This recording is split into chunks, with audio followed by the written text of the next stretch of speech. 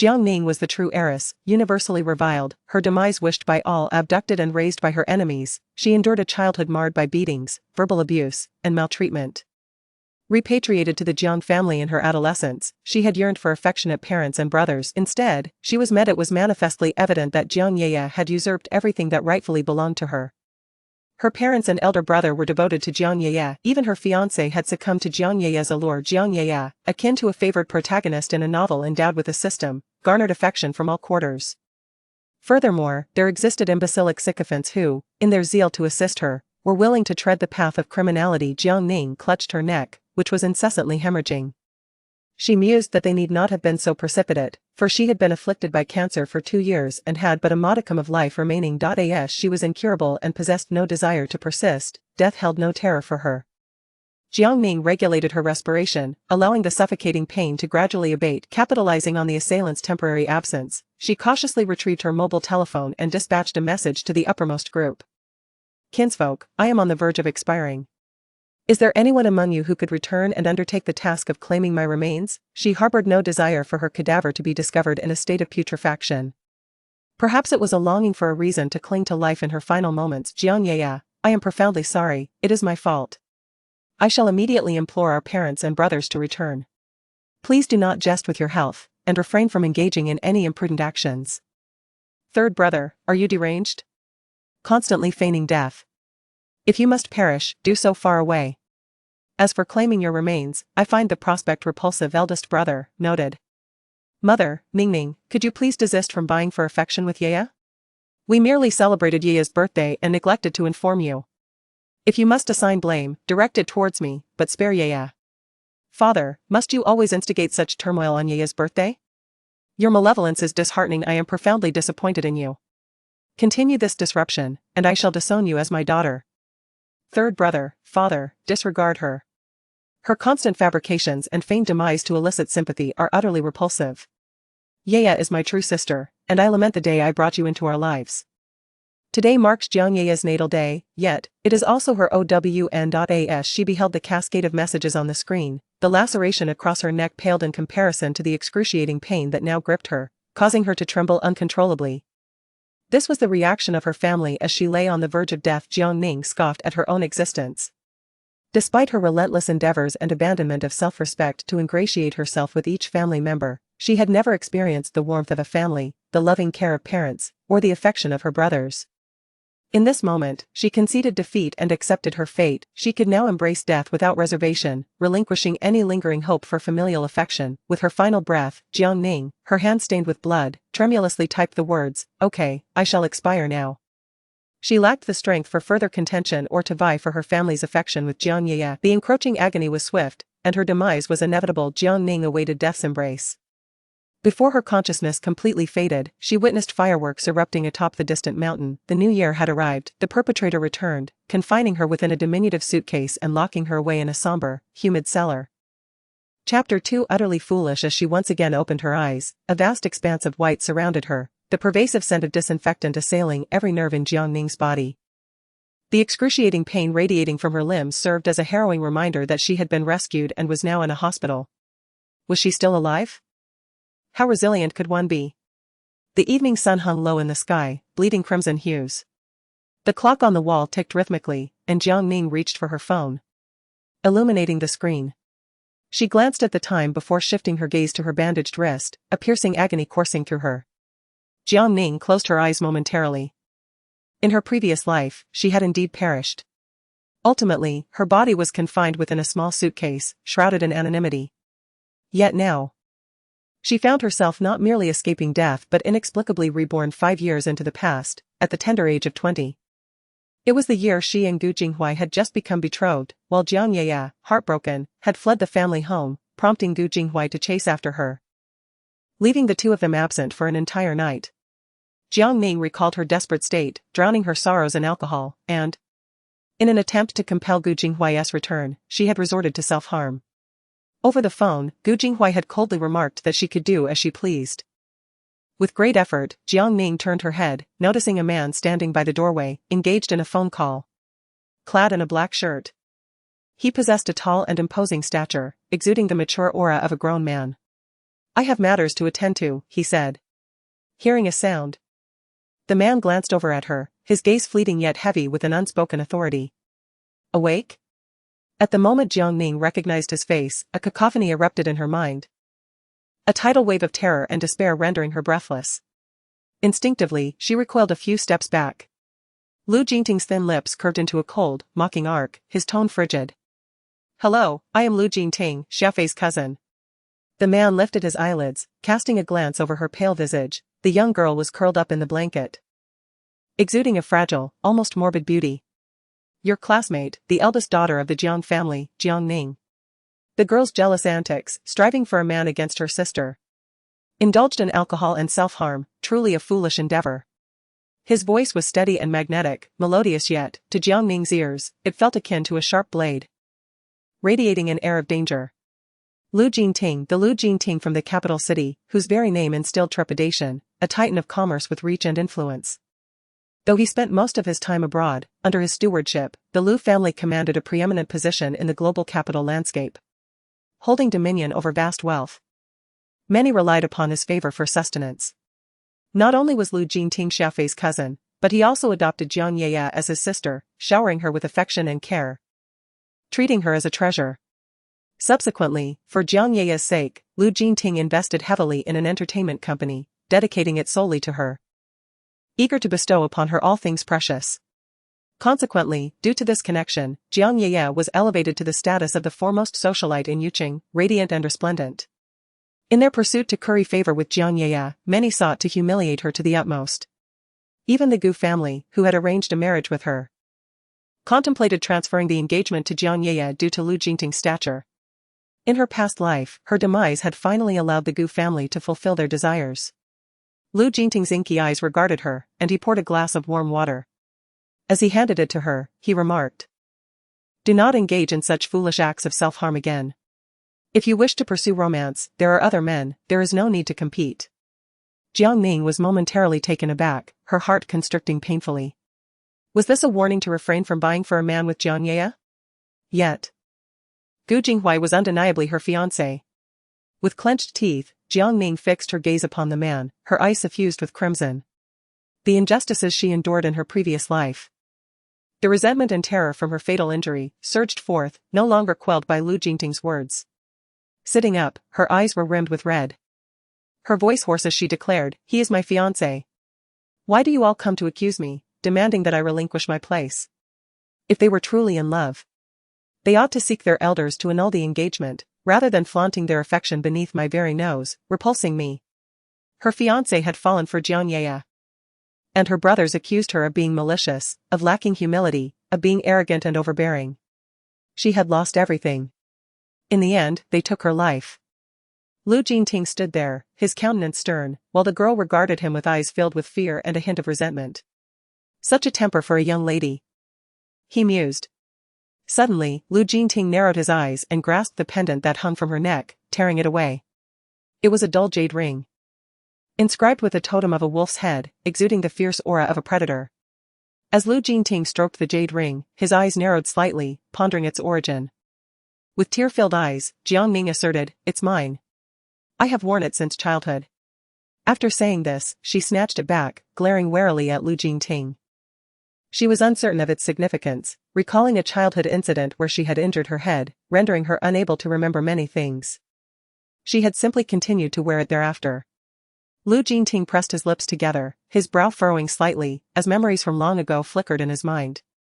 In her childhood, the little girl appeared as frail as a scrawny puppy, with a head of withered yellow hair, an unattractive child trailing behind him. Her voice wavering between tears as she called for her brother. Observing her sickly little face, streaked with tears, it was evident that her propensity to weep had not diminished with age. She cried in a manner that was quite unbecoming. Yet now, having matured, she had blossomed. Though still exhibiting a hint of youthful innocence, it did not detract from her vibrant beauty. Lu Jingting's demeanor had softened considerably, and in a gentle tone, he inquired, "Having spoken so much, would you like some water?" Jiang Ning, somewhat taken aback, hesitantly nodded. Feeling weak, she accepted the water offered by the man, sipping it with the aid of his hand. After consuming half a glass, her parched throat felt considerably better, and she raised her gaze to him. momentarily at a loss for words. So much had transpired, leaving her thoughts in disarray. She was uncertain whether at that moment Jiang Ning had managed to connect with Lu Jingting. Lu Jingting lowered his gaze to check the time on his wrist, then remarked, "I have matters to attend to shortly. Do you require me to inform your family?" Jiang Ning replied softly, "No need, I can find a caregiver." She recalled that in her previous life, she had eagerly awaited the arrival of the Jiang family at the hospital, only to be met with their rebukes and ridicule. Lu Jingting regarded her silently for a few moments, then picked up his suit jacket from the bedside railing, stating as he moved toward the door, "You should rest. I will call the doctor." Jiang Ning stared vacantly in the direction he had departed, her mind drifting. The pain relief medication must have worn off, as her wound began to throb subtly. Chapter 3, Illness is no trivial matter. Soon, the doctor arrived. Dr. Xia regarded Jiang Ning with a gaze that was somewhat intricate. Although he often heard Jiang Xija express disdain for his younger sister's character, regarding her with palpable aversion, he found himself contemplating the unfortunate circumstances surrounding her. Her fiancé had abandoned her, leading her to the brink of despair, attempting to take her own life. Now, she was confronted with a cancer diagnosis at such a tender age, a truly tragic fate. "Have you heard about the illness? Cancer, I presume?"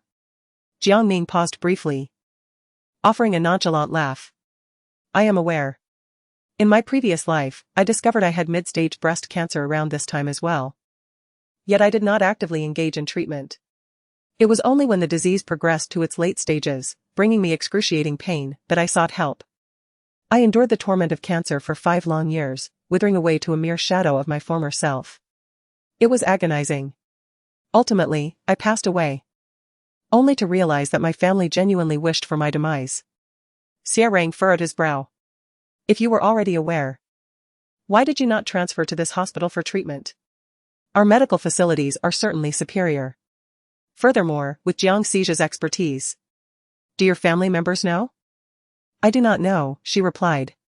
Xia Rang's expression became serious. "Do not jest with your health. Your second brother possesses exceptional medical skills, and with proper treatment, recovery is indeed possible." Jiang Ning lifted her gaze to meet his. "What do you imply? Do you think I feign illness to garner my family's attention?" The corners of her mouth curled into a faint, sardonic smile. "Is he truly skilled? I see no evidence of that. If he were competent, how could he not perceive my affliction? Furthermore, how could he fail to recognize that Jiang Ye's discomfort is merely a fade? My point is, do not jeopardize your health in a bid to provoke your family. Take your medication seriously and pursue treatment diligently, it may stabilize your condition. Do not abandon hope." Jiang Ning was momentarily taken aback, then shook her head with a smile, declaring that she had had enough of life. She understood her own body, in her previous life.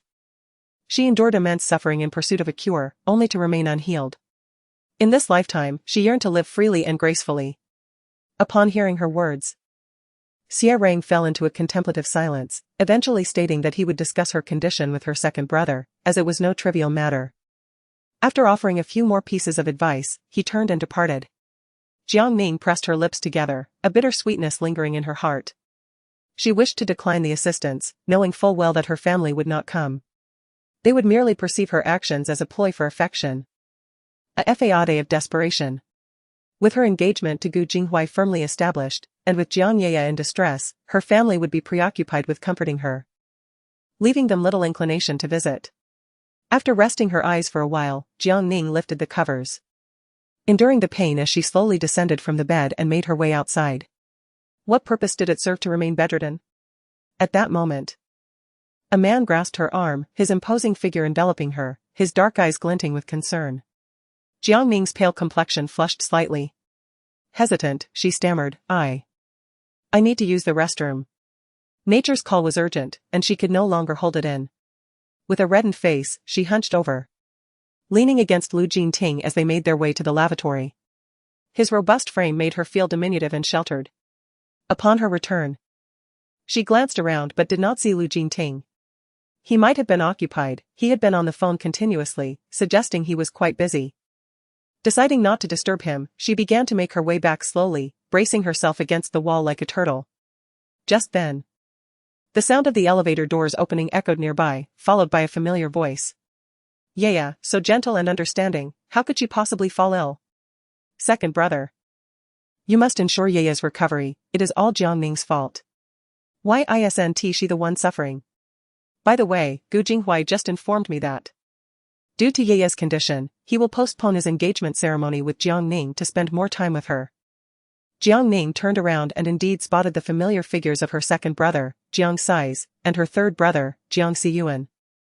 One cannot deny that the Jiang family's genes are quite admirable. All her brothers are strikingly handsome, standing out in a crowd. Tall and well-built. They easily attract the attention of young ladies, yet their hearts are blind and their minds clouded. Leaning against the wall, Jiang Ning scoffed. Questioning why they would delay the engagement ceremony, they might as well hand her fiancé over to Yaya.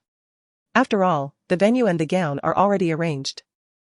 And it would merely require a change of bride to become Jiang Yaya.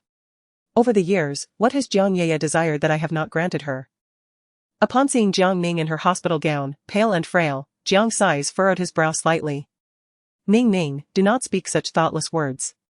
The third brother, Jiang Siyuan, strode forward, casting a mocking glance at Jiang Ning. "You truly commit to your performance, even coming to the hospital to act it out? Weren't you the one threatening to harm yourself, asking us to collect your corpse? Yet here you are, alive and well?"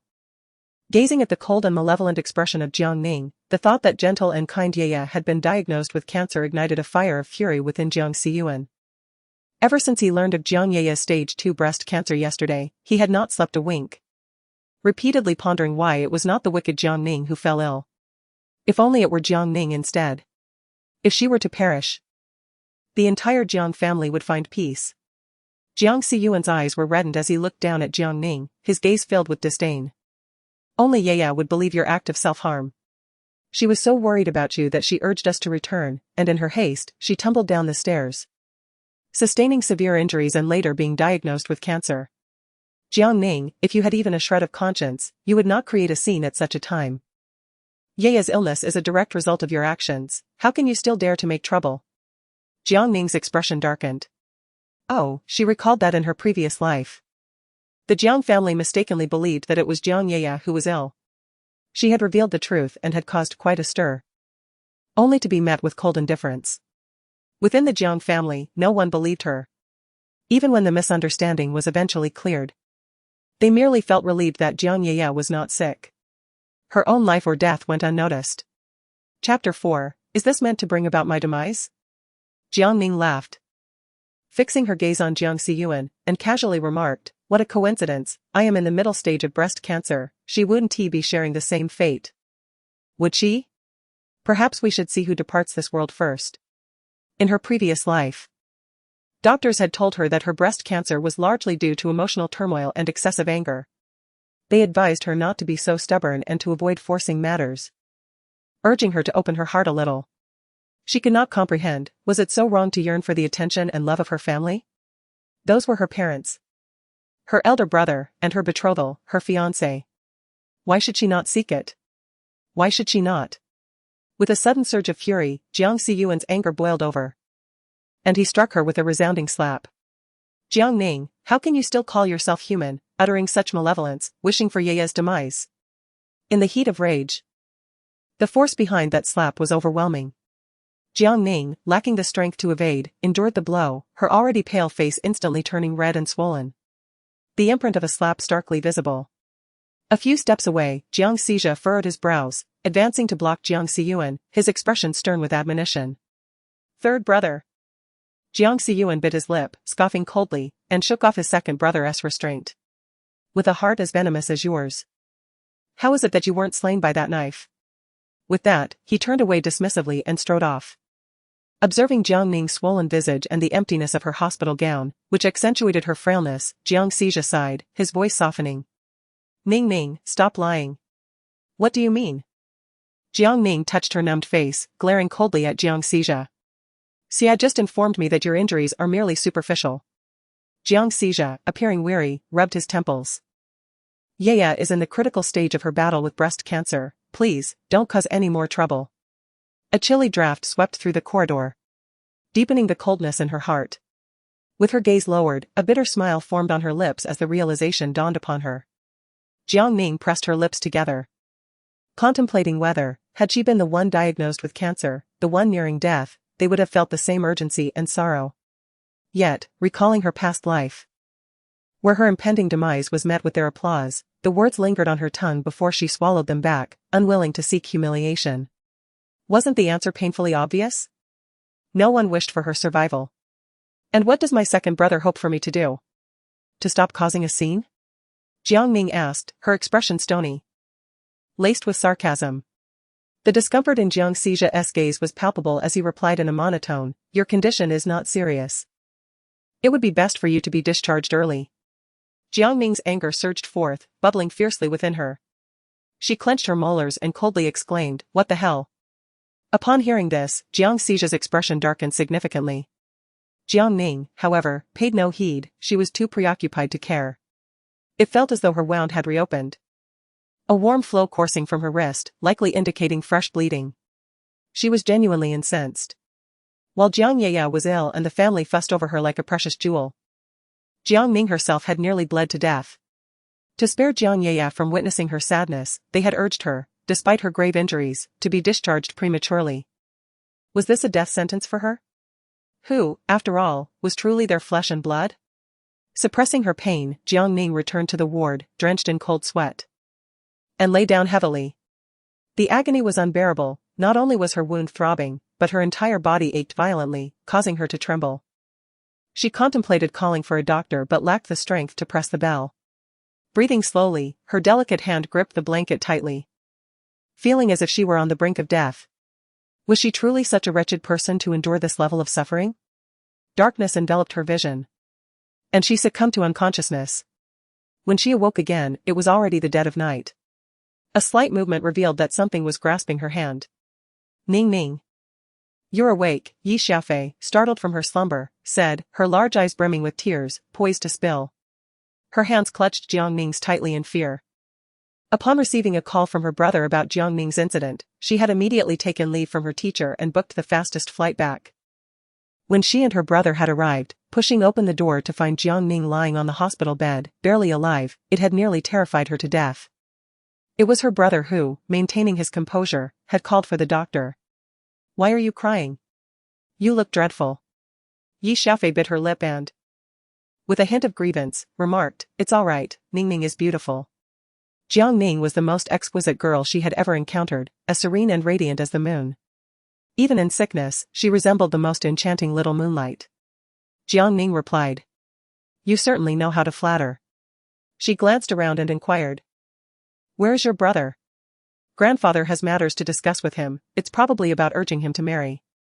"I'll give him a call," Yi Xiaofei eagerly stated as she retrieved her phone. "No need," Jiang Ning hastily declined, deeming it unnecessary. Observing Yi Xiaofei's expression, it seemed she was unaware of her illness. It appeared that Lu Jingting had not informed her. Perhaps it was for the best. Mentioning Lu Jingting prompted Yi Xiaofei to remember something. She rose and retrieved some warm food from her thermos. "Ning Ning, are you hungry? This is what my brother ordered." Initially, Jiang Ning was not hungry. But since it had been offered, she felt it appropriate to partake. After finishing, Jiang Ning noticed the time was getting late and urged Yi Xiaofei to return home. She took out her phone, found a number, and after a moment of contemplation, dialed it. "Grandfather Gu, I wish to annul the engagement." "Yes. I have made my decision and I do not regret it." Chapter 5, Ning Ning, the engagement may be postponed. The next morning, the door to the hospital room swung open. A man stood at the threshold, clad in a simple white shirt and suit trousers, his gaze a pair of translucent orbs, gentle and subdued, unlike before. Jiang Ning felt a mix of surprise and disorientation, for in her previous life, Gu Jinghuai had never visited her. Shouldn't he be accompanying Jiang Yaya at this hour? How did he find the time to come see her? Placing the fruit on the bedside table, Gu Jinghuai retrieved an apple from within, waving it before Jiang Ning. "Would you like an apple?" he inquired. Jiang Ning shook her head, gazing at the man she once adored, feeling both familiar and foreign. This man, whom she had loved her entire life, was now entirely consumed by thoughts of Jiang Yaya. They had once shared moments of happiness. Gu Jinghuai had pursued her with fervor, eager to proclaim her as his one true love. She had believed in his affection, yet love can be as fleeting as the wind. At some point, it became evident that whenever Jiang Ning required assistance, he would invariably abandon her to tend to his childhood sweetheart. She had wept and pleaded, only to receive his cold indifference, claiming she was being unreasonable. In a previous life, she had battled Jiang Ning for his heart, yet nothing could reclaim Gu Jinghuai's affections. Thus, she resolved to relinquish him. This man, Gu Jinghuai, was no longer hers to keep. Gu Jinghuai took a seat by the hospital bed, falling into silence for a moment before speaking. Yaya has fallen gravely ill. During this time, I must remain by her side. The engagement ceremony may need to be postponed. Once again, it was because of Jiang Ning, a reality Jiang Ning had grown accustomed to. Although a pang of sorrow lingered in her heart, she would no longer impose her desires upon him. A gentle breeze wafted through the window, stirring her thoughts of romance. Sensing the inappropriateness of his words, Gu Huayan hastened to clarify, rest assured, I will still marry you, it's merely a delay, not a cancellation. Yet she no longer wished for marriage. Jiang Ning inwardly scoffed. Upon awakening in the hospital and realizing she still lived, she understood. In the face of life and death, both familial ties and romantic love pale in comparison. In a month, it will be May 1st, the day of Grandfather Gu's 80th birthday.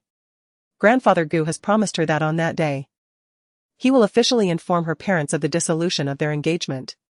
She has also resolved that after the engagement is annulled, she will seize the opportunity to move out of the Jiang household. After all, she no longer wishes to endure this situation, nor does she desire to continue living. She certainly does not wish to maintain any further connection with them. Despite her hospitalization, they fail to inquire about her injuries, instead incessantly lamenting about Jiang Ning and her plight. Their hearts are not with her, rendering the marriage unnecessary. Jiang Ning smiled faintly, very well, Jiang Ning's health is paramount. I consent to postpone the engagement. She had expected Jiang Ning to argue, yet was taken aback by her prompt agreement, leaving Gu Jinghuai quite astonished. With her head bowed, revealing her delicate, fair neck, she appeared calm and obedient, a stark contrast to the previously willful and assertive Jiang Ning. Had she become wiser after this injury? Adopting a new facade? Gu Jinghuai's gaze darkened, yet he spoke gently, do not misunderstand, my relationship with Yaya is not as you perceive. She is ill and injured, in need of care, which is why I suggested delaying the engagement. It is utterly ludicrous to think that the entire Jiang family would be incapable of caring for Jiang Ning. How absurd. Why had she never noticed before how shameless Gu Jinghuai truly was? He revels in her kindness while simultaneously engaging in a tender affair with his childhood sweetheart. He is nothing short of a complete scoundrel. It was her desperate yearning for love that had blinded her to these obvious truths, leading her to believe that Gu Huayan genuinely regarded Jiang Ning as a sister. Only now does she see the reality, recognizing the truth behind their relationship. Jiang Ning raised her pale face, a gentle smile gracing her lips as she reassured, it's all right, I understand. The duration of the delay mattered little, for there would be no future to speak of. Gu Jinghuai furrowed his brow, poised to articulate a response, when suddenly his phone chimed. Upon seeing the caller ID, his eyes brimmed with tenderness, even without thought, he knew it was Jiang Ning. Whatever was conveyed on the other end caused a shift in his demeanor. All right. I will be there shortly, he replied. After hanging up, he cast a glance at the waning Jiang Ning and softly said, take care of yourself. I must attend to a matter. Jiang Ning offered a serene smile, meeting his gaze calmly, yes, I will rest well. Hearing her obedient reply, Gu Jinghuai's furrowed brow relaxed somewhat, allowing him to depart with a sense of relief. As the door to the hospital room clicked shut, Jiang Ning, barefoot, walked to the window, watching as Gu Jinghuai's car gradually disappeared from sight. Once he was gone, she turned and reclined once more. In a past life, she would have been relentless, throwing a fit, forbidding Gu Jinghuai from seeking out Jiang Ning. In return, he would have gazed at her with profound disappointment, chiding. Could you refrain from such unreasonable antics? It would be wise to show some understanding. Eventually, it would be she who succumbed to a cold war, lowering her head in a plea for reconciliation. As soon as Gu Jinghuai exhibited a look of helplessness, sighing as he ruffled her hair, gently advising her to avoid future conflicts with Yaya, she would bask in joy for several days thereafter. Chapter 6, She is allergic to crabs. After spending 5 days in the hospital, not a soul from the Jiang family came to visit her. This was to be expected. Human affections do not cool overnight, rather, they may suddenly wither due to certain events. Stripped of expectations, these days became the most tranquil for Jiang Ning. Indeed, Yi Xiaofei, out of concern for her, makes several phone calls each day. As I am still at school and unable to bring you lunch, my brother, who happens to be passing by, has kindly offered to deliver it for you. Has he arrived? Upon hearing this, Jiang Ning felt a shiver run down her spine, wanting to decline the offer. But before she could voice her thoughts, she looked up to find the man standing before her, their gazes locking. Though he was only in his 20s, he exuded a calm demeanor that suggested he had weathered many storms, already hinting at the formidable presence he would one day command. Jiang Ning approached him hesitantly, stammering a greeting, Mr. Liu. She had no previous encounters with Liu Jingting, and given that he was to be Jiang Ye's future support, a sense of trepidation naturally arose within her. Liu Jingting handed her the thermal container, a slight smile curling at the corners of his lips as he remarked, "Why so reserved? Are you afraid of me?" As she accepted the container, she shook her head, yet a bitter sensation welled up inside her. How could she not be afraid? In her past life, because he had taken Jiang Ye under his wing as a sister, those around him had sought to curry favor by subtly tormenting her, causing her untold suffering. Though it was not his direct command, it was ultimately due to his influence. Liu Jingting observed her lowered gaze, noting the significant transformation from the carefree girl she once was. Were it not for that jade ring, he might not have recognized her at all. After a moment of contemplation, he said, "You may call me brother, just like Xiaofei does." The young prince seems quite fond of recognizing sisters, does he? Jiang Ning paused briefly, then obediently called out, "Brother Jingting," as she lowered her head to open the thermos. A rich aroma of pig liver soup wafted up, a testament to the care of Yi Xiaofei, who frequently brought this nourishing soup to ensure she ate well during her hospital stay. "Please thank Xiaofei for me," Jiang Ning expressed her gratitude. Liu Jingting, resting his forehead on his fingers, raised an eyebrow, his gaze sharp and profound. "And what about me? No thanks?" Jiang Ning found it difficult to discern whether he was genuinely upset or merely teasing. She quickly added, "Thank you, brother Jingting." The wound on her wrist had yet to heal, causing her to eat at a slower pace. As she neared the end of her meal, Liu Jingting suddenly spoke. "I've arranged for an oncologist for you. You're scheduled for a consultation next Monday. I will have someone accompany you then." Jiang Ning paused, her spoon hovering mid-air. She had not intended to pursue treatment, as she believed it would be futile. In truth, she harbored a deep fear of pain, not possessing the strength to endure it again. The memories of the invasive procedures and the agony during her illness were haunting. The pain felt akin to ants gnawing at her bones, a relentless assault that could drive one to despair. The mere thought of those cold instruments piercing her flesh filled her with dread. Her desires were modest: to leave the Jiang family before her demise, to call off her engagement with the Gu family, and to cease the internal strife. She longed to savor the remaining days of her life in comfort. Yet, now she was being informed of an appointment with a specialist, urging her to actively engage in treatment, which felt like an unexpected turn of events. Furthermore, the thought of burdening others with her troubles weighed heavily on her conscience. How could she possibly refuse? Liu Jingting sensed her turmoil. "Do you not wish to go?" Jiang Ning nodded. While the cycle of life and death was an inescapable fate, must one simply resign to it? Liu Jingting rose, his gaze fixed on her with a contemplative expression. "However, I must remind you that should you truly perish, it would serve no purpose other than to bring anguish to your loved ones and delight to your enemies." After speaking, the man tidied up the dishes and turned to leave. Jiang Ning stared blankly at Liu Jingting's retreating figure. To live on, yet find no meaning in existence. If she were to die, the Jiang family would likely rejoice, finally liberated from the burden she represented. Aside from her grandmother, who would surely grieve, perhaps no one else would care. Oh, and the weeping mess, Yi Xiaofei. She truly felt like a failure in life, unable to gather even a full table of guests for a banquet. 2 days later, Jiang Ning was discharged from the hospital. Returning to that familiar yet foreign home, she felt as though she had traversed through time. In her previous life, due to Jiang Ye's desire to avoid her, the Jiang family had forced her to move out. Once she left, she never returned. The door was opened by Aunt Zhang, the housekeeper, who upon seeing Jiang Ning, called out, "Madam, the young lady has returned." Aunt Zhang took the items from Jiang Ning's hands and offered her a pair of slippers. Young lady, madam was just speaking of you, how fortunate you have returned. Come in. Bai Huixin rose from the sofa to greet her. Over the years, the woman had lived in comfort, maintaining her appearance impeccably, adorned in an elegant qipao.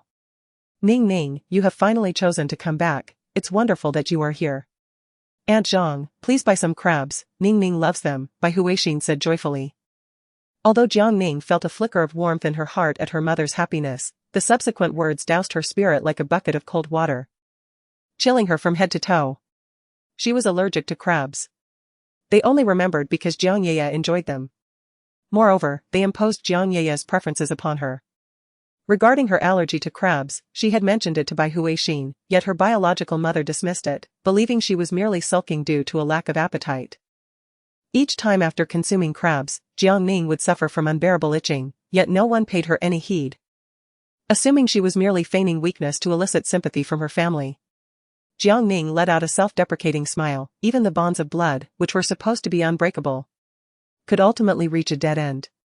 During mealtime, Bai Huixin thoughtfully peeled crabs for Jiang Ning and placed them in her bowl. Jiang Ning silently stared at the bowl before her, showing no intention of picking up her chopsticks. Bai Huixin, feeling a bit awkward, mustered the courage to speak. Ning Ning, I have something to tell you. Chapter 7, Countdown. 23 days. She knew what Bai Huixin intended to say. It was a scene all too familiar from her past life, and she was well aware of her mother's thoughts. Yaya had fallen gravely ill, and it was uncertain whether she could be cured. She had yet to experience love, had yet to marry, and her only wish was to have a wedding photo shoot in her final days. Jiang Ning nodded, indicating that they should proceed with the shoot. Yaya wished to take pictures with Jing Huai. Bai Huixin scrutinized Jiang Ning's expression and quickly reassured her, rest assured, it's merely a formality, it won't affect your engagement. Though she anticipated this outcome, Jiang Ning's heart still ached. Such was the nature of her dear mother. Jiang Ning raised her gaze, calmly looking at her mother, stating, if you all find it suitable, then so be it, I have no objections. Yet, what could objections achieve? In her previous life, her tears and tantrums had only garnered cold stares from them, changing nothing. At times, she truly yearned to inquire of her biological mother whether, had she known that it was her own Jiang Ning who was afflicted with cancer, she would have reacted with the same concern as she did for Jiang Yeye. Yet, the words lingered on the tip of her tongue, ultimately unspoken. In her previous life, upon returning to Yuqing, the Jiang family learned the dreadful truth. However, their initial reaction was not to comfort the gravely ill Jiang Ning, but rather to express relief that it was not Jiang Yeye who suffered from the disease. If such an unthinkable act was beyond their capacity in the past, how could they possibly achieve it this time? Upon hearing Jiang Ning's acquiescence, Bai Huixin's heart swelled with joy, and she exhaled a sigh of relief. Initially, she had braced herself for a tumultuous outcry from Jiang Ning. Yet the acceptance came with such unexpected ease. In her elation, Bai Huixin felt a twinge of disbelief. Ning Ning, you aren't truly unhappy, are you? Jiang Ning's expression remained steadfastly impassive. She merely smiled faintly, asserting she was not upset, for she was ill, and the deceased must be prioritized. Bai Huixin's countenance flickered from pale to ashen, leaving her too stunned to voice further thoughts. Jiang Ning, with her chopsticks in hand, cast her gaze down upon the bowl of crab roe, her demeanor devoid of emotion. In an instant, Jiang Yeye initiated a video call. Bai Huixin cautiously glanced at Jiang Ning before moving to the sofa to answer the call. At that opportune moment, Aunt Zhang approached discreetly, replacing Jiang Ning's bowl with another. Miss, you are allergic to crab roe. As Madam and the second Miss converse, it may be a while before they notice your absence. It would be wise to refrain from eating it. Although you might fear disappointing Madam and had prepared antihistamines, remember that medication, in essence, carries its own risks. The one who suffers in the end is you. Jiang Ning expressed her gratitude with a glance towards Aunt Zhang. Thank you for the reminder, Aunt Zhang. I shall refrain from consuming it in the future. Even an outsider could observe that she always kept antihistamines on hand. Yet the blood relatives of the Jiang family seemed oblivious, as if they were blind to her condition. Aunt Zhang was aware of Jiang Ning's allergy to crabs because there had been an instance when she suffered a severe allergic reaction, resulting in a high fever that nearly claimed her life. It was Aunt Zhang who carried her to the hospital. At that time, the Jiang family was preoccupied with Jiang Yeye, who had caught a cold and fever, showing little concern for Jiang Ning's plight. Some even remarked that her reaction was merely an allergy, exaggerating as if she were on the brink of death, calling her overly dramatic. During that distressing period, it was Aunt Zhang's meticulous care that sustained her. After dinner, Jiang Ning assisted Aunt Zhang by clearing the dishes. Upon exiting the kitchen, she shook the water off her hands and noticed the video call still ongoing in the living room. She cast a glance at Bai Huixin, who sat on the sofa, smiling broadly at her phone. In that moment, Jiang Ning felt a profound conviction that her decision to leave was indeed the right one. She had come to this realization rather late. Just as she had never truly belonged to the Jiang family before the age of 15. She now recognized her redundancy within this household. In the living room, there hung a promotional calendar featuring images of the Jiang family's real estate developments, accompanied by a calendar grid. Jiang Ning took out a pen and circled the dates from April 1st to April 7th in red. After counting meticulously, she noted that there were 23 days remaining. Quietly, Jiang Ning ascended the stairs. After freshening up, she opened an app. With her decision to depart firmly in mind, she began searching for new accommodations. She envisioned a gradual exit from the Jiang household. After bookmarking several appealing properties, she scheduled viewings. However, after wandering near Yuqing University, she found no suitable options. The sought-after school district homes were fiercely competitive, and all she could uncover were those that others had overlooked. It is neither dark and damp nor well-lit, making it difficult to dry clothes, and the prices are exorbitantly high. The money she possesses is insufficient. Ever since her relationship with the Jiang family soured, no one from that family has offered her any financial assistance. Her funds are merely supplemented by the occasional urgent tasks she undertakes for her seniors. Just as she settled into the bus heading home, a call from Yi Xiaofei came through. Ning Ning, I heard you've been discharged from the hospital. After losing so much blood. Why didn't you stay there a few more days? Jiang Ning glanced at the scar on her wrist. I'm fine now. Hospitals are no match for the comfort of home. On the other end, Yi Xiaofei nodded in agreement. True. Where are you now? It sounds so noisy. Jiang Ning looked out at the fleeting scenery beyond the window. I'm on the bus, heading home. I went out today to look for an apartment. Yi Xiaofei was well aware of her situation and did not hesitate to inquire about her plans to move. What? You're planning to move out? Have you found a place yet? Jiang Ning shook her head. Not yet. I plan to look again tomorrow. It was not that Jiang Ning was being finicky or unwilling to compromise. After all, a house is meant for long-term residence. Discomfort could adversely affect her well-being. With over 20 days remaining, she was not in a rush, her belongings were few, and she could pack swiftly. Wait a moment. I'll ask my brother for help. He has extensive connections and can surely find a suitable place quickly. Jiang Ning frowned. No, please don't trouble your brother for such a trivial matter. Yi Xiaofei, it's all right, my mother often tells me how remarkable my cousin is, encouraging me to seek his advice and learn from him. After saying this, Yi Xiaofei hung up the phone. Chapter 8, She will always be an outsider. Upon mentioning Lu Jingting, Jiang Ning gently lowered her gaze. The specialist consultation he had arranged for her was scheduled for next Monday, just 2 days away. She had yet to decide whether or not to attend. The search for a new home concluded swiftly, and that evening, Yi Xiaofei informed her to view a property the following morning. The next day, after breakfast, Jiang Ning set out. The apartment was located in a neighborhood near Yuqing University, in a prime area, making it easy to locate. The unit was a one-bedroom layout, boasting ample natural light and a spacious balcony, all offered at a remarkably low price. This was due to the fact that the developer behind the project was the Lu family. Jiang Ning pursed her lips, cursing the capitalist nature of it all. Why not profit from a good deal? She thought. Without delay, Jiang Ning paid the deposit and rent, received the keys, and began tidying up the place. After a busy morning, she was exhausted and took a taxi home. With the apartment secured, the next step was to move her belongings. Standing in the empty room, Jiang Ning contemplated where to begin. I suppose I shall start with the books, she decided. As she descended the stairs, cradling a cardboard box, Aunt Zhang approached, offering to take the box from her. Miss, are you throwing away some trash? You only need to let me know about these matters. There's no need for you to do it yourself. Bai Huixin, lounging on the sofa and enjoying some fruit, glanced over. What do you have in there? It looks rather heavy, perhaps it's best to let Aunt Jiang handle it.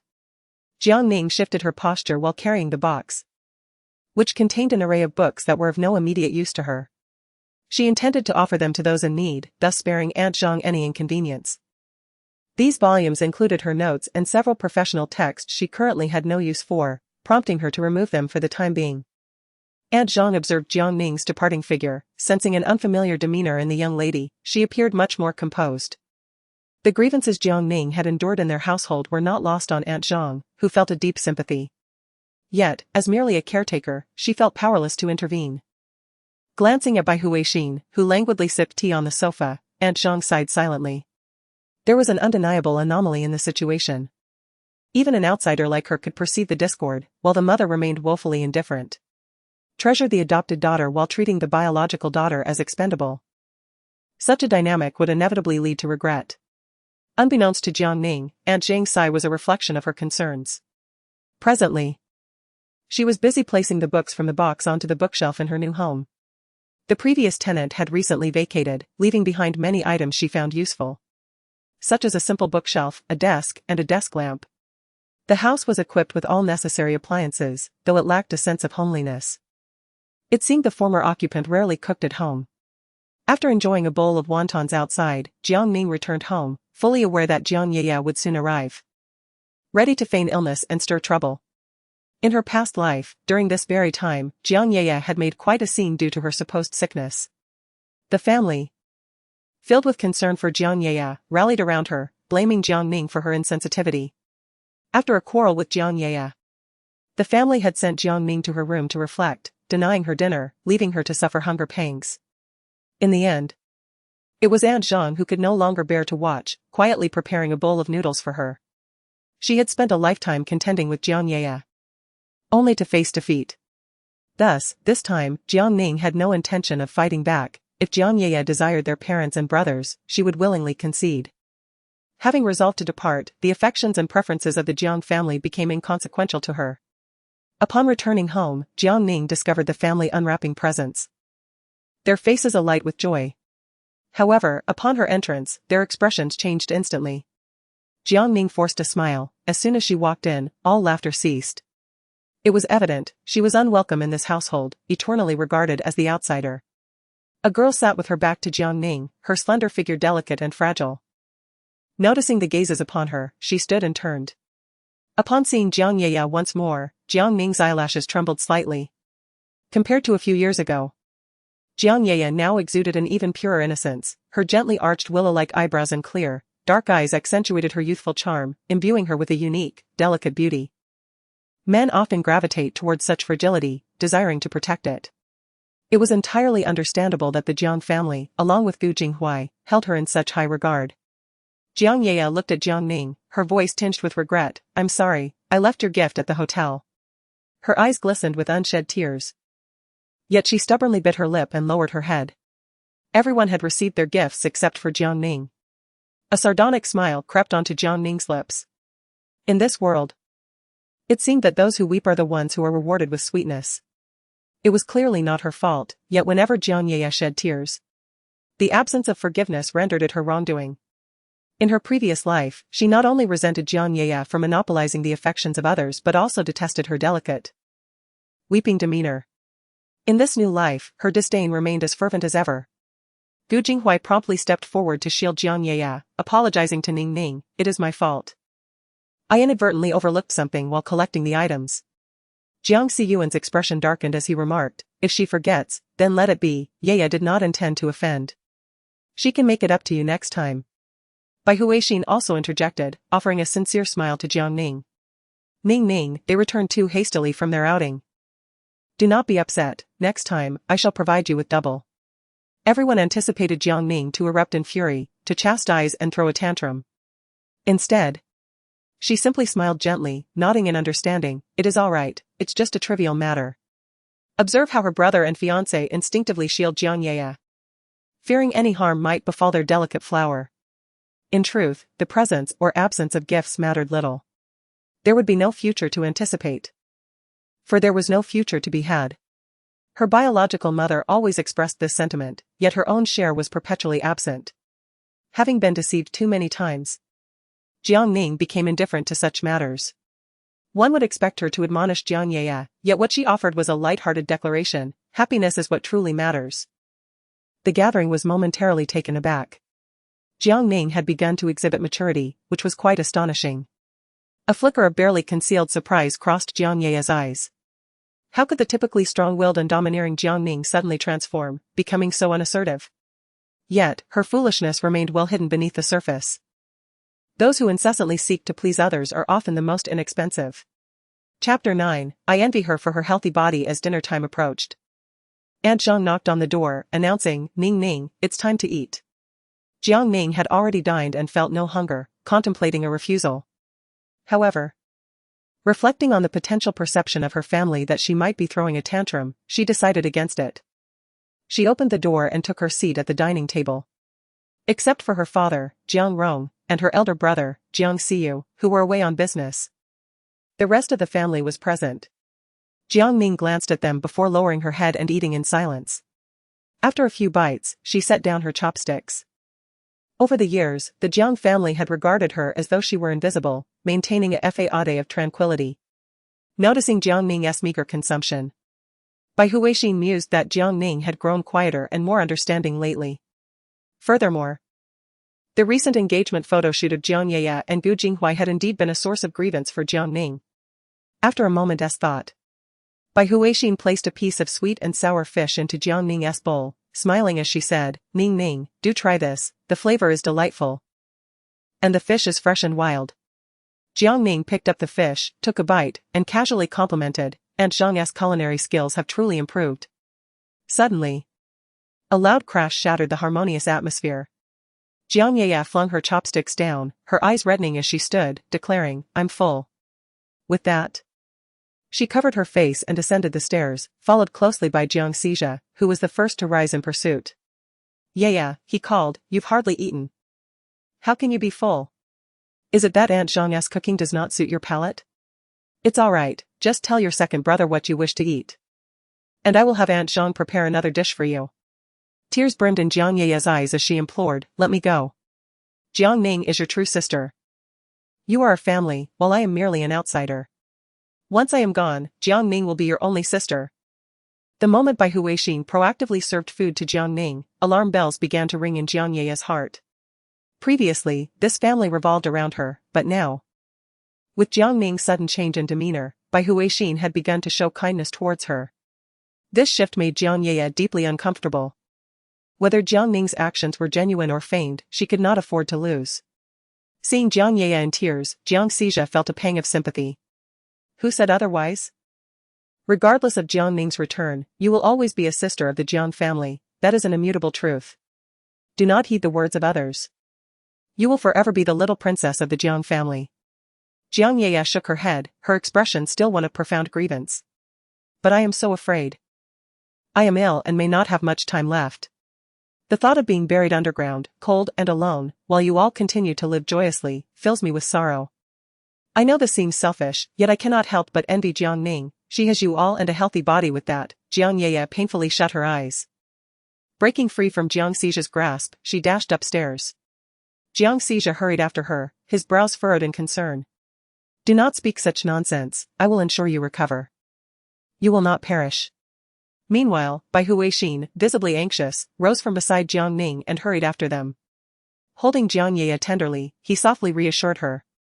"Your second brother is right, Ye. If you diligently heed the doctor's advice, you will surely recover. Indeed, it is often said that a crying child is rewarded with sweets." As she savored the last morsel of sweet and sour fish, Jiang Ning could only discern a sour and bitter taste, despite the addition of sugar. Suddenly, Jiang Xijin turned around and shouted at Jiang Ning, "Jiang Ning, look at how upset Ye is, can you still eat? Do you even have a heart?" Jiang Ning raised her gaze slightly and coldly replied, "What does third brother think I should do to be deemed correct? Should I weep daily for Ye's illness? Refrain from eating, and only be considered compassionate if I starve?" In her previous life, when she quarreled with Jiang Ye, they accused her of being inconsiderate. Yet in this instance, her silence was met with accusations of lacking empathy. Indeed, in the eyes of those who disapprove of you, even your breath becomes a fault. Jiang Xijin, His outburst was merely a momentary flare of frustration. If asked how to rectify the situation, he would be at a loss. It was Jiang Xijia, the second brother, who remained composed and advised Jiang Ning, "Right now, Yaya becomes agitated upon seeing you. Perhaps it would be best if you return to your room." This was the expected scenario, yet a pang of bitterness still gripped Jiang Ning's heart. They were solely concerned about Jiang Yaya's health, fearing that if she did not eat, her condition would worsen. Yet the one truly unwell was Jiang Ning herself. Jiang Yaya was merely feigning illness. Xia Rang had even remarked on Jiang Xijia's medical prowess, but if he could not discern Jiang Yaya's pretense, was he not a quack? Jiang Ning refrained from voicing her thoughts, merely taking a tissue to dab her mouth. She then walked directly to the calendar, retrieved a red pen from the side, and circled the 8th. Another day has passed. There are 22 days remaining in the countdown. Looking back, she recalls the way that family had comforted Jiang Yaya. She admits to having once envied them, fantasizing that they too might extend such warmth towards her. However, now, she finds herself indifferent. Familial bonds have ceased to hold significance for her. There is nothing to mourn. Chapter 10, Love will alleviate the pain upon returning to her room. Jiang Ning rested for a while before donning a nightgown and preparing for bed. Just as she turned on the shower, an unexpected wave of headache and nausea overwhelmed her, accompanied by excruciating pain coursing through her body as if it were on the verge of exploding. It felt as though countless insects were crawling within her cells, gnawing and battering her, akin to a hellish existence. Jiang Ning curled up on the frigid tiled floor, her complexion as pallid as a corpse, her lips marred by blood from biting them. She endured wave after wave of searing pain until, ultimately, she succumbed to unconsciousness. After an indeterminate period, she awakened, still within the confines of the bathroom. No one had come, no one had cared. Weak and feeble, Jiang Ning clung to the sink as she rose, gazing into the mirror. Her lips had turned a sickly hue, her collarbones protruded sharply, and her face was as white as parchment, a specter of her former self. In a daze, she vacated the bathroom and collapsed onto her bed, cocooning herself tightly in the quilt. How could it hurt so much? Just as her eyes began to flutter closed, the phone on her desk rang. It was an unfamiliar number. Jiang Ning hesitated for a few seconds before sitting up and pressing the answer button. A rich, magnetic voice resonated from the other end. "Tomorrow morning at 9 o'clock. Go to the 3rd floor of the outpatient department at People's Hospital. Someone will be there to escort you to Professor Su." It was Lu Jingting. His tone, though gentle, carried an undeniable authority that brooked no dissent. Still lost in her own thoughts, Jiang Ning was momentarily taken aback, responding with a confused, "Huh? Do not be late." With that, she hung up the phone. As the illuminated screen dimmed, Jiang Ning suddenly recalled that tomorrow was Monday. The specialist consultation arranged by Lu Jingting was scheduled for the following day. It turned out that, besides her close friend and grandmother, there was a man she had only met twice who wished for her to live. Should she go? She was reluctant, living longer merely extended her suffering from illness.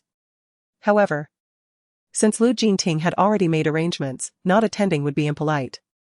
Jiang Ning pressed her lips together, she would go this time. She called Yi Xiaofei, asking her to request leave from the teacher on her behalf. Yi Xiaofei, concerned, inquired, Ning, you just got discharged, why do you still need to take leave? Did Jiang Yaya bully you again? Jiang Ning shook her head, No, it's just that I have something to attend to tomorrow, but it's inconvenient to discuss right now. You'll know later. The fewer people who knew about her illness, the better, she did not wish to worry Yi Xiaofei. Yi Xiaofei replied, all right then. If it's inconvenient to share, we'll wait until you're ready. I'll talk to the teacher. After hanging up the phone, tears welled in Jiang Ning's eyes. In the face of all malice, she could remain impervious. Yet, she was easily vulnerable to the kindness of others, and emotions surged within her, leaving her with no refuge. She could hardly bear to imagine how distraught Yi Xiaofei would be if she were to pass away one day. A knock sounded at the door. Miss, it's me. Just like in her previous life, Aunt Zhang appeared at the door, holding a steaming bowl of noodles. As she observed Jiang Ning's emaciated figure, Aunt Zhang spoke with concern. My dear young lady, do not take tonight's events too much to heart. The second young lady is unwell, please be accommodating towards her and refrain from engaging in disputes. In truth, the matron was still worried about you, aware that you had not dined in the evening and were feeling disheartened. She specifically asked me to prepare a bowl of noodles for you. Jiang Ning accepted the noodles with gratitude, replying, "Thank you, Aunt Zhang, I am fine now." She recognized that this was a fabrication spun by Aunt Zhang, yet she chose not to expose the ruse, for it seemed unnecessary. The woman had only good intentions, seeking to mediate the discord between mother and daughter. However, reconciliation was futile. She and the Jiang family would remain estranged forever. The following day, Jiang Ning rose early. Venturing outside, she purchased a few buns and a cup of soybean milk before boarding the bus to the People's Hospital. Arriving at the outpatient department on the third floor half an hour in advance, she scanned the area but failed to spot anyone familiar. Consequently, she settled into a chair in the corridor and began to nibble on her buns. Suddenly, a male voice called from above, "You must be Miss Jiang Ning, correct?" Jiang Ning looked up in confusion at the man before her. "I am, may I ask who you are?" It seemed she did not recognize him. The young man extended his hand amicably. "Hello, I am Assistant Qini, working for Mr. Liu." Ah, he was the assistant to Liu Jingting, that explained her unfamiliarity. Jiang Ning politely shook his hand, responding, "Hello, I am Jiang Ning." Qini glanced at his watch and said, "Let us go. I will take you to see Professor Su." Upon entering the consultation room, Qini exchanged a few pleasantries with Professor Su before ushering Jiang Ning forward for her examination. Su Yan, an esteemed oncologist nearing 80, remains in high demand despite his advanced age, with appointments as precious as gold. Upon Jiang Ning's entrance, Professor Su, with his head of silver hair, squinted at her. His gaze was not one of a doctor assessing a patient. After scrutinizing her for a moment, he inquired, "How old are you?" The young lady was indeed attractive, yet he remarked, "You appear rather youthful." 20, she replied. "Only 20? Still a student, I presume?" That age seems a bit too tender.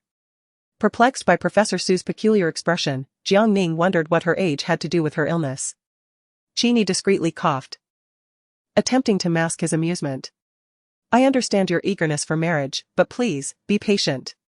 Professor Su shot him a glare, then turned back to Jiang Ning with a smile, asking, "Why aren't you taking your medication? Ignoring the doctor's advice is unacceptable." At a loss for words, Jiang Ning hesitated, thinking it inappropriate to express that she found life devoid of meaning and thus refrained from medication. "The medicine is too bitter," she finally managed to say. Su Yan scribbled a few notes on the examination paper, tore it off, and handed it to Jiang Ning. "Take this for an examination. The results will be mailed to your home in a few days." Adjusting his reading glasses, he typed on the computer, "I will prescribe you some medication to stabilize your condition. Return for a follow-up in a month. If you find the medicine bitter, perhaps engaging in a romance will sweeten your life." Jiang Ning was momentarily taken aback, her mind clouded with confusion. Was this a novel national policy encouraging childbirth? Chapter 11, the appointment wasn't reserved for naught as Jiang Ning accepted the examination order. She felt a wave of relief. It included a molybdenum target test. Fortunately, there was no need for a bone marrow aspiration. The mere thought of that long needle piercing into her marrow at the lumbar region still sent shivers down her spine. In her previous life, she had endured several such procedures. On fortunate occasions, the aspiration would succeed on the first attempt, on unfortunate ones, it could take multiple tries without success. The agony she experienced was truly akin to a fate worse than death. As she approached the doorway, Jiang Ning nearly collided with Jiang Xijia, who was clad in a white coat. Startled by the sudden appearance, she instinctively stepped back. Upon recognizing him, she was momentarily taken aback. How could he possibly be here? Jiang Xijia, upon seeing Jiang Ning, raised an eyebrow in displeasure. "Are you following me? Are you blind? I arrived first." Jiang Ning retorted coldly, shaking the list in her hand. "Please don't block the way, I still need to fetch medication and undergo an examination." At her words, Jiang Xijia frowned. "Ning Ning, how long do you intend to keep up this charade? You played this game at the affiliated hospital, and now you're up to it again with Professor Su. It's quite troublesome." Was she pretending again? Jiang Ning found herself amused rather than angered, chuckling at her own foolishness for over-explaining and wasting breath on them. Noticing her silence, Jiang Xijia wearily rubbed his temples. "I'm here today for an academic exchange and to consult Professor Su for Yaya's treatment. I'm quite busy and have no time for your antics." A friend had informed him that Professor Su was holding consultations today, prompting his hasty arrival. As Professor Su was nearing retirement age, he typically spent most of his time in the laboratory or research institute, rarely seeing patients. Such an opportunity was rare. If he could enlist Professor Su's help for Ye's treatment, the chances of a successful recovery would be significantly higher. Upon hearing Jiang Xi's words, Jiang Ning's gaze turned faint. I see you have your own afflictions, perhaps a doctor should examine your eyes. Just as in her previous life, it was she who endured the torment of illness, yet the Jiang family devoted their attention entirely to Jiang Ye. Having spoken, Jiang Ning turned on her heel and departed. Observing Jiang Ning's frail silhouette, the anger that had just ignited within Jiang Xia dissipated. How could she have become so emaciated? However, recalling the purpose of his visit, Jiang Xia pivoted and walked towards Professor Su's desk. After a patient finished their consultation, Jiang Xia approached and articulated his intentions. Following a conversation, Su Yan acquiesced to Jiang Xia's request, allowing Jiang Ye to come for a consultation that afternoon. Jiang Xia expressed his profound gratitude. Su Yan waved his hand, saying, Do not thank me yet, you ought to thank your sister. It is on her behalf that I am extending this assistance. Jiang Xia's smile froze upon his face. Sister? Does Dr. Su know Ye? With this thought, Jiang Xia strode with renewed vigor. How remarkable that Ye was acquainted with such a prominent figure, truly a hidden gem. Had he known of this connection earlier, he need not have gone to such lengths to make an appointment. After completing all the necessary examinations, Qini had already procured medication for Jiang Ning. As they exited the hospital, Jiang Ning headed towards the bus station, only to be halted by Qini. Miss Jiang, are you returning to school or home? Allow me to give you a ride. Jiang Ning paused and turned to face Qini, intrigued by this fortuitous offer. No longer needing to squeeze onto a crowded bus, she thanked him and got into the car. Noticing that there was still ample time, she decided to return to school instead of home, for the latter seemed too distressing. If she could evade the chaos for a moment, she would seize the opportunity. Fortunately, Su Yankan's cancer medications were few, and Jiang Ning discreetly tucked them into her bag, ensuring no one would notice. When Yi Xiaofei saw Jiang Ning, she was taken aback and enveloped her in a warm embrace. I thought you wouldn't come today. By the way, the next class is an elective taught by Teacher Yang. Would you like to attend? At the mention of Dean Yang Yi, Jiang Ning momentarily lost her focus. In her past life, at this very time, Yang Yi was seeking 2 closed-door disciples and had deliberately reserved a spot for her.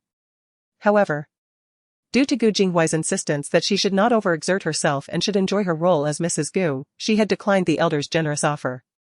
To this day, Jiang Ning vividly remembered the disappointment reflected in her teacher's eyes upon hearing her refusal. Not only that, but she had also habitually avoided attending Yang Yi's classes, steering clear of his electives altogether. Eventually, she realized that it wasn't out of concern for her well-being, it was an endeavor to reserve that coveted spot for Jiang Ye.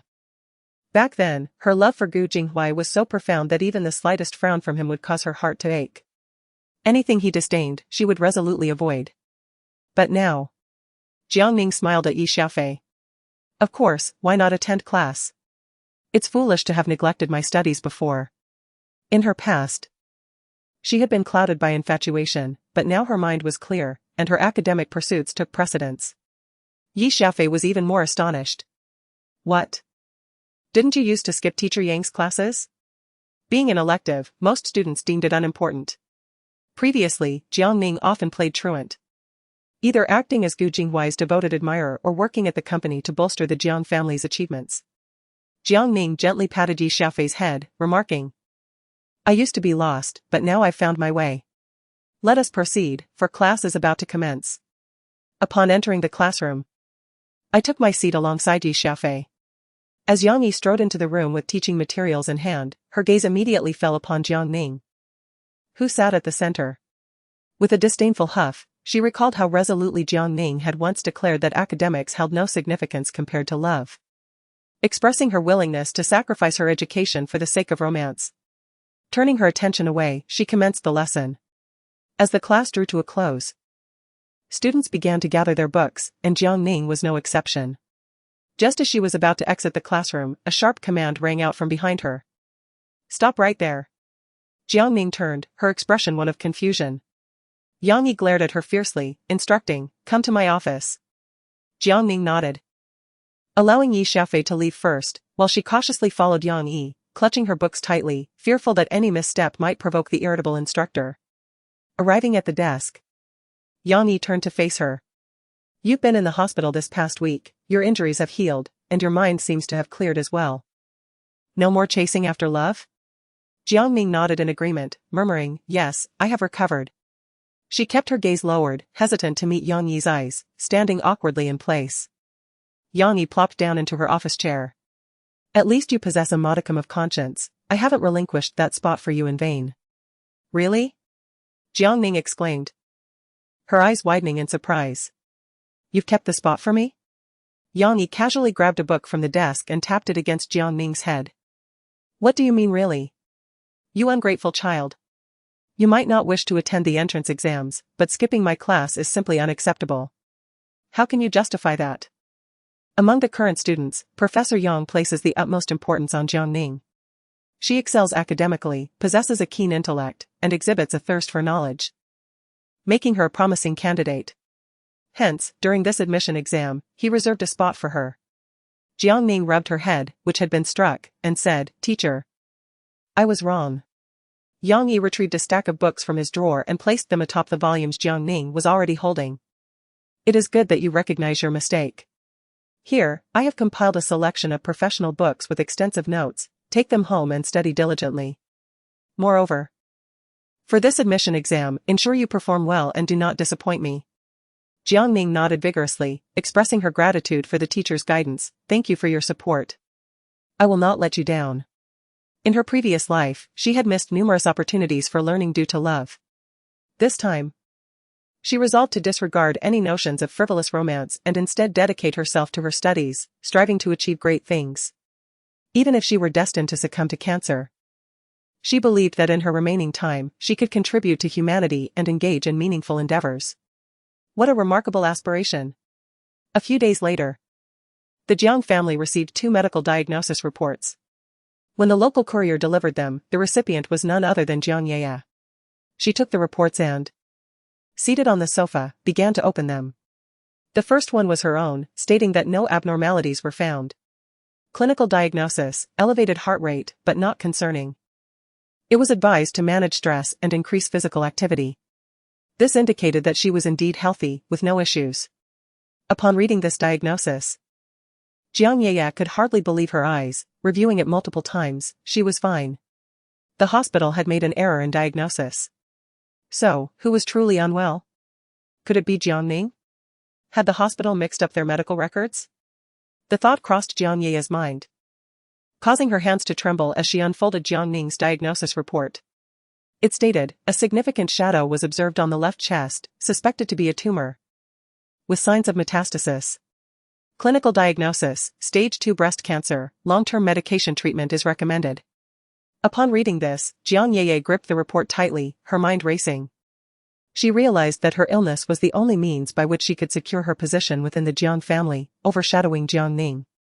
If the family were to discover that it was Jiang Ning who was ill, the affection currently lavished upon her would undoubtedly revert back to Jiang Ning. No. She could not allow the Jiang family to find out.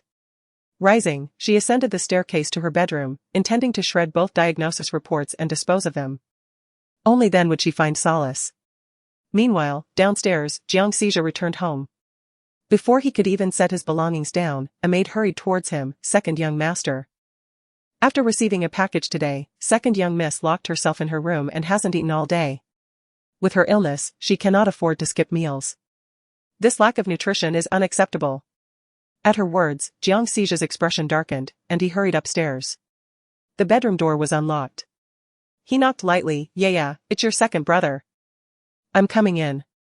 Pushing the door open, he was taken aback to find a face marked by panic. His gaze fell to the torn pieces of paper in Jiang Yaya's hands, and his brow furrowed as he questioned, Yaya, what is that you are holding? No. Nothing. Jiang Yaya instinctively hid her hands behind her. Is it the hospital's diagnosis report? Why did you tear it apart? Let your second brother have a look. Jiang Xizha spoke as he walked inside. Second brother, stop looking. It's still cancer. I am already heartbroken. Why must I confront this reality once more? Jiang Yeye attempted to mask the panic in her eyes, her entire being weeping like a rain-soaked pear blossom. Soon after, she turned and dashed into the bathroom, locking the door behind her. Yeye, open the door. A sound of flushing echoed, and after a while, Jiang Yeye emerged. Where is the list? Jiang Xijia frowned upon seeing her empty hands. Jiang Yeye bit her lip and choked out, I flushed it down. I cannot bear to see that list. Brother. I cannot accept this, I am truly terrified. Observing Jiang Yeye's fearful and anxious demeanor, Jiang Xijia's heart ached. He reached out and embraced her tightly, softly reassuring her. Do not be afraid, your second brother will ensure your safety. I will cure you, do you not trust me? When have I ever deceived you? Jiang Yeye nodded through her tears. Yet, in her heart, she calculated that her illness was a fabrication, and eventually, the Jiang family would unearth the truth. She needed to expel Jiang Ning from the Jiang household before her own deception was unveiled. Meanwhile, downstairs, Jiang Ning was changing her shoes. Aunt Zhang approached and said, Miss. You have a package today, but the second young lady has opened it. Jiang Ning paused momentarily, nodded, and then continued to change her shoes. As she ascended the stairs, she caught sight of Jiang Xijia holding Jiang Yeye, comforting her. This sincere tenderness was something she had never experienced. Jiang Ning smiled coldly and silently retreated into her own room. In the past, she would have felt sorrow and sadness. Now, Jiang Ning thought, what do I care? She now yearns to achieve something meaningful before her time runs out, having already let down Professor Yang once, this time, she cannot afford to disappoint him again. Thus, aside from attending classes, Jiang Ning immerses herself in the books that Yang Yi has provided, diligently acquiring specialized knowledge. As time slips away, only 15 days remain in the countdown. During these days, Jiang Ning consciously avoids encounters with Jiang Yeye, leading to a rather mundane existence, yet affording her ample time for study. If she cannot confront the situation, she will at least evade it. Standing at the bus stop, the sky, which had only drizzled moments ago, suddenly unleashed a torrential downpour with no sign of abating. Jiang Ning felt a pang of dismay, she had forgotten her umbrella today. Typically, her bag is equipped with one, but on this day, when the weather turned unexpectedly fierce, she was left unprotected. The heavens seemed to conspire against her. She sought refuge from the rain, yet was soon soaked to the bone. Just as despair began to engulf her, a sleek black Bentley came to a halt before her. A figure emerged, opened an umbrella, and approached her through the downpour, with her vision blurred by the rain. Jiang Ning struggled to discern the person's features until they drew near, revealing it was Jiang Yi. What was he doing here? Jiang Yi shifted the umbrella towards her and exclaimed. Miss Jiang, with such heavy rain outside, why are you out here? Hurry, get in the car. Jiang Ning, feeling no inclination to refuse, expressed her gratitude and made her way to the back seat.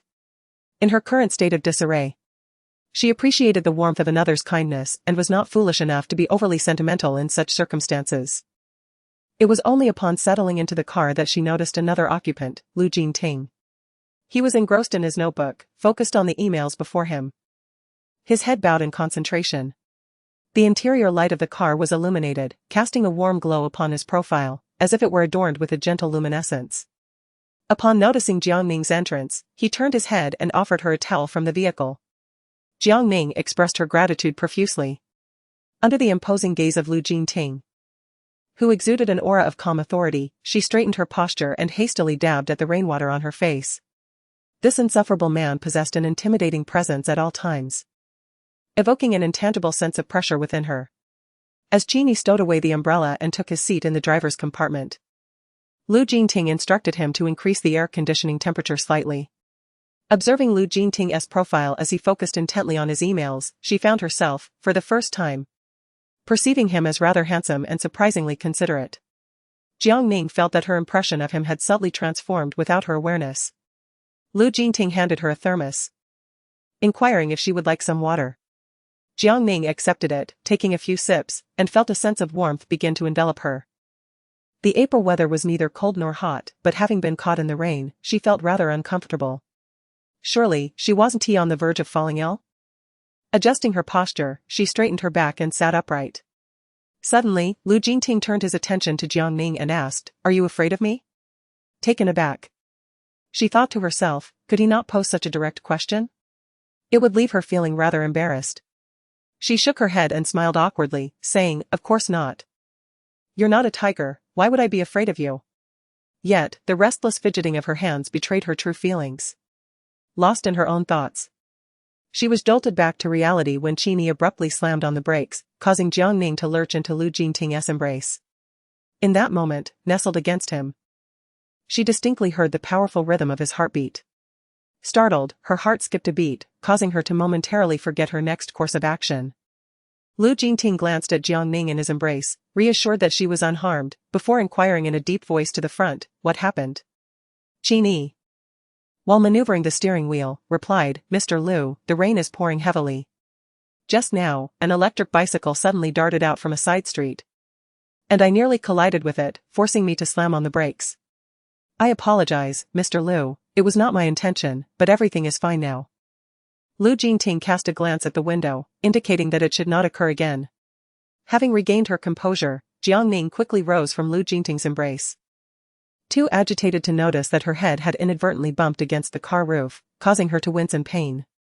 Clutching her sore head, she straightened up and said to Lu Jingting, "I'm sorry, I didn't mean to fall onto you. How should I explain this?" Observing the large wet patch on his chest from where she had inadvertently spilled, Jiang Ning grabbed a towel and awkwardly attempted to dry his shirt. As she was tending to him, her hand inadvertently brushed against a sensitive area, startling her into quickly retracting it, her face instantly flushing a deep crimson. Oh my! What had she just touched? Lu Jingting found her flustered actions both amusing and exasperating. Overwhelmed by embarrassment, Jiang Ning wished to leap from the car, fervently hoping they would arrive home soon. Each passing second in the vehicle felt like an eternity. Amidst her chaotic thoughts, they finally reached the Jiang family villa.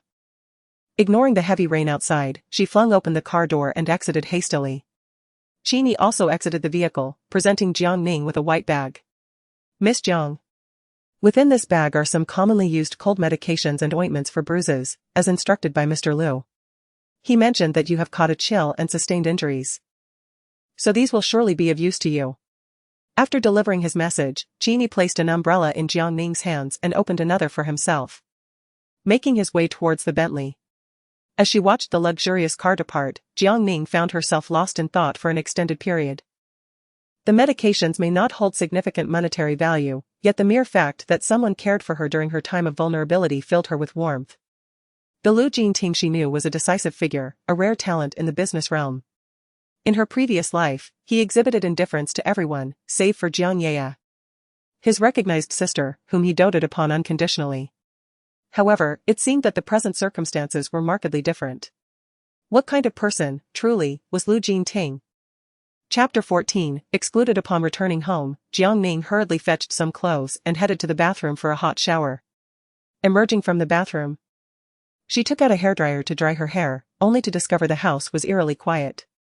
It appeared that aside from Aunt Zhang, the rest of the household was absent. Aunt Zhang approached with a bowl of freshly prepared ginger soup.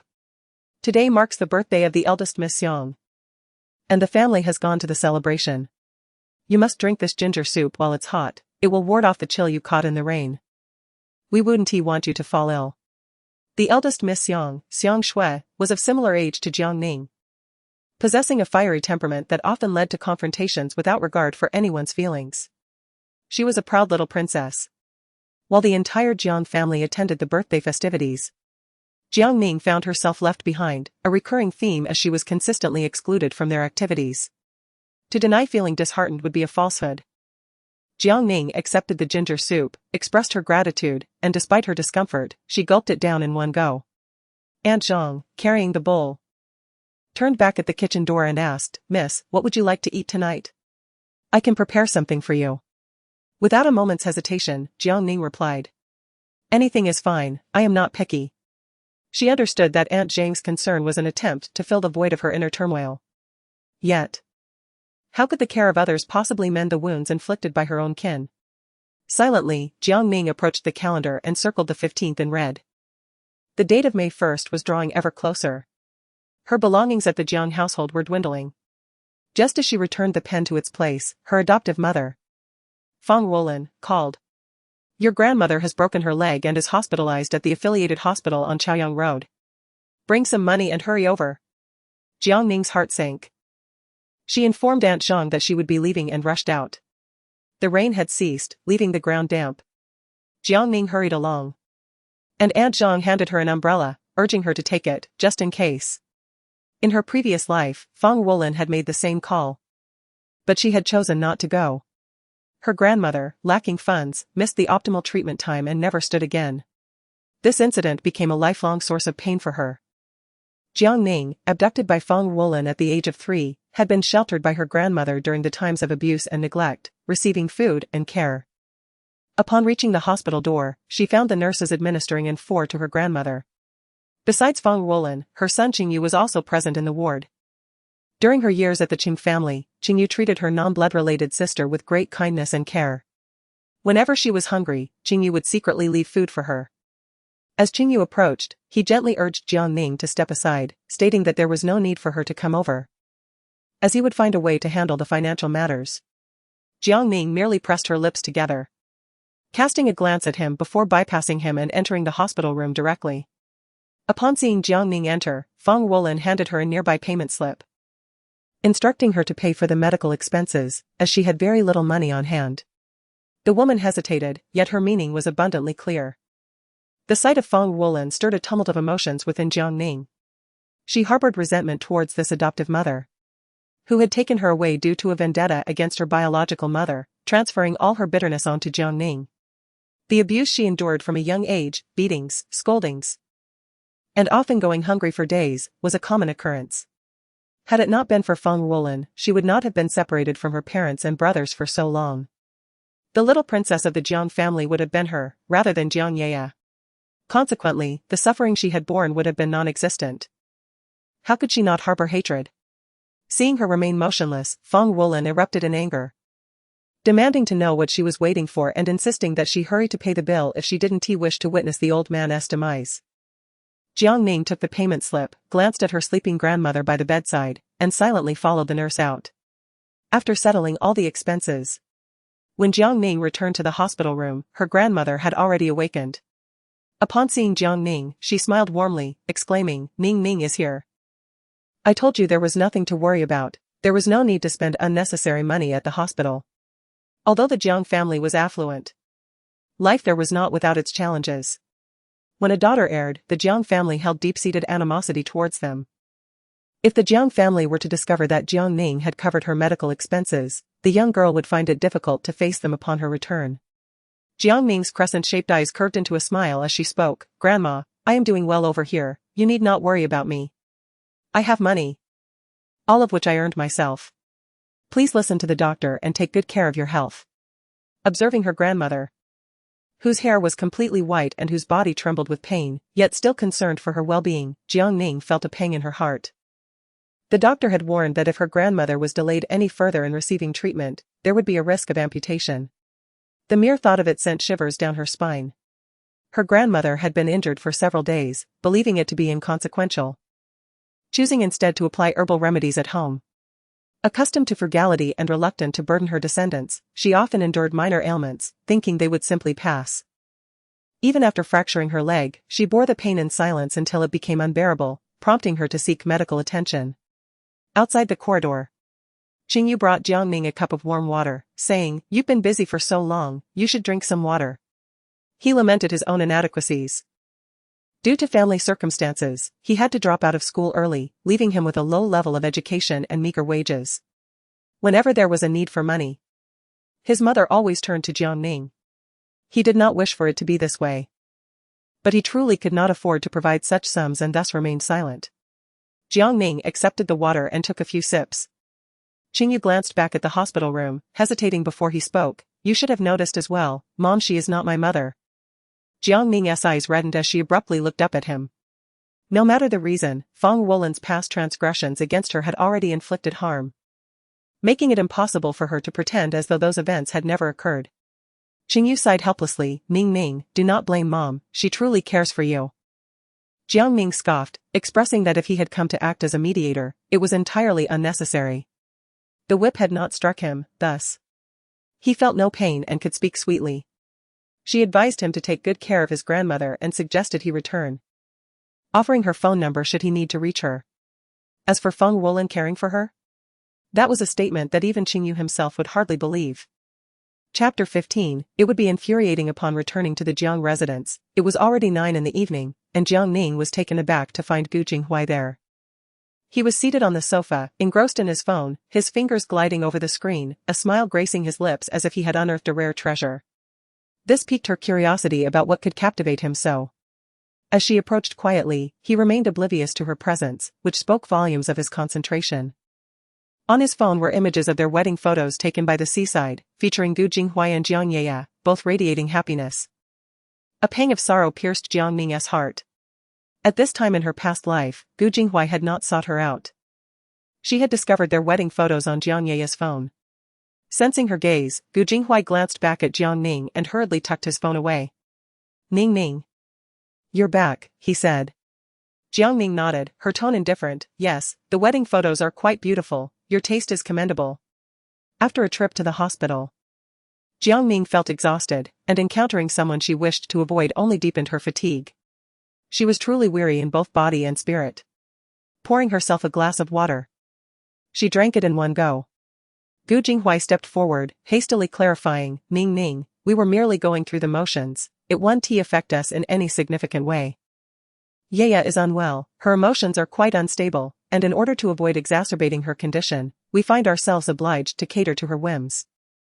Though it may not cause significant repercussions, it is undeniably irksome. Despite professing love for Jiang Yeye, why then provoke her? How utterly despicable. Jiang Ning placed her cup upon the table and remarked, Oh, you made a special trip today just to convey this to me? In her previous pursuit of Gu Jinghui, when she played the role of a devoted admirer, it was never the case that she sought me out. Suddenly, she found herself disinclined to pursue him, which only served to ignite his rebellious spirit. Indeed, human nature can be rather pitiable. When one is enamored, they may perceive themselves as cheap and bothersome, yet, upon the cessation of affection, they engage in various tests to discover remnants of love. Those who are loved often exhibit a lack of appreciation for their fortune. At this moment, she no longer craved Gu Jinghui's affection. No matter how splendid something may be, if it is missed during the coveted period of appreciation, it merely becomes a degraded and inexpensive relic. Of course not. Gu Jinghui rose from the sofa and approached Jiang Ning. I heard you attended Professor Yang's class. Weren't you fond of his lectures before? What prompted this sudden interest? A cold laugh echoed in Jiang Ning's heart. This man truly has a talent for reversing black and white. Did he not realize the reason behind her disinterest in Professor Yang's class?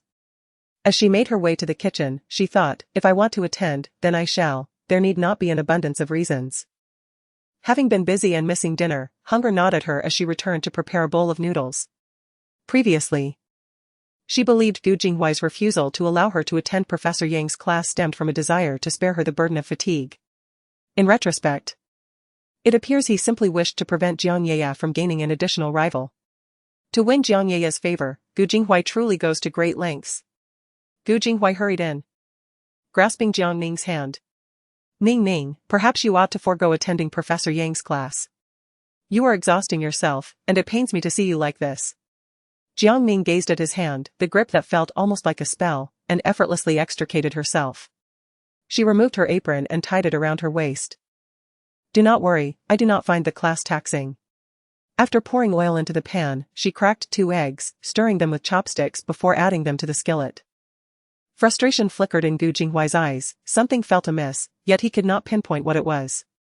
Just as he was about to speak, Jiang Ning nudged him outside, saying, The smoke from the oil is quite overwhelming. You should step outside. Gu Jinghui pondered. What was it he intended to say? A steaming bowl of noodles was soon placed on the table, causing Jiang Ning to pinch her ear in surprise from the heat. Turning around, she noticed that Gu Jinghui had not left. However, she was unconcerned about him, her priority was to satiate her hunger.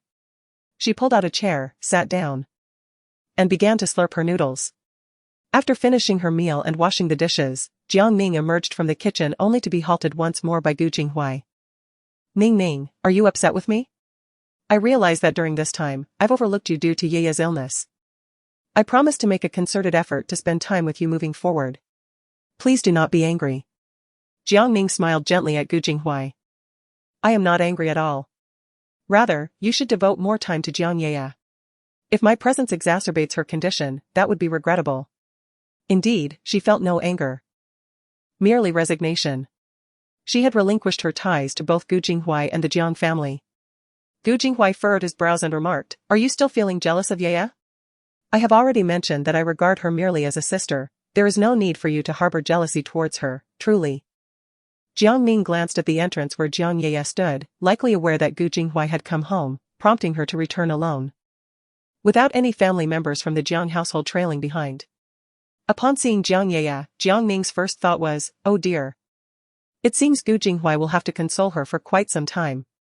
It evoked a sensation of being caught in an affair. Gu Jinghui, with his back turned to Jiang Yaya, remained oblivious to her arrival. Jiang Yaya, with her eyes reddened, gazed in their direction before covering her face and fleeing towards the staircase. Realizing the situation too late, Gu Jinghui shot Jiang Ning a glare and hurried after her. Jiang Ning chuckled coldly, recognizing this as Gu Jinghui's attempt to make amends. The moment Jiang Yaya appeared, everything shifted. How utterly laughable. Chapter 16, pressing by Huixin. As the countdown dwindled to 10 days, the family gathered to celebrate the full moon banquet for Jiang Xi, the son of her cousin Jiang Xiyue. Jiang Xiyue, the eldest son of Jiang Ning's second uncle, was 28 this year, just a few months younger than Jiang Xiyu. And both were equally matched in capability. Yet, within the Jiang family, their statuses were worlds apart. Jiang Xiyu was the heir to the Jiang family, while Jiang Xiyue was merely a wealthy idler, having married and fathered a child at an early age. Had it not been for Guanjing's intervention, Jiang Xiyue would have wed shortly after graduating from university. Being the favorite grandson of the matriarch, Jiang Yaya became the focus of a subtle rivalry between Guanjing and Bai Huixin for many years. Guanjing believed her son was no less capable than Jiang Xiyu. He was simply less fortunate, having been born a few months later. Yet, Jiang Xiyue exhibited no interest in inheriting the family fortune, preferring instead to pursue a life of love and fulfillment with his beloved. The son voluntarily renounced his inheritance, which left Guanjing infuriated and ill for quite some time. Although Jiang Xiyue is not the eldest grandson, he has bestowed upon the Jiang family its first great-grandson, which significantly bolstered Guanjing's spirits. Upon noticing Bai Huixin and her family entering, Guanjing approached them, ready to unleash her sharp-tongued sarcasm. "Ah, the eldest sister-in-law has arrived. Our little Yang is exquisitely crafted. Reminiscent of our Xiyue in his youth. As the legitimate great-grandson of the Jiang family, he is indeed a treasure for the matriarch. By the way, when will your son, Sijuan, be betrothed to the Su family? I have been eagerly anticipating that celebratory feast for quite some time." Deliberately touching on a sensitive subject, Guanjing was well aware that Bai Huixin held a disdain for the young lady from the Su family, and she intended to embarrass her. As expected, Bai Huixin became flustered, struggling to maintain her composure while forcing a smile. "Second sister-in-law, congratulations on your precious grandson. As for the matter of Sijuan and Miss Su, let the young ones sort it out themselves. We are too old to meddle in their affairs." With the Jiang and Su families bound by an arranged marriage, it was imperative for the heir to wed Su Jingxin. During Jiang Xiyue's wedding preparations, Bai Huixin had urged Jiang Sijuan to hasten his own marriage and start a family, lest he be overshadowed by Guanjing. However, Jiang Sijuan dismissed her, claiming he was too busy with work to consider marriage. After persistent pressure, he even moved into his office, returning home infrequently. Bai Huixin had been waiting for Jiang Sijuan to find time, and a year passed without any progress. Meanwhile, others were already welcoming their children. Despite her reservations about Su Jingxin, Bai Huixin was bound by the patriarch's decree to honor the arranged marriage. Under the oppressive gaze of Guanjing, Bai Huixin felt an inexplicable discomfort within her heart. However, Guanjing was indifferent to Bai Huixin's unease as long as she herself felt at ease. This indifference was unacceptable. After all, Siyu was busy with work. And as a mother, she ought to be more concerned. It would not do for Siyu to welcome a second child while neither Siyu nor Miss Su had received any good news yet. After facing 2 rounds of pointed remarks, Bai Huixin could no longer maintain her composure, yet she was too powerless to retort.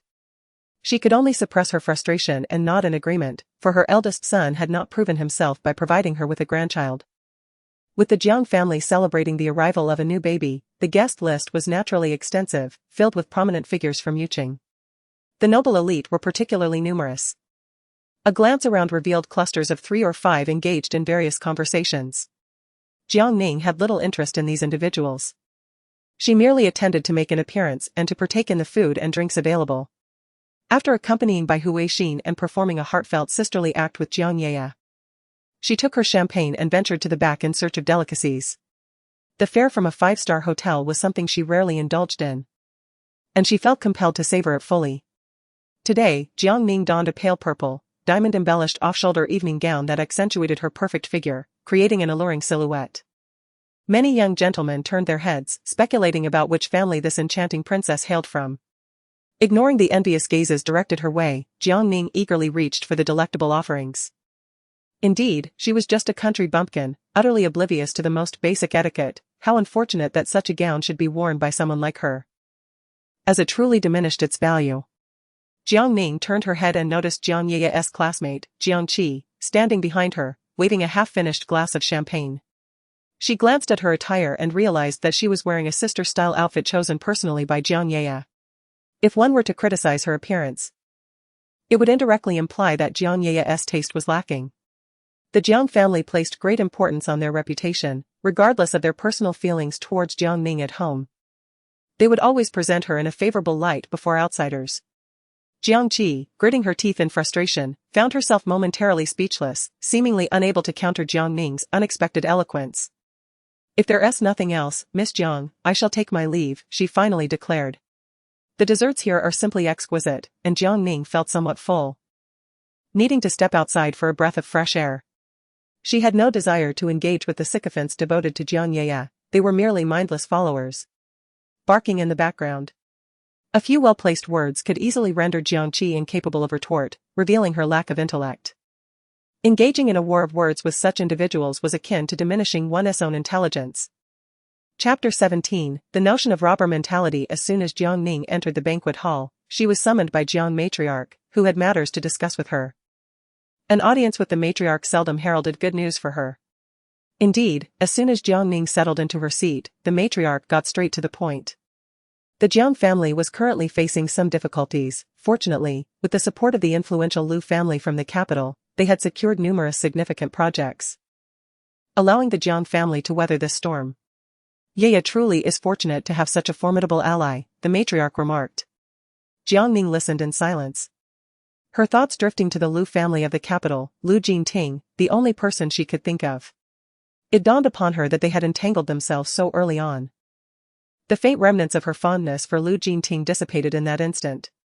A sense of dread enveloped her. The inevitable had arrived, and there was no escaping it.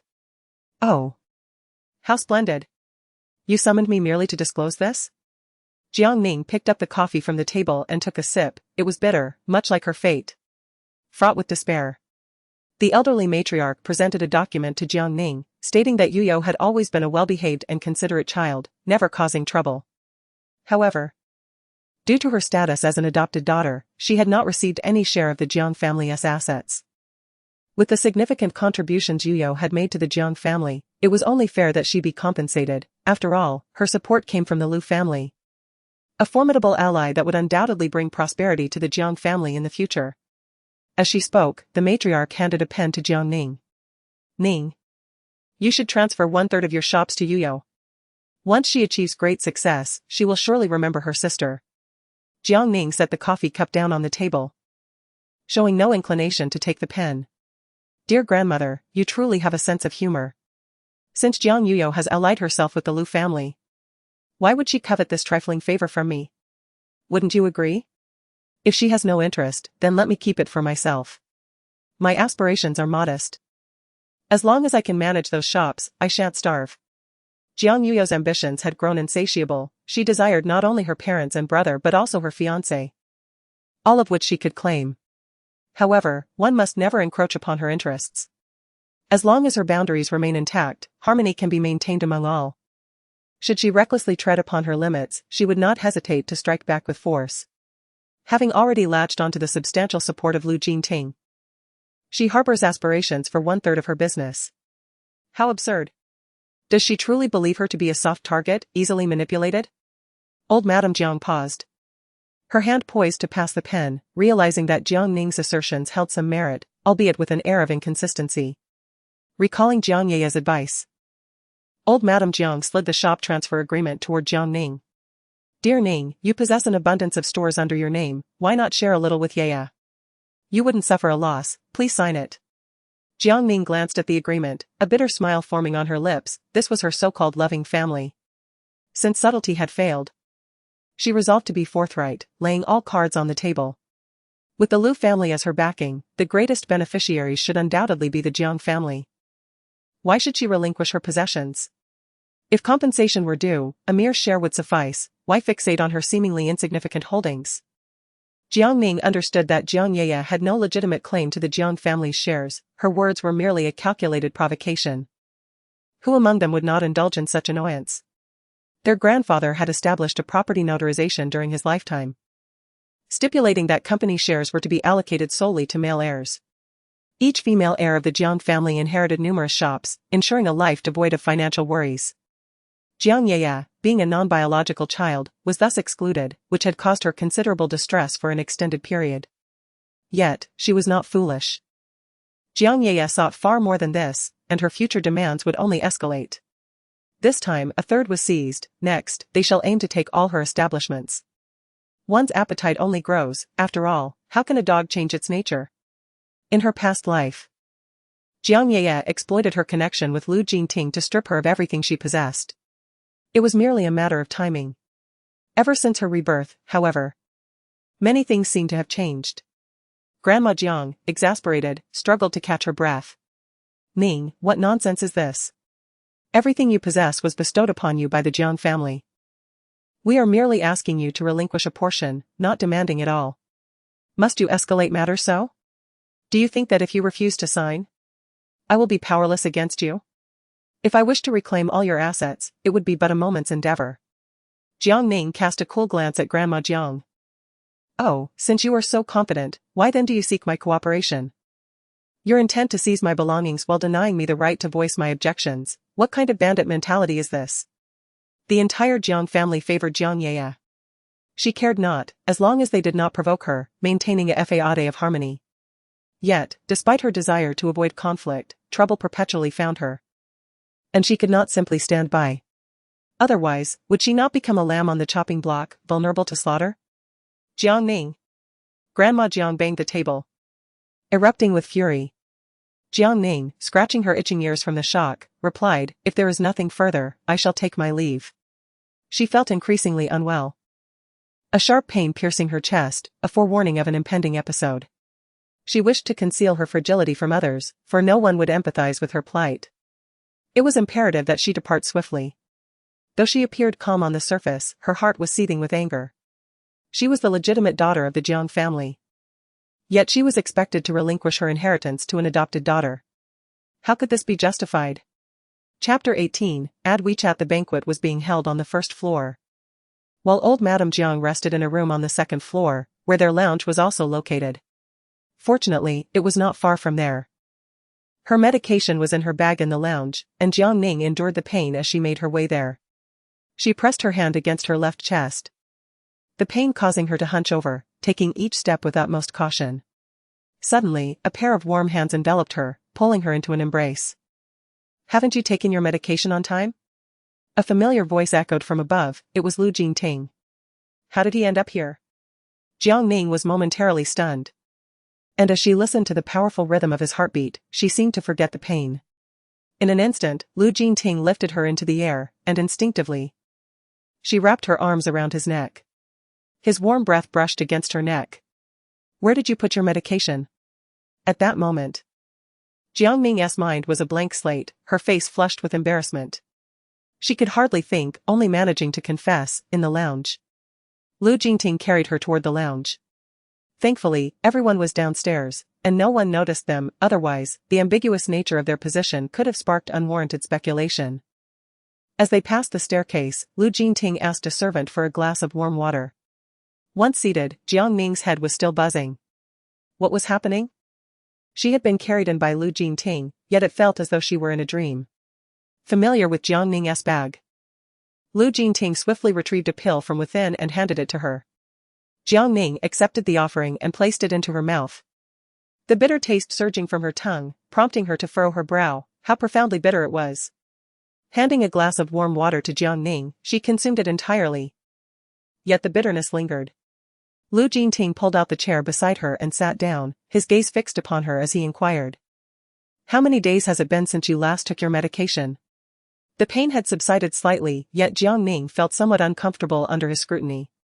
After reflecting for a moment, it dawned on her that it had indeed been several days since she had last taken her medicine. The bitterness of the pills had dissuaded her from taking them regularly, often leading to missed doses.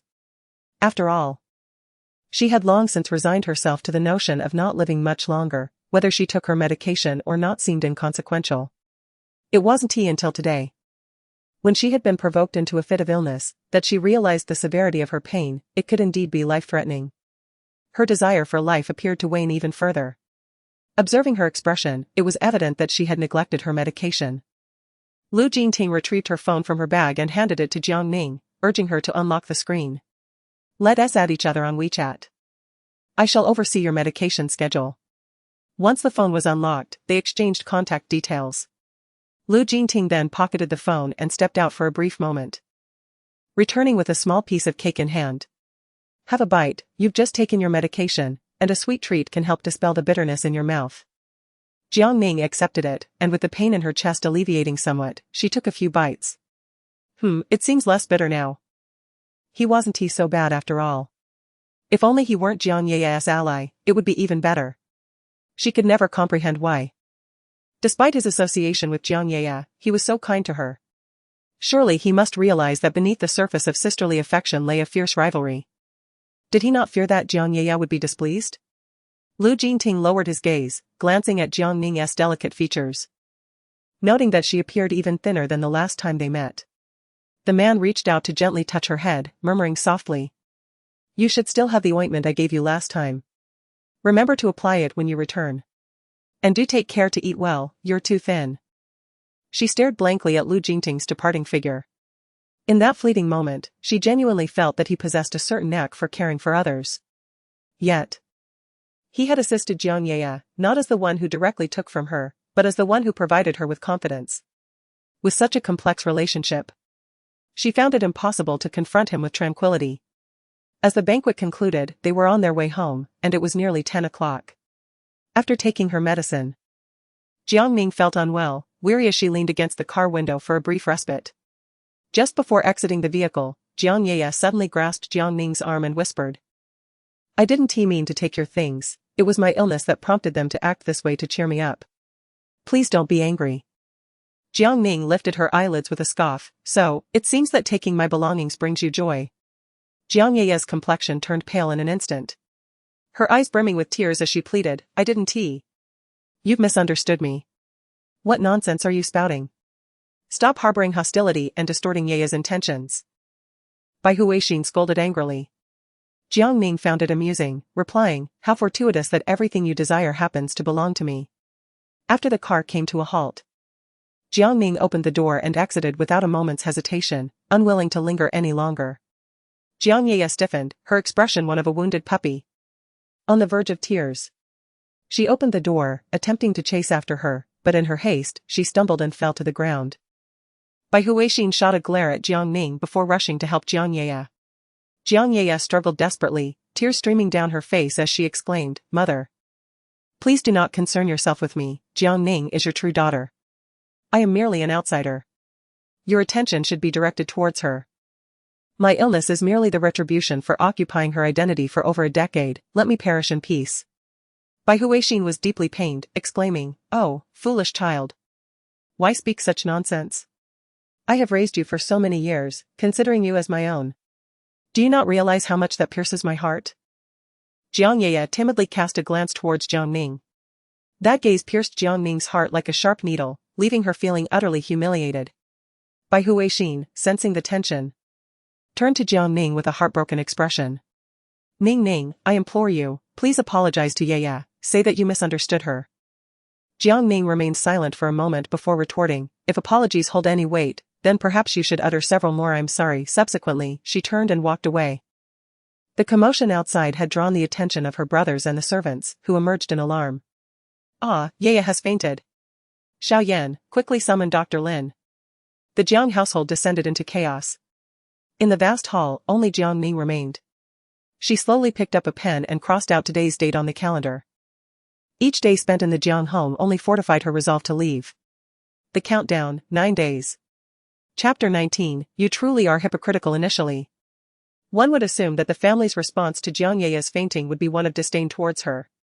However, unexpectedly, Bai Huixin had been particularly kind to Jiang Ning in recent days, personally attending to every matter. Yet, Jiang Ning was well aware that Bai Huixin's kindness was conditional. Jiang Ye has fallen ill, and they wish to bestow upon her all their cherished possessions. A year prior, in his will, grandfather bequeathed several shops on Chonghui Street to her. Among them is a gold shop that Jiang Ye has long coveted. In her past life, she had seized the opportunity of her illness to claim it once. Now, she dares to attempt it again? Jiang Ning set down her chopsticks and cast a nonchalant glance at Bai Huixin. What has Jiang Ye now set her sights on in my possession? Bai Huixin exhibited a look of embarrassment and reluctantly replied, It's not that she wants it. Ye has always admired the gold shop on Chonghui Street. But it was left to you by your grandfather. Now that she is unwell, could you kindly give that shop to her to lift her spirits? Those who are ill indeed evoke sympathy. Jiang Ning smiled faintly, her expression calm. But that was left to me by grandfather. If she desires it, she can inquire with him in the afterlife. With a sharp sound, Jiang Xiyuan slammed down his chopsticks. Jiang Ning, everything you possess was bestowed by the Jiang family. What right do you have to refuse? Jiang Ning cast a light glance his way. If third brother is dissatisfied, he too may wait until he passes and ask grandfather himself. Jiang Xiyuan fell silent. Jiang Ning's words were evidently a provocation. Jiang Ning, have you had your fill of this ruckus? Jiang Xiyu entered after a phone call, weariness etched upon his face. The day's burdens at the company had left him frazzled. After finally returning home, he found the atmosphere stifling, which only added to his displeasure. Jiang Ning, unfazed, smiled at Jiang Xiyu. Eldest brother, you are the most generous. You possess a significant number of shares, why not share a portion with Jiang Ye? Regardless, the benefits that Jiang Ye brings to the company extend far beyond this. The rewards she receives far surpass what I have obtained. These individuals, in their relentless pursuit of gaining favor with her, truly go to great lengths. They feign affection for someone they clearly disdain, and their insincere pretense is utterly repugnant, rendering me incapable of even eating. Jiang Xiyu bellowed in exasperation. He was taken aback by the unexpected transformation of the usually docile Jiang Ning into someone so obstinate and unruly. Has she been merely pretending to be obedient all this time, solely to vie for Ye's attention? Jiang Ning scoffed. You assist Jiang Ye in seizing what is rightfully mine. And I am merely offering it up willingly, yet when I resist, I am deemed unreasonable. I merely suggested that you all contribute a bit to Jiang Ye. Yet you respond with indignation. Your hypocrisy is astounding. Behold, this is the essence of familial bonds. She retaliated in the same manner they had treated her. And they were the ones who grew incensed. She was left feeling utterly disgusted. After delivering her remarks, Jiang Ning rose and departed. Indifferent to the feelings of those behind her. What mattered most to her was her own sense of relief. In truth, they were unaware that although the shop was registered under Jiang Ning's name, she only received a meager monthly allowance of 5,000 yuan. In her previous life, all the efforts they expended had yielded nothing but a hollow shell, devoid of any substantial income. She only knew that someone else collected the shop's rent. But it was not her. Having lived 2 lives, she remained oblivious to the identity of the shadowy figure behind the scenes. She vaguely recalled that after Jiang Ye acquired the shop, her joy was not as profound as one might have anticipated. As for the reasons behind it, she was not entirely certain and dared not to inquire further. This uncertainty was also the impetus for her decision to seek a rental accommodation. It was all the misfortune brought by poverty. Later, she considered that perhaps her grandfather had acted in this manner to protect her. Otherwise, why would she continue to receive a monthly allowance even after Jiang Ye had taken over the shop? It appeared that Jiang Ye had reaped no benefits whatsoever. Unfortunately, she had come to this realization too late. By then, her situation had become dire, and her life hung by a thread. In her previous life, she had ultimately failed to honor her grandfather's heartfelt intentions. The thought of her grandfather brought tears to Jiang Ning's eyes. He was the only family member who had shielded her within the Jiang household, and she had not been able to safeguard what he had left her, his sole legacy. It was truly lamentable. However, she was relieved that in this lifetime, there was still time to rectify her mistakes. Regardless of the shop's worth, she could not allow what was entrusted to her to fall into the hands of another. What her grandfather had given her was not to be touched by anyone. Upon returning to her room, she retrieved the bread and milk she had prepared and began to nibble on them. Due to the recent events involving Jiang Ning, she had not been eating well, hence she had stocked some food in her room. In this vast world, satisfying one's hunger was of utmost importance. At 8 o'clock in the evening, Lu Jingting's message arrived punctually, consisting of the same simple reminder: remember to take your medicine. For the past few days, Lu Jingting had sent the same message at this hour, and she realized she had never replied. It seemed to affirm his words. I will supervise you in taking your medicine. Jiang Ning found it rather amusing. She had initially contemplated blocking him, but reconsidered. After all, he was Yi Xiaofei's cousin. And they would inevitably encounter each other again, making it awkward to explain if she had blocked him. Thus, it shall be. The relationship between her and Lu Jingting must remain as it is. Glancing at the date on her phone, April 24th, she noted that only 6 days remained in the countdown. After today's commotion, her heart felt even colder. The Jiang family, she wished to linger there not a moment longer. Finishing the last sip of her milk, Lu Jingting's voice call came through. Jiang Ning hesitated, contemplating whether to answer. Just as the call was about to disconnect automatically, she picked up. On the other end, Lu Jingting's voice, tinged with weariness, inquired, "What are you doing now?" Her gaze fell upon the milk carton she had tossed into the trash, and she hesitated to speak the truth. "I just finished my meal." In reality, she had not eaten enough and was planning to grab a snack later. Lu Jingting leaned back in his office chair, asking, "Have you taken your medication?" Jiang Ning, feeling a pang of guilt, replied, "Yes, I have." In truth, she had not yet taken it, she had just eaten enough and intended to have more later. However, she believed that excessive honesty might lead to trouble. After all, he meant well, urging her to take her medicine, refusing would seem rather ungrateful. As he signed a document, Lu Jingting introduced a new topic. "I heard from Xiaofei that you are to participate in Professor Yang's entrance examination. How do you feel about it? Are you confident?" Jiang Ning paused for several seconds before responding, "Yes, I am confident." She was taken aback by his unexpected concern for her studies. Lu Jingting opened a drawer, revealing several biology textbooks. "I happen to have some professional books that may be of use to you. I shall ask Xiaofei to bring them to you tomorrow." Suddenly, a voice echoed from the other end, Qin Yi's voice. "President Lu, there is an urgent document here that requires your signature." Jiang Ning found an excuse to end the call. "You carry on with your work, I shall not disturb you any longer." After hanging up, she paused for a moment. What exactly was going on with Lu Jingting? Assisting Jiang Ning while simultaneously provoking her, was he truly straddling two boats?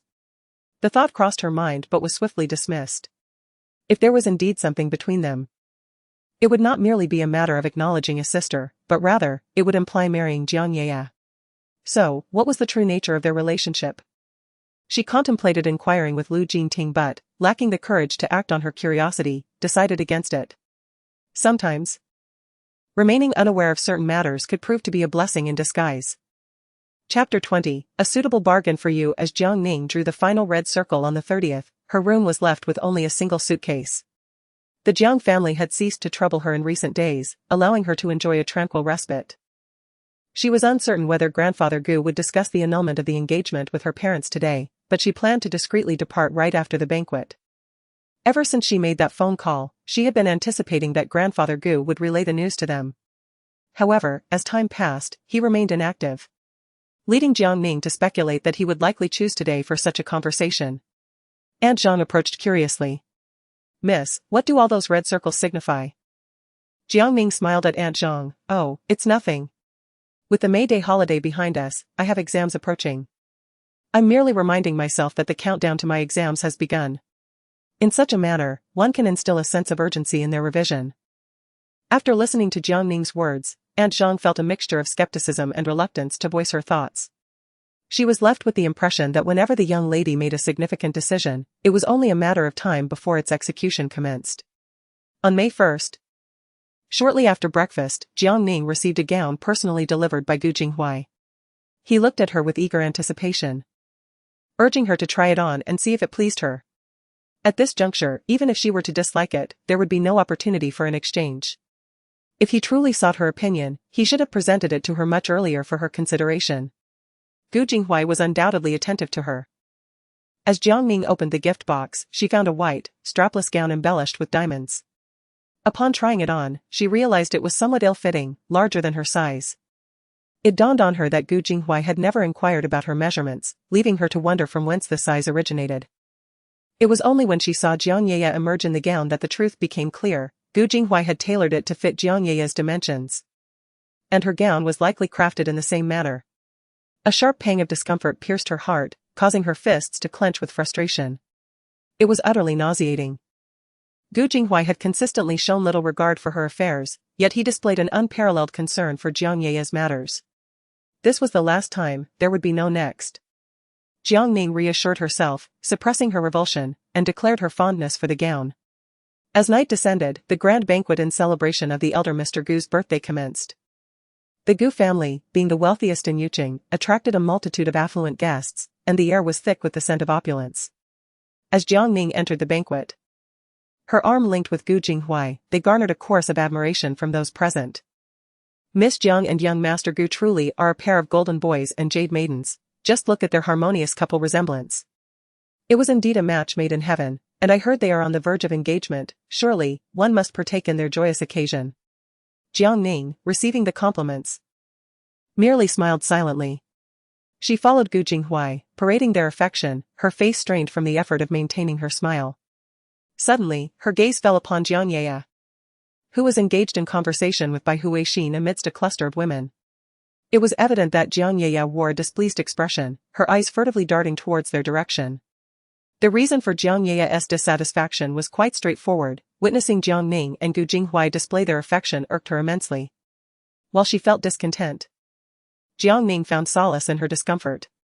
After Gu Jinghui was called away, Jiang Ning was ensnared by a throng of individuals, exchanging insincere pleasantries that nearly drove her to madness.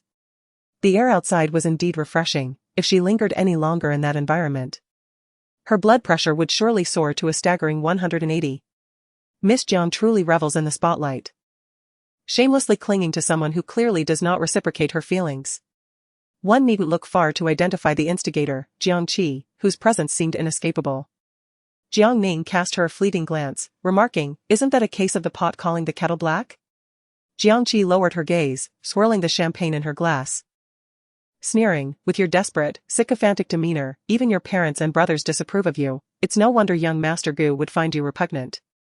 I cannot be compared to you. I am enveloped in the affection of my parents and elder brother, unlike you, who resorts to sycophancy to elicit sympathy."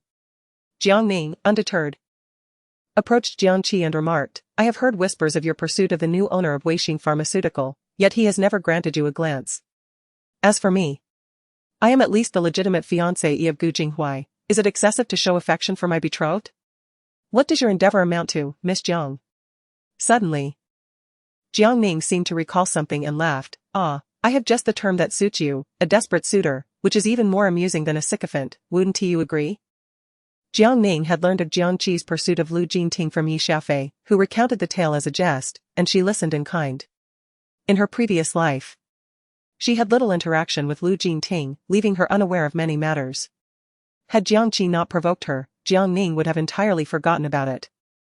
If we are to tear our masks asunder, let us engage in mutual harm. Who fears whom? Jiang Qi gazed at Jiang Ning in astonishment, questioning how this woman had come to know her secret. Her pursuit of Lu Jinting had been shrouded in discretion, known to but a few, not even her own parents. As she found it shameful and remained silent. How could Jiang Ning be privy to such knowledge? The most infuriating part was that Jiang Ning used this information to mock her. Jiang Qi felt as though she had lifted a stone only to have it crush her foot. Observing Jiang Qi's flustered demeanor, Jiang Ning's spirits unexpectedly soared. "You wish to inquire how I came to know, don't you? But I shall not divulge that to you." She kept him in suspense, refusing to reveal anything to Jiang Qi, which was only fitting given how often she had provoked her. A tiger does not show its claws and allow itself to be treated like a sickly cat. Jiang Ning lifted a glass of champagne from the side. I know many more secrets. You would do well to refrain from provoking me further, or I may find myself unable to restrain my impulses and divulge some information online. At that point, who would be left more embarrassed?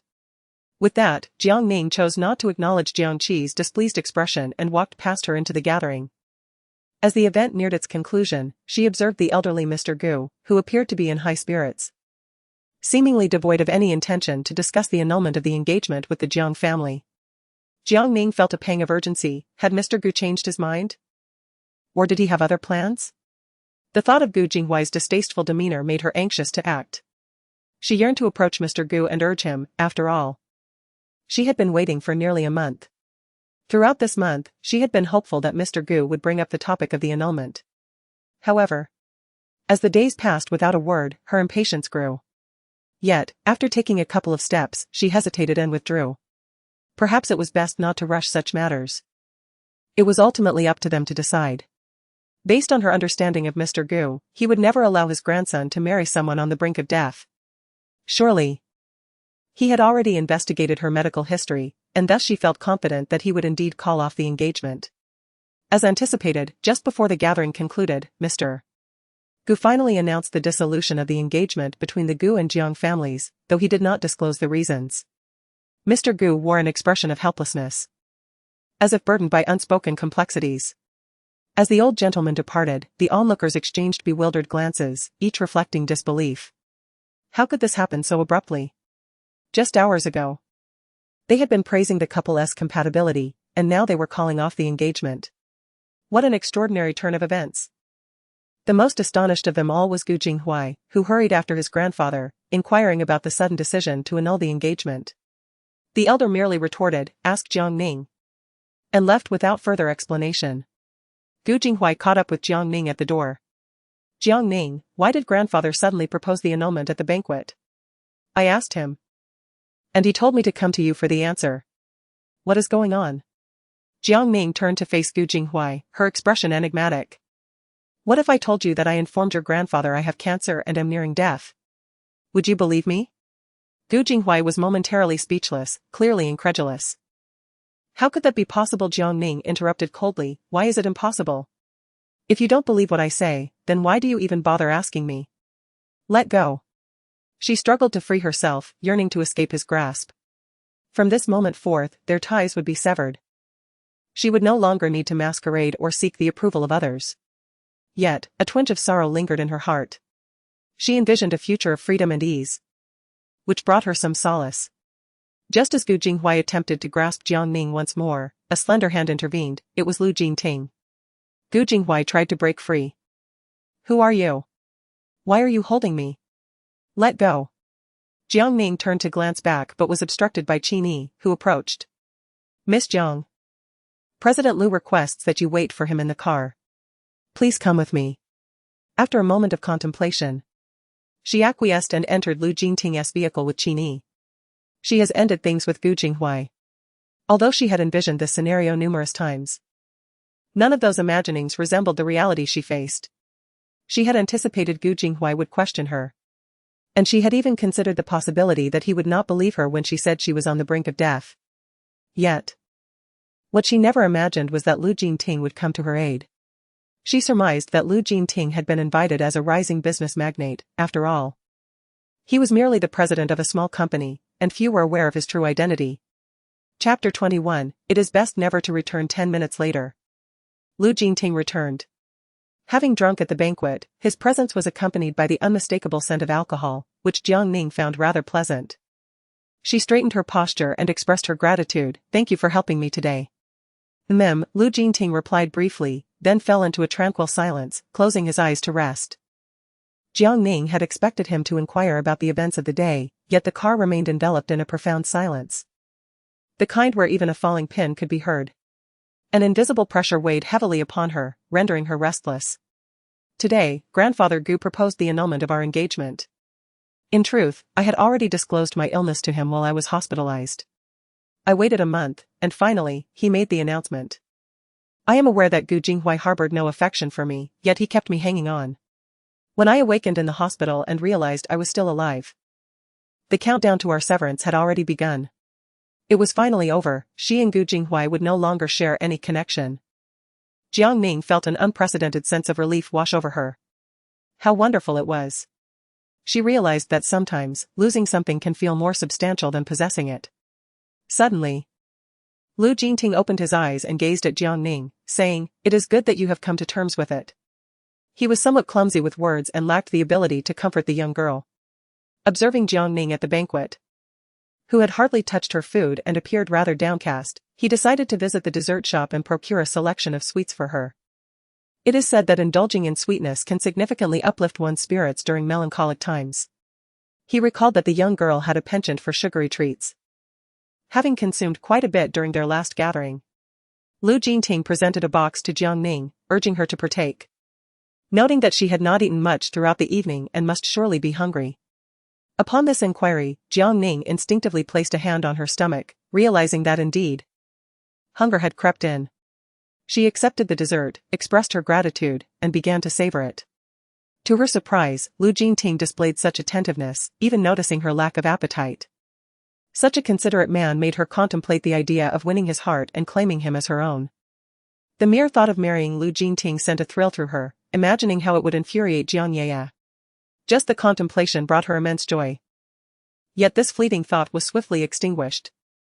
How could someone as nearly perfect as Lu Jingting ever be interested in her? He could not even secure the affections of a man like Gu Jinghui, a mere scoundrel. How could he possibly be drawn to someone as ethereal as Lu Jingting? It was perhaps best to simply enjoy her dessert and not overthink, as such musings were exhausting. Halfway through her treat, Lu Jingting unscrewed a bottle of mineral water and offered it to Jiang Ning. She looked up at him with gratitude, reflecting on her 2 lifetimes.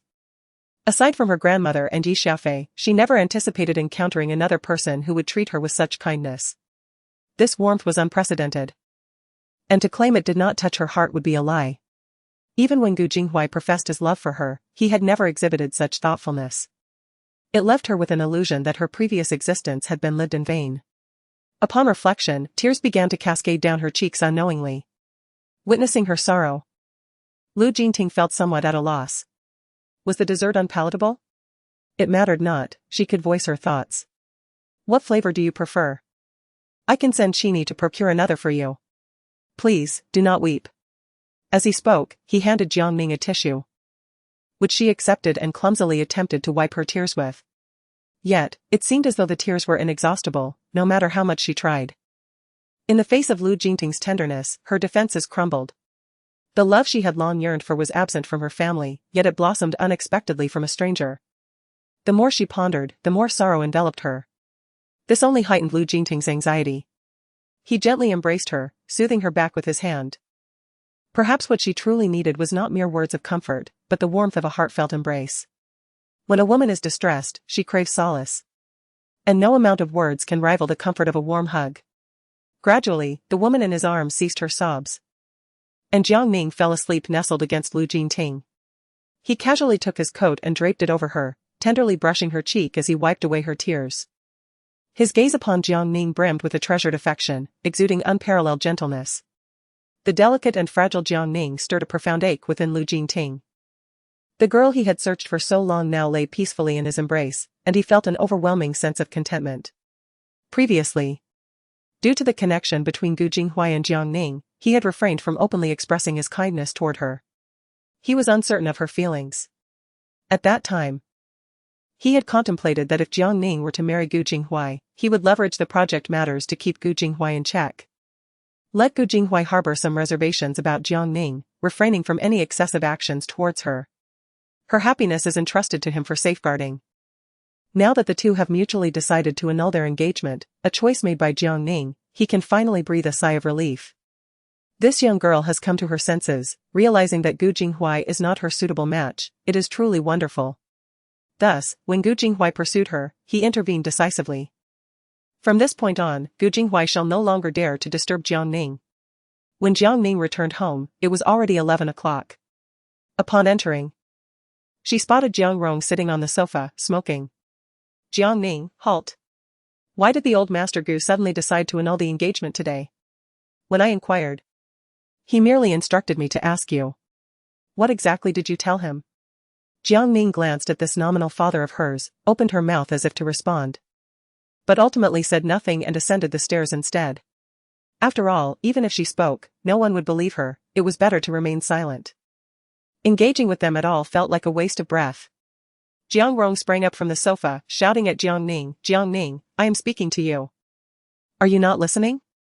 Recently returned from a business trip, Jiang Rong had just arrived back in Yuqing to hear the shocking news of the engagement being called off. The union between the Gu and Jiang families had been arranged long ago, with the engagement date approaching, yet his daughter was being returned. How could he possibly contain his fury?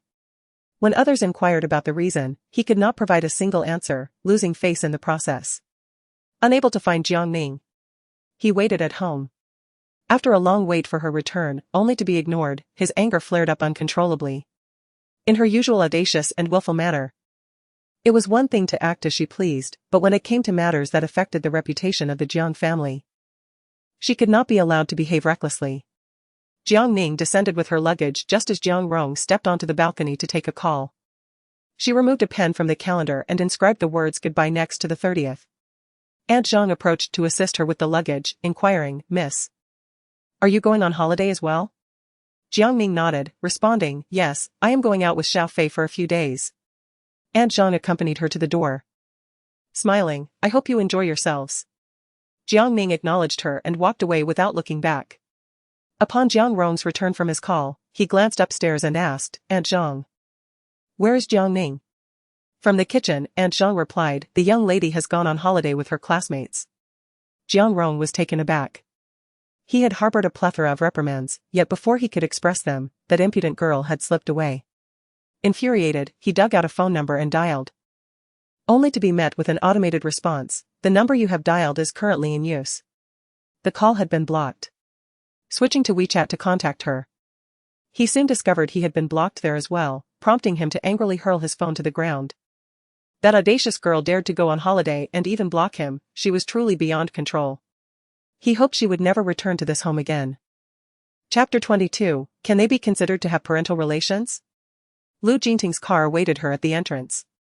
Upon seeing Jiang Ning emerge, Qini stepped forward to assist, placing her luggage in the trunk. As she opened the car door and settled inside, Lu Jinting leaned over, attentively fastening her seatbelt for her. When his body pressed against her, Jiang Ning felt her entire being stiffen, instinctively shifting slightly to the side. It was only at the moment he fastened her seatbelt that she exhaled in relief, realizing he was merely helping her with it. For a fleeting moment, she had thought he was about to kiss her, which startled her. Her heart raced like a roller coaster, soaring and plummeting, leaving Jiang Ning quite uncomfortable. The vehicle soon came to a halt in the vicinity of their new home, and she opened the door to exit. Jiang Ning, Lu Jinting called out to her. You've had a tiring day, make sure to rest well. I've already called Xiaofei to come keep you company. The young girl had a previous experience that haunted her, having once attempted suicide by cutting her wrist for Gu Jinghuai. Today, her emotions were in turmoil, and he feared she might spiral into despair if left alone. Thus, he sought out Yi Xiaofei to accompany Jiang Ning, believing that having someone to converse with was far better than solitude. Jiang Ning turned, intending to express that it was unnecessary to go to such lengths, as she was not a child, and this setback was insignificant to her. However, before she could voice her thoughts, she spotted Yi Xiaofei rushing toward her. Ning, you've been wrong today. Come here and let me hug you. All right, Jiang Ning thought, allowing herself to indulge in a moment of childishness, relishing the feeling of being cared for.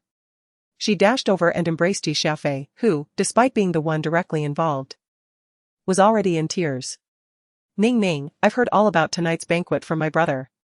You're so pitiful, sob.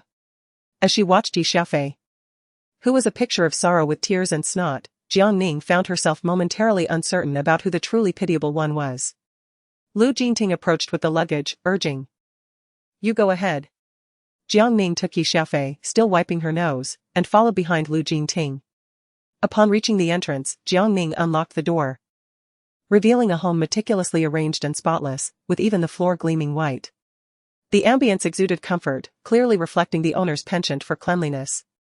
A glance over Jiang Ning's shoulder revealed no sign of Qini, prompting her to casually inquire about his whereabouts. Lu Jinting, placing the suitcase in the corner, replied, I sent him home. Noticing the time approaching midnight, it was evident that the workday had long concluded. Assisting the boss with work duties during office hours and then serving as his chauffeur after hours epitomized the plight of a worker. After lingering in the apartment for a while, Lu Jingting departed once he sensed both of their emotions had stabilized. As soon as he left, Jiang Ning sank deep into the sofa, utterly exhausted from the day's events. Rubbing her arms, she said to Xiao Fei, "I just turned on the water heater. It should be hot now. You go ahead and take a shower. I'll rest for a bit." You have no idea how tiring acting can be. It's even more exhausting than running a marathon back at school. Jiang Rong was likely discovering that she had blocked him. And she could only imagine how furious he must be. That was how they operated. Any hint of her defiance sent him into a fit of rage. Now that she had moved out, the world felt blissfully tranquil. Yi Xiaofei responded, "All right, you take a break. It's getting late, I'll call you when I'm done. And let us aim to sleep early." Having just caught a brief nap in the car, Jiang Ning felt wide awake. After showering, she joined Yi Xiaofei, snuggling under the same blanket for a chat. Xiaofei had been abruptly roused from her slumber when Lu Jingting called her, interrupting her peaceful sleep. Upon seeing that Jiang Ning was well, Yi Xiaofei quickly succumbed to drowsiness. The two drifted into slumber until 11 o'clock in the morning. After a simple lunch, Yi Xiaofei proposed a trip to help Jiang Ning unwind. She inquired if there were any destinations Jiang Ning wished to visit. Jiang Ning mentioned several places, and thus began a spontaneous journey. On the first day, they ventured to the seaside, where the gentle sea breeze swept away their worries. The following day, they explored a quaint town in Jiangnan, immersing themselves in the picturesque scenery reminiscent of misty rain, floating boats, and a landscape resembling ink paintings. The experience was utterly delightful. After spending a few days in the tranquil Jiangnan town, living a life free from worldly concerns, Jiang Ning felt a profound sense of contentment. Each morning, upon opening the window, she was greeted by a breathtaking view that evoked a sensation of traversing back to ancient times. The brief holiday of May Day passed swiftly, leaving Jiang Ning and Yi Xiaofei with cherished memories and immense joy from their escapade. As they exited the airport, they spotted Lu Jingting's Bentley parked by the roadside. Noticing the two with their luggage, Qini hurriedly alighted the vehicle to assist with their bags. Upon settling inside, they realized that Lu Jingting was absent that day. For reasons unknown, Jiang Ning felt a twinge of disappointment within her. Qini offered an explanation, mentioning that President Lu had been unexpectedly summoned by Old Master Su, hence his absence at the airport. Yi Xiaofei added that she had heard from her grandfather that a patient was supposed to return for a follow-up appointment today, but it seemed they had yet to arrive. Since the appointment had been secured through her brother, the absence of the patient had necessitated a conversation with her brother instead. Jiang Ning felt a chill run down her spine as she exchanged glances with Assistant Qin. Wasn't he this patient referring to her? How could she have forgotten about her follow-up appointment today? Well, to be honest, she never intended to attend any consultation. The agony she experienced during her illness was almost enough to take half her life. She had no desire to prolong her existence. If left untreated, she might even meet her end sooner. The pain of treatment was something she truly did not wish to endure again. Just as she was lost in thought, a message from Lu Jingting arrived. "Come to the People's Hospital for your follow-up. I will have Qini take you." After dropping off Yi Xiaofei at home, Qini drove towards the hospital. Suddenly, he spoke up, "Miss Jiang, Old Master Su specifically came to consult for you this time.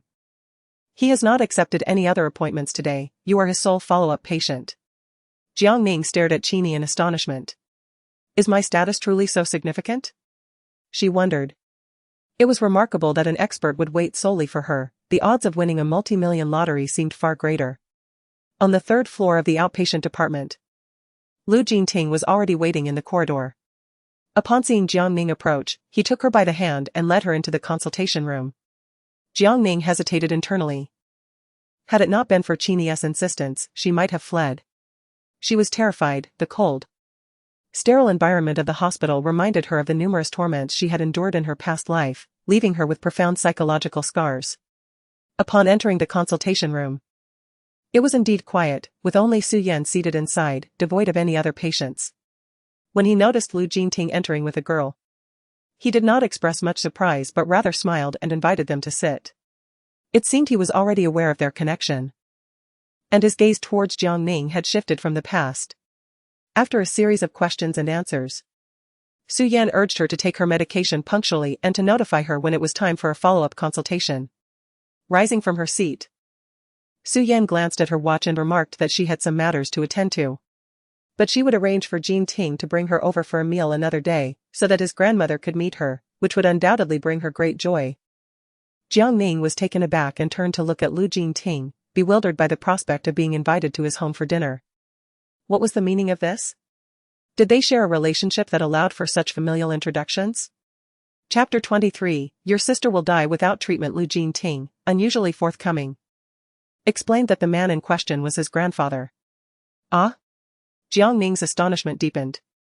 Was she truly about to meet the family? To think that a medical visit could also entail such a significant familial encounter, she might very well be the first in history to experience this. Pausing momentarily, Jiang Ning continued, I told him you are my girlfriend, hence he encouraged me to bring you home to meet the family sooner. The terms girlfriend and meet the family sent Jiang Ning's heart racing, her emotions rising to her throat. After a moment of contemplation, she insisted, Jiang Ning, I have cancer and may not have much time left. How can I possibly burden you? Who says you want to have long? Jiang Ning firmly adjusted Jiang Ning's posture, making her face him. I have faith in my grandfather's medical expertise, he will undoubtedly heal you. Just listen to him and refrain from overthinking. Jiang Ning dared not meet Jiang Ning's gaze, feeling a flicker of hope. Could it be true that her illness could be cured? Jiang Ning embraced her gently, whispering softly in her ear. I am aware of the countless hardships you have endured in the past, but from this moment onward, with me as your boyfriend, I vow to shield you from any further grievances. You must promise me to heed your grandfather's words, to take your medicine diligently, and to spare me the burden of worry, all right? Jiang Ning nestled in his warm embrace and nodded in agreement, murmuring a soft okay. Yet, despite her words, her heart remained heavy with uncertainty. She was unsure whether her illness could be cured, if not, the torment of her affliction would only prolong. She had yet to decide whether to pursue treatment. Helpless, Jiang Ning resorted to kindness, attempting to gently persuade her. Xia Rang returned to Yuqing from an out-of-town seminar, not pausing for rest before heading straight to work. Concerned for Jiang Ning's condition, he feared that the young girl might be disheartened enough to forego her treatment. He approached the doctor assuming responsibility for her case to inquire about her situation and learned that Jiang Ning was set to be discharged in a week. And during this time, she had not taken any cancer treatment. His heart sank at this revelation, prompting him to rush out in search of Jiang Xija. Upon seeing Xia Rang, who appeared weary from travel, Jiang Xija chuckled and teased, You just returned and have already come to work, how commendably dedicated. Xia Rang hurried to Jiang Xija, breathless, and exclaimed, Old Jiang, do you not realize that your sister is in the mid-stages of breast cancer? Without treatment, she faces a grim fate. I rushed here straight from the airport because I feared she would abandon her treatment. I heard she refuses to take her medication. As her brother, you must persuade her. If this continues, she will truly be lost. Jiang Xija was momentarily taken aback by Xia Rang's words, gazing at him with a bemused expression. You must be mistaken, my sister is undergoing medical treatment, isn't she? Not long ago, I specifically invited Professor Su to consult on her condition. She is currently receiving medication. This revelation left Xia Rang bewildered. Could he have misheard? It seemed implausible, as Jiang Ning had clearly conveyed her resolute stance when she declared she was done with treatment. How could her perspective shift so drastically within such a short span? The Jiang family could not possibly undergo such a significant change in attitude within a mere month, unless, of course, the patient had changed. As this thought crossed his mind, Xia Rang eagerly inquired of Jiang Xija, Are you referring to your sister? Jiang Xija looked at him in confusion, thinking, which other sister could there be? It must be Yaya. Xia Rang smacked his forehead. Indeed, he had made an error. He seized Jiang Xija's arm and quickly clarified, Old Jiang, you've got the wrong person. It is not Jiang Yaya who has cancer, but Jiang Ning. Jiang Xija paused, recalling the sight of Jiang Ning growing increasingly frail at the People's Hospital. A strange feeling stirring within him. Yet, that fleeting sense of unease was quickly subdued. He could not bring himself to believe Xia Rang's assertion. He nudged Xia Rang, insisting, But didn't you say Yaya has advanced breast cancer and is in a serious condition? Furthermore, Professor Su has assessed her, there must be no mistake. Xia Rang responded firmly, Impossible. He pressed his forehead in frustration, asserting that such a grave matter could not have been misdiagnosed. Yet, with Professor Su having examined her, it seemed almost certain. Unless. After pondering for a moment, he inquired of Jiang Xizha, "Have you seen the diagnosis report from Professor Su?" Xia Rang's reaction deepened Jiang Xizha's unease. Could it truly be a mistake? He shook his head and replied, "No," Yaya said, seeing it would be distressing. So she tore it up and flushed it down the toilet. Xia Rang felt deflated. He was merely a dog worrying about a rat. While the others remained indifferent to the truth. As long as they believed it to be right, then it was deemed correct. A bitter laugh echoed in Xia Rang's mind, as he finally comprehended why Jiang Ning wished to forsake life. With such a biased family, if it were him, he too would opt to abandon treatment. Noticing that Xia Rang had fallen silent, Jiang Xizha shook him gently and asked, "You've just returned and are already spouting nonsense. Have you been drinking counterfeit liquor?" Xia Rang cast a profound glance at Jiang Xizha before departing in silence. That glance intensified the unease within Jiang Xizha. Was Jiang Ning's decision to leave home truly tied to this? In that moment, he too began to doubt whether the case files had indeed been mixed up. After work, Jiang Xizha deliberately returned home, seeking to clarify the situation. Upon arriving, he questioned Jiang Yaya, who was eating fruit on the sofa. "Yaya, did Professor Su's diagnosis report really state that you have cancer?" Jiang Yaya's heart skipped a beat at the question, panic flooding her, causing the fruit in her hands to tumble to the floor. Could it be that Erge had learned something? Hadn't Jiang Ning already moved out? Why were there still so many complications? With a fleeting blink, her eyes instantly turned red. "Second brother, what do you mean by this? Are you doubting me?" No. She must dispel his suspicions. She could not allow this matter to escalate. If they insisted on having her undergo another examination, all her previous efforts would be in vain. No. She could not permit such a situation to unfold. Observing Jiang Yaya in tears, Jiang Xizha felt a pang of sympathy and hurried to clarify, "No, no. Xia Rang returned today and told me that it is not you who is ill, but Jiang Ning." Jiang Xizha felt troubled. He shouldn't have asked. However, for some reason, after Xia Rang informed him that it was not Yaya but rather Jiang Ning who had cancer, an unsettling unease began to gnaw at him. He feared that they had indeed misunderstood the illnesses of the two sisters, leading to Jiang Ning's despair and departure from home. If that were the case, his conscience would be burdened, for if a mix-up had occurred, he would be the primary culprit, with the others mere accomplices. Thus, he was determined to uncover the truth behind the matter. Yet, he had not anticipated that it would cause Yaya such distress. It was truly regrettable. Upon hearing this, Jiang Yaya became even more frantic. She had thought that once Jiang Ning was gone, no one would pursue the issue any further. Yet, she had failed to consider that Xia Rang would suddenly approach her second brother with this information. What to do now? Jiang Yaya's sobs intensified. "Second brother. You do not believe me, do you? Then I shall leave this home. Once I am gone, you can bring Jiang Ning back. She is your true sister. And I will forever remain the outsider." With that, Jiang Yaya covered her face and dashed upstairs. Jiang Xizha felt an overwhelming sense of concern and yearned to catch up. Yet he found himself inexplicably rooted to the spot. His heart grew increasingly restless. Bai Huixin descended from upstairs, hurriedly embracing Jiang Yaya while sternly rebuking Jiang Xizha. "Xiaozi, what is the matter with you? You've been away for so long, and upon your return, you've upset your sister to tears. Apologize to Yaya at once." Seeing Jiang Yaya's sorrowful expression, Jiang Xizha panicked. He should never have brought up that issue, which caused Yaya such distress. Perhaps it was indeed a misunderstanding on Xia Rang's part. Or perhaps the truth held little significance. What truly mattered was ensuring Yaya's happiness was restored. With this thought in mind, Jiang Xizha approached gently to console Jiang Yaya. "Yaya, I'm sorry. My elder brother should not have spoken to you in that manner. Rest assured, I shall never mention this matter again." In Bai Huixin's embrace, Jiang Yaya revealed a triumphant smile. See, no matter the magnitude of the situation, as long as she shed a few tears and created a fuss, the Jiang family would invariably rally to her side. This was something Jiang Ning could never hope to match. Unbeknownst to Jiang Ning, the events transpiring within the Jiang family. She was currently engrossed in preparations for the upcoming entrance examination. With the test scheduled for the 10th, time was of the essence, and she needed to exert herself doubly. Observing her relentless efforts, Yi Xiaofei took it upon herself to assist, offering to fetch her meals and performing any tasks within her capabilities. Seeing the emaciated form of Jiang Ning, Yi Xiaofei shared some of the meat from her own plate. Ning, you must eat more. You've been working so hard on your practice questions that you've lost quite a bit of weight. Jiang Ning glanced at herself, bemused. How could that be possible? After all, she had just returned from a delightful trip filled with delectable food and had undoubtedly gained a few pounds. However, she welcomed those who had her in mind. After dinner, Yi Xiaofei took the initiative to help Jiang Ning wash the dishes.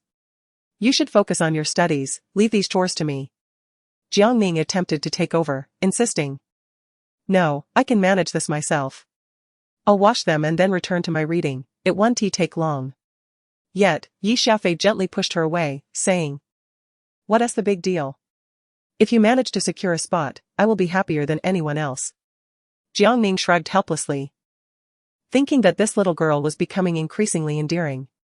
The more she looked, the more she liked her, unaware of which family would eventually benefit from her charm. Chapter 24, she was determined to thwart Jiang Ning's wishes. The day of the entrance examination arrived swiftly, with numerous students participating, each radiating confidence. Jiang Qi approached Jiang Ning. Are you here for Professor Yang's entrance exam as well? Jiang Ning turned to face Jiang Qi. What a coincidence to run into you here. Jiang Qi scrutinized Jiang Ning from head to toe, then leaned in closer to whisper, Don't say I didn't warn you. I've heard that Professor Yang has predetermined candidates this time, so your performance may not matter much. I've heard one of the predetermined candidates is your sister. Jiang Yaya. My advice is to give up, it would be painful to face disappointment later. Jiang Ning nodded, responding, Oh, but I still want to give it a try. How will I know if I don't at least attempt it? Don't you think? Little did she know, Jiang Yaya's name was indeed among the predetermined spots. In the end, who would be the one to face disappointment remained uncertain. Jiang Qi frowned in displeasure and remarked, How can you be so obstinate? I am aware of the discord between you and Jiang Yaya, which is precisely why I mention this. Once the quota is announced, she will undoubtedly overshadow you. And then we shall see if you can still manage to smile. Were it not for Jiang Ning's knowledge of her disgraceful deeds, Jiang Qi would hardly bother to engage in conversation with her. Jiang Yaya was indeed correct, Jiang Ning was utterly ungrateful.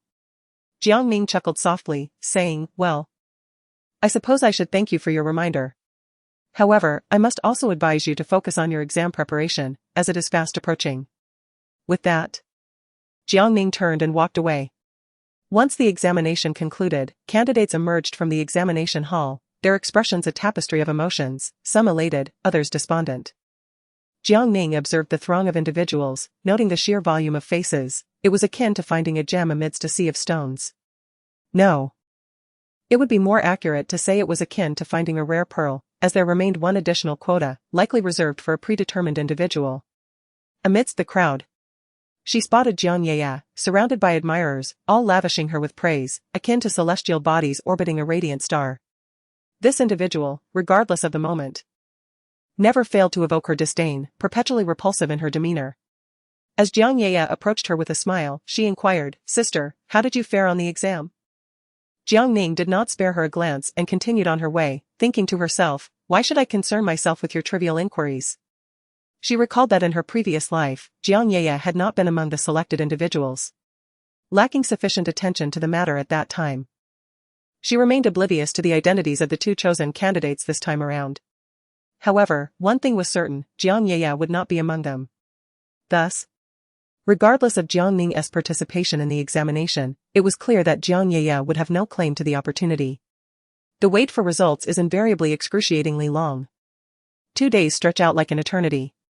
Amidst the anxious anticipation of all, the moment of revelation finally arrives. On the afternoon of the second day, the results are unveiled. And everyone instinctively bypasses the score sheets, opting instead to focus on the names. 2 names grace the notice board, Song Jinyan and Jiang Ning. A collective astonishment envelopes the crowd. It is hardly surprising that Song Jinyan has been selected, for his prowess is undeniable. Yet, where did Jiang Ning suddenly emerge from? To her peers, Jiang Ning is merely a dimwit, preoccupied with vying for favor with his younger sister, just fortunate enough to possess slightly better academic performance. It is utterly confounding that Professor Yang would accept such a character. The most astonished of all is Jiang Qi. This cannot be true. Could there have been a mistake? Surely, the name must have been confused, it was supposed to be Jiang Ye, not Jiang Ning. Jiang Qi reassures herself with this thought, yet reality delivers a stinging blow, revealing her own misjudgment. The pain is palpable. Jiang Ye is the last to learn of the news. She did not view the results herself, confident in securing this opportunity. As someone had discreetly informed her of her inclusion on the shortlist, she is met with a harsh reality that slaps her across the face. Initially, her astonishment rivals that of Jiang Qi, and only after repeated confirmations does she grasp the truth. Enraged, she snaps a pen in her grasp, Jiang Ning again. Why does that woman persistently haunt her? After finally seizing the chance to expel her from the Jiang household, she now returns to compete for the same opportunity. How infuriating. She actually lost to a person she had never regarded with any respect, a mere underdog. How could she not be enraged? Upon witnessing Jiang Ye bleeding, her classmates hurriedly offered her a tissue. Ye, are you all right? Realizing the situation, Jiang Ye accepted the tissue and smiled at her classmates, saying, I'm fine. Just a bit too excited. I never expected to see my sister's name. I am genuinely happy for her. Happy, indeed. Jiang Ye was nearly beside herself with rage. She had believed that the opportunity was all but secured, only to find herself facing a hollow disappointment. The most infuriating part was that she had lost to her bitter rival, the very Jiang Ning whom she had always looked down upon. The more she thought about it, the angrier she became, as feelings of resentment and humiliation spread within her, threatening to engulf her entirely. It was enough to drive her to the brink of despair. Yet, on the surface, she maintained a demeanor of kindness and understanding, concealing any hint of vulnerability. Her classmates lamented on her behalf, I truly feel for you. You treated her like a good sister, and she shamelessly snatched your opportunity behind your back. It's utterly disgraceful. This opportunity was rightfully yours. And one wonders what tricks Jiang Ning employed to usurp it in such a short span of time. It was infuriating. The mere mention of this made Jiang Ye's anger flare even more. The chance she had nearly grasped was suddenly snatched away, like a duck flying out of her reach. How could she possibly accept this? Since returning from the hospital, Jiang Ning seemed transformed, behaving in a manner that defied all logic. Most importantly, she was no longer as easily manipulated. Despite the simmering frustration within, Jiang Ye maintained an outwardly innocuous demeanor. It mattered not whose opportunity it was. Even if she were not selected, she would undoubtedly relinquish it for her sister's sake. The implication was clear: should Jiang Ning fail to secure the spot, Jiang Ye would willingly offer it to her. How remarkably considerate. Lin Jing lamented on behalf of Jiang Ye, exclaiming, Ye, your kindness is your downfall. You are being mistreated by Jiang Ning, that ingrate unworthy of your generosity. Jiang Ye gently refuted, No, my sister has not bullied me, she is truly good-hearted. Jing. Please do not misunderstand her. She was determined to reclaim what was rightfully hers, for she had labored long and hard. How could it simply be taken by Jiang Ning? The thought of relinquishing it was intolerable. Even if she could not retrieve it, she vowed to ensure that Jiang Ning would struggle within that team. Was she attempting to prove her own worth through achievements, hoping to elicit regret from the Jiang family? Jiang Ye resolutely intended to thwart Jiang Ning's ambitions. Unbeknownst to Jiang Ning, who remained oblivious to Jiang Ye's duplicity, she was currently en route to meet Yang Yi alongside her senior, Song Jinyan. A year her senior. Song Jinyan was quite handsome, sporting glasses that lent him an air of refinement. Jiang Ning extended her hand with a radiant smile, Senior. We shall be fellow disciples from now on, I look forward to your guidance. Song Jinyan responded amicably, shaking her hand and saying, Likewise, I look forward to it. After their handshake, they proceeded toward Yang Yi's office, only to discover several individuals already present inside. Upon their entrance, Yang Yi beckoned them over, urging them to familiarize themselves with the faces of their seniors. He proceeded to introduce each individual, and once the introductions were complete, he turned to Jiang Ning, stating, You are the youngest here, ranked 9th. These individuals are quite formidable, and only you and Su Qingran are the girls in this group. Your senior is quite impressive. She has even received awards. I encourage you to learn from her. The name Su Qingran resonated with Jiang Ning. Yet she could not recall where she had encountered it before. Jiang Ning nodded and extended a friendly hand towards Su Qingran, greeting her warmly, Hello, Senior Su. I am Jiang Ning. Su Qingran cast a fleeting glance at Jiang Ning, her eyes brimming with disdain. However, in the presence of their instructor, She begrudgingly shook Jiang Ning's hand, her smile devoid of sincerity. Little did Su Qingran anticipate that the coveted opportunity she had longed for would vanish before her eyes, only to be seized by someone she despised. Nonetheless, she was undeterred. She possessed numerous strategies to ensure that Jiang Ning would struggle to fit in. Just wait and see, she would not allow Jiang Ning to thrive, and one day, she would ensure that Jiang Ning was expelled from their team. Jiang Ning could distinctly sense Su Qingran's animosity towards her, bordering on loathing. Though she recognized the name, she could not fathom why this individual harbored such ill will towards her. It struck her as perplexing that she had suddenly acquired an adversary without understanding the circumstances surrounding it. She resolved to ponder deeply about where she had previously heard that name. Chapter 25. After all, her skin was thick enough. As Jiang Ning exited Yang Yi's office, she was halted by Su Qingran's call. Jiang Ning turned her head and smiled politely. "Senior sister, did you call me for something?" Although Su Qingran was quite dissatisfied with Jiang Ning, she still felt the need to maintain a facade of harmony. Su Qingran patted Jiang Ning's shoulder and said, "The teacher asked me to bring you along. You will sit with me tomorrow, make sure to study well." She had a myriad of words she wished to express but ultimately refrained, knowing that time was on her side and she would have plenty of opportunities to deal with her later. Initially, she had confidently informed others that the quota was predetermined. She had heard from her seniors that one of the candidates had the surname Jiang, and she suspected with high certainty that it was Jiang Ye. Everything was prepared, merely awaiting the final result, only to be thwarted by an insignificant junior. To add insult to injury, Jiang Ye had reprimanded her, insisting that she must ensure Jiang Ning could not survive here. This was a grievance she could not swallow.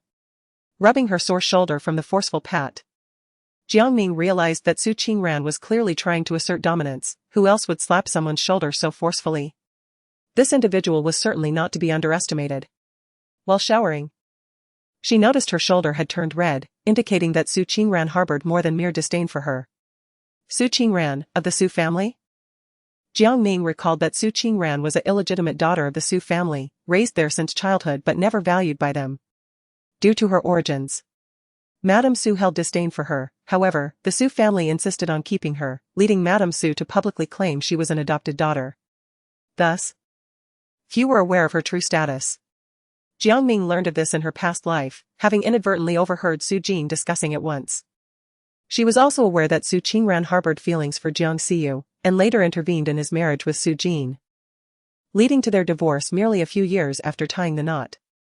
Su Qingran's life in the Su household was far from easy, as she navigated her existence with utmost caution. Only when she achieved commendable results would the Su family cast a few more glances in her direction, which spurred her relentless efforts. Her sister, Su Jin, was the fiancée of Jiang Xiu. This individual maintained a close relationship with Jiang Ye, which naturally stirred Su Qingran's discontent. It was hardly surprising that both Su Qingran and Jiang Ye shared a common disdain for the elder sister in their family. However, Su Jin was more astute than Jiang Ning, preventing Su Qingran from overshadowing her. The plight of an illegitimate child and that of a foster daughter bore striking similarities. Had it not been for their cunning, they would have been cast out long ago. Those who dared vie for a man against their sister were certainly not to be underestimated, equally matched with Jiang Ye. It was no wonder that these two could find common ground, as they were kindred spirits. They could almost form a small brigade dedicated to competing for men. Just after stepping out of the shower, Jiang Ning received a call from Lu Jingting, inquiring if she would like to take a stroll. After a moment's consideration, she agreed. Half an hour later, she was ready, and Lu Jingting's car had just arrived downstairs. He stood by the vehicle, holding an exquisite little bag. Jiang Ning hurried over, apologizing. "I'm sorry to have kept you waiting." He handed her the bag, saying, "Not at all, I just arrived, this is for you." In truth, he had waited for a while. After hanging up the phone, he had made his way over. On his first date with a girl, he consulted Qini and subsequently visited a jewelry store to purchase a necklace for Jiang Ning. Having just completed some urgent paperwork in the car, he alighted, concerned that Jiang Ning might not recognize his vehicle. When she accepted the gift and peered inside the bag, she inquired, "What is this?" Lu Jingting observed her, urging her to open it and see if she liked it. As she retrieved the box from the bag, she was astonished to find a stunning pink diamond necklace nestled within. Under the glow of the streetlights, the necklace radiated a brilliant light, She hastily closed the box and returned it to Lu Jingting, exclaiming, "I cannot accept such an extravagant gift, I must not benefit without merit." Lu Jingting did not reach for it, asserting that once a gift is given, it should not be retracted. "This was specifically purchased for you, if you refuse it, I shall have no choice but to discard it. Besides, you are my girlfriend, is it not entirely natural to present gifts to one's beloved?" Jiang Ning pinched the edge of the bag, her nose tinged with a bittersweet sensation, feeling both cherished and overwhelmed. This was a gift chosen solely for her. A novelty that left her somewhat astonished. In the past, the gifts she received were those discarded by Jiang Yaya, only offered to her when they were deemed unwanted. At that time, she never felt aggrieved, the mere presence of a gift could bring her joy for days, regardless of its appearance, as the sentiment behind it sufficed. Receiving such a unique gift for the first time was undeniably moving. Sensing her unease, Lu Jingting gazed at her with concern, inquiring, "What is wrong? Do you not like it?" He reassured her, "It is perfectly fine, just tell me what style you prefer, and I can exchange it."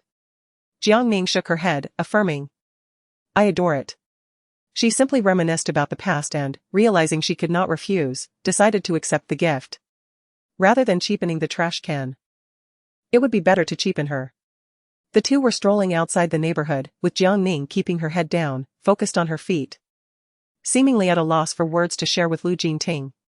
Yet, she relished this mode of companionship, which exuded a comforting aura. "Jiang Ning," Lu Jingting suddenly called out. "Ah?" Jiang Ning looked up, her expression one of confusion as she gazed at Lu Jingting. He leaned closer, enfolding her in his embrace, inhaling the fragrance of her hair, overwhelmed by an unprecedented sense of fulfillment. After pondering for quite some time, Lu Jingting refrained from uttering the words, "Let us marry," fearing it might startle her. After all, their acquaintance was still fresh, and Jiang Ning had just emerged from a previous relationship. It seemed ill-timed to bring it up now. Jiang Ning's thoughts lagged. Her mind momentarily clouded. While she remained in a daze, Lu Jingting took her hand, continuing their walk. In the face of his tenderness, she felt a flicker of hope for survival. Selfishly, she wished to cling to this warmth. As they walked a bit further, Jiang Ning finally summoned her courage and tugged at Lu Jingting's hand. "Lu Jingting, do you like me?" The suddenness of the question left Lu Jingting momentarily stunned, gazing at her in a daze.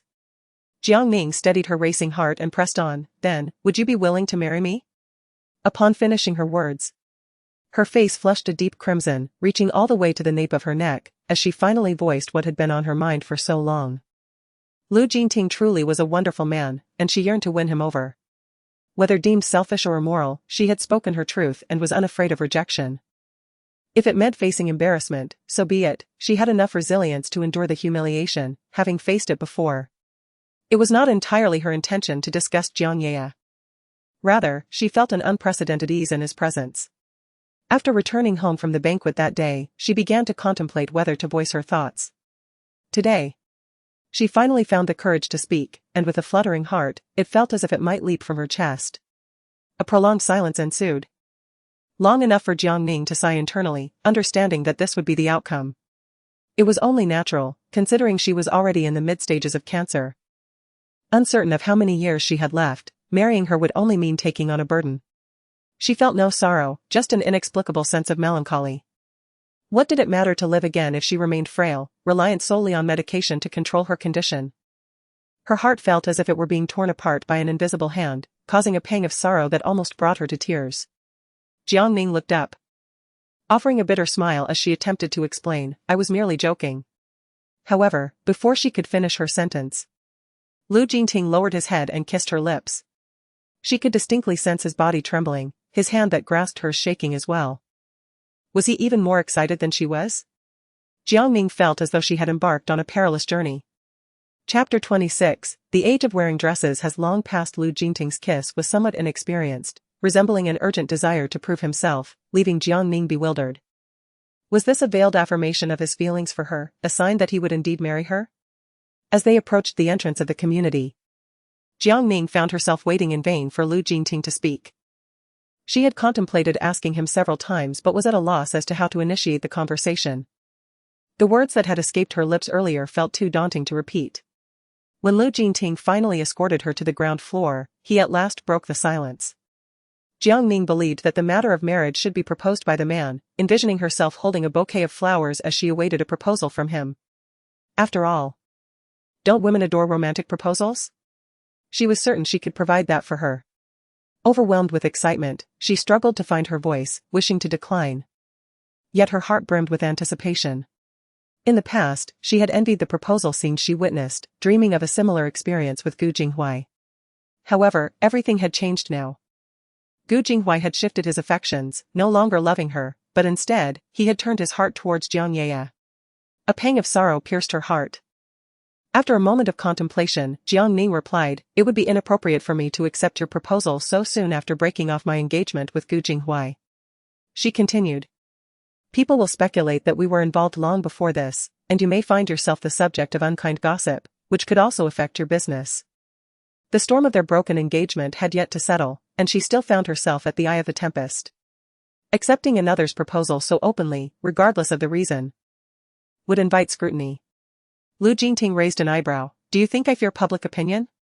Jiang Ning shook her head.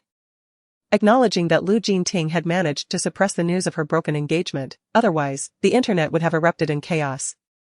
The absence of online discussions regarding her situation was a testament to his intervention, and she felt a deep sense of gratitude towards him.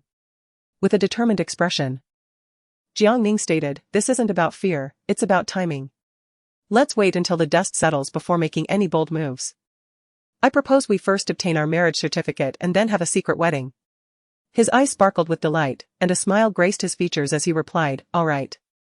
I shall heed your wishes." Was he truly so accommodating? At that moment, Jiang Ning was genuinely taken aback. Lu Jingting suddenly declared, "Let us do it the day after tomorrow.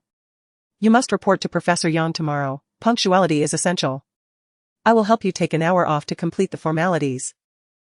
And then I shall escort you back to school." Was it happening so swiftly? Jiang Ning remained in a haze, bewildered by the urgency emanating from this man. As if he were more eager than she. Something felt amiss, yet she couldn't quite pinpoint what it was. As she ascended the stairs, Jiang Ning felt as if she were ensnared in a dream. Lu Jingting had actually consented to accompany her to obtain the marriage certificate. She had never dared to imagine he would be so agreeable. Her heart swelled with joy and anxiety. She was elated to finally have a source of support. Yet apprehensive about her own longevity, fearing she might become a burden to Lu Jingting. At the staircase landing, Jiang Ning spotted a familiar silhouette standing before her door. And her heart sank. Upon recognizing the figure, her previously buoyant mood dissipated entirely. It was Jiang Xijia, approaching her with a smile. "Ning Ning, you're home. Your second brother has bought you your favorite dress. I remember you've longed for it but hesitated to purchase it. Today, I took the liberty of acquiring it for you." It seemed they understood her preferences, yet had deemed her unworthy of them. Jiang Ning did not even glance at the gift. Expired candies may be sweet, but they are no longer palatable.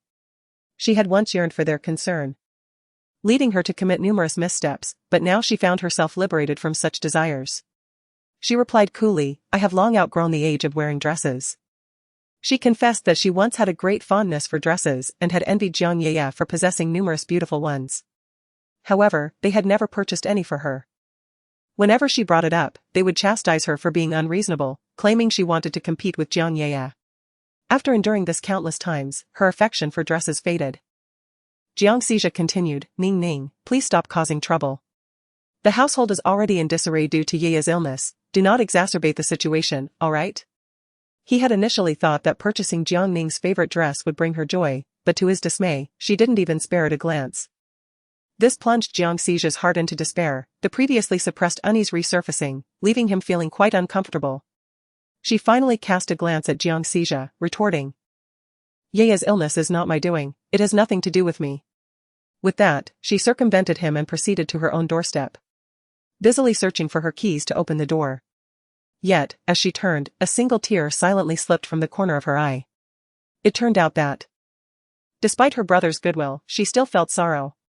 But what of it? The kindness from the Jiang family always came with conditions, rendering it worthless to her. Just before Jiang Ning closed the door, Jiang Xijia followed her inside, saying, "Ning Ning, heed your elder brother's advice, return and apologize to our parents. I believe they will certainly forgive you. Do not take your frustration with the family out on Yeye, she is innocent." After much back and forth, he finally reached the crux of the matter.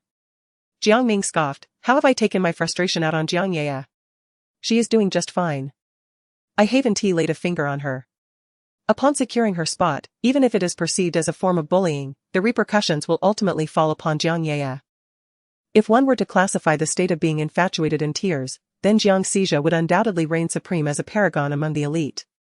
He is Jiang Ye's most devoted admirer, willing to sacrifice everything for her sake. She found it tedious to explain herself to Jiang Xizha and poured herself a glass of water, which she drank in one go. Observing her demeanor, Jiang Xizha grew anxious. "I have heard that among the spots predetermined by Professor Yang, there was one for Ye, but you intervened, which is why it was reassigned to you. Ning. Please do not harbor resentment towards your family any longer. The villa at home is certainly more comfortable than your stay here. If you agree to speak with Professor Yang and relinquish this opportunity, I will persuade our parents, and then you can return home."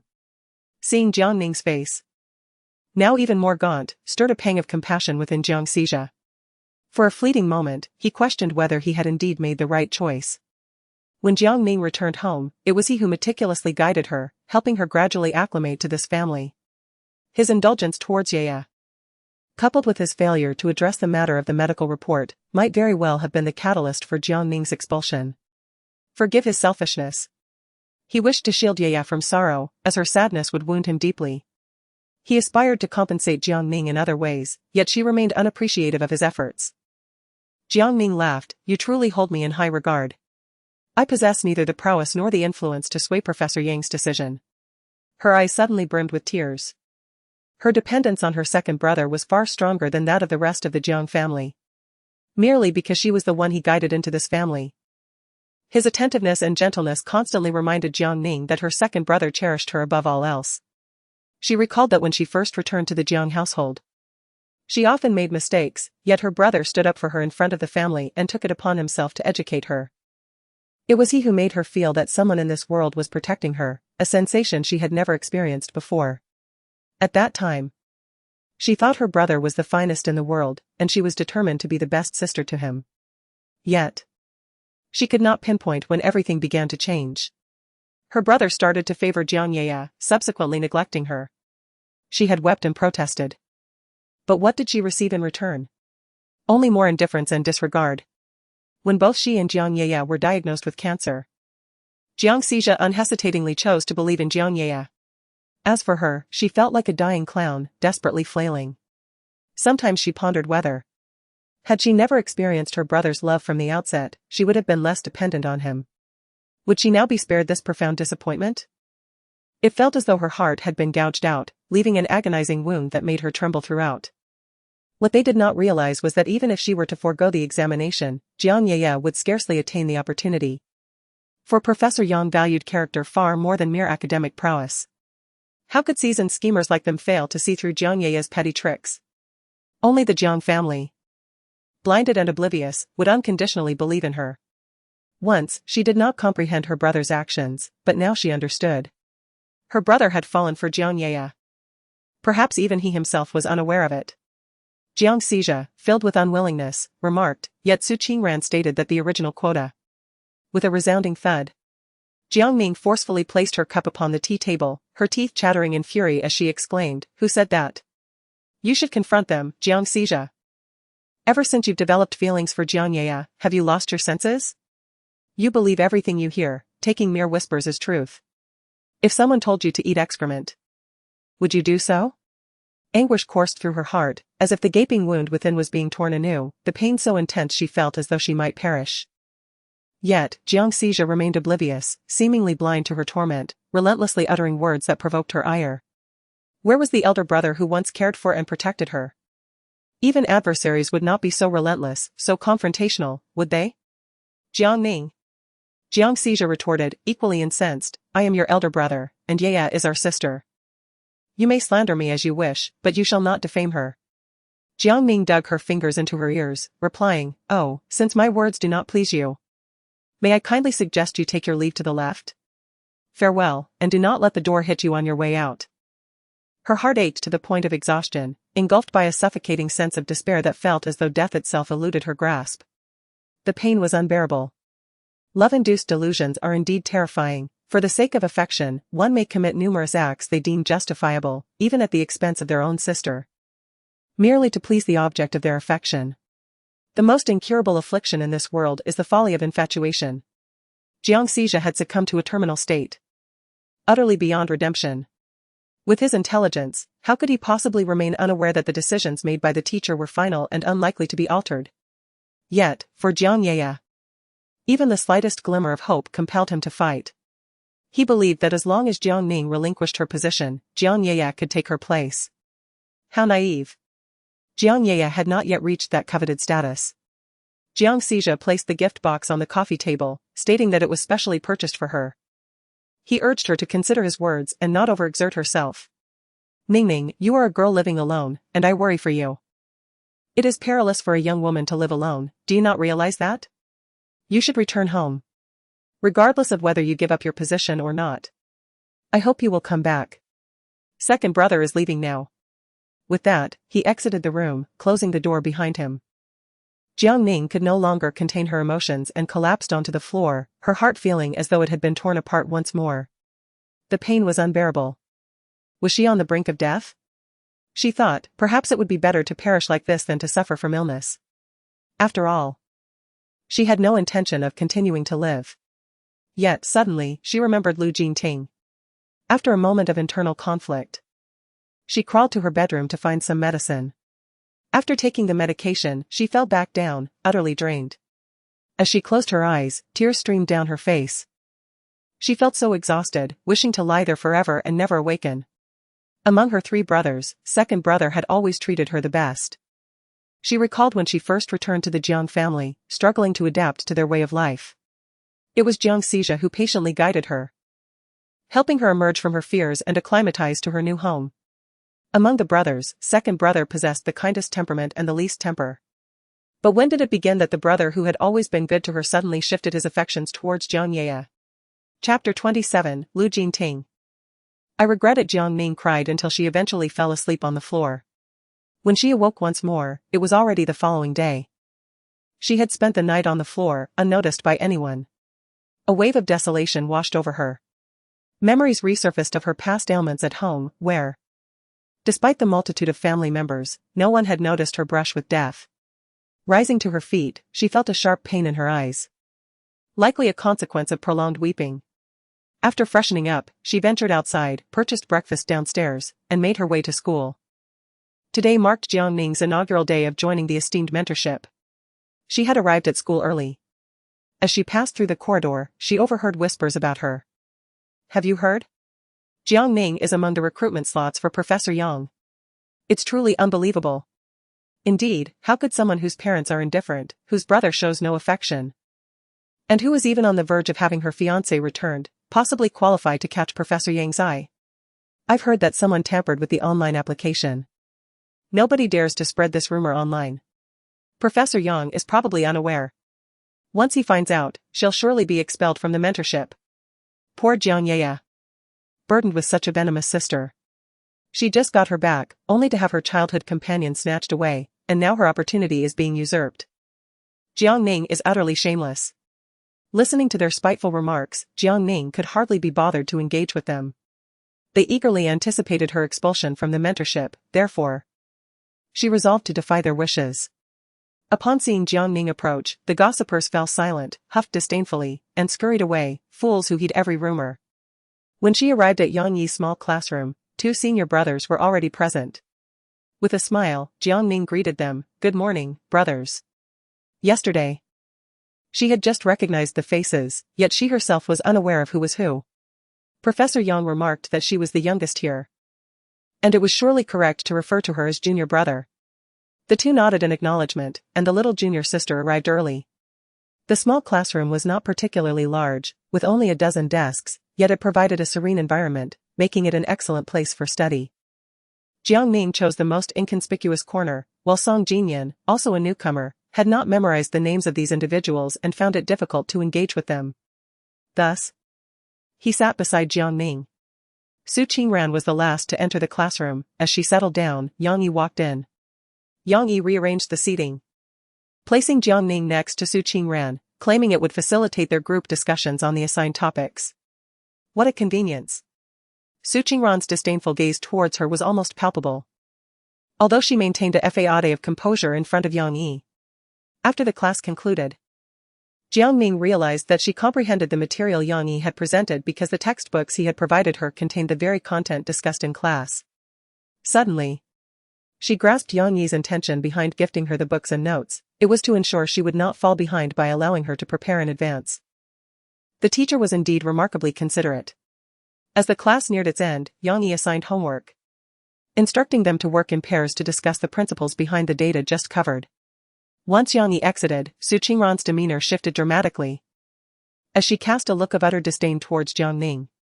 Did you understand what the teacher just explained? Jiang Ning contemplated claiming she understood but thought better of it. Being new, it would be wiser to remain humble. She feigned frustration by ruffling her hair and replied, I didn't quite grasp it, senior sister. Would you be willing to tutor me? Su Qingran shot her a glance, her eyes glimmering with a hint of calculation. I know you don't understand. How about this, I will explain, and you can write it down. Jiang Ning retrieved a pen and paper, replying cheerfully, all right, but senior sister, please speak slowly, otherwise I might struggle to keep up. Upon hearing this, Su Qingran cast her a disdainful look. Truly, she was infuriatingly foolish. It was a mystery what the teacher saw in her. Every aspect of her exuded an irritating stupidity. Admittedly, Su Qingran's grasp of data analysis principles was commendable. Yet, she deliberately misrepresented a few subtle points, causing Jiang Ning to frown in irritation. Did she truly believe Jiang Ning was a complete novice? Such petty tricks were tiresome, even for elementary school students, yet Su Qingran resorted to them. How juvenile. However, the previous Jiang Ning would have undoubtedly failed to recognize the discrepancies. But now, things were different.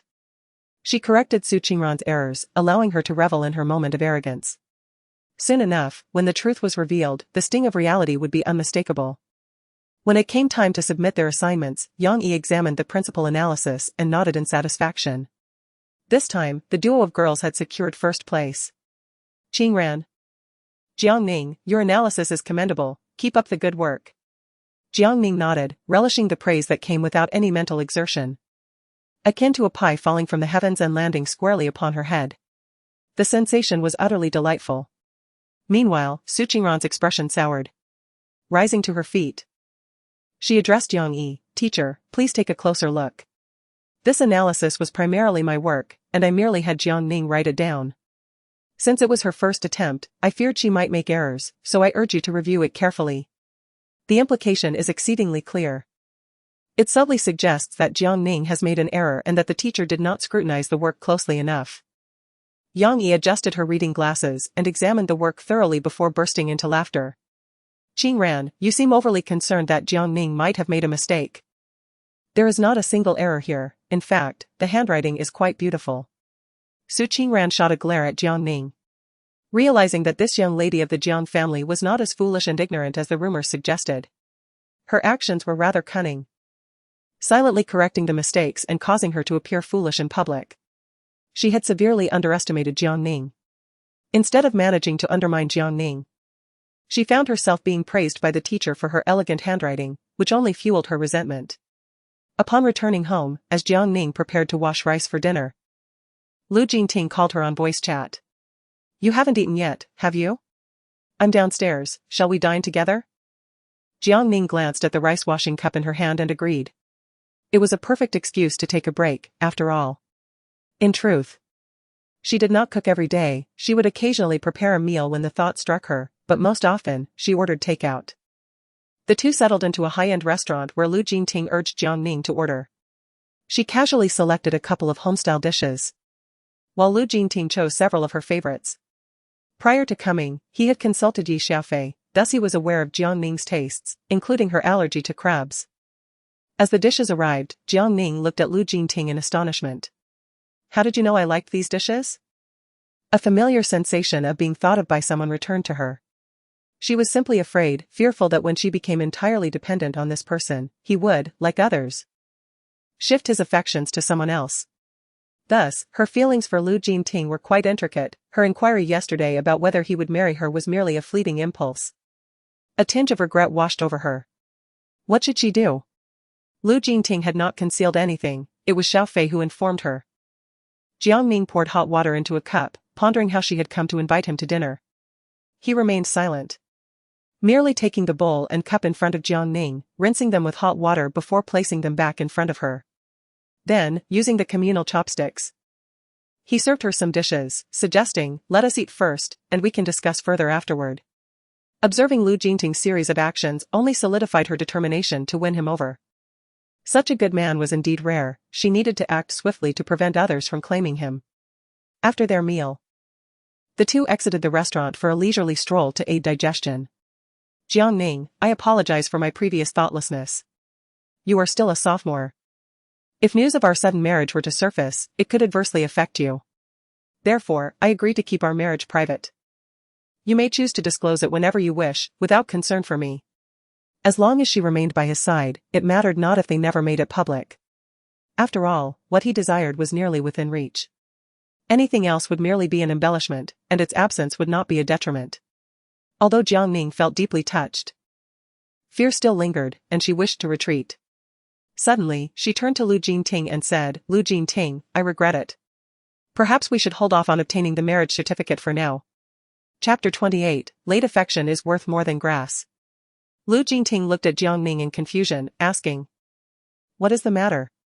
Intuition told him that something must have transpired. Jiang Ning's heart trembled violently, she dared not reveal the truth to Lu Jingting. Yesterday, she had nearly succumbed on the floor of her home. What would telling him accomplish? She believed that Lu Jingting was genuinely sincere towards her now. Yet sincerity is ever so fleeting. Wasn't her second brother once unkind to her too, only to change in an instant? Wasn't Gu Jinghui the same? She increasingly felt that there was not a single trustworthy man. Jiang Ning kept her head lowered, kicking the stones beneath her feet, as if she were venting her frustrations on them, kicking especially hard as if they were her second brother. He gently tucked a few errant strands of hair behind her ear and said, "I understand your fears, the concerns you harbor will not come to pass. People are different. How can you know if we are incompatible unless you give it a try?" Lu Jingting's words were like a pebble cast into the tranquil lake of her heart, sending ripples of contemplation. Indeed, how could she ascertain the outcome without attempting? Yet, she had lost the courage to make mistakes. The dual blows of familial and romantic betrayal had been fatal for her. If Lu Jingting were to hurt her again, she would find it unbearable. She did not fear death, but she dreaded pain, profoundly and intensely. At that moment, Lu Jingting's phone rang, he glanced at the screen and then told Jiang Ning, "I must return to the office now. Allow me to escort you home. You have the entire evening to ponder, and I shall come for you tomorrow." Jiang Ning tugged at his sleeve, saying, "If you have pressing matters, please go ahead. My apartment is quite close, I can reach it in just a few steps. So there is no need for your escort." After speaking, Jiang Ning turned to leave, but Lu Jingting caught up with her, taking her hand once more. "There's no rush with my matters, let me drive you home first." Though he said this, he had just messaged Qini to come and pick him up, all to carve out more time to be with Jiang Ning. He had an inkling that something significant had transpired after he left yesterday, otherwise Jiang Ning wouldn't have suddenly altered her decision. He feared that his soon-to-be bride might slip away, leaving him with an awkward explanation to his grandfather. Recently, his grandfather had been pressing him, and now, every time he saw a call from him, he felt a surge of anxiety. Upon reaching the ground floor, Qini had already arrived at the community entrance with the car and sent a message. "Jiang Ning, after we obtain the marriage certificate tomorrow, I hope you can move in this weekend. You are still a disobedient patient, and I am uneasy about you living here alone." With that, he suddenly leaned down, whispering in her ear, "Once you move in, I can take good care of you, and also, I intend to help you rectify your habit of neglecting your medication. Think it over, and give me your answer by tomorrow." The warmth of his breath against her ear made Jiang Ning's heart race uncontrollably. Watching Lu Jingting's retreating figure, she felt a twinge of regret. How could she have been so impulsive? Now, she had lost the chance to reconsider. Had she truly thought about living together with Lu Jingting? This was a question she had never entertained. Although she had suggested obtaining the marriage certificate, the awkwardness of cohabitation had never crossed her mind. Living together implied sharing a bed with Lu Jingting. Jiang Ning. Who was that man just now? Suddenly, a voice filled with anger interrupted her contemplation from behind. It was Gu Jinghui. What was he doing here? The current Gu Jinghui appeared weary, as if recent events had taken a toll on him. After their separation, he seemed to have been struggling. He deserved it. Jiang Ning was well aware of the situation. Lu Jingting had undoubtedly approached old Master Gu, effectively restraining Gu Jinghui. Thus, he had refrained from seeking her out during this time. Jiang Ye, likely in a bad mood, probably ignored him as well. Hence, he resorted to seeking solace from her, an old flame. Jiang Ning chose to disregard Gu Jinghui, circumventing him and ascending the stairs directly. Jiang Ning, you are the one who wished to withdraw from the engagement, and now you are pursuing some pretty boy to provoke me. What do you truly mean? Gu Jinghui had been present for a while. Upon witnessing the two of them enter hand in hand and embrace, his anger surged. Ever since his grandfather announced the annulment of their engagement, the Gu family had faced misfortune. To prevent him from seeking out Jiang Ning, his grandfather had issued a stern warning: if he pursued her again, their relationship would be severed. With no choice, he could only suppress his desire to see her.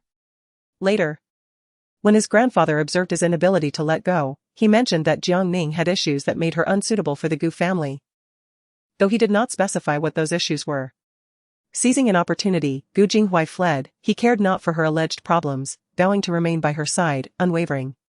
Yet, what had he just witnessed? Jiang Ning was laughing and joking with another man, even embracing him. How could he not be infuriated? He felt as if he were about to explode. Jiang Ning raised an eyebrow at the term kept man. One could only imagine the reaction of Lu Jingting, the most esteemed heir of the capital, born with a golden key in hand, upon hearing such a derogatory label attributed to him. It would surely be quite embarrassing. The mere thought of Lu Jingting's response brought amusement to Jiang Ning, and she couldn't help but laugh. Gu Jinghui, slightly irritated, inquired, "What are you laughing at?" Jiang Ning composed herself and replied nonchalantly, "I find it amusing that you are being foolish. When I was chasing after you, you never sought me out. Now that I have ceased my pursuit, cancelled the wedding, you come looking for me every few days." Gu Jinghui. Have you ever heard the saying, late affection is worse than weeds? She mused, believing she must appear quite carefree now. Aside from the painful scar within her heart that had been reopened, the pain radiating throughout her being. Yet, as long as she did not reveal her hurt, she could be brave, couldn't she? With a composed demeanor, she withdrew her hand and continued, "I am now single, and our lives are no longer intertwined. I am free to pursue whomever I choose, and your opinions do not concern me." With that, she turned and ascended the stairs. At the doorway, Gu Jinghui caught up to her once more, "Ning Ning, that kept man is not suitable for you. Leave him. If you do, I can pretend nothing ever happened. And I will treat you as I did before. As for grandfather, I will speak to him. I believe that as long as we genuinely love each other, he will not stand in our way." What a nostalgic notion of returning to the way things were. Yet, could their relationship ever revert to its former state? The answer was undoubtedly no. Jiang Ning turned her gaze towards Gu Jinghui and inquired, "What about Jiang Ye?" Upon hearing that name, Gu Jinghui hesitated, for he had never contemplated this dilemma. His sole intention was to retain Jiang Ning, without delving deeper into the implications. Observing his conflicted expression, Jiang Ning realized that the situation regarding Jiang Ye was distinctly different. All the sweet nothings he had uttered were rendered meaningless. Her heart silently suffered another wound, leaving her breathless with pain. Yet, she maintained an air of indifference, chuckling lightly, "Gu Jinghui, I already have a boyfriend now. I no longer love you, so please leave me be." Though she recognized that Gu Jinghui's possessiveness was at play, the discomfort lingered. Ultimately, it mattered little whom Gu Jinghui loved. What she truly desired was for him to cease disrupting her life. Just before Jiang Ning could close the door, Gu Jinghui wedged his foot against it, asserting, "I refuse to believe it. How can you claim to no longer love me?" He continued, "It was not long ago." Jiang Ning coldly interrupted. "What was in the past remains there. The Jiang Ning of yesteryears has perished, slain by your own hand. Gu Jinghui, when you repeatedly cast me aside for Jiang Ye, you should have understood that this day would inevitably arrive." Her eyes glistened with unshed tears, revealing that confronting the one she once deeply cherished still stirred her emotions. However, she resolved not to cling to the past any longer. Tomorrow, she would be obtaining a marriage certificate with someone else. They were merely remnants of a bygone era. Gu Jinghui reached out, yearning to caress Jiang Ning's face, murmuring, "Ning Ning, I am sorry." Jiang Ning turned her face away, evading Gu Jinghui's grasp. She had already committed numerous wrongs. There was no need to utter apologies that would serve no purpose. "Gu Jinghui, I have afforded you countless opportunities, yet you squandered them, inflicting wounds upon me time and again until I resolved to leave. Therefore, Gu Jinghui, I implore you to release me. Do not seek me out again, for it would provoke jealousy in my boyfriend." Having spoken, Jiang Ning pushed the despondent Gu Jinghui away and closed the door behind her. Leaning against the door, she sank to the floor, tears streaming down her cheeks uncontrollably. First it was her second brother, and now Gu Jinghui. Both had once bestowed genuine affection upon her. Yet now, everything had transformed, with their love redirected towards Jiang Yaya. To claim that she felt no pain would be a lie. Her heart ached, a raw, visceral pain. In the darkness, she refrained from turning on the light, staring blankly into a singular direction for an extended period, long enough for her body to grow numb. Finally, she made a decision. She retrieved her phone and messaged Lu Jinting, "I agree to move in with you this weekend." She no longer wished to let these toxic individuals and matters affect her mood. She was weary and in need of a dependable shoulder. Lu Jinting was undoubtedly the ideal choice. Thus, when he suggested obtaining a marriage certificate before cohabiting, she contemplated it briefly and acquiesced. It was not merely a means of seeking tranquility. Ultimately, they would have to live together. Admittedly, cohabiting as two individuals devoid of emotional foundation could be somewhat awkward. Fortunately, this time she had not been so enraged as to fall ill, otherwise, she truly might have perished in that moment. Chapter 29, The Flaws of Humanity. Early the next morning, Lu Jinting called her to inform that he had arranged for her leave, suggesting they would head to school after obtaining their marriage certificate. It was as if he feared she might have second thoughts, which struck Jiang Ning as somewhat amusing. The Civil Affairs Bureau opened at 9 o'clock, yet Lu Jinting arrived by 8. The two then went to a nearby breakfast shop to dine. Observing Lu Jinting calmly sipping his congee across the table, Jiang Ning felt an odd sense of condescension. A person like Lu Jinting, born into an elite family and groomed from a young age to be an heir, likely had never tasted such commonplace fare. After their meal, they proceeded to the Civil Affairs Bureau. They were the first couple of the day, and they swiftly emerged with their marriage certificates in hand. Each held a crimson booklet, the three golden characters gleaming brilliantly in the sunlight. She was married. This scene had been conjured in her mind countless times. Yet she had never envisioned that the groom would not be Gu Jinghui. There remained a tinge of regret, though it no longer mattered. What was significant was that her new life was about to commence. By the time Lu Jinting escorted her back to school, it was already 10 o'clock. As Jiang Ning entered the classroom and had barely settled into her seat, Su Qingran handed her a notebook. What on earth? Jiang Ning glanced down to find it filled with dense data analyses. Su Qingran shot her a look and explained, "While you were away, the teacher assigned homework due for the next class. You can copy mine." Could this woman genuinely be so benevolent? Jiang Ning was skeptical. She returned the notebook to Su Qingran, saying, "Thank you, senior, but it's unnecessary. I have a legitimate reason for my absence. And the teacher won't penalize me for not submitting the assignment." Once again, she attempted to ensnare her, yet she was far from foolish. Even if it were not a trap, her absence meant she could easily refrain from writing.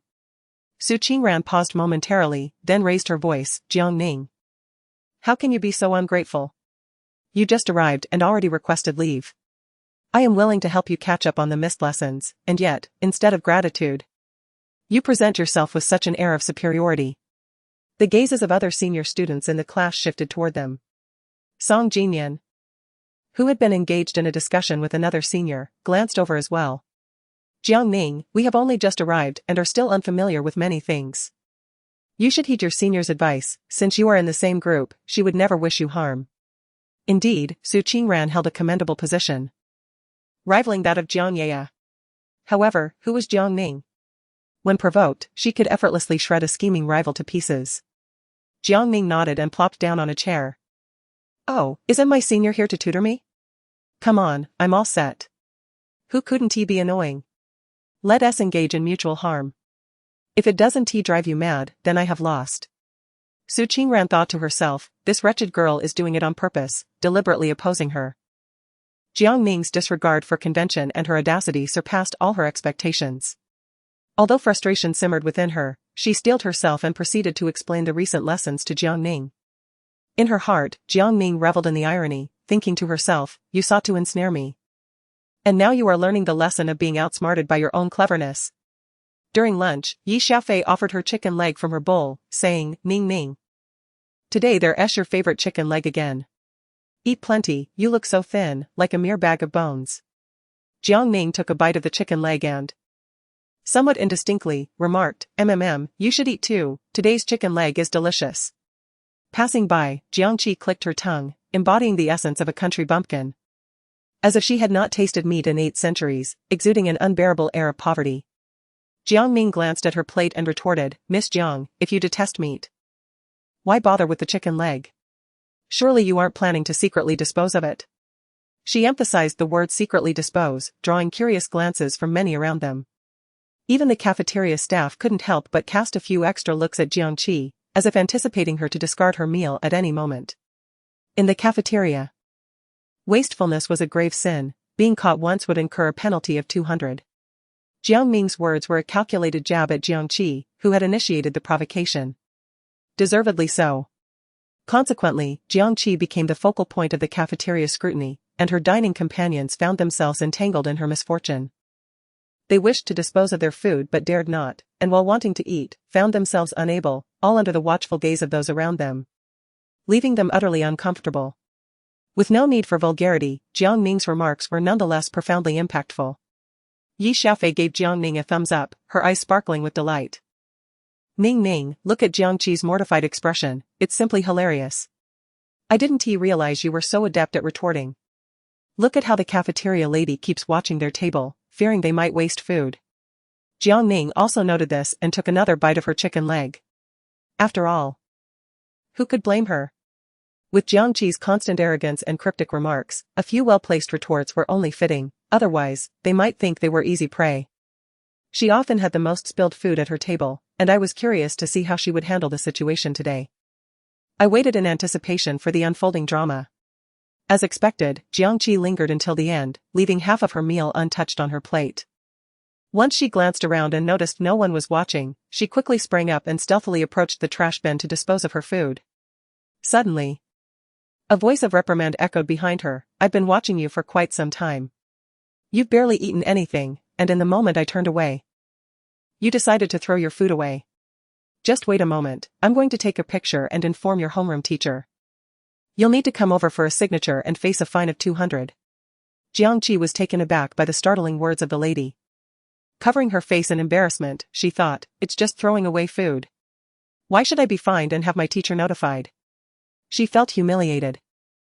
In a desperate attempt to salvage her dignity, she grasped the lady's hand and hurriedly fished out several 100 yuan bills from her bag, pressing them into the lady's palm. Please, auntie, take this money. Just don't take a photo or tell my teacher, okay? I beg you, I promise I won't do it again, Jiang Qi pleaded, her voice trembling with emotion.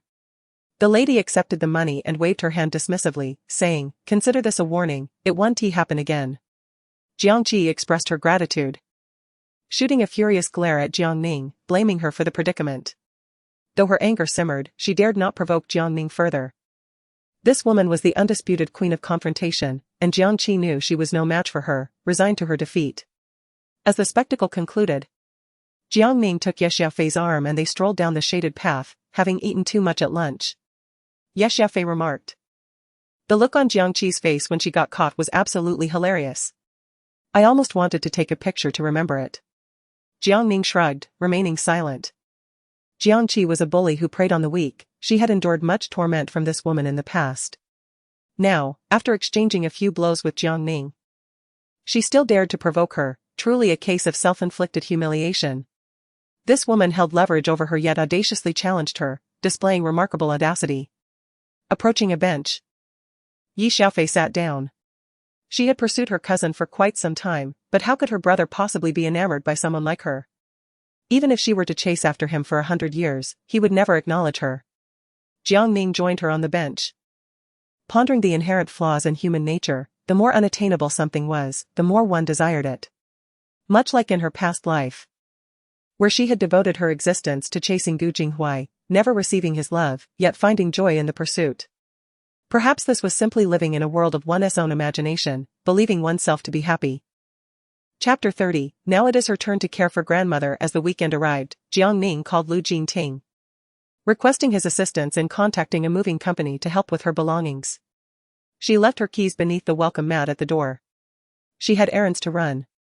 Though she did not disclose their nature, nor did Lu Jingting inquire further. A few days earlier, she had encountered an old classmate from the village who mentioned that her grandmother was not faring well back home. Concerned for her grandmother, she decided to return to her hometown for a visit. She recalled that there were only 2 buses returning home each day.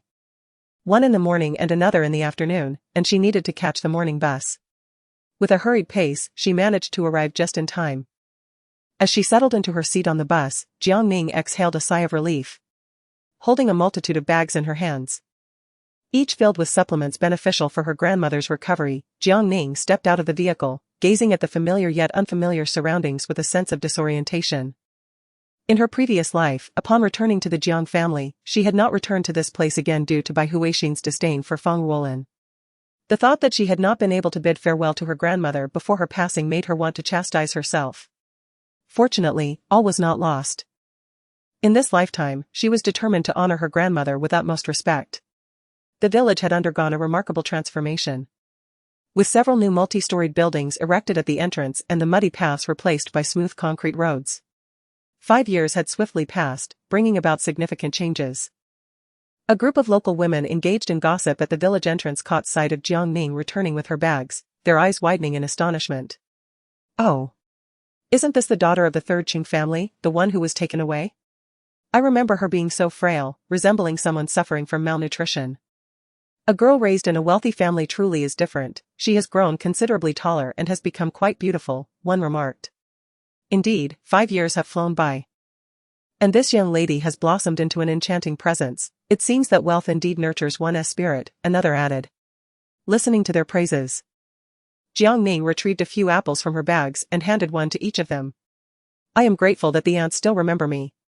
My grandmother recently suffered a leg injury and is recuperating at home. I have come to pay her a visit." Among them, a large lady took the apple, her smile revealing prominent buck teeth. "This girl is truly filial," she remarked. "Feng Ruolin has been going around saying you are ungrateful, that you have gone to wealthy families and now disdain this poor place, severing ties with us. By the way, are you back to take your grandmother to the city for a life of comfort?" Jiang Ning merely smiled, remaining silent. She wished to take her grandmother to Yuqing, but it had to be with her elder's consent. The lady glanced around before pulling Jiang Ning into a corner and lowering her voice. "Let me tell you, when you weren't here, your grandmother often went hungry. When she was able, she would go out to tend to her garden, sometimes not even having a proper meal, merely nibbling on cornbread. Now that she can hardly move, she needs someone to care for her, yet your mother cooks and then rushes off to play cards, leaving your grandmother alone at home. I'm only sharing this with you, so don't mention I told you. Your mother is quite formidable. If she knew I said anything, she would be relentless." Jiang Ning felt her anger surging. Feng Ruolin, how dare she? Knowing that Feng Ruolin had no money. When her grandmother was discharged from the hospital, she had given most of her frugally saved funds to ensure her grandmother received proper care, keeping only a small portion for her own sustenance. Yet now, just a few days later, Feng Ruolin had cast her words to the wind. It was infuriating. Since her rebirth, she had regarded familial bonds and love with indifference, seldom experiencing anger. Even when they acted excessively, she had not contemplated confronting them. But now, she longed to return and give Feng Ruolin a good thrashing. The unfortunate woman, having endured maltreatment in her youth, was never expected to harbor affection, especially since she was not the biological daughter of Feng Ruolin. Yet, it is utterly disgraceful that her own mother, the grandmother, lay ailing, while she remained preoccupied with her card games. It is truly contemptible. One can hardly fathom how her grandmother endured such trials in the past, especially when she reflects on the past life where she was absent. The more she contemplates, the more her heart aches. Arriving at the familiar entrance, She heard the sound of shattered dishes from within, prompting Jiang Ning to hasten inside. Her heart sank. She dropped her belongings at the threshold and rushed in to find her grandmother sprawled on the floor, surrounded by broken crockery. The dim light in the room made it difficult to see, and her grandmother, reaching out, inadvertently grazed the shards. Jiang Ning quickly fumbled for the lamp switch. Though the illumination remained poor, it was sufficient to reveal the blood on her grandmother's hands. Unable to restrain her tears, she cried, "Grandmother, please stop. Let me help you up." Her grandmother smiled weakly, "Ning Ning, you've returned. Look at me, I can't even hold a bowl. When your mother comes back, she will scold me again." Choking back her emotions, Jiang Ning assisted her grandmother onto the bed. "Grandmother, please sit still. Just tell me what you need, and I will fetch it for you." The grandmother gestured towards the kettle, prompting Jiang Ning to retrieve a bowl from the kitchen, fill it with water, and offer it to her. Perhaps parched from her illness, the grandmother drank eagerly, only to choke slightly. Jiang Ning gently patted her back, inhaling the enticing aroma of the food wafting from outside. Glancing at her phone, she noted that it was nearly midnight, and Feng Roland had yet to return to prepare dinner. This was utterly outrageous. Suddenly, the sound of footsteps approached, followed by the voice of her aunt, Lin Xiuxiu, resonating from the courtyard. "Ning, my dear, I have heard of your return. Your mother has not yet returned from her card game, has she? Come over to Aunt's house for lunch. I have just returned from the market, and the meat and vegetables are still fresh." Jiang Ning replied affirmatively. Then turned to her grandmother, saying, "Grandma, you must be hungry. Let me go to Aunt's house to fetch you a bowl of rice." She had been pondering where to dine, and Lin Xiuxiu's invitation was a fortuitous opportunity. Even if she chose not to partake, her grandmother certainly required nourishment. However, Grandma grasped Jiang Ning's hand and admonished, "Ning Ning, do not go. Your aunt is a shrewd woman, her invitation to dine is surely laced with ulterior motives. Do not fall into her trap. We shall forego her meal, I will prepare something for you." As she attempted to rise from her bed, Jiang Ning gently pressed her back down. "Grandma, I have grown up. I see through many things now. Rest assured, not only will I not be deceived, but I shall also take advantage of her hospitality." She understood that Lin Xiuxiu's invitation was likely a pretext for some request, yet she felt no trepidation. Having lived a full life, she had encountered far greater storms than to fear a rural woman. It would be laughable to speak of such a fear. Upon arriving at Lin Xiuxiu's home, she found the entire family gathered, 2 sons and their wives, along with several grandchildren. They greeted Jiang Ning warmly, ushering her inside as though she were an esteemed guest. She, in turn, did not stand on ceremony. Instead, she took a large bowl and began to scoop rice. "I am here to serve my grandmother," she declared. She prepared a bit of bone broth, added some light vegetables, and retrieved a spoon, ready to take the meal to her grandmother. Lin Xiuxiu hurriedly approached, "Ning girl, you must be tired from the ride, allow me to escort you." Jiang Ning deftly evaded her, replying, "Thank you for your kindness, second aunt, but I prefer to go alone." Upon returning to her grandmother's room, her grandmother anxiously inquired, "Did they trouble you?" Jiang Ning shook her head, feeding her grandmother spoonful by spoonful, reminiscent of the times when her grandmother had fed her in her childhood. Her early years were filled with cherished memories, nurtured by her grandmother's care. Chapter 31, Grandfather left her a way out. As her grandmother consumed the last morsel of rice in her bowl, a small girl's voice resonated from the courtyard. It was Qingyun, Lin Xiuxiu's eldest granddaughter. She approached the doorway and called out, "Aunt, Grandma wants you to come eat." Jiang Ning stood and handed her a bag of candies, saying, "Here, take this and share it with your younger siblings." Qingyun received it, joyfully dancing with delight. "Thank you, Aunt." Jiang Ning smiled and affectionately patted her head, "You're welcome." From her purchases, she selected a few gifts and made her way to her second aunt's house.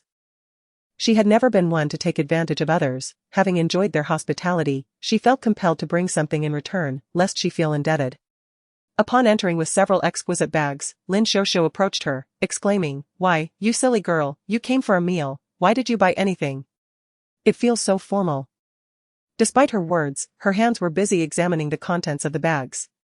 Although she saw nothing, Lin Xiuxiu was certain that these items were of considerable value. Indeed, the affluent are truly generous in their gestures. During the meal, Lin Xiuxiu incessantly served dishes into Jiang Ning's bowl, and Jiang Ning, far from showing disdain, indulged in the feast with delight. She had long been famished, and satisfying her hunger was of utmost importance. As for other matters, they could wait until her appetite was sated. Upon finishing the meal, Lin Xiaoxiao brought snacks to the table and remarked, "Ning girl, I've heard your parents operate a large company in the city. They must possess considerable wealth, don't they?" Jiang Ning pondered for a moment and nodded, acknowledging the abundance, albeit it had no bearing on her. Lin Xiaoxiao then summoned her 2 sons, saying, "Look at my sons, Qing Kong and Qing Lei, neither has a proper job. Could you perhaps speak to your parents about arranging something for them in the city, preferably a position with a higher salary?" At last, the ulterior motive had surfaced. She recalled the times in her childhood when their family struggled to make ends meet, having to borrow rice from her aunt, who had once declared that she would not lend a grain even to feed a dog. Thus, to expect her to find employment for her 2 sons based on a mere meal was utterly ludicrous. How could one rely on last-minute efforts when they had not previously shown any initiative? Jiang Ning, feeling helpless, replied, "Aunt, you see, I am still just a student. How could I possibly understand matters of their company? Please do not put me in such a difficult position." She added, "My brother is still merely a restaurant waiter. If I truly had that capability, he would have already achieved success, wouldn't he?" The gift she received was sufficient for them to enjoy several meals. And with no debt of gratitude owed to them, she naturally dismissed the matter from her mind. Upon hearing that Jiang Ning could not be of assistance, Lin Xiaoxiao's expression soured immediately. It seemed her efforts had been in vain, as she had mistakenly believed that Jiang Ning's connection to wealthy parents would yield significant advantages. To her surprise, it was merely a beautiful faade, utterly useless in critical moments. Jiang Ning had anticipated this outcome. Her tea remained untouched as she rose and departed. Upon returning to her grandmother's room, Feng Ruolin had yet to arrive. She lay beside her grandmother, reminiscent of her childhood, engaging in casual conversation.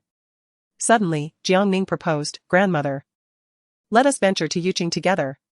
Considering her grandmother's circumstances, Feng Ruolin understood the gravity of neglecting the elderly in favor of card games. Jiang Ning was filled with dread at the thought of what might have occurred had she not come today, how long her grandmother would have sat on the floor. Her grandmother shook her head, "I am old and weary, I do not wish to be troubled."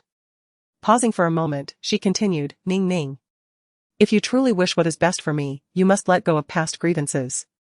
Her grandmother was aware that Jiang Ning was a good child. And while her mother had erred, she had nonetheless raised Jiang Ning for over a decade. Ultimately, her mother too was a victim of circumstance. "And your brother, he remains without a respectable job. I sincerely hope you might lend him a hand when the opportunity arises. He is unfortunate, having had little education. Yet he has not inherited his parents' flaws, he is a kind-hearted boy." As for her frail old body, her feet were already in the grave, and she could depart at any moment. There was little left to cling to. Listening to her grandmother's words, Jiang Ning fell into deep contemplation. Indeed, they were all souls burdened by misfortune. After much thought, she turned to her grandmother and declared, "Grandmother, I have devised a way to assist my brother. And you could also play a vital role." Her grandmother looked at her, puzzled. "What have you thought of?" She joyfully spoke, "My grandfather bequeathed to me a vast estate, abundant with fruit trees, and I can ask my brother to assist." "Grandmother, you have cultivated the land your entire life, and in your youth, you too tended to fruit trees. Surely, you possess the requisite experience. You may guide them on how to proceed, while the laborers handle the rest." Although the estate was not under her direct management and its benefits did not accrue to her, it remained in her name. She contemplated that perhaps Zhang Bo would acquiesce to her desires. Grandfather had instructed that mysterious individual to provide her with 5,000 yuan each month. Yet she had never seen a single cent of the other profits. This might have been her grandfather's foresight, anticipating that in her eagerness to please the Jiang family, she would relinquish her own interests, thus leaving her a safety net. The thought of her grandfather caused a pang of anguish within Jiang Ning. She vowed never to disappoint him again. This was the only rationale she could conceive for bringing her grandmother over, alongside assisting Qingyu with her employment issues, which would also serve as a favor to her grandmother. After reflecting for a moment, her grandmother acknowledged Jiang Ning's reasoning, yet sensed something amiss. "What about your mother?" Jiang Ning found herself at a loss. The matter of Feng Ruolin had not crossed her mind. This woman was notoriously difficult, and she dared not imagine the chaos that would ensue should she bring her back to Yuqing. Her grandmother firmly stated, "If your mother does not come, neither shall I." Jiang Ning was momentarily stumped. After much deliberation, she replied to her grandmother, I can agree to let her stay at the estate. But you must promise me to take care of your health. Upon hearing this, Grandma nodded and said, let me tell you, that farm belongs to you. This matter must remain a secret from your mother, otherwise, she will undoubtedly devise ways to ask you for money. Jiang Ning nodded, appreciating her grandmother's understanding. When she turned around again, Grandma had already fallen asleep, so she tucked the blanket around her. Just then, her phone rang. It was a call from Lu Jingting. Jiang Ning carefully maneuvered around her grandmother and stepped outside to answer the phone. On the other end, Lu Jingting's magnetic voice inquired, did I disturb your afternoon rest? Jiang Ning replied honestly, no, I was just speaking with my grandmother, and she has just dozed off. Lu Jingting turned a page in the documents and said, I've already had your belongings moved. Are you returning to Yuqing tonight after going back home? Would you like me to arrange a leave for you? After pondering for a moment, Jiang Ning shook her head and replied, no need, I will return this afternoon. He acknowledged her with a sound, followed by the rustling of papers. Suddenly, Jiang Ning spoke up, Lu Jingting, could I trouble you with a request? Lu Jingting immediately corrected her, Jiang Ning.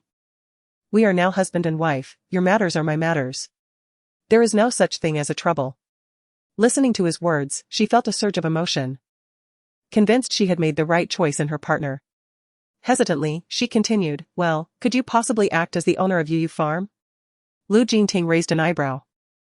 Knowing that Yuyu Farm was under Jiang Ning's name, which piqued his curiosity about why she wanted him to assume that role. Jiang Ning recounted the events of the day to him, only to be met with a simple, I understand. Then the call ended. Jiang Ning? What is the situation? Did she agree, or did she not?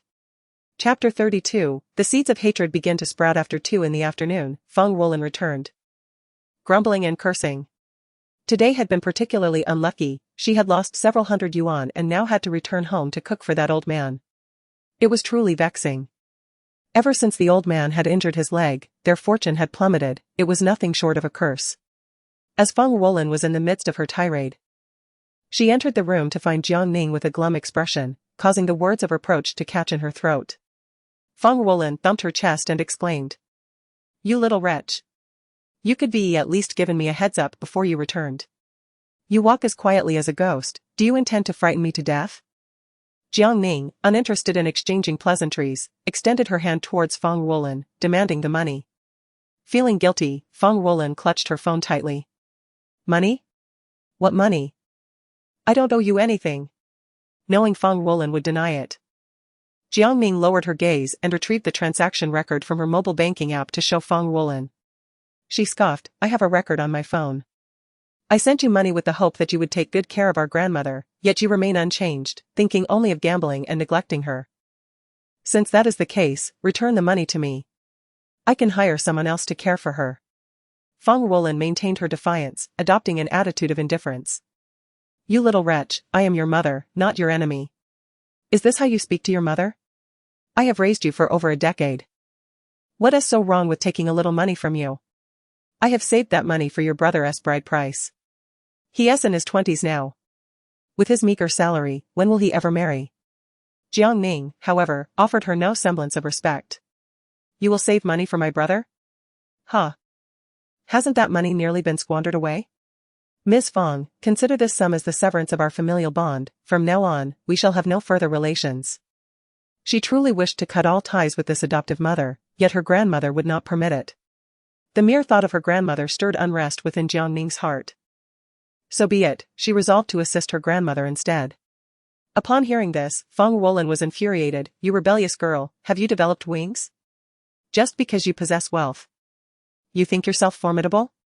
You wish to sever our ties after all I have done for you? I raised you, only to cultivate a foe. You ungrateful wretch. I provided for you since childhood, and this is how you repay me. Jiang Ning cast a cold glance at Feng Wulan. Have you not treated me as a foe from the very beginning? Your wrath towards my biological mother has been unjustly unleashed upon me. You spend your days gambling, indifferent to my well-being. When you lose money and face humiliation, it is I who bear the brunt of your anger. Were it not for my grandmother, I would have perished countless times. And now you dare to speak of gratitude for your upbringing? Do you not feel a twinge of shame? Upon hearing this, Feng Wulan's demeanor faltered.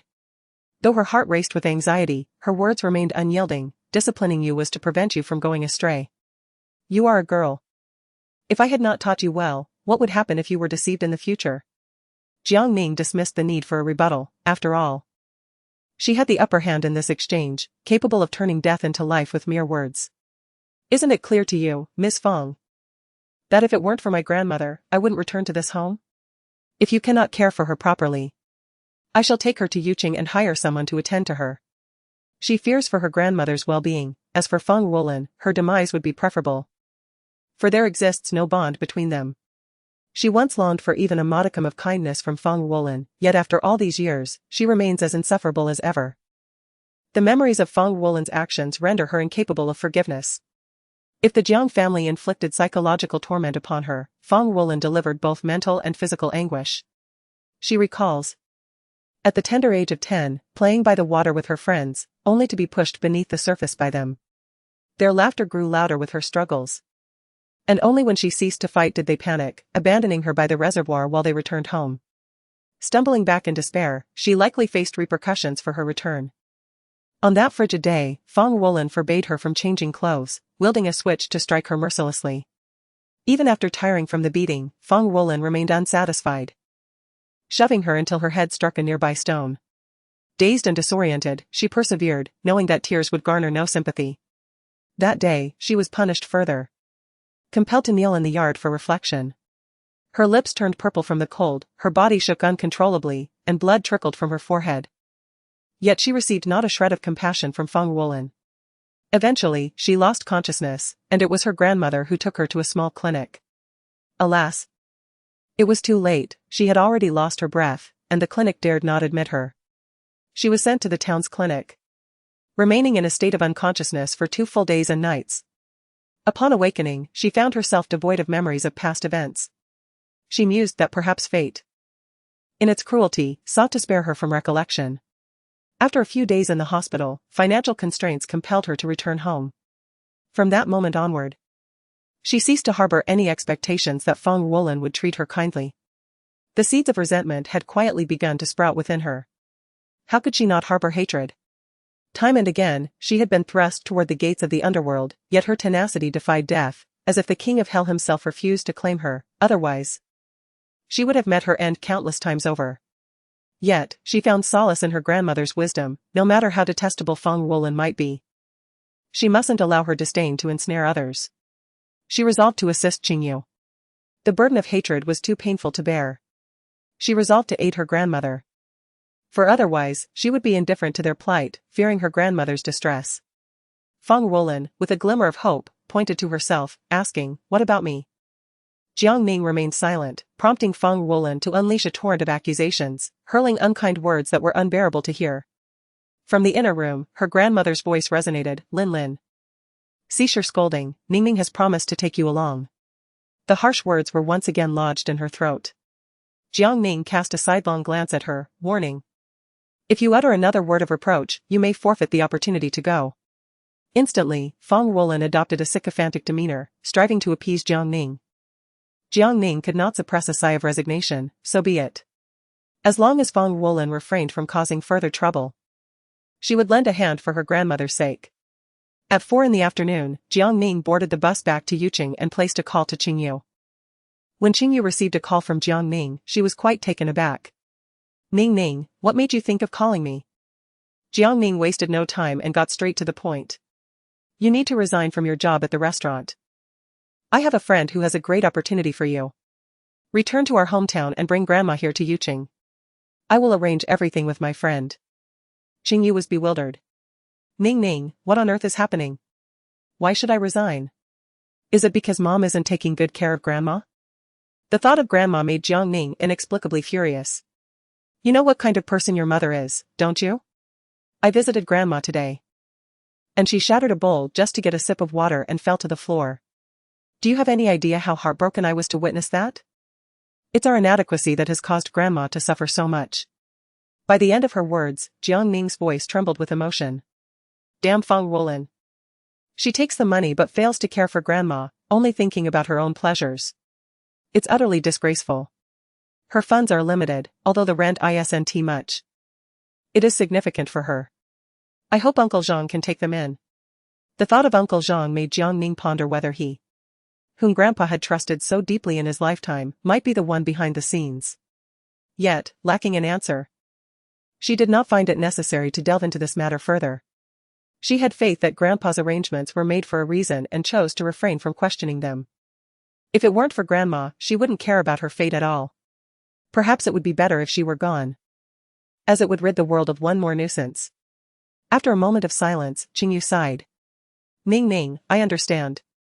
I will resign immediately and return to bring Grandma to Yuqing. Please don't be angry. After hanging up the phone, Jiang Ning dialed Zhang Bo's number. Upon hearing the familiar voice once more, her hands trembled. With a quivering tone, she inquired, Zhang Bo, could you assist me with a matter? On the other end, Zhang Bo's aged voice responded, young lady, simply tell me what you need, there is no need to phrase it as a request for assistance. She articulated her purpose. And after a moment of silence, Zhang Bo acquiesced.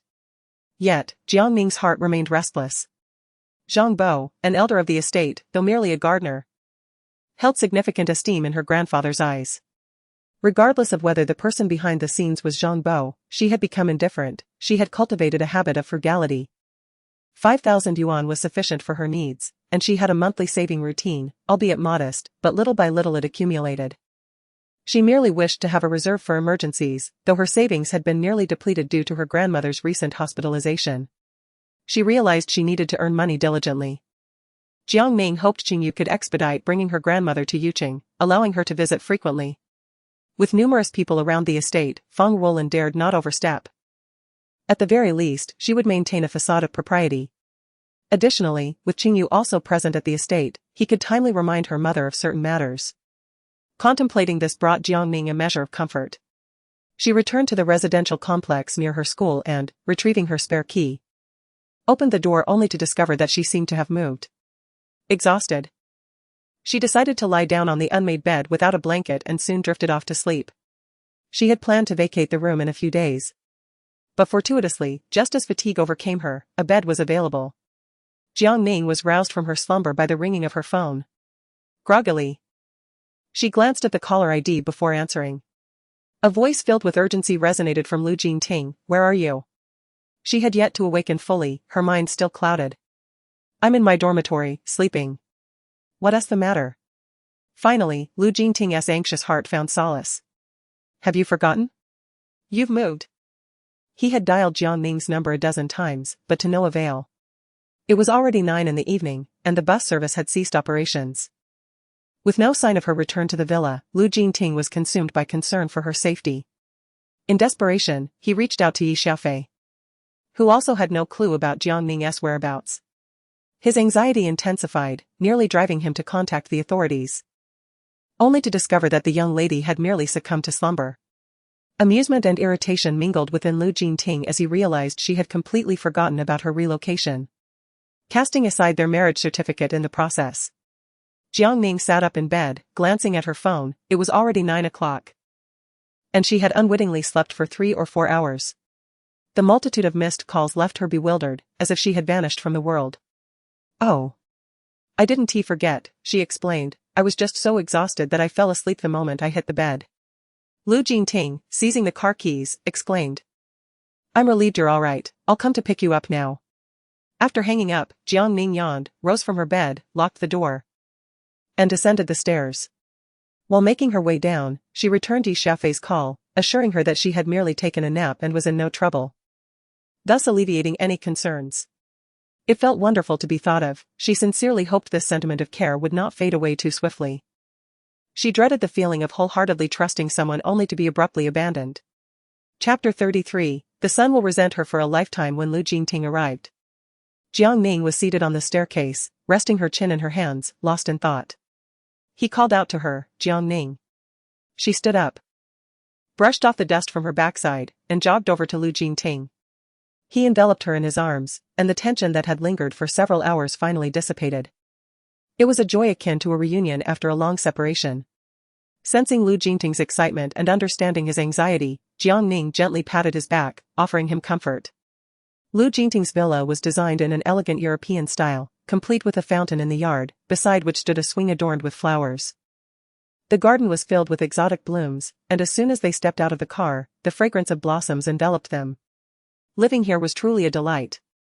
Upon entering the villa, they were greeted by 3 individuals standing at the entrance, all in unison exclaiming, "Madam, welcome home." Jiang Ning was taken aback as the butler. Uncle Guan introduced himself along with his wife, Aunt Guan. There was also a driver, making a total of 3. Aunt Guan approached Jiang Ning with a gesture of invitation, saying, "Madam, the meal has already been prepared, you may dine at your convenience." Uncle Guan and Aunt Guan were a devoted elderly couple who had cared for Lu Jingting for over a decade and had become like family. When Lu Jingting moved from the capital city to Yuqing, he brought them along. They expressed their joy at the news of his marriage, having worried for years as he had not even had a girlfriend until now. Although Miss Chu, who had grown up alongside him, had always been a part of his life, the young master had never truly held her in his heart. Now, however, he had found someone he cherished. And they had even obtained their marriage certificate. How wonderful. He spoke of a secret marriage, thus they dared not speak of it openly. And the Lu family remained unaware of this development. Jiang Ning turned her gaze back, filled with gratitude for Lu Jingting, who responded with a nod. After their meal, Lu Jingting took her hand and led her directly to the 2nd floor. Was he really so eager to move on to that stage so quickly? She had just finished her meal, and this man seemed unable to contain his impatience. Could he not wait a little longer? Perhaps until she had digested her food. Or at least after a refreshing shower? After a long day, she feared she might carry an unpleasant scent that could frighten him away. Jiang Ning followed Lu Jingting, her heart racing as if a fawn were bounding within her. The thought of his insinuations sent a blush creeping onto her cheeks. Despite having mentally prepared herself over the past few days, the moment still filled her with anxiety. Oh dear, how she wished to flee at this very moment. Lost in her tumultuous thoughts, Lu Jingting opened the door to the master bedroom, and a rich scent of roses wafted into the air.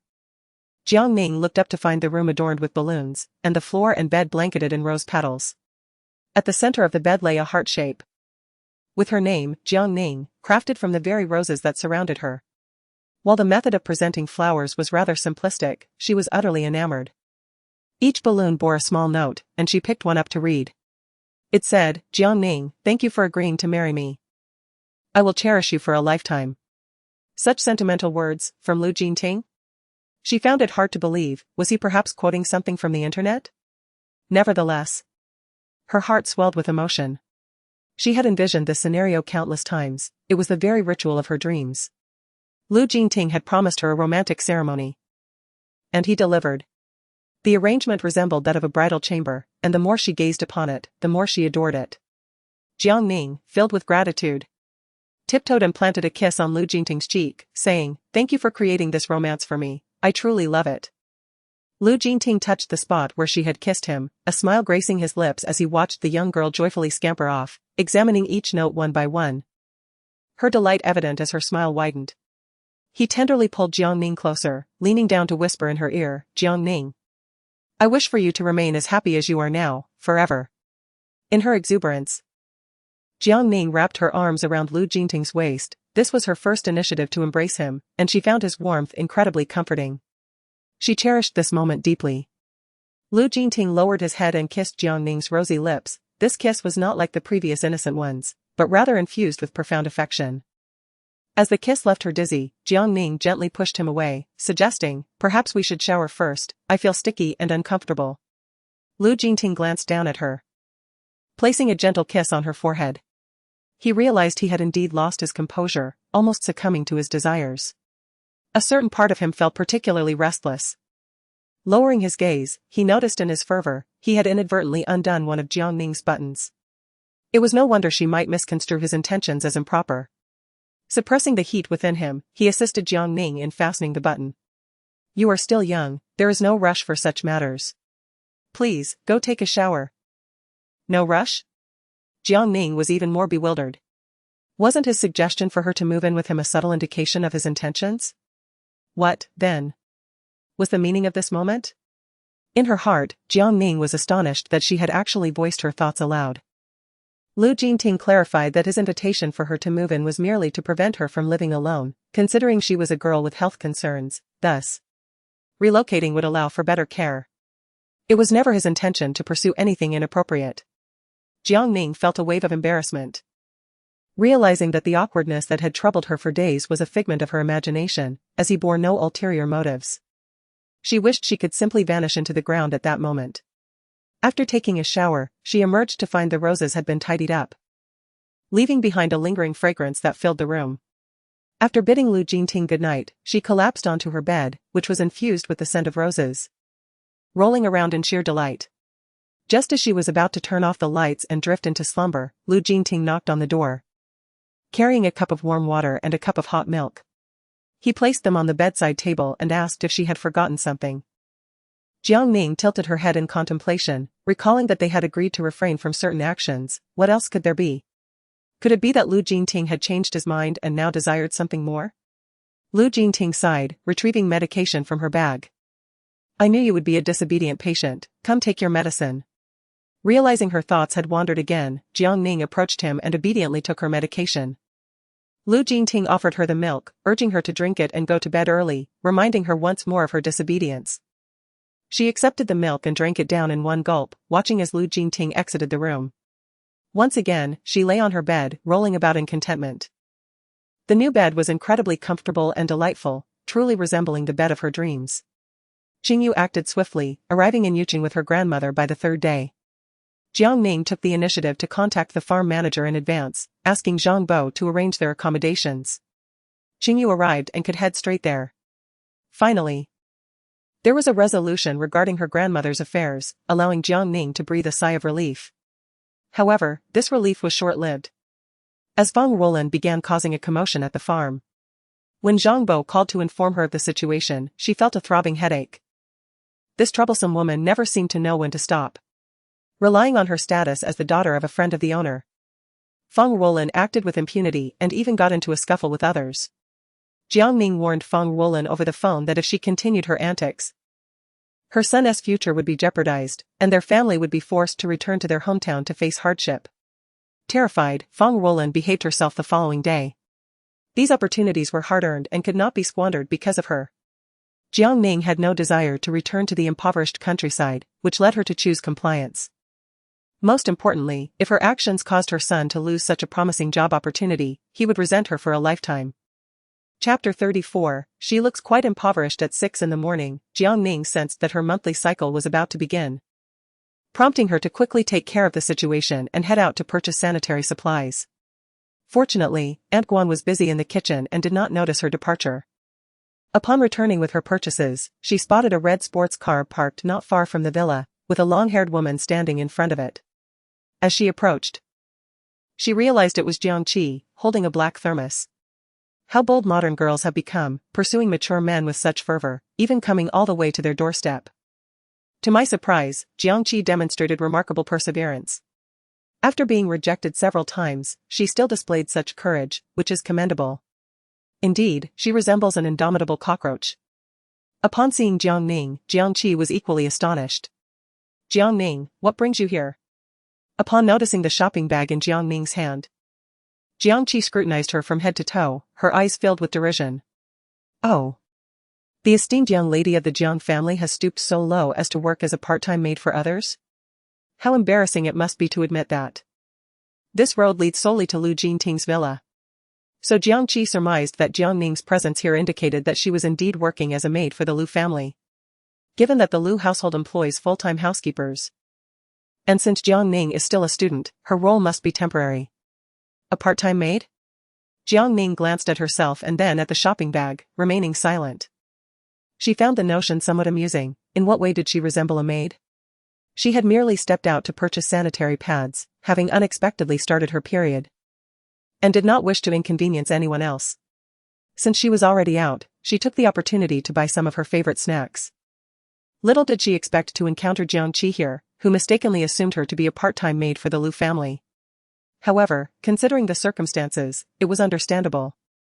The details surrounding the Jiang family's asset division were unknown to outsiders.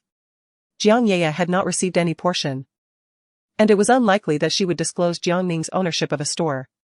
After leaving the Jiang family, it was natural for Jiang Qi to misinterpret her situation as one of financial need, believing her to be so impoverished that she had to resort to part-time work. After all, life necessitates financial resources, and with the Jiang family cutting off her support, self-sufficiency became her only recourse. Noticing Jiang Ning's silence, Jiang Qi became even more convinced of her assumptions, her gaze toward Jiang Ning tinged with increasing disdain. Look at your pitiful appearance, how could Mr. Liu ever select you as his housekeeper? As Jiang Qi handed the thermos to Jiang Ning, she rummaged through her bag for cash. Extracting several bills, she tossed them at Jiang Ning as if in charity. You seem so unfortunate, how about this, you bring breakfast to Mr. Liu, and I'll give you a little tip. What do you say? Jiang Ning, however, showed no intention of accepting. A rush of warmth coursed through her, reminding her that she needed to return home promptly to change her sanitary pad. Jiang Qi grasped her arm, exclaiming, "What, is this not enough? You would toil for ages to earn this. Don't be so ungrateful, I've never seen someone so rude while asking for help. Who behaves like this when seeking a favor? It's absurd. Even in poverty, one shouldn't have to rely on the charity of others." Jiang Ning shook off Jiang Qi's grip and walked away decisively. Yet Jiang Qi, undeterred, emptied her bag of cash and hurried after Jiang Ning, thrusting the money into her hands. Here, take it all. I've given you every last bit of cash I have. Are you satisfied now? Initially reluctant to accept the crisp bills, Jiang Ning reconsidered. Encountering someone eager to offer her money on a morning such as this, especially when she was in need, felt almost serendipitous. After all, why refuse such an unexpected windfall? With a quick calculation, she realized that accepting the money in exchange for merely carrying a thermos was a fair trade. Without hesitation, she took the thermos and stuffed the money into her pocket. Miss Jiang, your generosity is noted, I shall assist you with this task. One could only wonder what expression Jiang Qi would wear if she discovered that Jiang Ning was the legitimate wife of Liu Jingting. Jiang Ning found herself rather curious about that prospect. Jiang Qi gazed at Jiang Ning, her disdain intensifying upon witnessing the latter's avaricious demeanor. Indeed, the rustic simplicity of someone from the countryside was unalterable. Even after 5 years in Yuqing, she remained burdened by her unrefined habits. Observing Jiang Ning's departing silhouette, Jiang Qi captured a photograph of her retreating figure and subsequently posted it on Weibo, captioning it, "The eldest daughter of the Jiang family, cast off from her engagement and expelled from the Jiang household, now reduced to working as a part-time maid." Ah, how the times have changed. Unbeknownst to Jiang Ning, who had accepted payment, she promptly discarded the thermos into the trash. There was no chance she would allow Jiang Qi to steal her husband, after all. Jiang Qi would remain oblivious, and she lacked the courage to inquire with Liu Jingting, or she wouldn't have been lurking to catch someone. In her past life, Jiang Qi had mercilessly bullied her to assist Jiang Yaya, so this sum of money would serve as a form of recompense, albeit meager. Yet, something was certainly better than nothing. Upon returning to the villa, Jiang Ning tidied herself and descended the stairs, just as Aunt Quan emerged from the kitchen with breakfast. Noticing Jiang Ning, Aunt Quan wiped her hands on her apron and remarked, "Young madam, you should have informed us before you left this morning. It would have been easy for Uncle Zhang to see you off." Jiang Ning smiled at Aunt Quan, feeling it was too early to trouble them. Besides, buying sanitary napkins was rather embarrassing. She could hardly bring herself to ask a man like Uncle Zhang for such a favor. Lacking the car keys, she had no choice but to walk. Aunt Guan nodded in understanding, retrieving a cup of hot milk from the kitchen and placing it on the dining table. "Madam, the milk is ready, and breakfast is also prepared. Do enjoy it while it's still warm." The table was adorned with sandwiches, bread, and the milk. Jiang Ning picked up a sandwich and began to eat. The post by Jiang Qi Fa had rapidly ascended to the trending topics after a day of fermenting, claiming the top position with its popularity only intensifying. The comment section was inundated with criticisms aimed at Jiang Ning, as this post had garnered attention precisely due to the backlash. After being jilted by the Gu family and subsequently cast out by the Jiang family, Jiang Ning's character must surely be lacking, otherwise, how could she be continuously abandoned, ultimately reduced to working as a part-time laborer? The Jiang family cannot accommodate her. It is of her own making. Who told her to harbor ill intentions, constantly vying for favor against Jaya? Truly, it is shameless. Gu Xiao's decision to break off the engagement was justified. A person of such poor character does not deserve to live. Merely existing is a waste of air. I have heard that she even assists several senior peers with part-time jobs to earn her living expenses. TSK. For a young lady of wealth to end up like her, it would be better to meet an untimely demise. It is utterly disgraceful. Unaware of her trending status, Jiang Ning attended school the next day, only to find everyone regarding her with peculiar glances. Confused, she touched her face, wondering if there was something amiss. It was baffling how everyone looked at her in such a manner, producing an uncomfortable sensation throughout her body. Upon arriving at the classroom, Song Jinyan handed her his pocket money. Jiang Ning, this is my allowance. Though it may not be substantial, it is a gesture of goodwill. I hope you do not find it lacking. Jiang Ning looked at Song Jinyan in bewilderment. What does this mean? Are they treating her like a beggar? Just as Jiang Ning was enveloped in confusion, her fellow disciples began to rummage through their pockets, offering her some money. Jiang Ning thought to herself, does she truly appear so impoverished? Must she rely on her seniors' donations to sustain herself? Chapter 35, Has my brother developed affections for you? If I had known you were this destitute, I would have hired you for odd jobs. At least I could have given you a little extra in tips, sparing you from appearing so shabby. Su Qingran approached, her gaze towards Jiang Ning unmistakably laced with disdain. She looked down at Jiang Ning from her lofty position. Jiang Ning felt utterly bewildered. How had it come to pass that, after merely a night's rest, they all believed she was too poor to afford a meal? Although she was indeed short on funds, surely it could not be to the extent of starvation. As she pondered this, Su Qingran continued. How about this, you can work for me, and I shall pay you. If I am satisfied with your performance, I might even offer you a tip. Su Qingran was secretly savoring the moment, finally seizing the opportunity to embarrass Jiang Ning. Naturally, she intended to exploit this chance to humiliate her, while simultaneously constructing a facade of compassion in front of their peers, a perfect twofold achievement. Song Jinyan felt a surge of happiness for Jiang Ning. Look how considerate your senior sister is. She understands the hardships you face while juggling odd jobs and part-time work. By working for her, you'll earn even more than before. What a splendid opportunity. Truly, senior sister is remarkable, showing such care for the new junior sister. Beautiful and kind-hearted. She is indeed the goddess of my heart. Song Jinyan's family was not affluent, merely a modest household, thus their living expenses were quite limited. This time, his generous contribution stemmed from his sympathy for Jiang Ning, compelling him to part with his own funds to assist her. Upon hearing Su Qingran express her desire to help Jiang Ning, Song Jinyan felt genuine happiness for her. As she basked in the praise from Song Jinyan, a smile graced Su Qingran's lips, her eyes sparkling with delight. See, she knew all along that they were in her corner.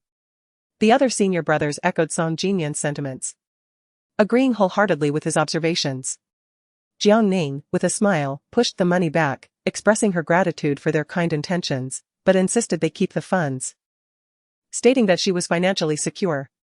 She surmised that the rumors had originated from that woman, Jiang Qi, as only she was privy to her circumstances at the Lu family, even going so far as to label her a part-time worker. That woman truly thrived on chaos. Song Jinyan and the others did not press further. Given Jiang Ning's firm stance, they felt it inappropriate to argue. Jiang Ning learned about the trending topic from Yi Xiaofei, who offered her card, saying, Ning Ning, do not accept any part-time work at my cousin's place or anywhere else. If you find yourself in need, come to me for assistance. Take this money. The password is my birthday. She expressed her discontent. How can my cousin treat you this way? I asked him to look after you. And this is how he does it. Making you work as a maid is utterly disgraceful. Glancing at the photos trending online, Yi Xiaofei immediately recognized the villa her cousin had purchased not long ago. However, she could hardly fathom that he would actually ask Jiang Ning to work at his home. Jiang Ning gazed at the card in her hand, feeling both amused and exasperated. Even Yi Xiaofei had misunderstood. It seemed that Jiang Qi's influence was indeed formidable. She had managed to hire online trolls to malign her on trending topics, quite an achievement. Jiang Ning had never mentioned her business to Yi Xiaofei, believing it unnecessary. She did not anticipate that others would think, upon her departure from the Jiang family, that she was destitute and struggling to make ends meet. Returning the card to Yi Xiaofei, she reassured her, Xiaofei, I have sufficient funds. It is not as exaggerated as people claim online. I am doing quite well. So you need not worry about me. Yi Xiaofei, however, insisted on refusing the card. What do you mean doing well? You have moved into work as a part-time employee for my cousin, and he barely pays you enough, forcing you to take on additional gigs to support yourself. Ning, you are working too hard. This cannot stand. I must have a word with my brother, he is being unreasonable. Jiang Ning watched, dumbfounded.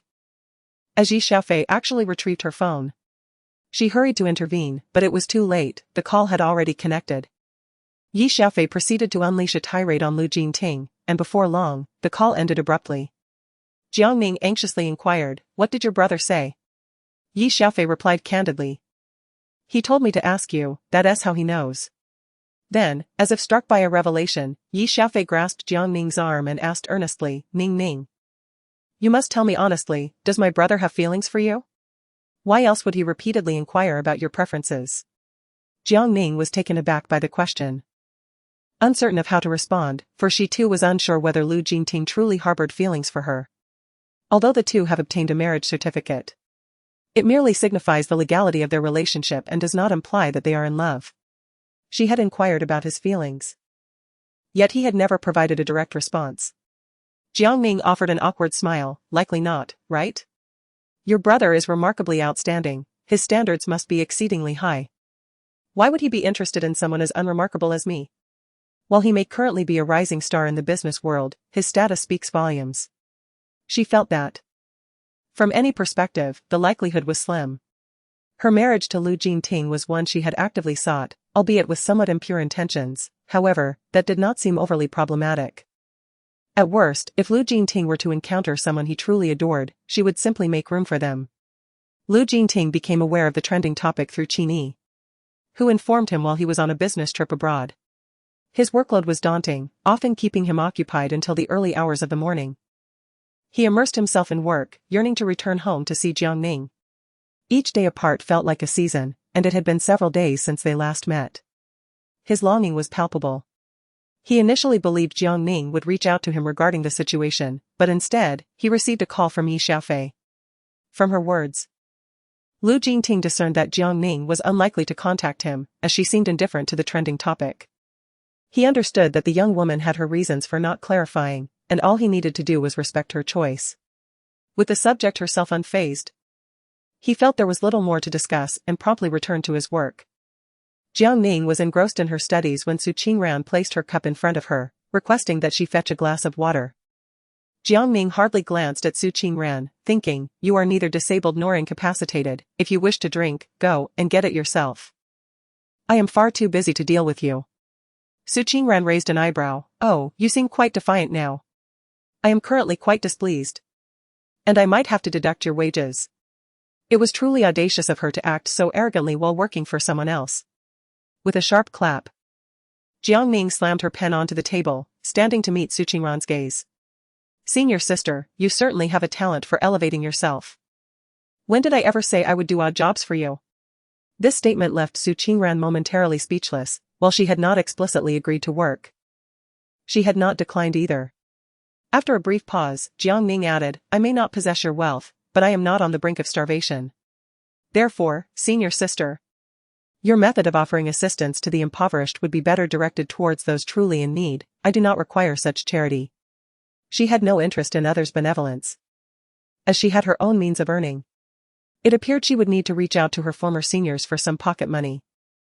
Chapter 36, A Path to Earning Money by Hu Weixin was the last in the Jiang family to learn about the trending topic, and she discovered it from Jiang Xiyuan. Jiang Xiyuan plopped down on the sofa and questioned Bai Hu Weixin, "Mom, have you stopped Jiang Ning's allowance?" Bai Hu Weixin looked at Jiang Xiyuan in confusion. "Allowance? Wasn't it always your elder brother who provided that?" Since Jiang Ning returned to the Jiang family, Bai Hu Weixin had not given her any allowance. It had always been Jiang Xiyu managing that aspect. She could not comprehend why the third child would inquire about Jiang Ning's allowance at this moment. Upon hearing this, Jiang Xiyu felt his heart plummet. Indeed. He gazed at Bai Hu Weixin in astonishment.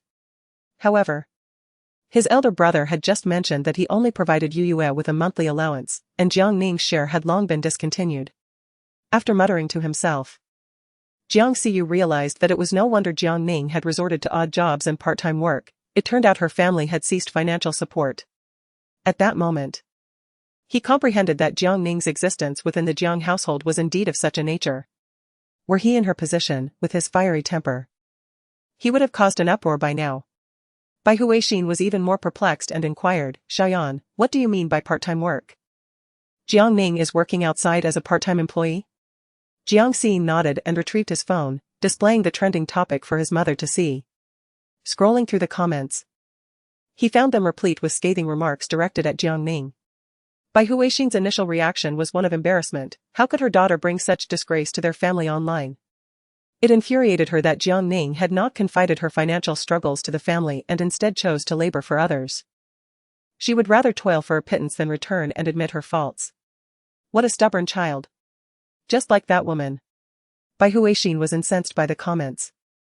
Even if they had not provided her with an allowance, did she not possess her own rental income from the shop? Surely, it should not have come to the point of her having to work for someone else. The fact that Jiang Ning was not the tenant of the shop was unknown to the Jiang family, as she had never mentioned it. This Jiang Ning had never given her mother a moment's peace. It mattered little how she behaved at home. They all believed that family disgrace should remain within the confines of the household. However, for her to bring such embarrassment to the family name online, and even trend, was akin to slapping the Jiang family in the face. The more she contemplated it, the more infuriated she became. Jiang Xiyuan put away his phone and said, Mother, Jiang Ning was only assigned to the store a year ago. My elder brother provided her with merely a year's living expenses, and when she accidentally broke a vase, he abruptly ceased all financial support. Have you ever considered how she managed during those intervening 3 years? His failure as a brother is evident in his inability to recognize this situation sooner. Perhaps if he had noticed earlier, Jiang Ning might not have left home. Bai Huixin felt a lump in her throat. This matter seemed to have originated from her own words. At the moment when her beloved vase shattered, her anger surged. And cutting off Jiang Ning's allowance was merely a means of discipline. Yet, she had never anticipated that after halting Jiang Ning's living expenses, she would completely forget about it. Had it not been for the trending news revealing that Jiang Ning was working odd jobs, she might have never recalled that such an incident had occurred. Although a twinge of guilt lingered in her heart, Bai Huixin remained obstinate, attributing blame to Jiang Ning for her silence. Was it not within her capacity to ask for assistance if she found herself in need? First, she moved out without a word. And now she resorts to working as a laborer for others. How outrageous and shameful. Bai Huixin had always harbored disdain for this daughter, despite being her biological child. She was filled with rebellious spirit and often vied for attention against Yaya, making it difficult to foster any affection for her. Jiang Xiyuan rose and corrected Bai Huixin, stating, Mother, working for others is not shameful. Being unable to afford food is what truly brings disgrace. Bai Huixin remarked, while this is indeed the case, every mention of Jiang Ning tends to evoke a sense of discomfort, as though his name is a sensitive topic within this household. Continuing this discussion would yield no fruitful outcome, only fostering further discontent among us. Consequently, Bai Huixin swiftly shifted the conversation, inquiring about her elder brother and whether he had resolved matters concerning Yaya. Jiang Xin reclined back onto the sofa, languidly responding, I asked him. He stated that everything is in order. Yaya is to undertake a project from the Jiang family and join Professor Yan's tutelage. He has agreed, mentioning that she can commence her studies in a couple of days. Bai Huixin nodded in satisfaction, relieved to finally have something to celebrate amidst the vexations of trivial matters that had been weighing her down. However, she noted that her elder brother had not returned home in quite some time, leaving her curious about his recent preoccupations. With this thought in mind, Bai Huixin urged Jiang Xiying to message their elder brother, asking whether he would be home for dinner. He has been so busy with work lately. He must not have been eating properly at the company. He should come home for a proper meal before returning to his duties. Jiang Xiying shrugged in resignation. Relaying his brother's words, he mentioned that several projects at the company have encountered issues, and he must address them, leaving him no time to come home for dinner. It was said that the problems stemmed from a project provided by the Liu family, with several companies citing various excuses to decline collaboration. Whether it was issues with the cooperation documents or the project proposal, they seemed to be nitpicking over trivialities. At the outset, everything was amicable. Yet in such a brief span, complaints began to surface, leading one to ponder if there were unseen machinations at play. Some individuals would either decline or, quite simply, not answer their phones, shutting their doors to visitors. Jiang Ning found himself overwhelmed by the incessant troubles that plagued his daily life. Meanwhile, Jiang Ning remained oblivious to the tribulations of the Jiang family, engrossed in her studies at the library, with Yi Xiaofei sitting across from her, equally absorbed in her book. Suddenly, the telephone on the desk rang. It was Jingyu calling. She answered, and his voice resonated through the receiver. Ning Ning. Mom has made chicken soup today and asked me to bring it to you. I'm currently at the entrance of your school. Could you come out to collect it?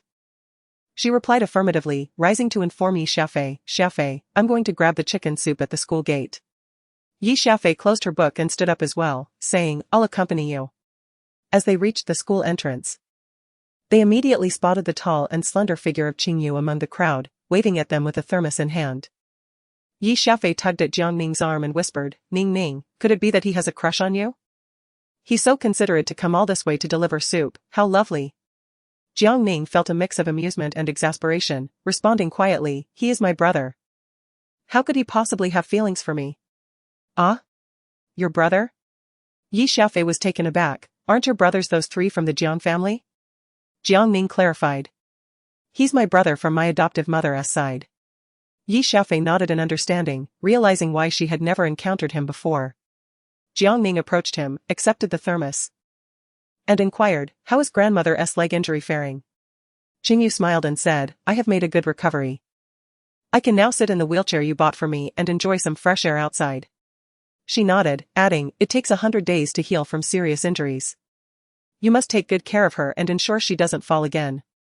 Qingyu awkwardly ran her fingers through her hair and reassured, that won't happen. Mom is treating grandma much better now. I suppose it was due to the family's difficult circumstances before, which made her anxious. But things are improving now. And everything is heading in a positive direction. Jiang Ning nodded in agreement, that's wonderful. After Qingyu left, Jiang Ning sought out her senior, Zhang Min, who had previously employed them for part-time work. They arranged to meet at a nearby bubble tea shop. As soon as Zhang Min entered, Jiang Ning waved to her, Senior. Over here. Zhang Min, usually quite busy, had carved out time for this meeting, so they kept their conversation concise. Once seated, Zhang Min got straight to the point. Jiang Ning, I'm aware of what's trending on social media. You must be in need of money, right? I happen to have a lucrative opportunity available. Will you accept it? Jiang Ning smiled and nodded, I sought you out precisely for this reason. A wave of joy surged within her, this truly was a timely assistance. Exceeding her expectations. Zhang Min inserted a straw into her bubble tea cup, took a sip, and raised her eyebrows, it's rare that you remember my favorite flavor. Thank you. After saying this, she stood up, casually picked up the cup of tea, and continued, it's the usual arrangement, I'll send the details to your email. Just complete the task and send it back to me. I have other matters to attend to, so I must leave now. Let us plan to meet again soon. Jiang Ning also rose, gazing at Zhang Min's retreating figure, feeling fortunate to have encountered such a remarkable senior. She had found a path to earn money. Chapter 37, The brother-in-law who covets the future. Upon returning home from school, Jiang Ning was unexpectedly greeted by Lu Jingting, who had returned a few days early. She set down the thermos she was holding and hurried towards him. Wasn't he supposed to be gone for 10 days? How could he return after just 1 week? Lu Jingting wrapped his arm around her waist and asked, what's the matter? Do you not wish to see me sooner? She shook her head and explained. Of course not, I'm just a bit surprised. Observing his weary demeanor, she realized he had been working tirelessly without adequate rest. A pang of concern welled up within her. Earning money should not come at the expense of one's health. What would happen if he exhausted himself? With this thought in mind, Jiang Ning gently pushed him towards the staircase. You look like you haven't slept at all. You should hurry back to your room and catch up on sleep. I'll bring you dinner when it's ready. However, Lu Jingting grasped her hand and pulled her upstairs, admitting he hadn't had a proper sleep in days and was indeed in dire need of rest. Yet, he longed for her company even more, as he had rushed back solely to see her. He missed her terribly. Once in the room, Lu Jingting closed the door and enveloped Jiang Ning in his embrace, inhaling her fragrance and feeling an inexplicable sense of comfort. Sensing his fervor, Jiang Ning reciprocated his embrace, and he leaned down to kiss her lips. This kiss was imbued with deep longing, passionate and tender, leaving Jiang Ning with nowhere to escape. As they parted, Lu Jingting whispered in her ear, "Did you miss me?" Jiang Ning lowered her head, contemplating earnestly, before shaking it gently. Lu Jingting raised his hand and flicked her forehead playfully, exclaiming, "You ungrateful little thing. I was looking forward to returning early just to see you. Yet you don't seem to miss me at all." She touched the spot where he had flicked her and fell silent, her gaze cast downward. He sighed in resignation, realizing that he had been too eager. The young lady had only recently emerged from a past relationship, her faith in love having already been shattered once.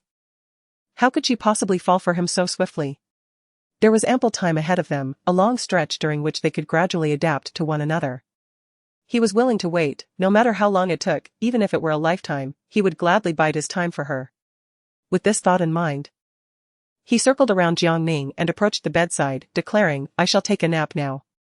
He had initially hoped that Jiang Ning would join him, but fearing it might startle her, he refrained from making the request.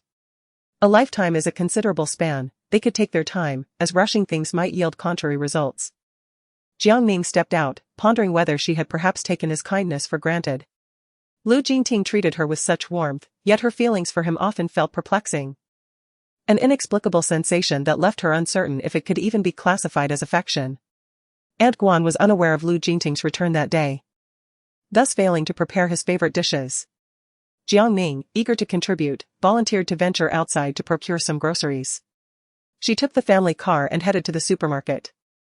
She purchased some tremella and lotus seeds, knowing that a soup made from these ingredients would aid in sleep, particularly beneficial for Lu Jingting, who had not rested well for several days. Then, from the fresh produce section, she selected a few of Lu Jingting's preferred vegetables. Upon reaching the corner of the shelf, Jiang Ning encountered Su Qingran, who was selecting sanitary pads. Noticing Jiang Ning approaching with groceries in hand, Su Qingran blocked her path. "Oh, look at you, taking on the duties of a housewife. If one didn't know better, they might think you're just a little wife out shopping for vegetables," she taunted. Jiang Ning cast a glance at her. "Move aside, I need to go home." Su Qingran then maliciously tore open the bag in Jiang Ning's hands with her fingernail. "So eager, are we? What's the matter? If you return late, will your master dock your pay? You truly are something," she continued. "You'd rather be someone else's servant than come and serve tea to me. How pathetic." As the lotus seeds spilled across the floor, Jiang Ning remained unfazed and leaned closer to Su Qingran.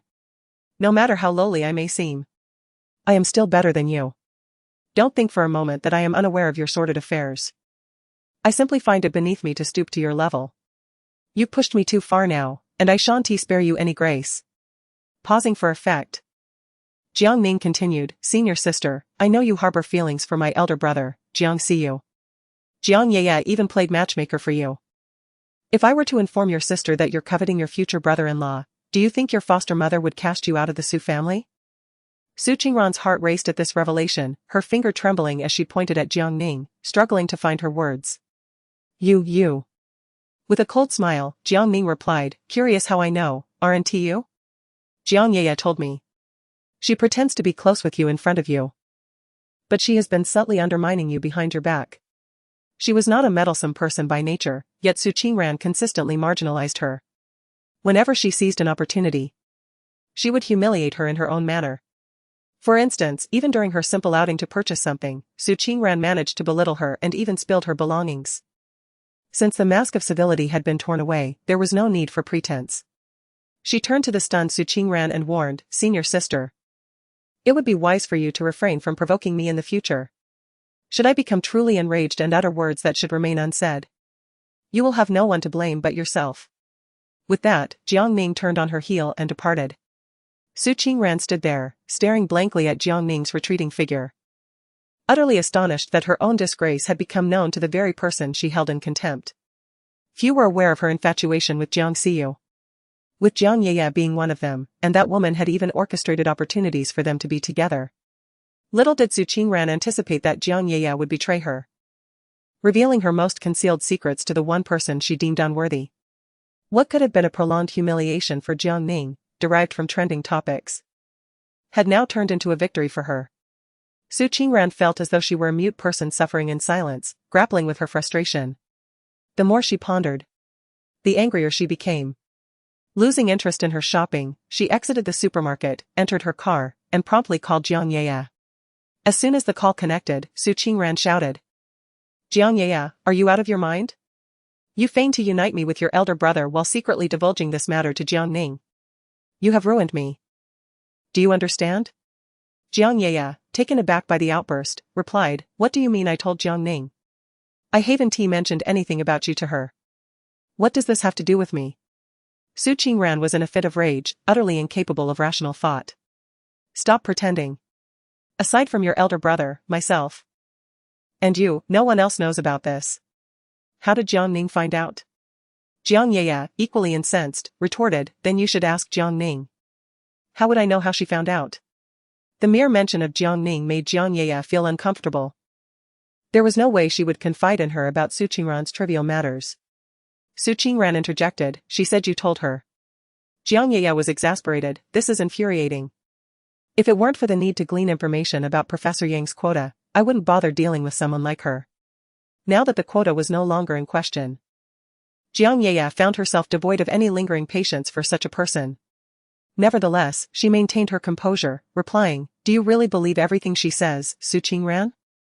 You should think critically. What kind of relationship do Jiang Ning and I share for me to discuss this with her? She resolved to appease Su Qingran. Realizing that she could not afford to offend her, after all, there might be future utility in maintaining this connection. With her thoughts settled, Jiang Ye felt much more at ease. Su Qingran, having calmed down, also found it hard to believe that it was not Jiang Ye who had leaked the information. Who else could it be? Certainly not Jiang Xiyu, who valued fame and fortune above life itself. Chapter 38, Bank Robbery is a Crime. Jiang Ning returned home after preparing a fresh batch of lotus seeds. Having settled the payment at the cashier, she made her way back. Upon reaching the kitchen door, Aunt Guan quickly emerged to take the ingredients. Young mistress, let me handle this. The kitchen is filled with smoke. You should wait outside. Dinner will be ready shortly. Jiang Ning set aside the white fungus and lotus seeds. Aunt Guan. Jin Ting has not been sleeping well during his business trip these past few days. I shall prepare some white fungus soup for him, it is beneficial for sleep. Since Lu Jin Ting treated her with such kindness, it was only right for her to reciprocate in whatever way she could. Aunt Guan nodded approvingly, feeling gratified that the young mistress cared so deeply for the young master. Indeed, the young master was fortunate to have someone like her.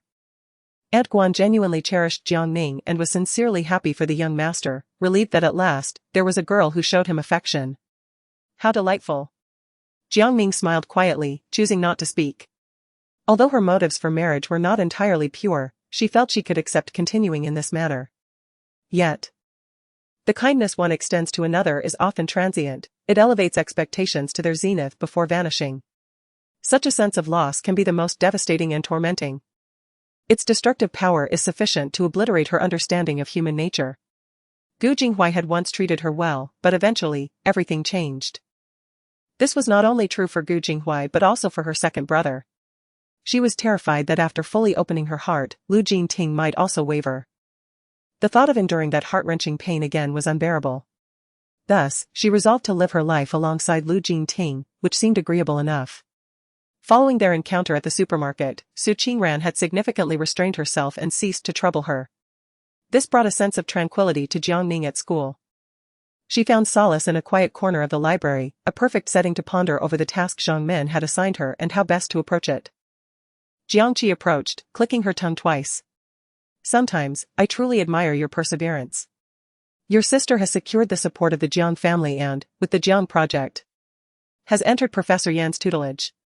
They are currently engrossed in that project. Meanwhile, you still have the leisure to read here. I can't decide whether to call you foolish or simply naive. Jiang Ning paused in her reading. Jiang Ye had indeed entered Professor Yan's mentorship with the Jiang project? The Jiang family was evidently making considerable efforts to please Jiang Ye. She couldn't help but feel a twinge of self-mockery. Her own entry into Professor Yang's mentorship had been met with suspicion, as many questioned whether she had cheated to gain admission. Yet, what had Jiang Ye done to carry the Jiang project into Professor Yan's realm? A sharp pang of discomfort pierced her heart. How utterly ironic. Professor Yan. A man in his 50s or 60s, stood as a rival to Yang Yi. They had been in competition for many years, their achievements often indistinguishable. Now, with Jiang Yi presenting a project to enter the mentor's domain, it was indeed the perfect opportunity to outshine Yang Yi. Who would be foolish enough to refuse such a golden opportunity? Jiang Ning recalled that Yang Yi's status was not merely that of a university professor. He was a towering figure in the scientific community. His low profile meant that few were aware of his hidden prominence. Having lived an additional life, she was fortunate enough to have witnessed Yang Yi's illustrious moments, thus understanding that his identity was anything but ordinary. Jiangqi plopped down across from Jiang Ning, arms crossed, regarding her with evident disdain. I only share this with you because of your kindness in delivering breakfast to Mr. Liu. Alas, I implore you to devise a strategy, otherwise you shall find yourself mired in the muck, unable to extricate yourself. She could not draw near to Lu Jingting and could only glean insights into his preferences through Jiang Ning, the part-time maid. Thus, she felt an affinity with Jiang Ning, as though they were on the same path. Although she held Jiang Ning in disdain, she had no alternative means to pursue Lu Jingting. Were there even the slightest glimmer of hope, she would not resort to such a lowly tactic to curry favor with someone she fundamentally disdained. Jiang Ning closed her book and remarked, Then I must thank you, though I feel rather embarrassed, I have no interest in the Jiang family's affairs. While she spoke these words, a twinge of sadness inevitably crept into her heart. At times, she pondered whether, had Feng Wulan not taken her away, Jiang Yi would have ever existed. Might she have been the sole princess of the Jiang family? Yet, there were no answers. For there are no what-ifs. As Jiang Ning rose with her book, Jiangqi followed suit, exclaiming, How can you be so ungrateful? I come to you with good intentions. And yet you disregard me entirely. It is infuriating. However, in pursuit of her goal, Jiangqi had no choice but to suppress her indignation and adopt a demeanor of humble entreaty. Just as Jiang Ning attempted to leave, Jiangqi seized her arm. Considering the effort I have exerted, risking the ire of Jiang Yi to convey this to you, would you kindly share Lu Zong's preferences with me? Jiang Ning cast a glance at her, acknowledging, After all that you have said, you have finally arrived at the crux of the matter. One must admit, Jiangqi's indomitable spirit is indeed impressive. Even she could not help but admire Jiangqi's courage, as she faced defeat time and again, only to rise and fight anew.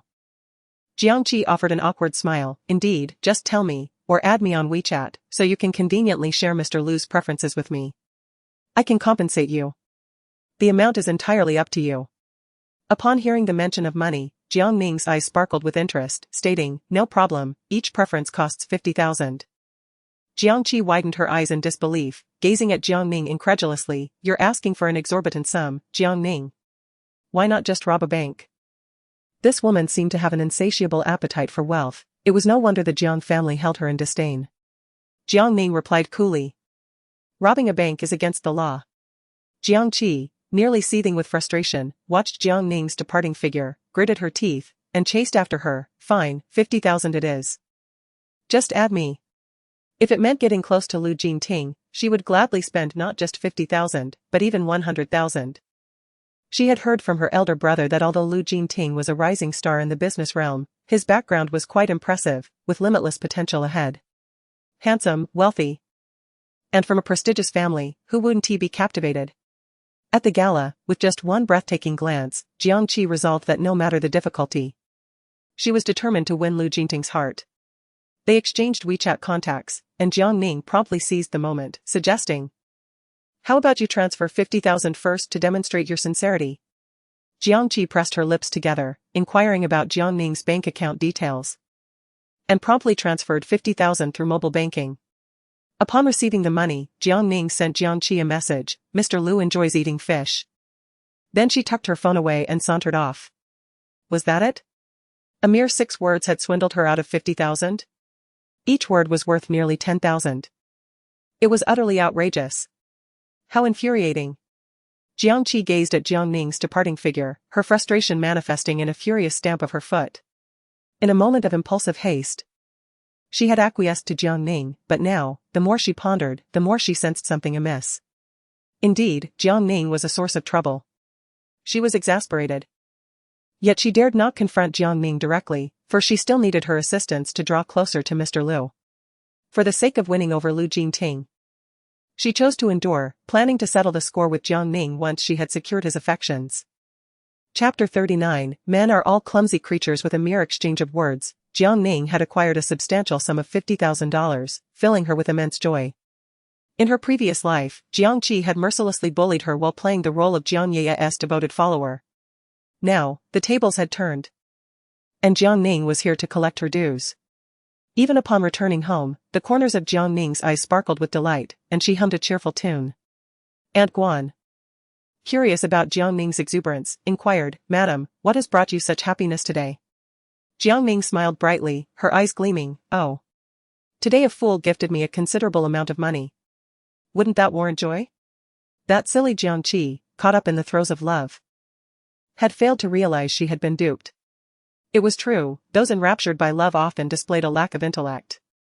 Yet, as she contemplated the situation, Jiang Ning couldn't help but chuckle.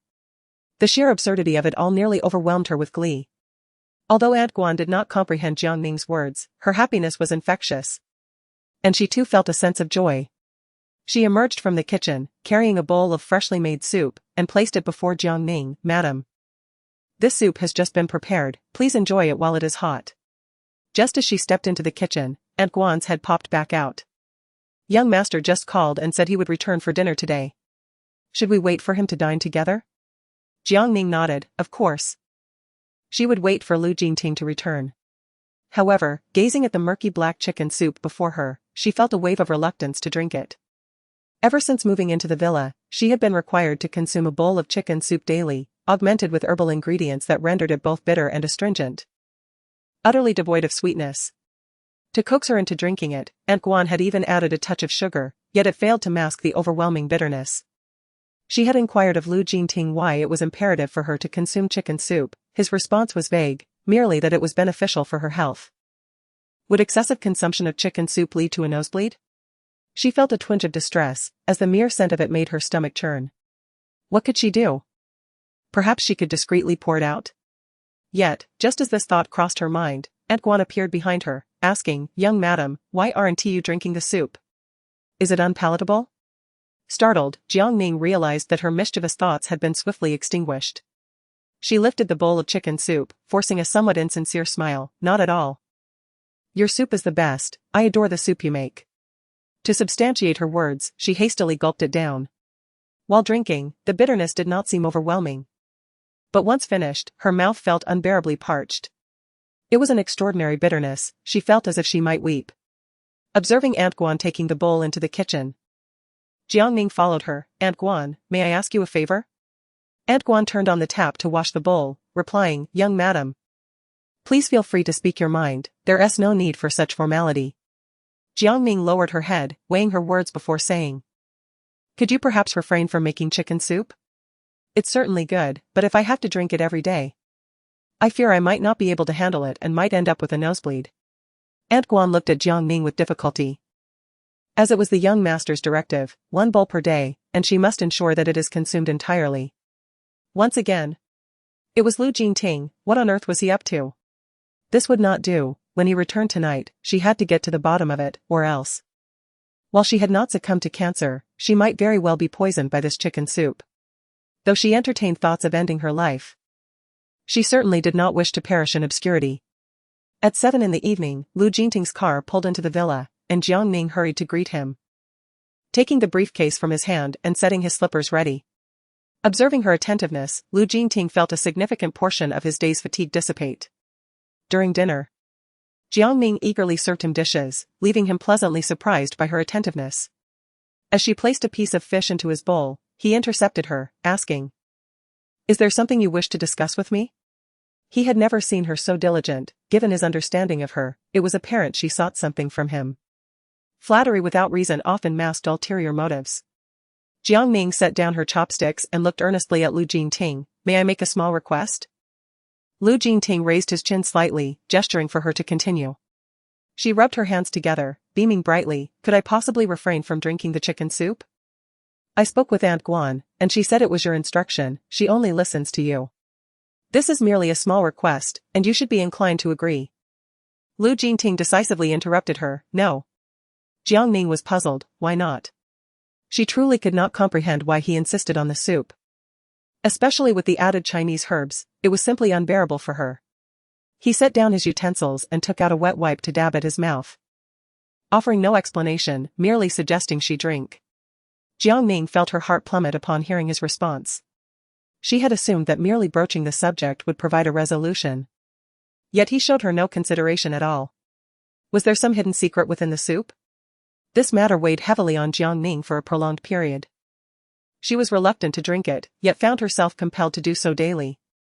As time passed, her resentment grew increasingly profound, nearly driving her to bind Lu Jingting and unleash her pent-up frustration upon him. Alas, such is the sorrow of relying on another's hospitality. She had been sulking with Lu Jingting for several days, with neither party willing to acknowledge the other, their schedules completely misaligned. By the time Lu Jingting returned home, Jiang Ning was already asleep, and when she awoke, he had already left. It felt as if they were in a contest of endurance, each striving to outlast the other in silence. Ultimately, it was Lu Jingting who shattered the awkwardness.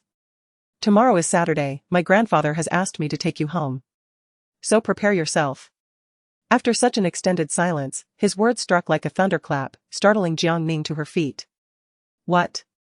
Is this his way of reconciling? She thought. Still seething with anger, how could they be meeting the family when her frustration was far from resolved? She sank back onto the sofa, clutching a nearby cushion as a means of venting, before silently retreating upstairs with her notebook in hand. It is said that an ugly daughter-in-law must meet her in-laws. Though she had yet to encounter Lu Jingting's parents, she was to meet his grandfather first, and in the guise of a doctor's visit, no less. Who would believe that? Lu Jingting reached out, attempting to draw her attention. "Are you still upset?" Jiang Ning remained silent, turning her face away to avoid his gaze. He sighed and said, "You will understand in due time." Jiang Ning gazed in astonishment at his retreating figure, marveling at his nonchalant departure. Was he too apathetic even to offer a few comforting words? How infuriating. Indeed, once something is within reach, it loses its value. Men are truly oblivious creatures. It is apparent that one should not invest too much hope in them. Her thoughts drifted to Gu Jinghui. That scoundrel had similarly driven her to the brink of madness. Step by step. Her heart ached fiercely. While bathing, Jiang Ning sensed an intensifying discomfort in her chest. Yet there was a faint notion that it was not as excruciating as during previous episodes. Could the medication be taking effect?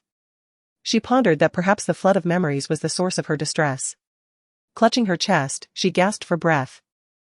This episode seemed less severe than those she had endured in the past, and she found it perplexing. The sudden pangs of pain caused her to waver, leading her to sit down abruptly on the floor. The shower continued to spray water, which she paid no mind to as it splashed against her. Perhaps Professor Su's medication was indeed working, for the pain was not as intense this time. Still, she felt a profound discomfort. In truth, she harbored a deep aversion to pain. However, in that household, no one cared. At that moment, memories of Lu Jingting surfaced. During their Cold War, he had still made it a point to message her daily, ensuring she took her medicine. It seemed to have become a habit. Yet, she felt she was not a diligent patient, as she easily disregarded his admonitions. Chapter 40, Why Do You Always Disobey? Lu Jingting, engrossed in processing emails in his study, found his thoughts wandering far from the computer screen. He resolutely shut down the computer and stood up. Jiang Ning had been in the bathroom for quite a while, and her prolonged absence raised concerns. Could something have gone awry? Was it possible that she had fallen ill again? Just as this thought crossed his mind, Lu Jingting approached the bathroom door, where an unsettling silence lingered. His heart tightened, prompting him to knock hurriedly on the door. "Jiang Ning, are you all right?" The only response was the stillness of the air. Anxiety gnawed at him as he felt his heart leap into his throat. He twisted the doorknob. Relieved to find that Jiang Ning had not locked the door, he easily pushed it open. Inside, Jiang Ning sat on the floor, exposed and vulnerable. Clutching her chest in agony, the shower head still spraying water. It was unclear how long she had maintained that position, but she appeared utterly disheveled. Heartbroken. He rushed to her side, draping a bathrobe around her and lifting her into his arms, carrying her out of the bathroom. Jiang Ning winced in pain, her teeth chattering. Although the pain was not as intense as before, it remained significant. He gently placed her on the bed, enveloping her with a blanket. And then frantically rummaged through her bag for medication. Witnessing her distress filled him with regret. Had he known that the matter concerning her medication would provoke such a reaction, he would have revealed the truth to her sooner. The young woman was still unwell, and anger would only exacerbate her condition. The bitter taste of the medication lingered in her mouth as Jiang Ning leaned wearily against the bed, still in pain. Although the intensity of her suffering had lessened, it seemed to endure longer. Lu Jingting retrieved a hairdryer, carefully drying her damp hair. Given her already frail state, allowing her to remain with wet hair could lead to further complications. Once her hair was dry, he set the hairdryer aside and, from across the blanket, embraced her tenderly. His eyes brimmed with remorse. "I'm sorry, I promise I won't upset you again. Please don't be angry with me." Jiang Ning remained silent, consumed by pain. Her words trapped within her. The medication offered only gradual relief, failing to provide immediate comfort. She bit her pale lips, her complexion reflecting a sickly pallor, while a few strands of hair cascaded delicately at her temples, rendering her appearance quite haggard. She sat there quietly, motionless, resembling a fragile porcelain doll. Lu Jingting reached out, tucking a loose strand behind her ear, his hand lingering at her bitten cherry lips. He gently poked her mouth, reiterating his apology. "Please stop biting. You've broken the skin. Go ahead and bite me instead, it's all my fault." Jiang Ning glanced at the outstretched hand and, in a sudden impulse, opened her mouth and bit down on Lu Jingting's index finger. Her grip was gentle, hindered by the ache in her chest. Lu Jingting felt her trembling, his heart heavy with guilt, completely indifferent to the pain radiating from his finger. As long as it alleviated her suffering, such pain was trivial. He would gladly endure it for her. After what felt like an eternity, Jiang Ning finally released her bite, leaving 2 deep impressions and a trickle of blood on his finger. Upon seeing the blood, Jiang Ning snapped back to reality, glancing at herself and then at Lu Jingting. She hastily pulled the blanket closer to her neck, her face flushing crimson. You should leave first, I need to get dressed." Lu Jingting, lowering his gaze, realized too late that in his earlier fervor, the blanket had slipped down to her chest. Their positions were undeniably intimate, and it was no wonder Jiang Ning felt embarrassed. She remained angry, and he dared not tease her. Rising from the wardrobe, he retrieved her nightgown, along with her undergarments, and placed them on the bed before quietly exiting the room. Jiang Ning, moving with a sluggishness that betrayed a lingering ache in her chest, slowly reached for the clothes. After 10 minutes, she opened the door, knowing that Lu Jingting would undoubtedly be waiting for her outside. Upon hearing the door creak open, Lu Jingting turned around and, before Jiang Ning could fully comprehend the situation, enveloped her in a tight embrace. His body trembled, as if gripped by fear, overwhelmed by his sudden display of emotion. Jiang Ning found herself at a loss as to where to place her hands. Lu Jingting leaned in, whispering in her ear, "Why are you always so disobedient?" "Jiang Ning, what am I to do with you?" Upon hearing his words, Jiang Ning felt her body stiffen further. Disobedient? She indeed was quite unruly. Despite Lu Jingting taking time each day to remind her to take her medication, she often forgot the moment she turned her head. As a result, her approach to medication was rather haphazard. She would only take it when she remembered, sometimes recalling it just before bed, yet too lazy to rise and do so. This back and forth left her unable to remember when she had last taken it or when she had neglected to do so. How had he discovered this? Jiang Ning, resembling a child caught in wrongdoing, nestled into Lu Jingting's embrace, her breaths cautious and measured. Lu Jingting sighed. He had been preoccupied with work lately, unable to monitor her medication intake daily. Although he sent her reminders each day, she still managed to slip through the cracks. It was only when her health deteriorated that he realized she had once again neglected her schedule. He truly felt at a loss with her. Lu Jingting suddenly released her, holding her shoulders, compelling her to meet his gaze. "Could you enlighten me as to why you persistently neglect your medication?" Jiang Ning locked eyes with his profound black ones, yearning to evade his scrutiny, yet Lu Jingting offered her no reprieve. He pressed on, "Do you wish to forsake life?" Forced to hold his gaze, Jiang Ning discerned a flicker of panic and tenderness in his eyes. She felt a pang of compassion and gently caressed his handsome face. "No. It's merely that I am rather forgetful. Though you message me daily, I tend to overlook it when I get busy." This was the unvarnished truth. Since obtaining their marriage certificate, she had never contemplated neglecting her medication as a means to hasten her demise. Lu Jingting sighed in exasperation, drawing her closer. Does it still hurt? She bit her lip, admitting, just a little. He lowered his gaze to her left chest and asked. Would you like me to massage it for you? Perhaps a gentle rub would alleviate the pain. Hearing his words, Jiang Ning glanced down at herself. Her loose-fitting nightgown had slipped open at the neckline, revealing her fair skin. Feeling the intensity of Lu Jingting's gaze, she hastily pushed him away. You rogue. Observing her reaction, Lu Jingting chuckled teasingly, if you continue to disobey and neglect your medication, I wouldn't mind offering you a massage. Jiang Ning quickly shielded her chest, exclaiming. Lu Jingting, you are being inappropriate. His smile deepened as he leaned closer, whispering in her ear, I haven't done anything yet. Besides, we are legally married. Isn't it quite normal for a husband to assist his wife with a little massage?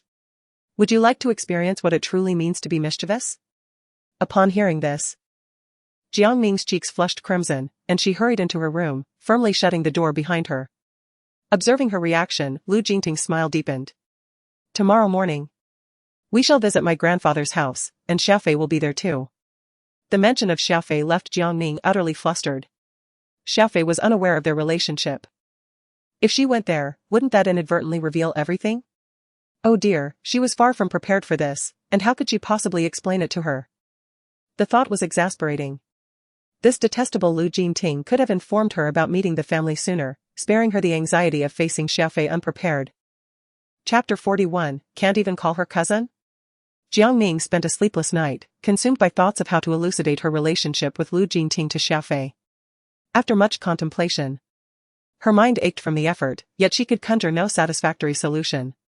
Surely, she couldn't say that it was her who had dragged Lu Jingting to the Civil Affairs Bureau to obtain their marriage certificate. How distressing. As she descended the stairs, her dark circles were evident, she was on the verge of resembling a panda, and her first encounter with the family was likely to leave a poor impression. Lu Jingting pulled her chair out, observing her nervousness. He softly reassured her, you need not be so anxious, it is merely a simple family meal, nothing more. You have met my grandfather, he is a kind-hearted elder, and my grandmother is even more amiable. They have long anticipated my marriage and the prospect of grandchildren. This visit fulfills their cherished wish. Therefore, do not burden yourself with excessive psychological weight, as long as it is to my liking, they will inevitably embrace it unconditionally. Jiang Ning nodded, and although Lu Jingting's words provided her with a sense of reassurance, a flicker of anxiety still lingered within her heart. How could she not feel apprehensive? She was about to meet Lu Jingting's family, and it was imperative to leave a favorable impression. Yet, she remained uncertain about how to proceed. Well, one step at a time, she thought. As for Yi Xiaofei, she resolved to be forthright, whether she faced reprimand or scorn would ultimately depend on the other's disposition. Lost in her musings, Jiang Ning soon arrived at the Su residence. It was a courtyard steeped in the rich hues of a bygone era. Featuring a two-story building that bore the marks of time, with many areas cloaked in moss, and cracks evident in several places. The garden was adorned with an array of vegetables and an assortment of flowers and plants whose names eluded her. In one corner of the yard, a climbing vine enveloped the entire area. This picturesque scene instantly transported her back to her childhood. Just as Lu Jingting's car came to a halt, his grandmother, Lin Qiu, hurried over, beaming as she opened the car door for Jiang Ning. Upon seeing the kindly, smiling elder, Jiang Ning hesitated, her hand faltering on the seatbelt. As her mind struggled to process the warmth of this family's hospitality, Lin Qiu presented Jiang Ning with a generous red envelope. A customary gift from a grandmother upon their first meeting. Please do not think it trifling, she said cheerfully, staring at the envelope in her hands. Jiang Ning felt utterly bewildered. Was this truly how one presented a greeting gift? She turned to Lu Jingting, who nodded encouragingly, signaling her to accept it. With grace, he unfastened his seatbelt and elegantly exited the vehicle. Jiang Ning accepted the envelope and smiled at Lin Qiu, expressing her gratitude. Thank you, Grandma. Lin Qiu laughed heartily, pulling Jiang Ning along as if she were a long-lost granddaughter. As Yi Xiaofei descended the stairs and spotted Jiang Ning approaching with delight, she exclaimed, Ning Ning. You've come. At the sight of Yi Xiaofei, Jiang Ning's heart, which had only just relaxed, suddenly raced anew. Despite having contemplated the situation all night, Facing Yi Xiaofei still left her feeling anxious. Had she known, she would have confessed her feelings earlier to avoid this awkwardness today. Lin Qiu playfully swatted Yi Xiaofei on the head, admonishing her for not addressing Jiang Ning as cousin, showing a lack of decorum. Jiang Ning was taken aback. Cousin? Since when did my close friend become my cousin? This unexpected twist feels rather strange. She anxiously glanced at Yi Xiaofei's expression, who, after rubbing the spot where she had been playfully hit, cheerfully called out, cousin. Who could explain this peculiar situation to her? Meanwhile, Su Yan was bustling in the kitchen, donned in an apron and wielding a knife. With a smile, she instructed, you two should sit on the sofa, watch some television, enjoy some fruit, and chat. Dinner will be ready shortly. Jiang Ning pondered for several seconds before cheerfully greeting, Grandpa. This was not her fault. Their relationship had shifted from a medical one to that of family, a transition that felt quite jarring. Su Yan nodded in acknowledgement and replied, all right. You two enjoy your conversation. Lu Jingting brought the gifts into the house and, as he set them down, was promptly pulled into the kitchen by Su Yan. A family cook? It was unexpected to see that in Lu Jingting's grandfather's home, men were in the kitchen while women leisurely indulged. This was a lifestyle Jiang Ning had never dared to imagine before. In both the Jiang and Qing families, the men return home exuding the demeanor of elderly gentlemen. They are either engrossed in work or absorbed in their mobile devices, displaying a reluctance to move, merely waiting for sustenance and refreshment. They believe such tasks should be relegated to women. Yet, the fortunate man who can adeptly manage a business while also conquering the kitchen has been welcomed into her abode, filling her with a sense of fulfillment. She relishes the atmosphere of the Su family. Who decreed that women must toil like servants, laboring tirelessly at home? Women can also enjoy moments like these, where men take to the stove while women lounge, indulging in television and fruit. How delightful. Lin Qiu engaged Jiang Ning with amusing anecdotes from Lu Jingting's childhood, eliciting hearty laughter from both, creating a harmonious ambience. Seizing the moment while Lin Qiu ascended the stairs for something, Jiang Ning quickly pulled Yi Xiaofei aside. Xiaofei, what did your brother say about me?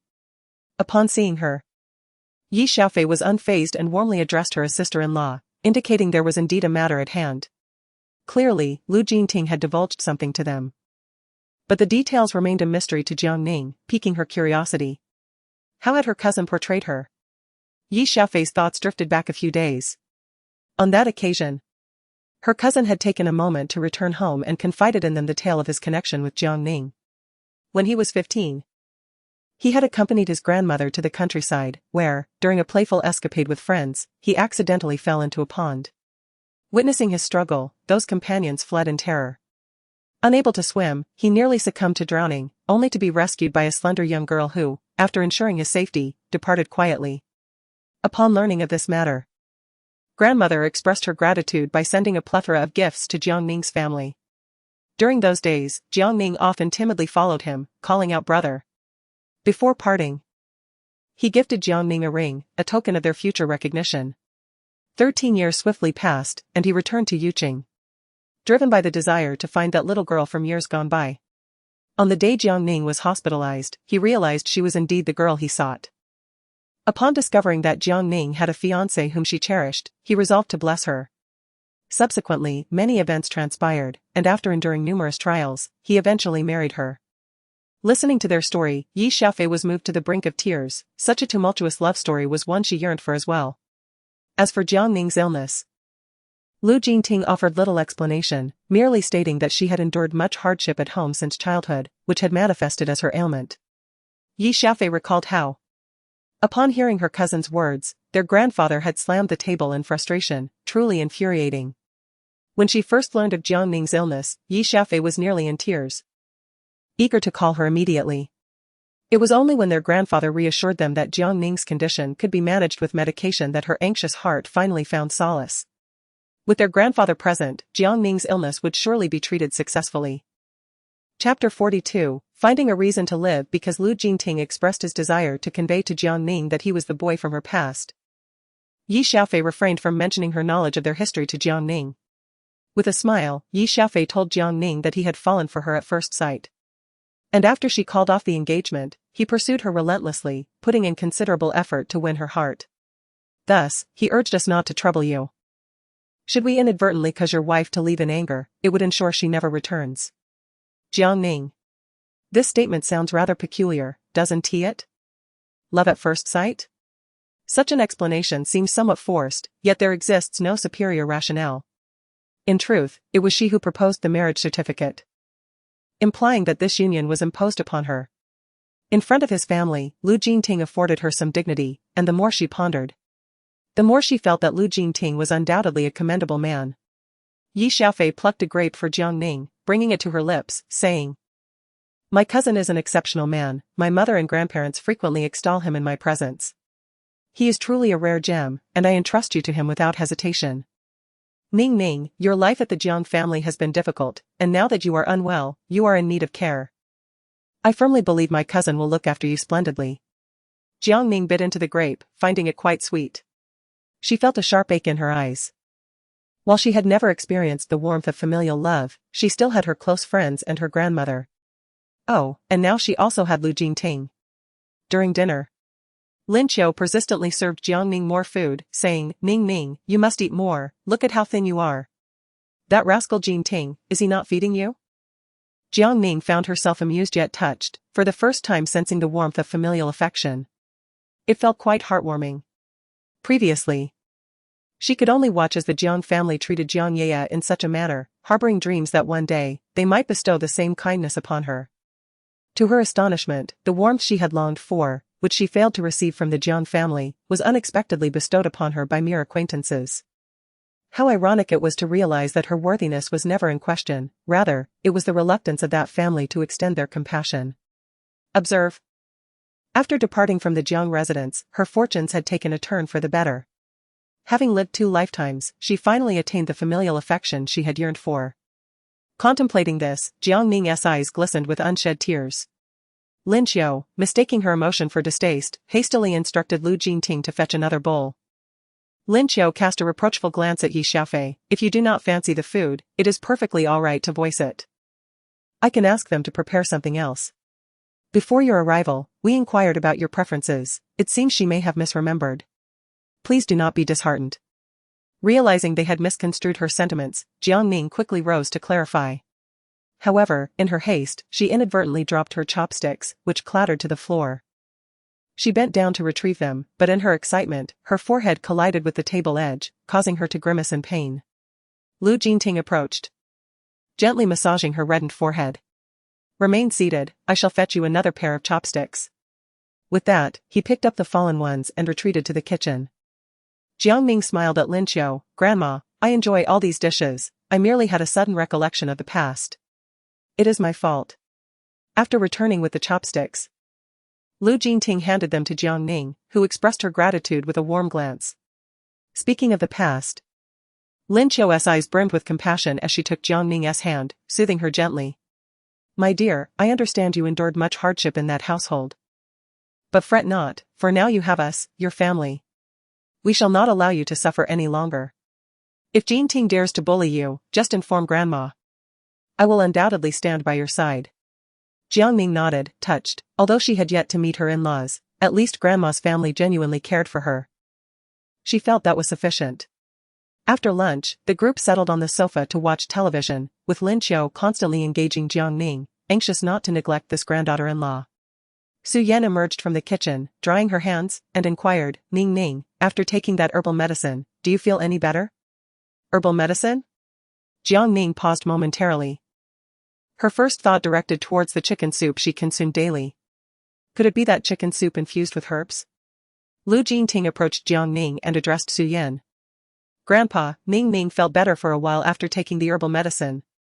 It was my oversight that she hasn't been taking her cancer medication on time these past few days, and she experienced a relapse while bathing last night." Su Yan's expression turned grave as she looked at Jiang Ning. "Ning Ning, no matter how skilled a doctor is, your cooperation in treatment is essential for it to be effective. If you neglect to take your cancer medication, your condition will only worsen, and eventually, chemotherapy will become necessary." With a sigh, Su Yan continued, "Chemotherapy is exceedingly painful. That pain is undoubtedly magnitudes worse than what you are currently experiencing. Moreover, the damage inflicted on the body during the chemotherapy process is irreversible. You are still young, taking your medication diligently is crucial to stabilize your condition. The combination of traditional and Western medicine can effectively control the cancer cells, preventing their spread. Upon hearing Su Yan's words, Jiang Ning fell into deep contemplation. How could she be unaware of the agony associated with chemotherapy? In her previous life, she writhed in agony, feeling as though countless insects were voraciously gnawing at her insides, rendering her existence unbearable. It was this profound suffering that led her to contemplate relinquishing her treatment, though her grandfather assured her that medication could provide some measure of control. He never claimed it could cure her, implying that she would be condemned to a lifetime of cancer medication, correct? Yet, she remained hesitant. Sensing Jiang Ning's unease, Lin Qiu grasped her hand, while Yi Xiaofei stepped forward to encourage Jiang Ning to adhere to her treatment regimen. Overwhelmed by her grandfather's words, Yi Xiaofei's tears began to flow. Ning, why do you neglect your own well-being? Even if your family has been unkind, and you have faced significant hardships recently, you still have us. Your cousin, your grandfather and grandmother, and me, we are your family.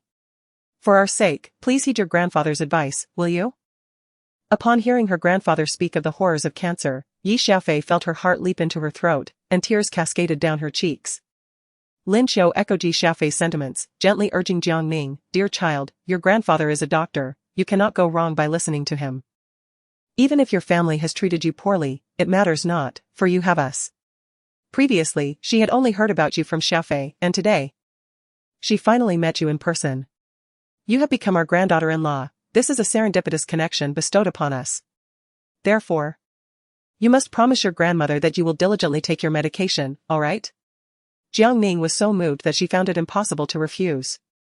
She took a tissue and gently wiped away the tears from Yi Xiaofei's face. "Xiaofei, please do not cry.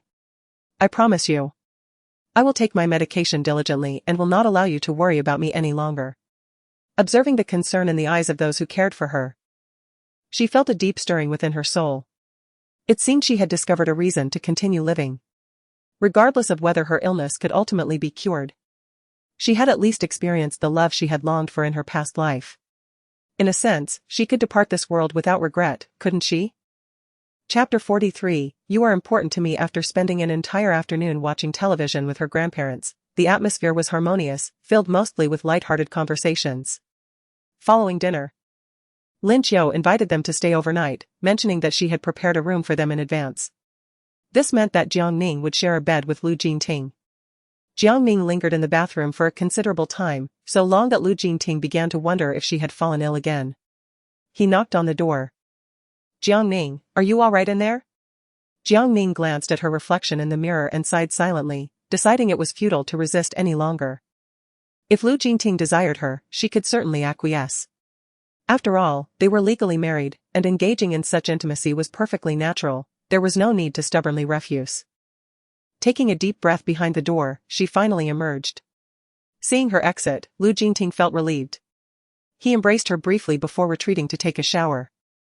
Jiang Ning pulled the covers over herself, lying in bed, her mind racing with anticipation. She was about to share a room with Lu Jingting, and her imagination spiraled with visions of him pinning her beneath him, devouring her with an insatiable hunger.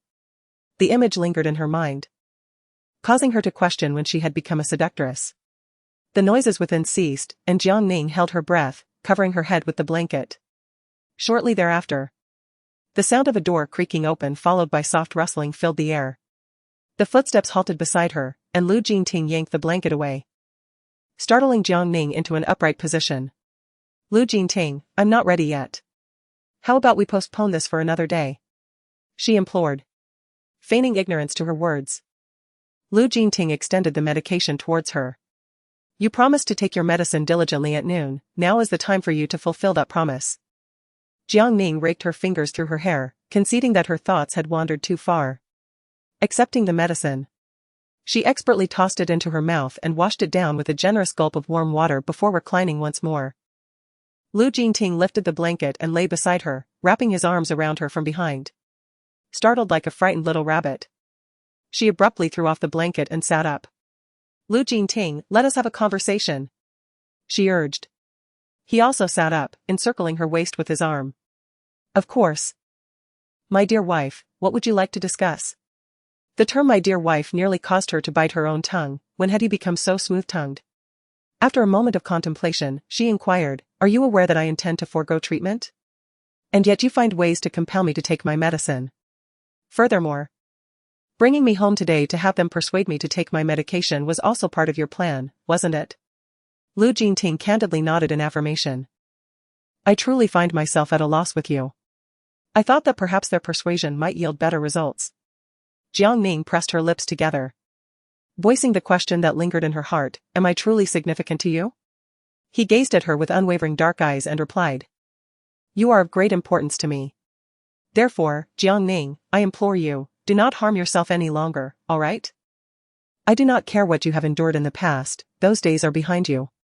From now on, no one shall dare to bully you again." It would be disingenuous to claim she was not moved. Her eyes glistened as she looked at Lu Jingting. "Why are you so kind to me? Do you not realize that the more you care for me, the more I fear?" He enfolded her in his embrace, gently soothing her back with his hand. "Silly girl. What is there to fear? I will always treat you well, with me by your side, you need not be afraid of anything." His promise of unwavering support spoke volumes. And Jiang Ning found herself utterly captivated by Lu Jingting.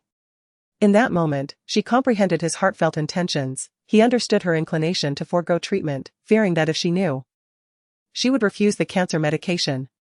Thus, he had refrained from revealing the truth, even when she distanced herself from him due to misunderstandings. He had sacrificed so much for her, yet she felt she had contributed nothing in return, often complicating matters instead. It was truly unfair. Contemplating this, Jiang Ning lifted her gaze and kissed Lu Jingting's lips. That night, she yearned to surrender herself to him. Her kiss was clumsy, more akin to nibbling, which caused Lu Jingting some discomfort. Soon, however, he took the initiative, deepening the kiss. As he pressed her beneath him, Jiang Ning awkwardly attempted to tug at his nightshirt. Realizing her intentions, he abruptly released her, seizing her restless little hand. He suppressed the tumultuous stirrings within him, breathing rapidly as he said, "Jiang Ning, such matters cannot be rushed." Undeterred, Jiang Ning flipped over, positioning herself atop him, and reached once more to unfasten his shirt buttons. Lu Jingting's breath became increasingly erratic. His usual pride and self-control was on the verge of shattering its final barrier. Had this little girl lost her senses today? Did she, having uncovered the truth, intend to offer herself in gratitude? This fleeting thought crossed Lu Jingting's mind just as Jiang Ning successfully unbuttoned his shirt. He grasped her fidgeting hand once more, pinning her beneath him, and then playfully bit her fragrant shoulder, neither too hard nor too soft. Jiang Ning yelped in pain. "Ah, Lu Jingting, are you a dog? How could you bite me?" Lu Jingting rolled over to lie beside her, remarking, "Weren't you the one who bit me last night? We are of the same kind, after all." To his surprise, Lu Jingting exhibited such a childish side, a facet of him she had never perceived before. Though slightly annoyed, she found herself unable to retort. After all, she had initiated the biting, and her own had been more severe, drawing blood. With this thought, she took his left hand, inspecting his index finger, and gently blew on it, asking, "Does it still hurt?" The imprint of her bite was quite deep, and merely looking at it evoked a sense of pain. How could it not hurt? Lu Jingting pulled her closer, leaning down to whisper in her ear, "After your gentle blowing, it no longer hurts." She nestled obediently in his embrace, soon succumbing to drowsiness. Their conversation meandered aimlessly, and before they knew it, she had drifted into slumber. After a night of sweet dreams, the next day, after breakfast, they returned home. As they were leaving, Lin Qiu held on to Jiang Ning's hand, repeatedly urging her to take her medicine diligently. While saying this, she playfully slapped Lu Jingting's arm, admonishing him, "You rascal, it's your fault if your wife neglects her medication. No matter how busy you are with work, you must take care of her. If she were to disappear, who would you spend all that money on?" Lu Jingting nodded fervently in agreement, while Jiang Ning found the entire scene amusing. Her grandmother was unconditionally on her side. What would happen if she spoiled her? Jiang Ning gently pulled her grandmother aside, explaining, "Grandma, Jingting supervises me every day regarding my medication, it's just that I tend to forget. So, it's not his fault. It was her oversight, she couldn't always let Lu Jingting take the blame, as it would weigh on her conscience." Lin Qiu merely patted Jiang Ning's hand and then playfully kicked Lu Jingting, saying, "Look how much your wife cares for you. I say a few words to you, and she becomes unhappy. You better cherish her." In this day and age, finding a wife is not easy. Consider what is more important, your wife or your work. Jiang Ning thought to herself, wanting to laugh but struggling to contain it. Chapter 44, Losing everything. After dropping Jiang Ning off at home, Lu Jingting headed out. It was the weekend, and he mentioned he had work to attend to at the company. Before leaving, Lu Jingting informed Jiang Ning that he would take her to meet his friends that evening. Jiang Ning was surprised. Wasn't he Lu Jingting's home in the capital? How did he have friends in Yuqing as well? Instead of going to the company, Lu Jingting drove to a villa and parked. The servant swiftly emerged to greet Lu Jingting, ushering him inside. Lu Jingting casually handed over the items he held to the servant, inquiring if everyone had arrived. The servant nodded and replied, "They are all here, waiting for you in the living room." Inside, the three individuals were engrossed in a game of cards. Upon noticing Lu Jingting's entrance, they hastily set down their cards and stood up, greeting him in unison, "Brother Ting." Tang Jinlin offered his seat to Lu Jingting, pulling back the spot he had just vacated. "Brother Ting has arrived, come and save the day. I've been playing for 2 hours without a single win. And I'm on the verge of losing my pants." The other two shot Tang Jinlin a reproachful glance. Bemused by his inability to accept defeat and his desperate call for such a formidable ally, Lu Jingting settled onto the sofa. Not reaching for the cards but instead retrieving a red booklet from his pocket and tossing it onto the coffee table. "I am married." Those brief words struck like thunder, leaving the others in stunned silence as they exchanged incredulous glances, each reflecting the shock in their eyes. Lu Jingting had actually entered into a romantic relationship and had secretly obtained a marriage certificate. What astonishing news! The most taken aback was Chu Liuyan, who was the first to pick up the red booklet and glance at its contents. Upon merely a fleeting glance, the marriage certificate fell from his grasp to the floor. It was as though he had been seized by the throat, engulfed in a sensation of suffocation. Who was Jiang Ning, and from where had she emerged? Chu Liuyan rose, his hand trembling as he pointed at the certificate on the ground, questioning Lu Jingting. "Brother Ting, this document must be a forgery, is it not? I've never heard of you dating anyone, so how could you have married so swiftly?" Although Chu Liuyan was aware that the likelihood was slim, he still clung to a faint glimmer of hope. Lu Jingting lifted his eyelids, his obsidian gaze fixed intently upon Chu Liuyan. "You do realize that forging documents is illegal, do you not?" Tang Jinlin hastily bent down to retrieve the red booklet, brushing off the dust that had settled upon it. Upon glancing at it, he realized that Brother Ting was indeed serious this time. Sensing the tension in the air, Tang Jinlin quickly interjected, "Brother Ting, Yirge did not mean it that way. He is merely struggling to accept the reality of the situation. Please do not take offense." Kong Shaoan, who had remained silent until now, echoed Tang Jinlin's sentiments. "Yes. Brother Ting, you are well aware that Yirge's sister has harbored feelings for you for many years. It is only natural for him to find this difficult to accept. We will surely assist in persuading him." As the owner of the villa, Kong Shaoan had settled in Yuqing after graduation, having married a local woman, and was now co-managing Weixing Pharmaceuticals alongside Lu Jingting. Today, he had specially cleared the space for their gathering by sending his wife out for shopping. Brother Ting's expression was intimidating, clearly indicating a protective instinct. Tang Jinlin was convinced that should they dare to utter a word against the new sister-in-law, Brother Ting would undoubtedly unleash his wrath upon each of them. With this thought in mind, he tugged at Chu Liuyan's sleeve and whispered, "Yirge, they have already received the certificate, this matter has reached a conclusion. There is no need for you to confront Brother Ting over it. Otherwise, the misfortune will not befall you alone, we will all be caught in the crossfire. For the sake of our brotherhood, I implore you, do not oppose Brother Ting. I still wish to live a few more years." Ting seldom loses his temper. Yet when he does, he is more fearsome than a tiger. Tang Jinlin now reflects on this, trembling in trepidation at the memory. Chu Liuyan slumped on the sofa, resembling a deflated balloon, his entire demeanor exuding lethargy. His sister, Chu Mushi, has harbored a fondness for Lu Jingting since childhood. And the elder patriarchs of both families had intended to bring them together. Alas, Lu Jingting does not reciprocate her feelings, in an effort to evade her. He relocated to Yuqing and established a company. Chu Liuyan has advised his sister, yet she remains obstinately convinced that as long as Lu Jingting remains unmarried, she still possesses hope. Just a few days ago, she proclaimed that in a couple of months, her research project would secure a patent. She even jested about visiting Yuqing to seek Lu Jingting's company, insisting that he must take her on adventures. However, now that he is married, how can he convey this thunderous revelation to her? Lu Jingting tucked the marriage certificate away, glanced at the game on the table, and addressed them. This evening, I shall host an assembly for you to familiarize yourselves with my new sister-in-law's visage. Remember to keep your lips sealed. Should any inadvertent words slip from your mouths and cause her distress, I shall be subjected to kneeling on a washboard. The consequences will be yours to bear.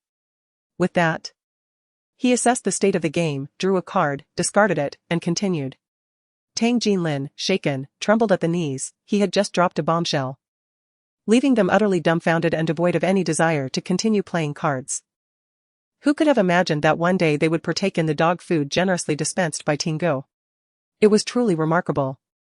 It is said that a man as exceptional as Tingu should not subject his wife to grievances and return home to kneel on a washboard. If they were to marry in the future, it would be horrifying to think of the torment left in the wake of their union. Marriage truly is the grave of love. Chu Liuyan rose to leave, stating he needed some fresh air while the others continued their revelry. He found it difficult to remain composed, his thoughts consumed by how heartbroken she would be upon learning of Lu Jingting's marriage.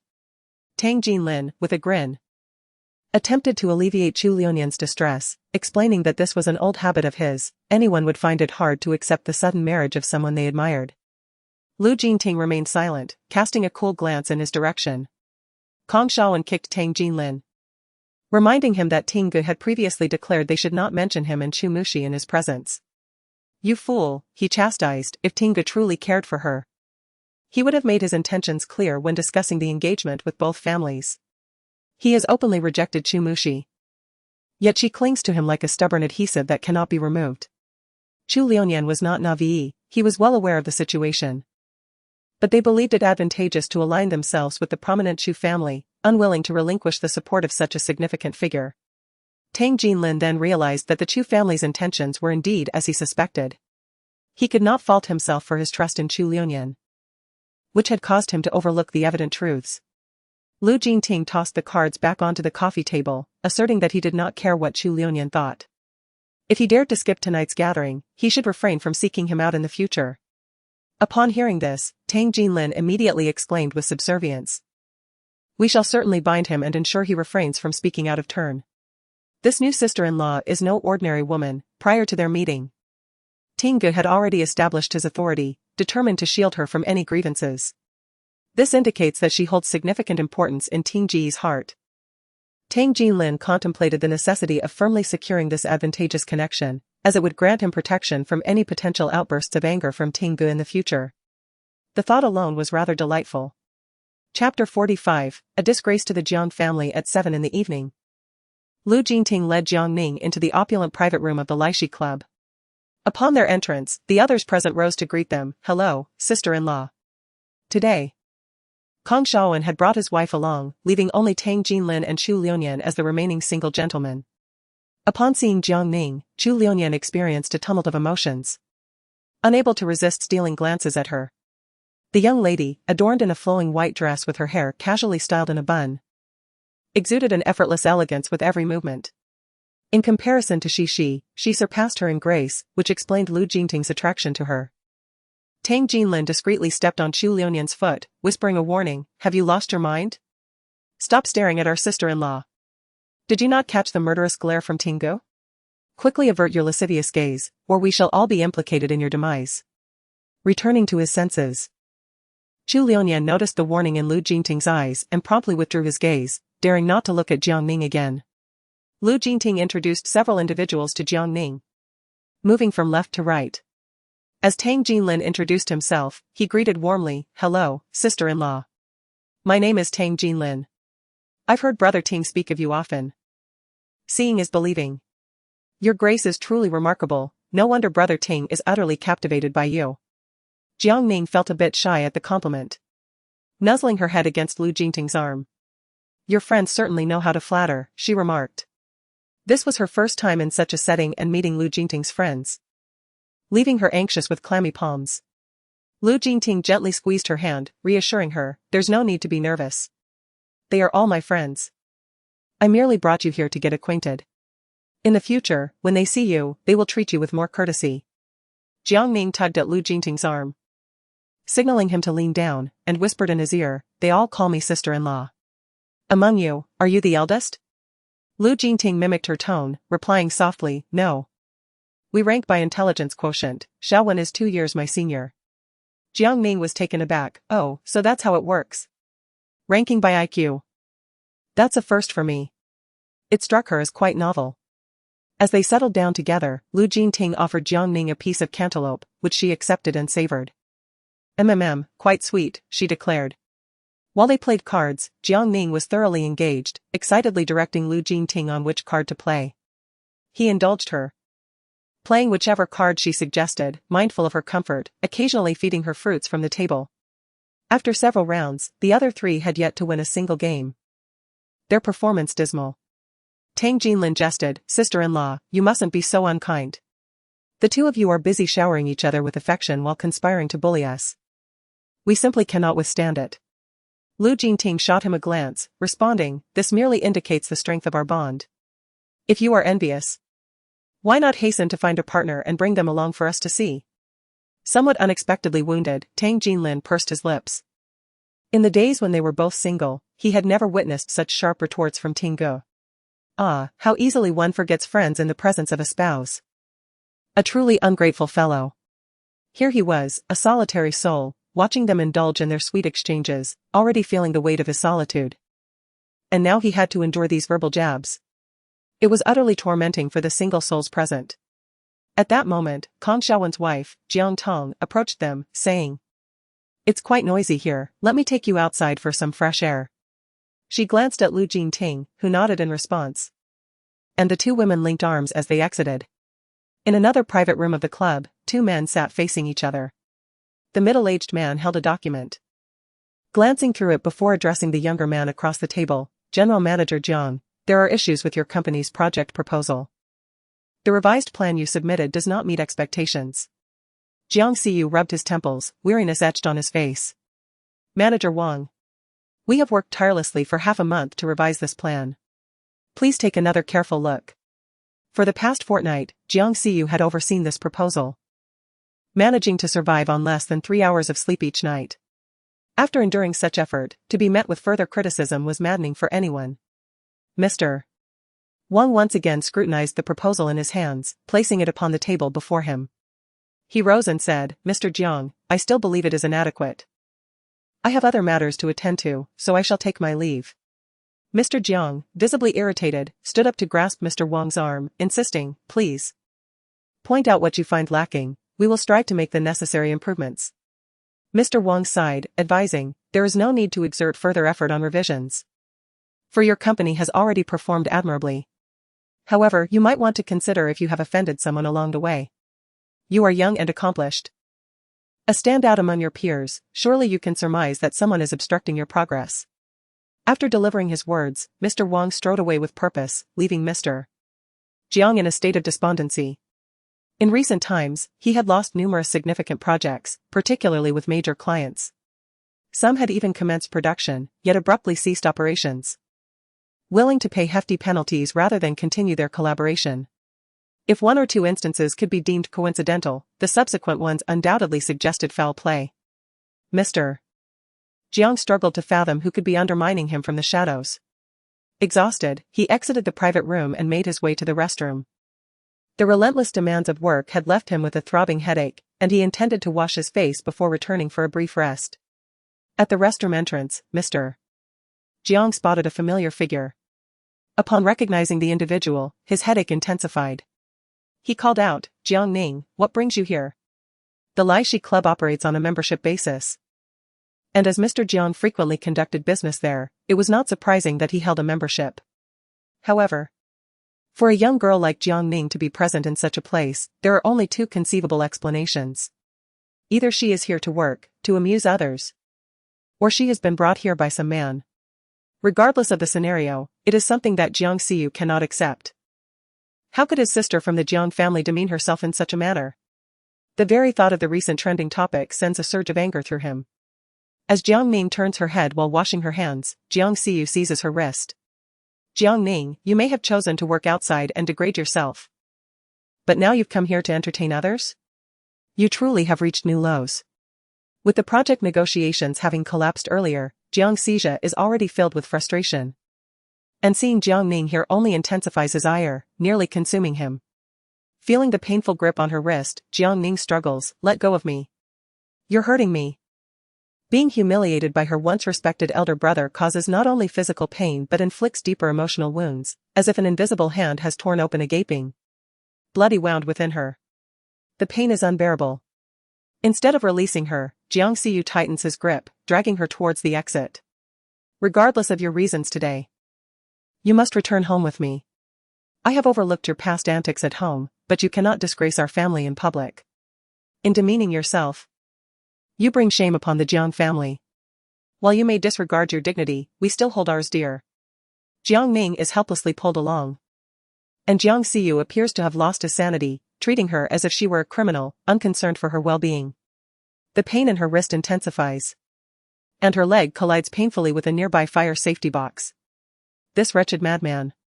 Chapter 46, She is no longer a member of the Jiang family. Jiang Tong was taken aback upon witnessing Jiang Xiyu dragging Jiang Ning away and hurriedly rushed forward, attempting to intervene.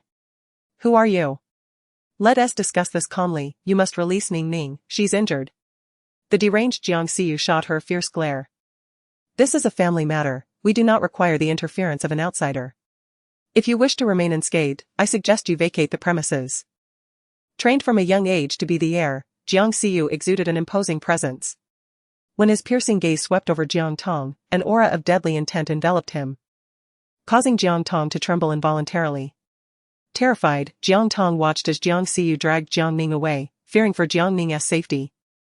She rushed back to the private room to seek assistance. Upon entering, she discovered that Lu Jinting was no longer present, leaving only 3 others engrossed in their card game. Noticing Jiang Tong's flustered demeanor and the absence of Jiang Ning, the atmosphere momentarily froze. Realizing that something was amiss, the trio lost interest in their game. Hastily discarding their cards and standing up, Jiang Tong, trembling, recounted the unfolding events. Before she could finish, Tang Jinlin had already vanished from sight. In his mind, he lamented. "This is disastrous. My first encounter with my sister-in-law has turned chaotic in my own establishment. Brother Ting will surely have my head for this." He silently prayed that his sister-in-law would not come to harm, for otherwise, he might not see the dawn of another day. Despair engulfed Jiang Ning as she was forcibly led by Jiang Xiyu. His strength was astonishing, leaving her unable to resist any further. As a servant passed by with a tray of drinks, without a second thought, she seized a glass of wine and hurled it at Jiang Xiyu's head. Jiang Xiyu was taken aback by Jiang Ning's unexpected maneuver. He released his grip on her and clutched his injured head, collapsing onto the ground. With blood staining his face, Jiang Xiyu stared at Jiang Ning in disbelief. "I genuinely intended to rescue you from your suffering, and yet you struck me with a bottle. How ungrateful you are." Freed from his grasp, Jiang Ning rubbed her sore wrist and retorted coldly, "I require no such benevolence from you. Regardless of my actions, you will only perceive them as a disgrace to the Jiang family. If that is the case, why should I return? To play the loyal dog? Circling around you day after day? How amusing. When I was at home, dutifully serving you, you found every fault in me, eager to see me expelled. Now that I have moved out, you wish for my return." After a brief pause, Jiang Ning continued, "From the moment I distanced myself from the Jiang family, in my heart, my kin have perished. Therefore, Jiang Xiyu, conceal your hypocritical facade, for it disgusts me." As she spoke these words, Jiang Ning's heart trembled, her entire being shaking with intensity. The wound within her was silently torn open once more, causing her teeth to chatter in pain. Had Jiang Xiyu not pushed her to this point, she would never have struck him. After all, today was meant for her to meet friends with Lu Jinting. She had no desire for conflict. The hurtful words Jiang Xiyu had just uttered struck her deeply. This is what familial bonds amount to, worse than that of a stranger. They could only envision her in a pitiful light, standing on a moral high ground, hurling the most venomous accusations at her. She had reached her limit. Throughout the journey, she endured not only physical pain but also psychological torment.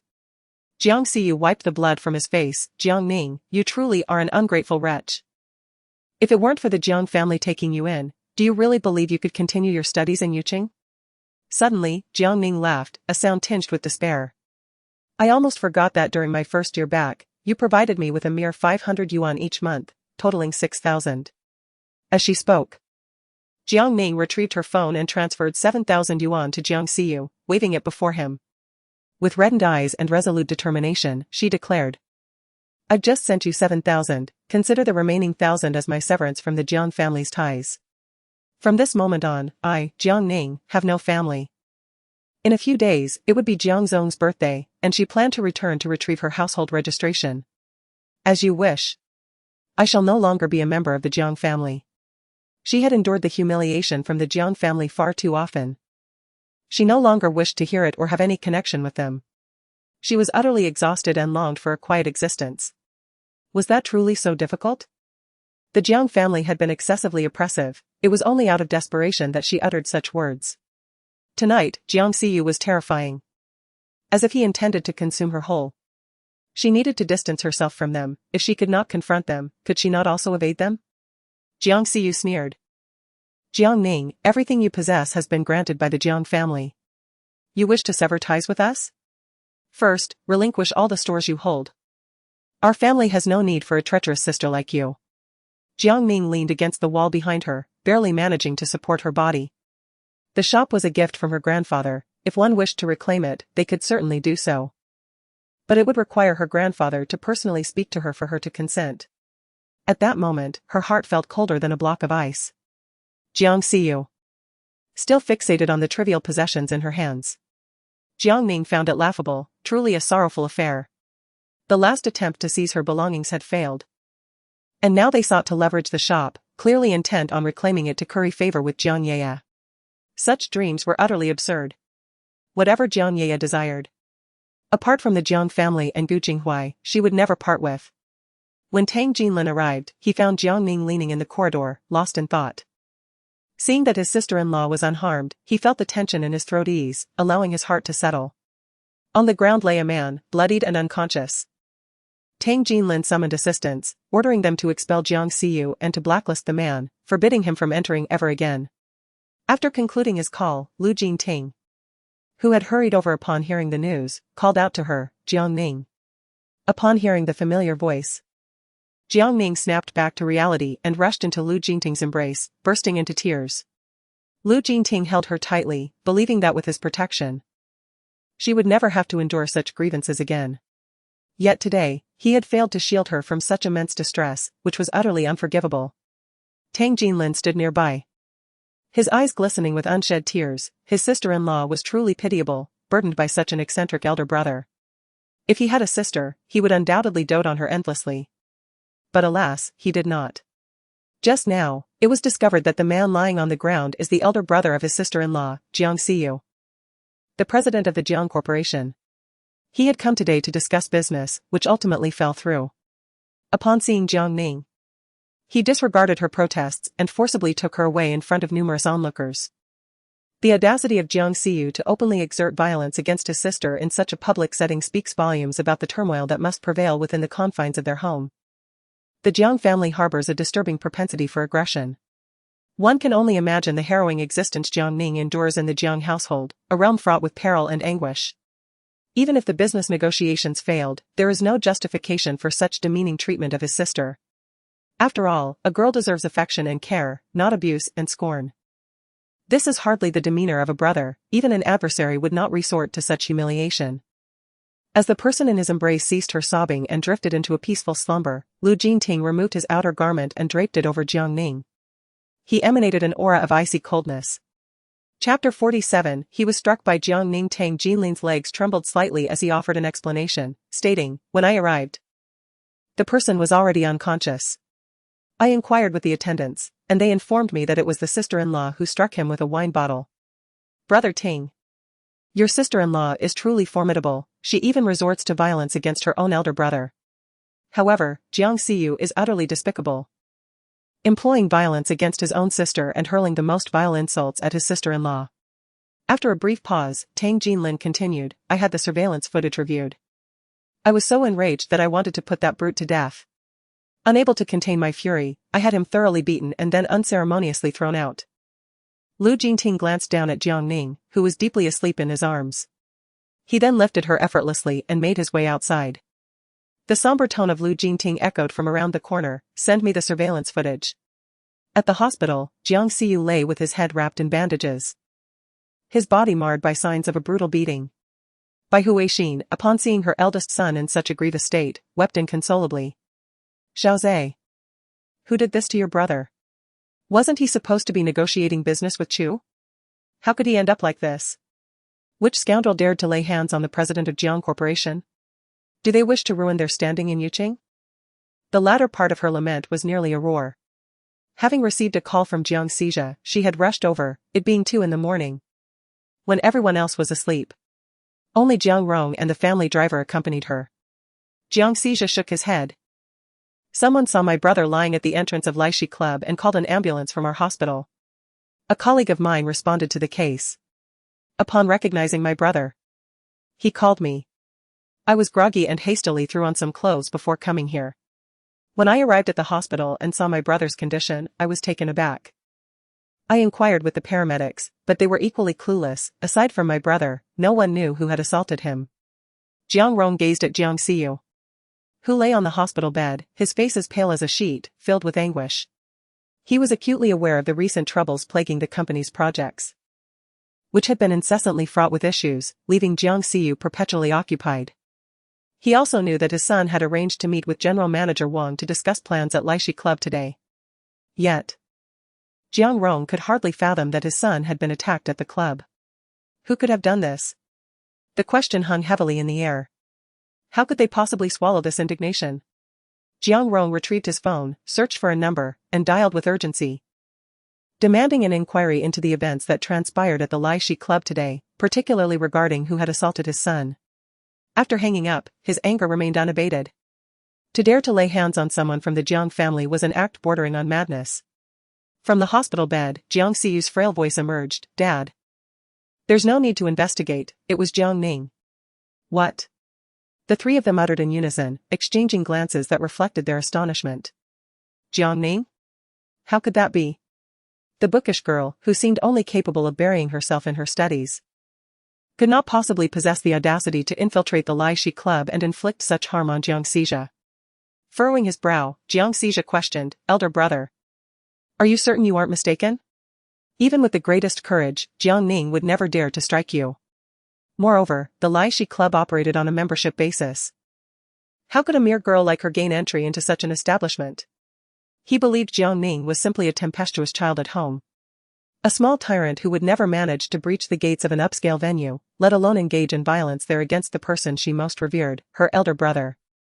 Bai Huixin shared the same disbelief, exclaiming, "Indeed, Xiaoyu, you must have misjudged. How could Jiang Ning possibly venture into such a place? Besides, she fears you above all else. Even if she had 1,000 lives, she wouldn't dare to lay a hand on you."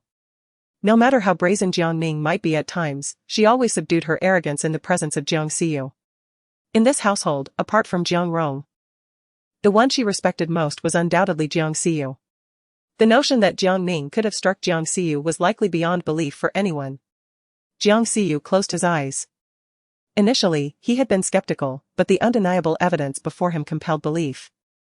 The injury on his head and the pervasive pain coursing through his body incessantly reminded him that this was no mere dream. He had indeed been struck by Jiang Ning. Furthermore, after losing consciousness, he had been dragged away and assaulted once more. Just as Jiang Rong was about to speak, a call from his assistant interrupted him, prompting him to swipe to answer. "Mr. Jiang, I apologize, but I am unable to ascertain the events that transpired at the Laishi Club, due to customer privacy concerns. Their confidentiality protocols are exceptionally stringent, rendering their information network impenetrable." Upon ending the call, Jiang Rong turned to Jiang Xiyu, his expression grave. "Xiaoyu. Did Jiang Ning truly strike you?" He understood his eldest son well. Since childhood, he had never been one to fabricate tales. Thus, he believed a substantial portion of what Jiang Xiyu had recounted. Jiang Xiyu nodded, wincing as he touched the wound on his head, his brow furrowing even deeper. "I encountered Jiang Ning at the club and, fearing she might be led astray, intended to take her home. However, she struck me with a bottle. After exchanging a few heated words, I became so enraged that I lost consciousness. Subsequently, someone dragged me out and assaulted me again, and when I awoke, I found myself in the hospital. Even now, he could not fathom why Jiang Ning had reacted so violently. He had acted with her best interests in mind, intending to bring her home. Yet, that ungrateful wretch had chosen to strike him with a bottle, leading to his severe beating and eventual abandonment outside. Had it not been for the intervention of a passerby who called for an ambulance, coupled with his sheer luck, he might have already succumbed to his injuries. Upon hearing Jiang Siyu's words, Bai Huixin felt a surge of anger that made her breathless. She staggered back a few steps, questioning Jiang Ning's audacity. How could she dare? Who gave her the audacity to strike Siyu? This was unacceptable. She must ascertain what wrongs they had committed to elicit such treatment from her. It was clear that Jiang Ning had chosen to move out on her own without consulting her family, and her behavior was utterly outrageous. Bai Huixin resolved to confront her. Had she known Jiang Ning was such an ungrateful wretch, she would never have brought her back. Let her remain in that rural setting. The more Bai Huixin pondered, the more her fury escalated, burning fiercely within her. She felt an overwhelming desire to confront Jiang Ning. Jiang Siyu called out to Bai Huixin, "Mom, it's futile. Jiang Ning has powerful backing, we cannot contend with her." Bai Huixin gritted her teeth in frustration, bitter words spilling forth. So she has latched onto a wealthy man. So what? I wonder which old fool is blind enough to fancy someone like her. She continued, just wait and see, once that old man tires of her. Let us see how she struts about then. At that point, do not allow her to return, no matter what. In that moment, Bai Huixin was far from her usual gentle self. The fury in her eyes was akin to a lion poised to unleash its wrath. Jiang Siyu, weary, closed his eyes. Every part of his body ached, and after so much speaking, he felt parched. He turned to Jiang Sijia and said, "Second brother. Could you fetch me a glass of water? I'm thirsty." Jiang Sijia carefully poured a glass of water, gently supporting Jiang Siyu as he helped him to drink. Bai Huixin, feeling utterly exasperated, forcefully slapped Jiang Rong's arm. Your son has been bullied to this extent, and as his father, you dare not even utter a word? Are you still a man? The fury coursing through Bai Huixin rendered her trembling, stripping away her usual grace. In her current state of irrationality, the sight of her husband, steadfast as a mountain, only intensified her rage. She understood that the blame could not solely rest on Jiang Rong, yet her pent-up anger had to be directed somewhere. And so it fell upon her husband. Chapter 48, indeed quite the green tea. Jiang Sijia set down his cup and addressed Bai Huixin, "Mother. My elder brother is severely injured and requires rest, please refrain from causing a commotion here. The situation has already unfolded, no amount of shouting will alter the past. We must contemplate how to navigate the current predicament." He continued, "I heard from father that the company is in disarray, and with my brother incapacitated, father will have to manage the affairs for the time being." Each time a crisis arose, Bai Huixin would erupt in anger, leaving Jiang Sijia with a headache. Although he did not oversee the company directly, he was still somewhat aware of the turmoil. The Jiang Corporation was facing significant challenges, with numerous projects encountering issues. The collapse of its pillar during such a critical time undoubtedly dealt a severe blow to the company. Upon hearing this, Bai Huixin roared, "It's Jiang Ning. That ungrateful wretch is behind this. Ever since she departed from the Jiang family, calamity has befallen us one after another. I will not let this go unresolved with her." In her mind, there was no one else who could possibly be responsible but Jiang Ning. Did she think that by aligning herself with an old man, she could secure a life of ease? Let us see how long her triumph lasts. Jiang Sijia wearily rubbed his brow, saying, "Mother, you are overthinking. Jiang Ning does not possess the capability to cause such a significant stir. The true source of this upheaval must be beyond Jiang Ning's reach." Jiang Siyu opened his dark eyes and turned to Jiang Rong, stating, "Father, these projects were secured through Yeya's connections. Please return and discuss this with her." Urging her to negotiate with the Liu family to see if a resolution can be found. He was not naive, the projects were granted by the Liu family, and they had been inundated with opportunities, delighting in the abundance. Yet, barely over a month had passed, and complications began to arise, indicating that the Liu family was meddling. Yeya had acquaintances within the Liu family. Without their endorsement, these individuals would not dare to act. Thus, the only plausible explanation for the frequent issues with the project was the interference of the Liu family's members. He pondered endlessly, unable to fathom how he had offended them.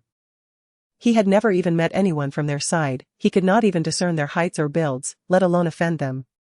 Jiang Rong nodded in agreement. I too believe that the troubles with this project stem from the Liu family. Even if they are not directly responsible, they have certainly tacitly approved it. The projects were bestowed by the Liu family, and without their directive, no one would dare to take action. After all, the repercussions of offending the Liu family were dire, leading only to a dead end. I shall consult with Yaya tonight and encourage her to speak with the Liu family. If that proves ineffective, I will personally negotiate with them. As long as they are willing to extend their mercy, I am open to any terms they propose. Jiang Ning shook his head in disagreement, expressing that the Liu family lacked nothing and could hardly be impressed by the gifts we offered. I had heard that the president of the Liu Corporation was a young and accomplished individual, known for his deep sense of loyalty, thus, having Yaya approach him would yield greater results with less effort. Noticing that Jiang Rong was taking in his words, Jiang Ning wearily closed his eyes, stating, I wish to rest now, you all may return. Bai Hui wished to stay and care for Jiang Ning but was pulled away by Jiang Rong. Lu Jingting cautiously laid Jiang Ning down on the bed, ensuring she was well covered with the blanket, and placed a gentle kiss upon her lips. Just as Lu Jingting was about to leave, Jiang Ning suddenly grasped his hand. Lu Jingting, would you stay and chat with me for a while? She requested, sitting up. Lu Jingting turned back, retrieving a pillow to support her back, allowing her a measure of comfort. He seated himself at her bedside, tucking a few unruly strands of hair behind her ear, and softly inquired, what would you like to talk about? Jiang Ning held his hand, seemingly in search of warmth, and slowly began, I actually did not grow up in the Jiang family. When I was 2 years old, I went out with my elder brother to see the Lantern Festival and was taken away by my father's first love. My adoptive mother treated me poorly. After a family incident, she harbored resentment against my parents and redirected all her bitterness towards me. As she spoke, Jiang Ning's eyes began to glisten with tears.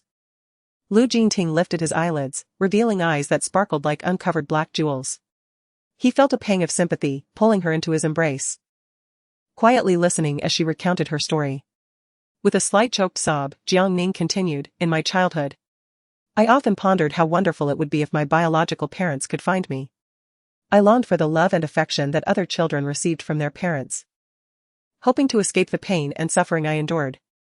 When I turned 15, my biological parents finally located me and brought me back to Yuqing. Everyone believed my fortunes had changed, and I shared that sentiment. With wealthy and influential parents, 3 remarkable brothers, and a dashing fiancé, it seemed like a beautiful life. Yet, in their eyes, there was only Jiang Yaya. They scarcely cared about my existence. She sniffled, her tears having drenched a considerable portion of Lu Jingting's shirt. As she spoke further, her emotions intensified, revealing a lingering sense of resentment. When discussing Jiang Yaya, Jiang Ning cast a pointed glance at Lu Jingting. Remarkably, upon hearing Jiang Yaya's name, he exhibited no reaction, as if he had never encountered her at all. Jiang Ning continued her discourse on Jiang Yaya, noting how their family was consumed with concern whenever Jiang Yaya faced any issues, while my own ailments were dismissed as mere pretense. Even now, as I battle cancer and face the brink of death, they still perceive my plight as an act. During our time in the hospital, both Jiang Yaya and I received diagnoses of mid-stage breast cancer, yet they seemed blind to my suffering, fixated solely on Jiang Yaya's more severe condition. She leveraged her illness to ostracize me at home, and they indulged her, uniting against me. Even Gu Jinghui treated me the same way. After a brief pause, she continued. During that time, I endured the dual blows of familial and romantic afflictions, which led me to contemplate the cessation of my existence and to consider abandoning treatment. Each time she mentioned Jiang Yaya, Jiang Ning would scrutinize Lu Jingting's expression. It was fair to say that there was a hint of intentionality in her words, as she sought to gauge Lu Jingting's reaction. However, even upon revealing that Jiang Yaya was battling cancer, the man remained unperturbed, his countenance devoid of any emotion beyond sorrow. He merely embraced her more tightly, gently wiping away her tears, his eyes reflecting nothing but compassion. Was it that he concealed his feelings too deeply? Or did he simply not care? It struck her as peculiar. She spoke ill of someone he held dear, and yet, given his protective nature, shouldn't there have been some indication of his discontent? At the very least, a furrowed brow would have sufficed to demonstrate his aversion. Yet, what was this current circumstance? Jiang Ning blinked through her misty gaze at Lu Jingting, thinking, shouldn't you react somewhat when I speak ill of Jiang Yaya? She found herself rather impressed by his composure after all she had said. Wasn't he typically quite protective? Just moments ago, at the Laishi Club, He had defended her in front of his friends. Perhaps she was overthinking it? As Lu Jingting wiped her tears, a flicker of complexity crossed his dark eyes. Indeed. She is rather two-faced. Jiang Ning thought to herself, what does this even signify? It feels rather unsettling. Perhaps it would have been better had he remained silent. She sighed inwardly, deciding not to dwell on it any longer. As long as Jiang Ye did not provoke her, they could maintain a semblance of harmony.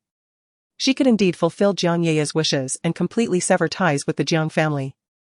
She no longer desired the company of the Jiang family or Gu Jinghuai. She could easily relinquish them to Jiang Ye. Once a person becomes indifferent, all other matters lose their significance. After witnessing Jiang Ning's emotions stabilize, Lu Jingting entered the bathroom, retrieved his phone, and dialed a number, hastening his plans. Upon hanging up, a glimmer of menace flickered in his dark eyes, radiating an unsettling chill throughout his being. Chapter 49, Are you not afraid of Jiang Ye sabotaging you? Returning to the bedroom, Jiang Ning had already risen from the bed, seeking a drink of water. Just as she reached the door, she collided with Lu Jingting. He had regained his usual gentleness, wiping the dirt from her face with a damp towel. Where are you going? He inquired. Jiang Ning shook the empty cup in her hand, explaining, I've spoken so much that I am parched. I need to go downstairs for some water. Lu Jingting took the cup from her grasp, placing the damp towel in her hands. Use this to soothe your eyes, which have swollen to the size of walnuts. You have class tomorrow. Allow me to fetch the water for you. His words floated like a feather, gently brushing against her heart, stirring an unfamiliar sensation within her. Jiang Ning placed the wet towel over her eyes, gently rubbing them. Initially, she felt no discomfort. But now her eyes seemed to ache slightly. It was no wonder her eyelids felt heavy, they had indeed swollen from crying. Yet, Lu Jingting displayed remarkable thoughtfulness. An attention to detail she had not considered, which he had effortlessly executed. Reflecting on this made her heart warm. Perhaps it was wise to refrain from mentioning Jiang Ye in his presence in the future. She feared that the hard-won détente between them would be jeopardized by that conniving woman, rendering their relationship irreparably strained. Such an outcome would indeed be lamentable. Jiang Ning once again found herself trending on social media, subjected to the scorn of internet trolls. Following the incident where Jiang Qi thrust her into the limelight, Jiang Ning chose to deactivate her Weibo account. The post featured two photographs. One, slightly blurred, captured a scene at the Lavished club, wherein a girl clad in a white dress was seen striking a man with a bottle. The other image depicted Jiang Xiyu lying on a hospital bed, his head swathed in bandages, his complexion ashen. The accompanying caption read, The ungrateful younger sister Jiang Ning, maintained by an elderly gentleman, assaulted her own brother with a bottle, and even had the audacity to have him dragged away and beaten at the Lavished club. Had it not been for a passerby calling for an ambulance, what you would see now would be Jiang Xiyu's lifeless body. The ensuing comments predominantly condemned Jiang Ning as an ingrate, with many branding her shameless. A multitude of monkeys. My rear is the reddest, this Jiang Ning is utterly shameless, isn't she? Being expelled from the Jiang family, has she sunk so low? Finding an old man is one thing, but inciting violence against her own brother is the epitome of ingratitude. Wealthy yet destitute, she never showed this side before. Jiang Ning, it seems, has been quite promiscuous behind the scenes, stooping so low as to associate with an old man. Truly disgraceful. Midnight panty thief, having lived the life of a pampered young lady in the Jiang household, how could she possibly accept returning to her former existence? The quickest way to earn money is undoubtedly to seek out a benefactor. Jiang Ning found it amusing and turned to the elderly man beside her, who was leisurely rolling up his sleeves. Noticing her muffled laughter, he approached and embraced her, inquiring what had elicited such joy. Leaning against Lu Jingting's shoulder, she raised her phone to show him, remarking, I can't help but think, if all elderly men looked like you, every girl would be vying to marry one.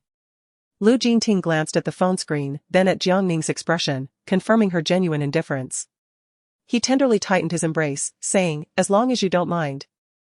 Consider it merely a jest, laugh it off and forget it.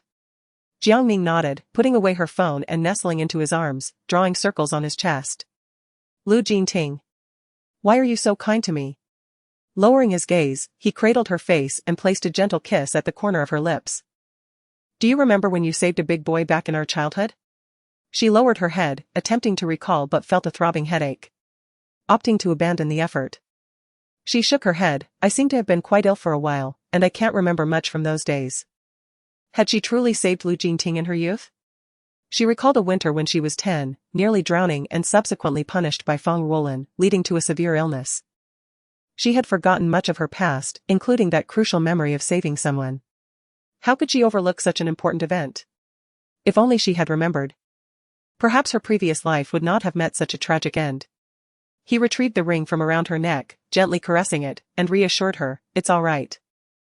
As long as I recognize you, that is enough." Jiang Ning suddenly embraced Lu Jingting's waist, nuzzling against him. "Could you share some stories from your childhood with me?" she inquired sweetly. Lu Jingting relished the moment. She clung to him like a kitten, her adorable demeanor radiating affection. Gently ruffling her hair, he nodded and recounted tales from their youth. In conclusion, he remarked, "You were such a tiny bundle back then, look how much you've grown.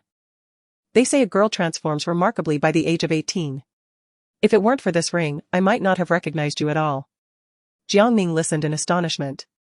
Recalling that she had only been 8 years old when she had managed to pull the 15-year-old Lu Jingting ashore. How impressive. Yet, a life-saving act had left an indelible mark on Lu Jingting's memory for all these years, revealing his deep sense of loyalty. Their encounter, their reunion, seemed to be orchestrated by fate. But why had there been no such connection in her previous life? Had Lu Jingting recognized her sooner, perhaps her demise would not have been so tragic. She had been ruthlessly slain, packed into a suitcase, and locked away in a dark, damp basement, with no one the wiser. The thought of that scene still sent shivers down her spine. To be murdered without knowing the identity of the assailant, and unable to seek vengeance, was indeed a sorrowful reflection. The incident at the Lai Shi Club, where she had violently confronted her elder brother, had caused quite a stir at Yuqing University, and whispers about her spread like wildfire. The glances cast her way had grown increasingly peculiar, especially from Jiang Qi, who had deliberately awaited Jiang Ning at the school gate. As Jiang Ning approached, Jiang Qi swiftly pulled her aside. Once assured of their privacy, she began to scold. "Jiang Ning, have you lost your mind? Didn't they give you several tens of thousands? Have you already spent it all? Engaging in an affair with an elderly man? Are you aware of the opinions circulating about you online? And what benefit do you gain from violently assaulting your elder brother, who now lies hospitalized? The situation has escalated to such an extent, I am curious to see how you intend to resolve it." Were it not for Jiang Qi's reliance on Jiang Ning to draw closer to Lu Jingting, she would hardly concern herself with your trivial matters. After all, Jiang Ning is currently at the center of controversy, becoming akin to a rat scurrying across the street, universally condemned. Anyone who associates with Jiang Ning risks attracting misfortune upon themselves. Jiang Ning observed Jiang Qi with amusement, noting, "I have trended on social media. You seem more worried than I am. Are you concerned that I might withhold information regarding President Lu's preferences?" Jiang Qi, whose mindset is singularly focused, wealthy and capricious, is quite predictable. Despite having her thoughts laid bare, Jiang Qi remained unfazed and urged Jiang Ning, "Given the circumstances, you should not be jesting, rather contemplate how to address this situation. I am willing to assist you appropriately." In her pursuit of Lu Jingting, she was prepared to go to great lengths. Initially skeptical upon seeing the trending topics, she felt compelled to seek Jiang Ning's help, as she had exhausted other avenues to ascertain President Lu's preferences. Although she had yet to capitalize on the last piece of information, she believed that the more insights she gathered, the more opportunities would arise to utilize them effectively. "Will you assist me?" Jiang Ning smiled at Jiang Qi. "Are you not concerned that Jiang Ye might undermine you? As Jiang Ye's devoted follower, should you not maintain a safe distance from her?" Chapter 50, Next time, simply kick. It is quite admirable how this individual eagerly seeks to approach. Jiang Ning is genuinely impressed by Jiang Qi's formidable tenacity. Upon hearing this, Jiang Qi glanced around, she remained oblivious. Jiang Ning pointed to Jiang Ye, who was passing by not far off, and inquired, "How do you intend to assist me?" Upon turning back, Jiang Qi's heart skipped a beat at the sight of Jiang Ye, prompting her to make a hasty retreat. How ironic it was that she claimed she would help. Yet upon encountering Jiang Ye, she fled with the speed of a startled rabbit, as if a mouse had spotted a cat. Nevertheless, Jiang Ning paid little heed, for she needed no assistance from anyone. Lost in her thoughts, a furious voice erupted from behind, "Jiang Ning! How dare you show your face at school? Your actions have thrown the Jiang family into disarray, and your disgrace has become the talk of the school. How can you still have the audacity to be here? If I were you, I would find a sturdy stone and end my misery, sparing myself the shame of existing in this world. Jiang Ning turned to see Jiang Siyuan. Bearing dark circles under his eyes, advancing towards her with palpable rage, his eyes ablaze as if ready to erupt like a furious lion. Jiang Siyuan seized Jiang Ning's hand, forcefully pushing her down. You are utterly shameless, Jiang Ning. Leaving the Jiang family to seek the patronage of an old man, while having someone hospitalize my elder brother. What have we done to deserve such treatment from you? We have provided you with everything you needed to reach university, and now that you believe you have gained wings, you wish to burn the bridge behind you, do you? Don't think that just because you have attached yourself to an old man, you can rest easy. When he tires of you and discards you, even if you kneel and plead for us to take you back, we will never agree. The mere thought of his elder brother still lying in the hospital, coupled with the grave troubles plaguing the Jiang Corporation, left Jiang Siyuan in a state of agitation. Initially, he felt a twinge of guilt as he observed Jiang Ning working as a part-time laborer. Yet, what had Jiang Ning truly accomplished? Although he refrained from involving himself in the affairs of the Jiang family, he remained cognizant of the company's challenges. Recently, the Jiang Corporation had encountered a series of setbacks. And in the past few days, they had outright declined any further collaborations, abandoning all pretense of partnership. The losses incurred had reached staggering heights. Jiang Siyu, despite his ailing health, endeavored to manage these crises but ultimately succumbed to frustration and fainted. Jiang Rong inherited this formidable burden and was nearly driven to madness. Helplessly watching as project after project slipped through his fingers, with no recourse available. How could Jiang Siyuan not be infuriated? Although these troubles were not directly linked to Jiang Ning, her assault on Jiang Siyu, the very cornerstone of the Jiang Corporation, was inescapable in this context. With the pillar of their family incapacitated in the hospital, it was difficult not to associate Jiang Ning with the ensuing chaos. This resentment was a bitter pill for Jiang Siyuan to swallow. As Jiang Ning was shoved to the ground by Jiang Siyuan, the back of her hand was scraped, blood seeping from the wound. She glanced at her injury, rose slowly, and then raised her hand to deliver a sharp slap to Jiang Siyuan's face. Before he could fully comprehend the situation, she struck him again, forcefully, leaving matching imprints of 5 fingers upon both sides of his face. Jiang Siyuan, stunned, was at a loss as to which side of his face to cover first. Jiang Ning, have you lost your mind? How dare you strike me? By what right do you lay a hand on me? Jiang Ning glanced at her reddened hand, realizing she had exerted too much force, and felt a twinge of pain. Next time, she resolved, she would forego using her hands and instead employ her feet to deliver a kick. Wiping the bloodstains from her knuckles, she cast a sidelong glance at Jiang Siyuan and remarked, "What is this? Are you permitted to strike me while I am not allowed to retaliate? What kind of twisted logic is this? When you slapped me in the hospital, it was quite a forceful blow, and I have not forgotten it to this day. Today, I shall return the favor. Jiang Siyuan, do not attempt to morally bind me with your blind and ignorant rhetoric, for that will only incite my disdain further." Within the Jiang family, her rapport with Jiang Siyuan was the most strained, largely due to Jiang Yaya, who often instigated Jiang Siyuan to assault her.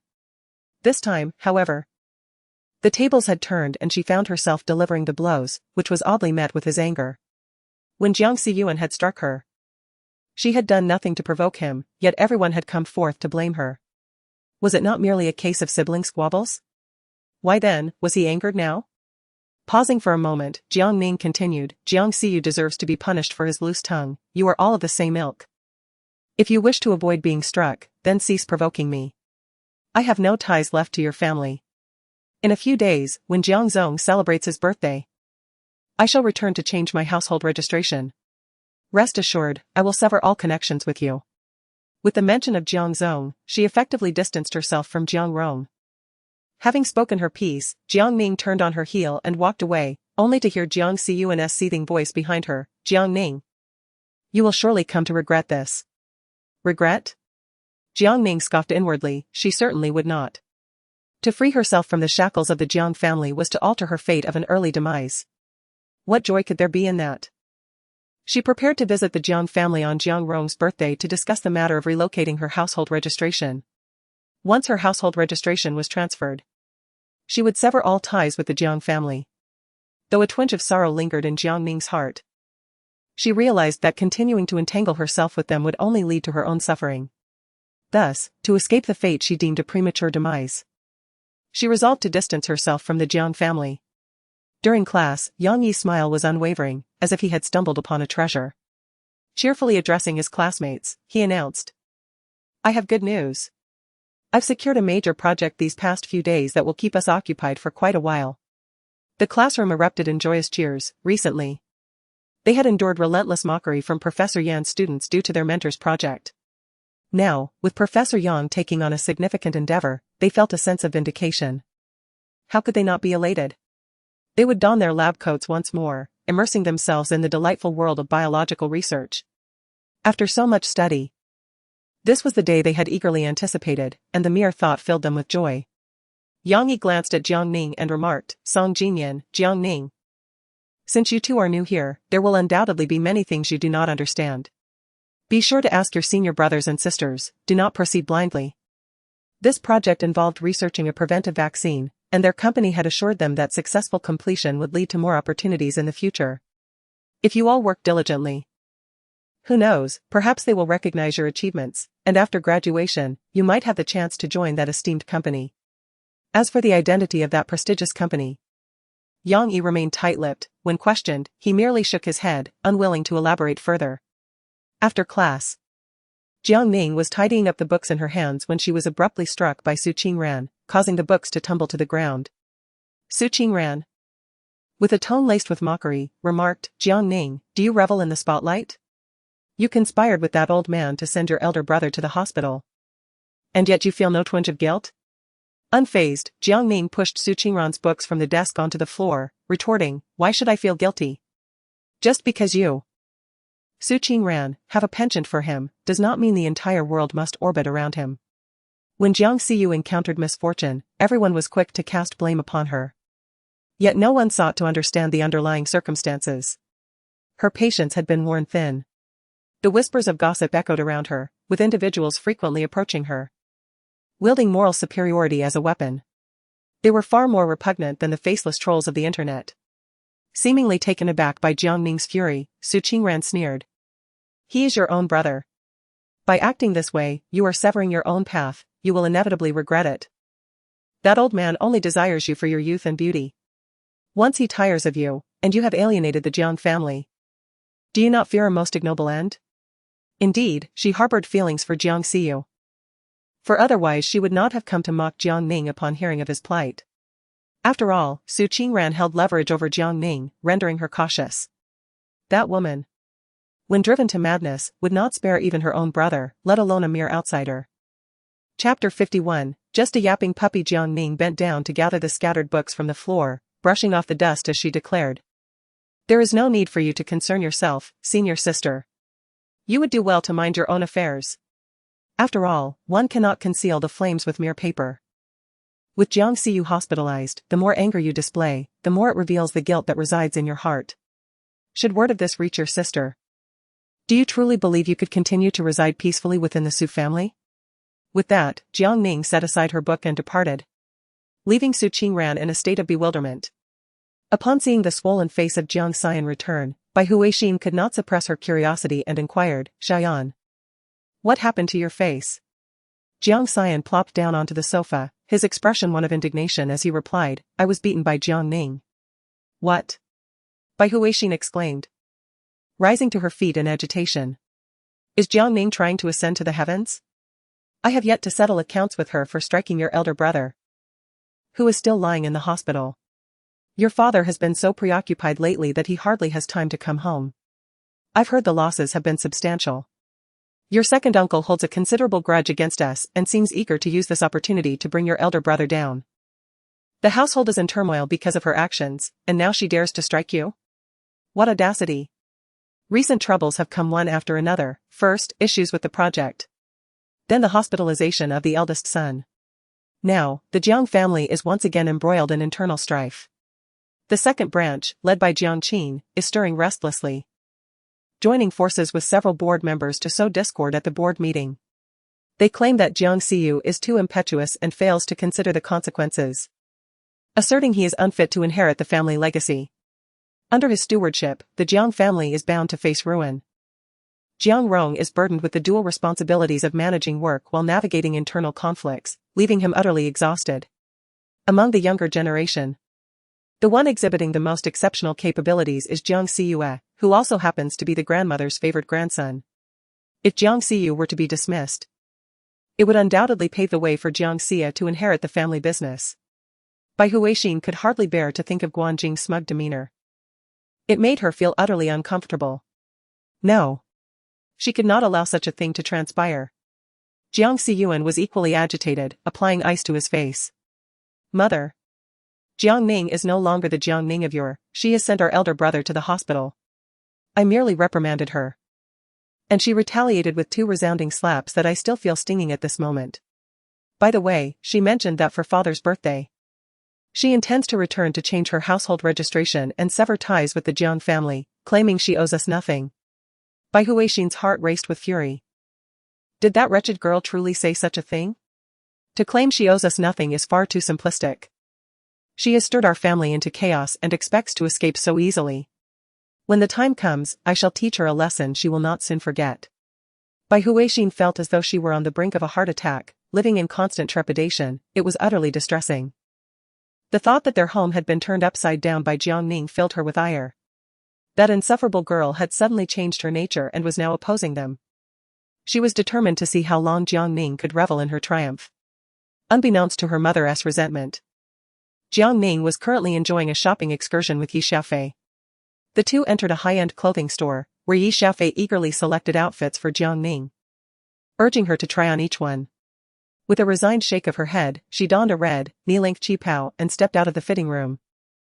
Only to be greeted not by Yi Xiaofei, but by Zhou Luoluo, the eldest daughter of the Zhou family, who harbored affections for Jiang Xiyuan and was his most devoted admirer.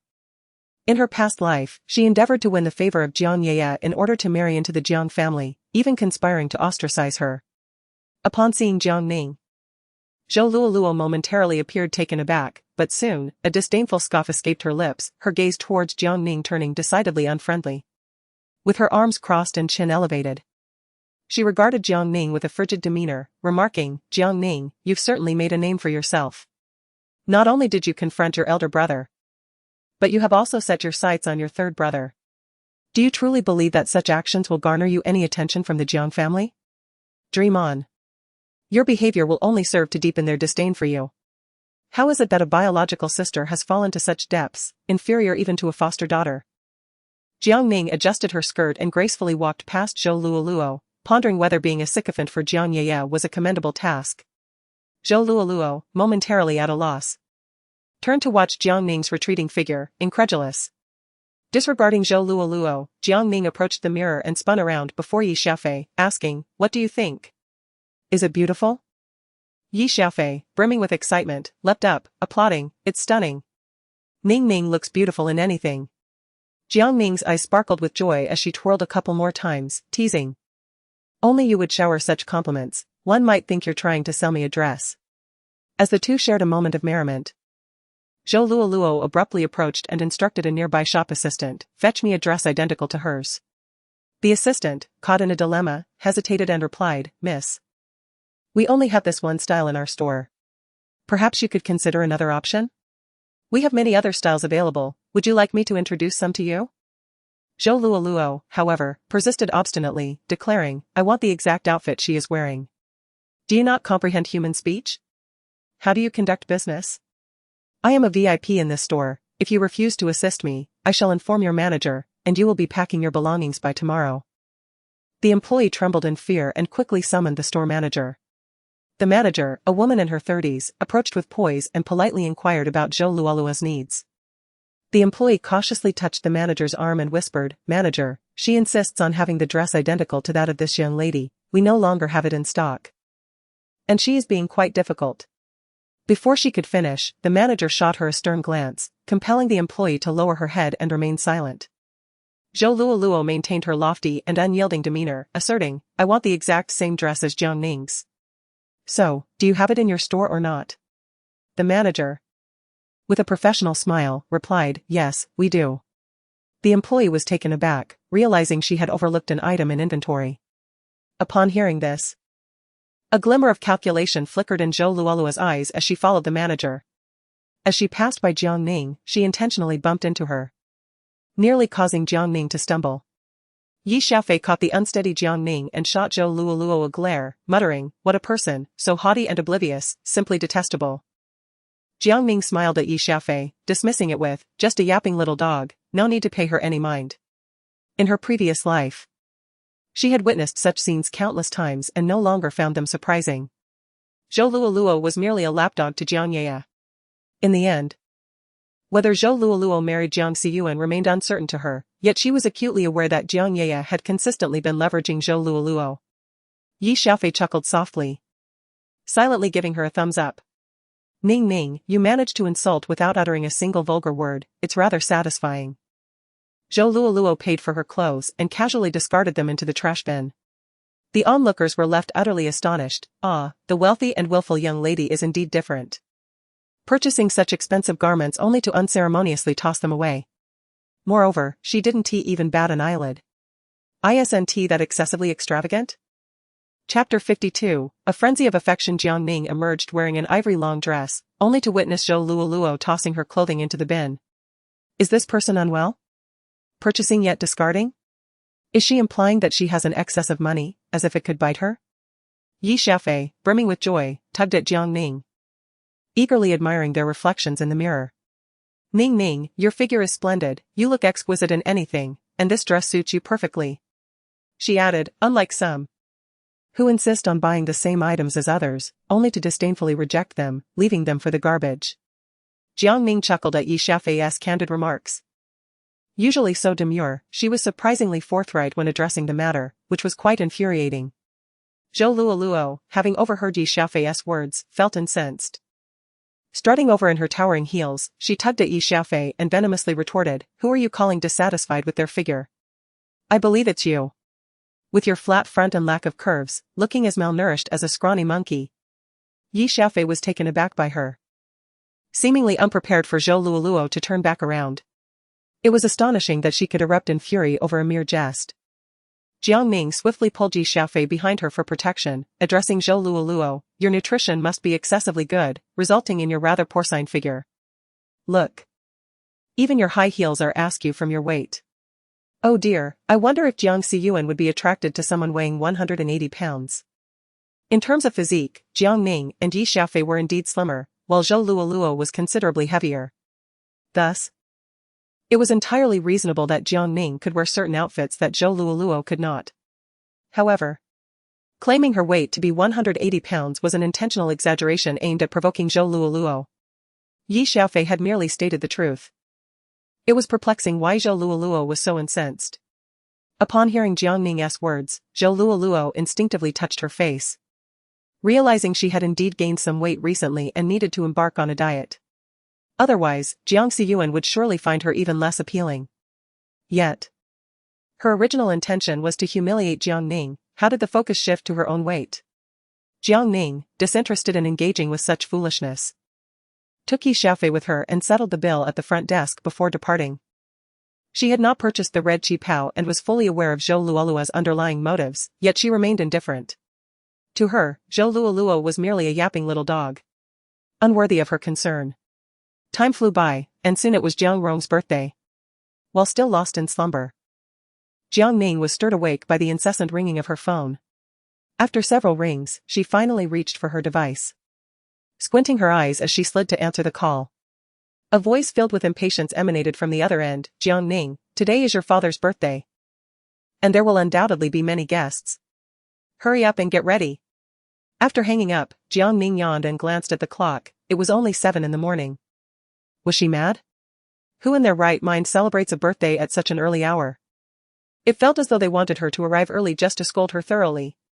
She wasn't foolish enough to rush over and make herself a target for their rebuke. Silencing her phone, she placed it back on the bedside table, covering her head with the quilt to resume her slumber. She slept soundly until noon, only to be awakened by the pangs of hunger. Checking her phone, she saw numerous missed calls and messages. She didn't even bother to look. She instinctively knew they wouldn't bear good news, so she chose to dismiss them.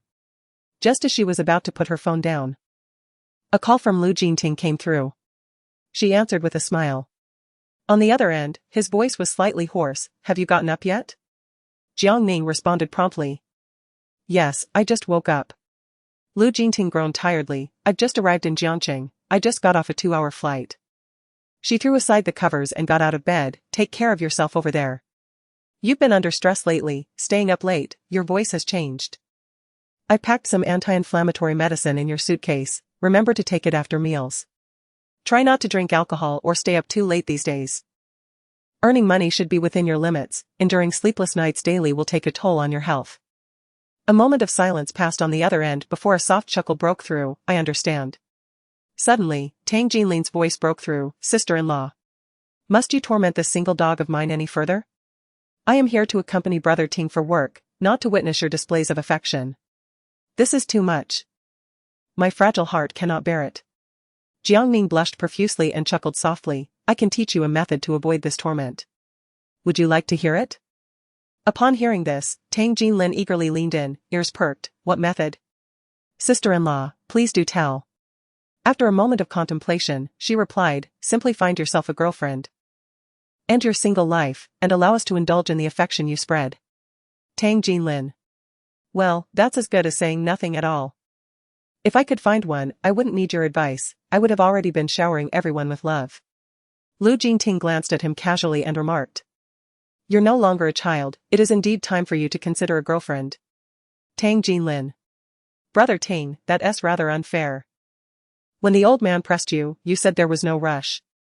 Now that you're married, suddenly I, the single dog, have become an eyesore. You didn't say that when you were single. Though his mind was rife with calculations, he nodded vigorously, not daring to confront Lu Jingting directly. For he still relied on this sturdy tree for shade. Lu Jingting held his phone to his ear and said to Jiang Ning. Make sure to rest at home as well. I heard today is your father's birthday, you will certainly be returning, right? Receiving an affirmative response, Lu Jingting continued. Just focus on doing what you wish, even if you were to create a colossal mess, fear not, for you still have me. Yet you still have me.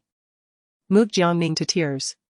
Lu Jingting was aware that she would cause a commotion upon returning to the Jiang family, hence his deliberate words. With Lu Jingting's formidable backing, she naturally felt unafraid. However, even without him, she was capable of achieving her desires. Nevertheless, Lu Jingting's reassurance provided her with immense comfort. After tidying herself up, she descended the stairs, where Aunt Guan had prepared a meal. Upon seeing Jiang Ning, she greeted her with a smile. Young madam, you're awake. Please have a seat. The food will be ready shortly. Jiang Ning took her place at the dining table, and Aunt Guan began to serve the dishes. These were specially prepared at the young master's request before he left. He mentioned that you hadn't had breakfast and that your stomach was still empty. So he instructed me to make something light and not too oily or stimulating. Jiang Ning ladled herself a bowl of soup and took a sip. This is delightful, she remarked. Aunt Guan's culinary skills had certainly improved. One could not help but acknowledge that Lu Jingting was not only handsome and meticulous but also affluent, most importantly. He was devoted to her. Her life post-marriage was exceedingly comfortable, as Lu Jingting had always taken great care of her. Compared to the turbulent existence at the Jiang family, her current situation felt like heaven and earth apart. Having lived 2 lives, she realized that she could indeed be cherished and pampered. Aunt Guan, flattered by the compliment, shyly scratched her head.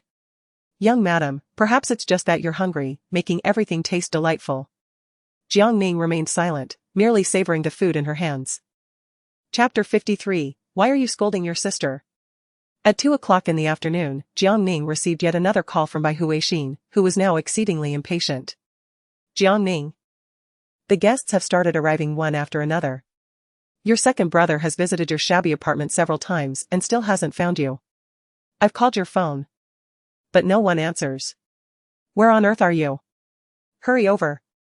It's your father's birthday, and your elder brother, who's still recovering, has just returned from the hospital to celebrate. It seems rather inappropriate for you, his own daughter, not to be here. Please come quickly. Bai Huixin had reached her limit with Jiang Ning's delays. She had lost count of how many calls she made that morning, her frustration leading to her phone being thrown several times. Jiang Sai's, the second brother, had gone to fetch her but returned empty-handed. Fortunately, he was good-natured and, despite his repeated disappointments, remained unfazed. He even suggested that since it was the weekend, perhaps Jiang Ning had silenced her phone and was still asleep. She had initially assured them that she would attend the birthday celebration. Yet her lack of response to calls and messages was undeniably infuriating. Taking a sip from her cup of tea, Jiang Ning muttered, "Oh, I understand." After ending the call, she set down the cup and reclined on the sofa, shifting her position to play games. The urgency of her family stemmed from Jiang Rong's birthday, with everyone present. Her absence as his daughter would surely embarrass them. However, she felt no urgency herself and was not naive enough to believe that her family's frantic attempts to reach her were due to genuine concern. After playing for a few rounds, it was already 3 o'clock when Jiang Ning leisurely summoned a car and finally stepped out.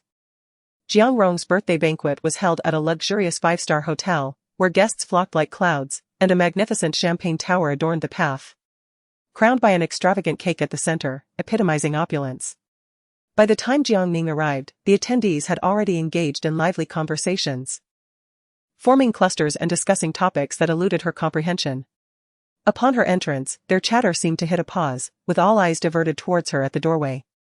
Dressed in a flowing red gown, her hair casually styled in a bun, and donning a delicate touch of makeup, Jiang Ning appeared strikingly elegant.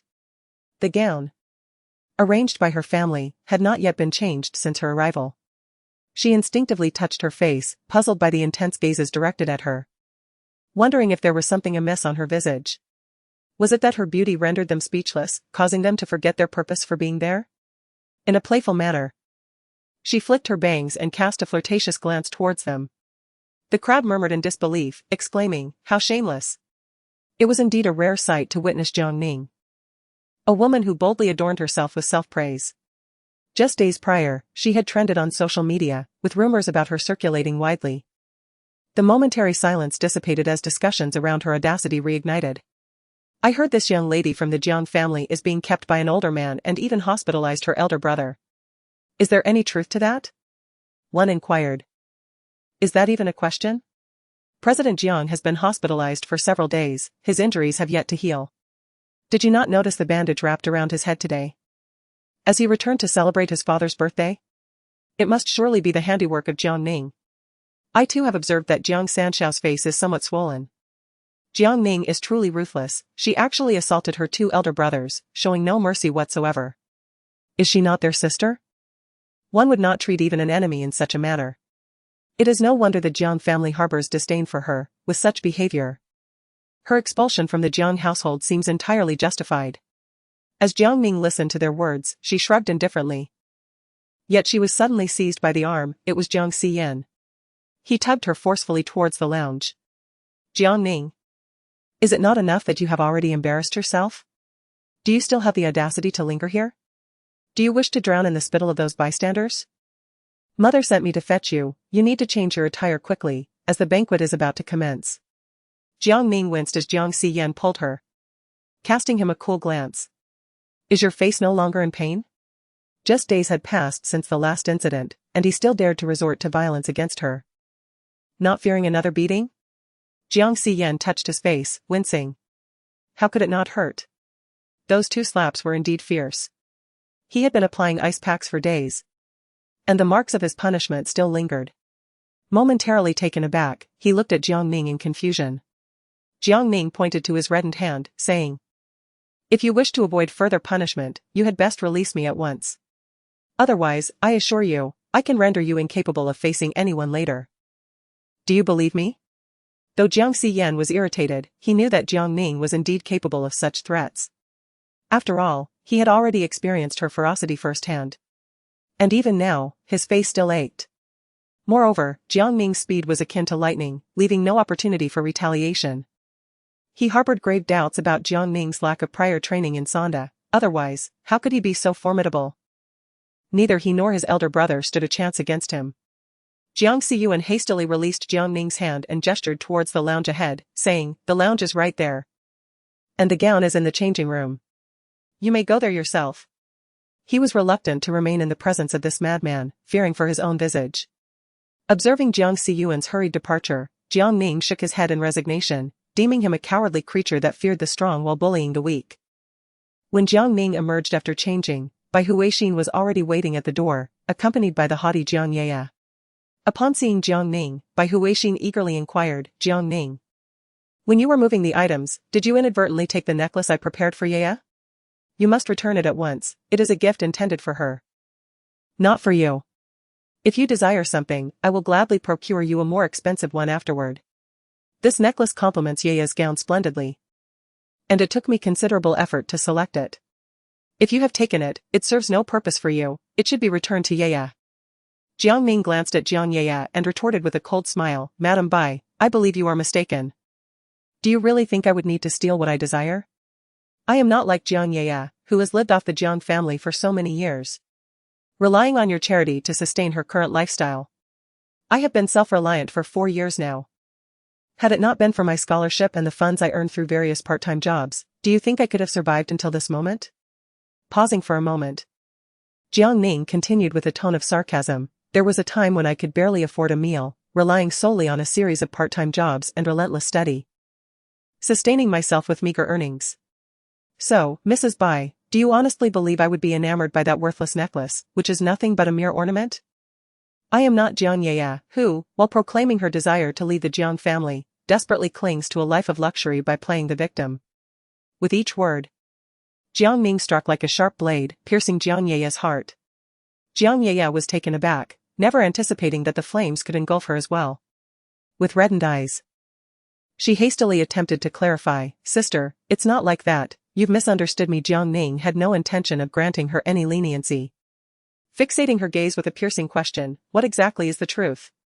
Jiang Ye trembled, sobbing uncontrollably, her voice seemingly trapped in her throat, unable to escape. She let out a cold laugh, "What a pitiable white lotus you are."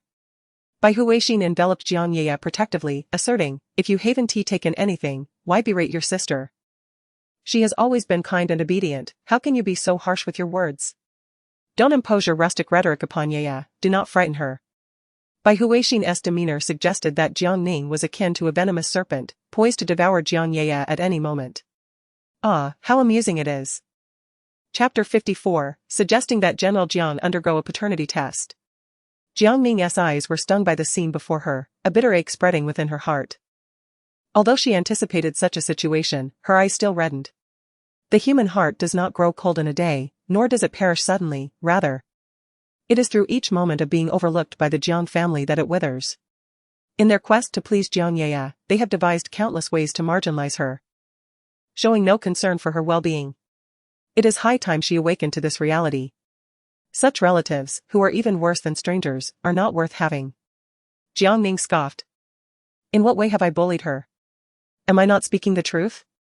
In the Jiang household, Jiang Ye received only the finest of everything, with her living expenses boundless. A mere display of charm from her could procure the world's best for her. And what of me? A mere 500 yuan a month. As if they were not concerned I might starve. All because Jiang Ye broke a vase and falsely accused me, they severed my financial support. Who is truly bullying whom? It suffices to say that Jiang Ning's words were merely a ruse. Jiang Ye clenched her teeth in secret, a flicker of panic crossing her eyes, her hands instinctively tightening. When did Jiang Ning become so articulate? To play the victim before Bai Huixin was one thing, but to belittle her to such a degree was utterly detestable. Mentioning past grievances only heightened her anxiety. She stole a glance at Bai Huixin, who regarded her with suspicion, intensifying her unease. She tugged at Bai Huixin's arm. Her eyes now reddened and glistening with tears as she looked at Jiang Ning. "Sister, I was merely frightened at the time. I had no idea Mother would seize your allowance. I apologize, it is entirely my fault. However, we were unaware of the hardships you have endured in recent years. You never mentioned your financial struggles to your family. Had you done so, our parents would certainly not have stood idly by while you suffered." "Ah, how eloquently you speak. Yet merely attributing it to fear absolves you of any wrongdoing, allowing you to extricate yourself with consummate ease, truly remarkable. Moreover, this woman weeps at the slightest provocation, her tears flowing as if without cost. How utterly cheap." Jiang Ning is thoroughly exasperated by Jiang Ye's pitiful demeanor. It is quite nauseating. Bai Huixin once again enveloped Jiang Ye in her embrace, casting a wary glance at Jiang Ning. "Your sister speaks the truth, you are not mute.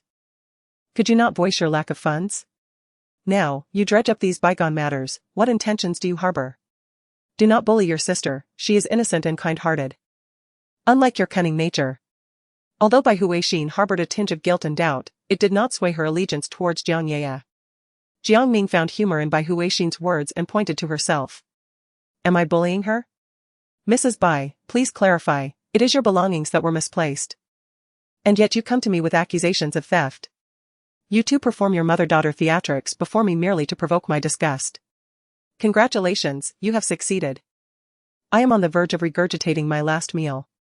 With that, she feigned retching, nearly on the brink of expulsion. What a farce of familial affection, only serving to disturb her peace of mind, it is better left unacknowledged.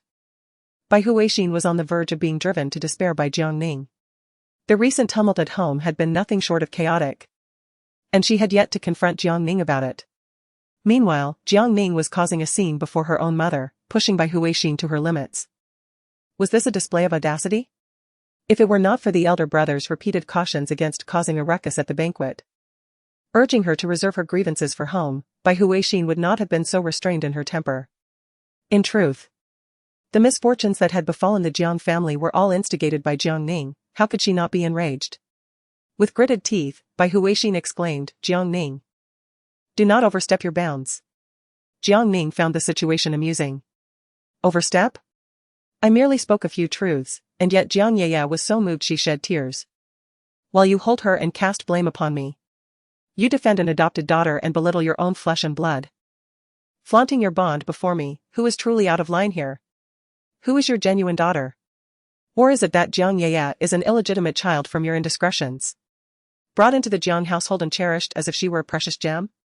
In her previous life, Bai Huixin had fiercely protected Jiang Ye, leading Jiang Ning to ponder this very question. She had even once conducted a paternity test using strands of hair from both Jiang Ye and Bai Huixin, only to discover that they were not biologically related. The poignant scene of their supposed deep maternal connection had pierced her heart, explaining her current emotional turmoil that led her to utter such harsh words. Bai Huixin, seething with anger, gritted her teeth audibly, raising her hand as if to strike Jiang Ning. Jiang Ning, what nonsense are you spouting? You may have fought with your elder brother and third brother, but now you dare to insult me, your own mother. What is the meaning of this? That old man has emboldened you, hasn't he? You seem to regard the rest of us with utter disdain. Do you truly believe that your association with him will bring you lasting triumph? Wait until he tires of you and casts you aside, you will have ample reason to lament. Before Bai Huixin's slap could descend, it was seized by Jiang Rong, who exclaimed loudly, what are you making such a ruckus for? What a disgraceful display. Jiang Ning is your biological daughter. Yet you resort to threats and insults as if she were an adopted child.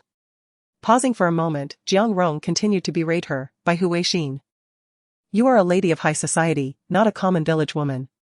Engaging in this tumultuous shouting match will only invite scorn upon our Jiang family.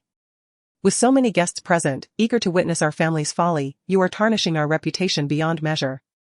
Jiang Rong had taken Jiang Ning's words to heart. He had observed over the years how Bai Huixin favored Jiang Ye. If Jiang Ye were indeed the illegitimate child of Bai Huixin with some rogue man, he would unhesitatingly expel them both from his home. Bai Huixin was taken aback by Jiang Rong's sudden appearance. She bit her lip, nearly shattering her teeth in frustration, and struggled to suppress her rage. When she turned to Jiang Rong, her expression shifted to one of ingratiation as she hurriedly explained, darling, Jiang Ning is speaking nonsense. How could I possibly bear a child with another man? I cherish Ye because she is well-behaved and sensible, unlike Jiang Ning, who harbors so many ill intentions.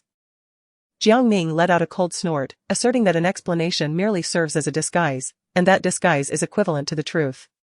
Jiang Zong, to prevent any unforeseen circumstances, I suggest you undergo a paternity test. Who cannot be unpleasant? Although Jiang Ning was aware that this was not the case, Jiang Rong remained oblivious. Given his suspicious disposition, he would undoubtedly pursue the paternity test. Her intention was solely to vex Bai Huixin and Jiang Ye, for they had initially sought to disturb her. If one is to engage in mischief, it is only fitting to escalate the stakes for a more thrilling experience. The term Jiangzong struck Jiang Rong like lightning. He furrowed his brow at Jiang Ning, reprimanding her. What do you mean by Jiangzong? Jiang Ning, It has not been long since you left the Jiang family, and you can no longer even call me dad? If it were not for today being his birthday, he would have certainly sought her out for a proper scolding to vent his frustrations. This rebellious girl, ever since departing from the Jiang household, had begun to sever ties with her kin, creating disturbances without restraint. How could she be allowed to go unchecked? What if she ventured out and stirred up even greater troubles? Would he still have any face left? Jiang Ning replied nonchalantly, "Oh. Had you not mentioned that you are my father, I might have forgotten, for I had always assumed you were Jiang Ye's father. Nonetheless, it matters not. I rather enjoy addressing you as Jiang Zong. Jiang Rong. This insolent girl has turned the world upside down. Daring to speak to him in such a manner, and the irony is that he cannot retort. To say he was not angry would be a falsehood. Once the banquet concluded, he would certainly find a way to deal with her." Bai Huixin gritted her teeth and leaned forward, intending to reprimand Jiang Ning, but was halted by Jiang Rong, who interjected, "Enough. Do you not find this embarrassing enough? The banquet is about to commence, you both ought to tidy yourselves and prepare." Bai Huixin felt a simmering anger within her, yet refrained from expressing it, choosing instead to pull Jiang Ye along with her.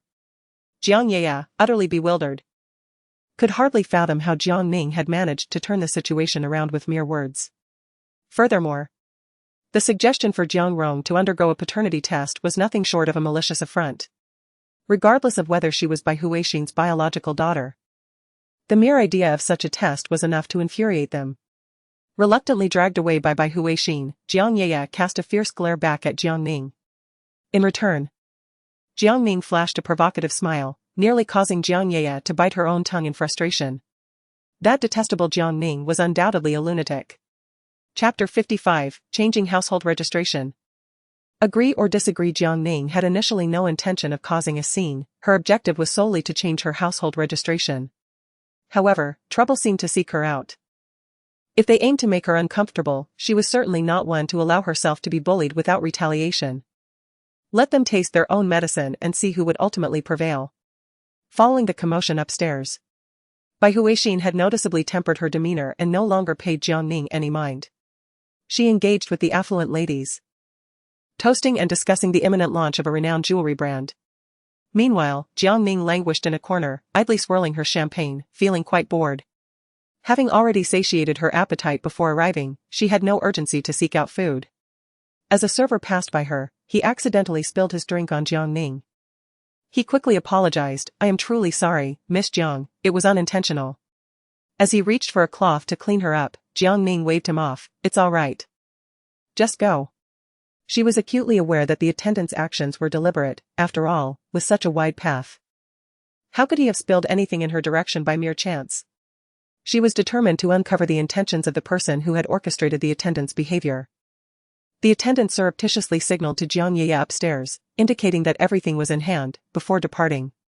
Jiang Ning observed the entire exchange, choosing to remain silent despite her understanding of the situation. She was eager to discern Jiang Ye's ulterior motives. Turning, she ascended the stairs to the lounge to change her attire. As she passed Jiang Ye, she quietly cautioned her about the slippery hotel steps, advising her to maintain her balance while standing so high. A fall could lead to unfortunate consequences. Jiang Ye's expression shifted, puzzled by Jiang Ning's insinuation. Did Jiang Ning suspect something? After delivering her warning, Jiang Ning disregarded Jiang Ye's suddenly pallid complexion and proceeded to change her clothes. Upon emerging, she found Jiang Ye still at the staircase's edge. As Jiang Ning maneuvered past her, Jiang Ye suddenly twisted her ankle and began to tumble backward down the stairs. Reacting swiftly, Jiang Ning grasped Jiang Ye's arm, but when Jiang Ye forcefully broke free, she tumbled down the stairs with considerable momentum. With a resolute heart, Jiang Ning followed suit, allowing the force of the fall to carry her down as well. If they were to perform, they ought to do so convincingly. Merely feigning minor injuries for sympathy was painfully unconvincing. Jiang Ye became a cushion for Jiang Ning as she landed atop her. Already in considerable discomfort from the impact, Jiang Ye found herself rendered speechless by the indignation of being pinned down.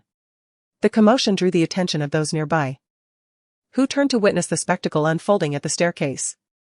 Remarkably, both daughters of the Jiang family had simultaneously tumbled down the stairs. What was happening?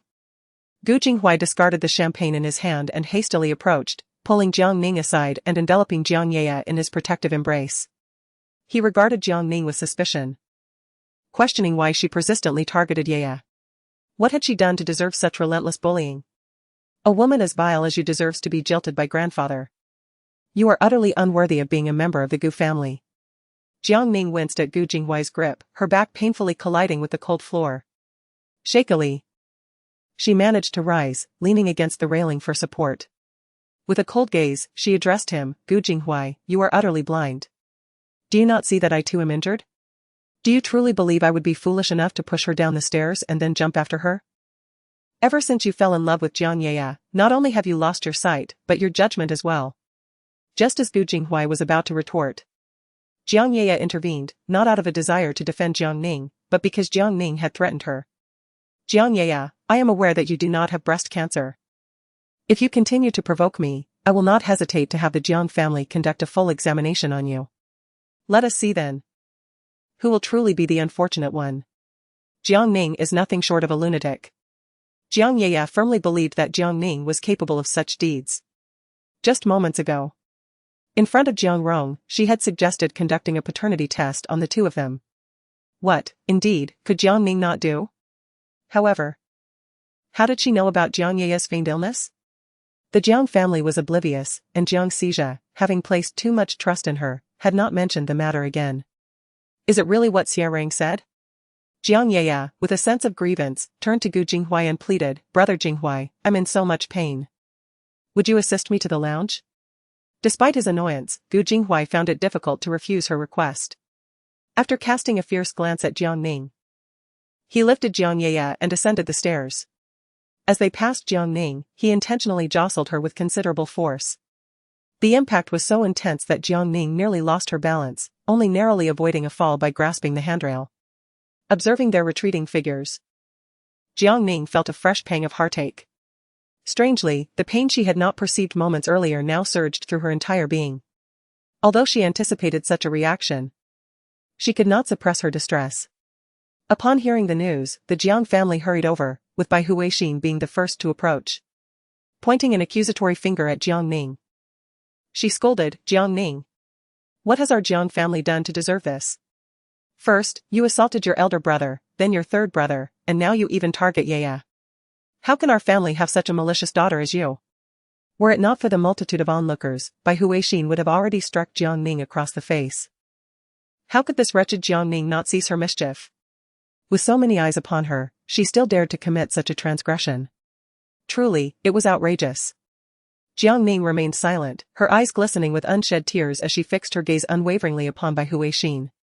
A noble woman, unable to bear the scene any longer, stepped forward and addressed Bai Huixin, saying, Madam Jiang, they both fell together. Someone witnessed your adopted daughter in distress. Perhaps you should check if your biological daughter has sustained any injuries.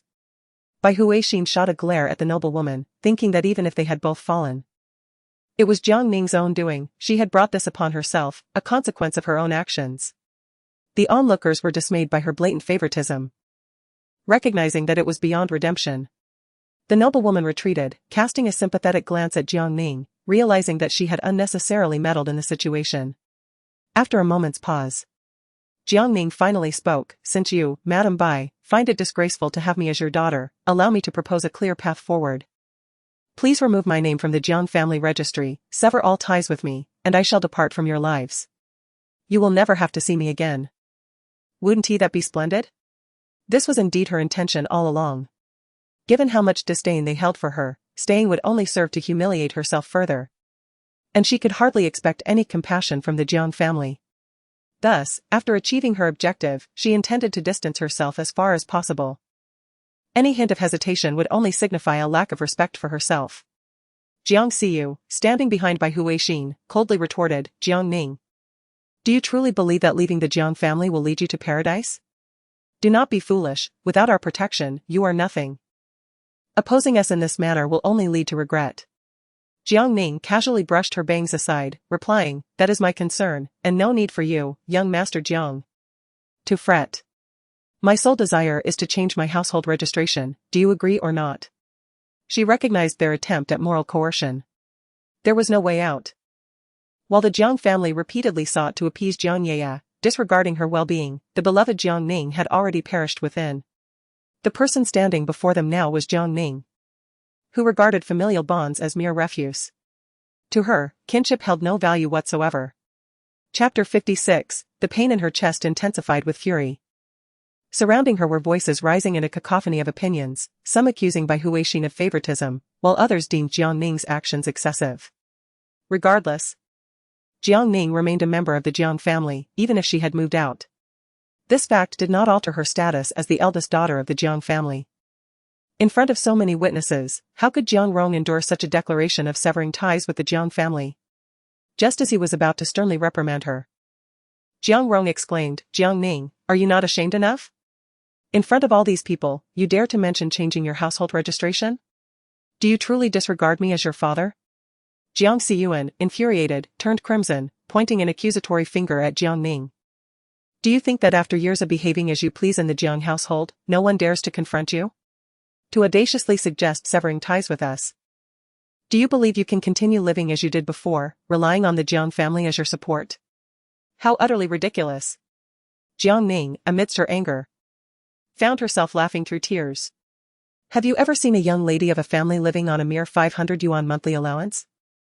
Just because I made a mistake years ago, I have received nothing for 4 long years. Did you ever consider whether I might starve outside?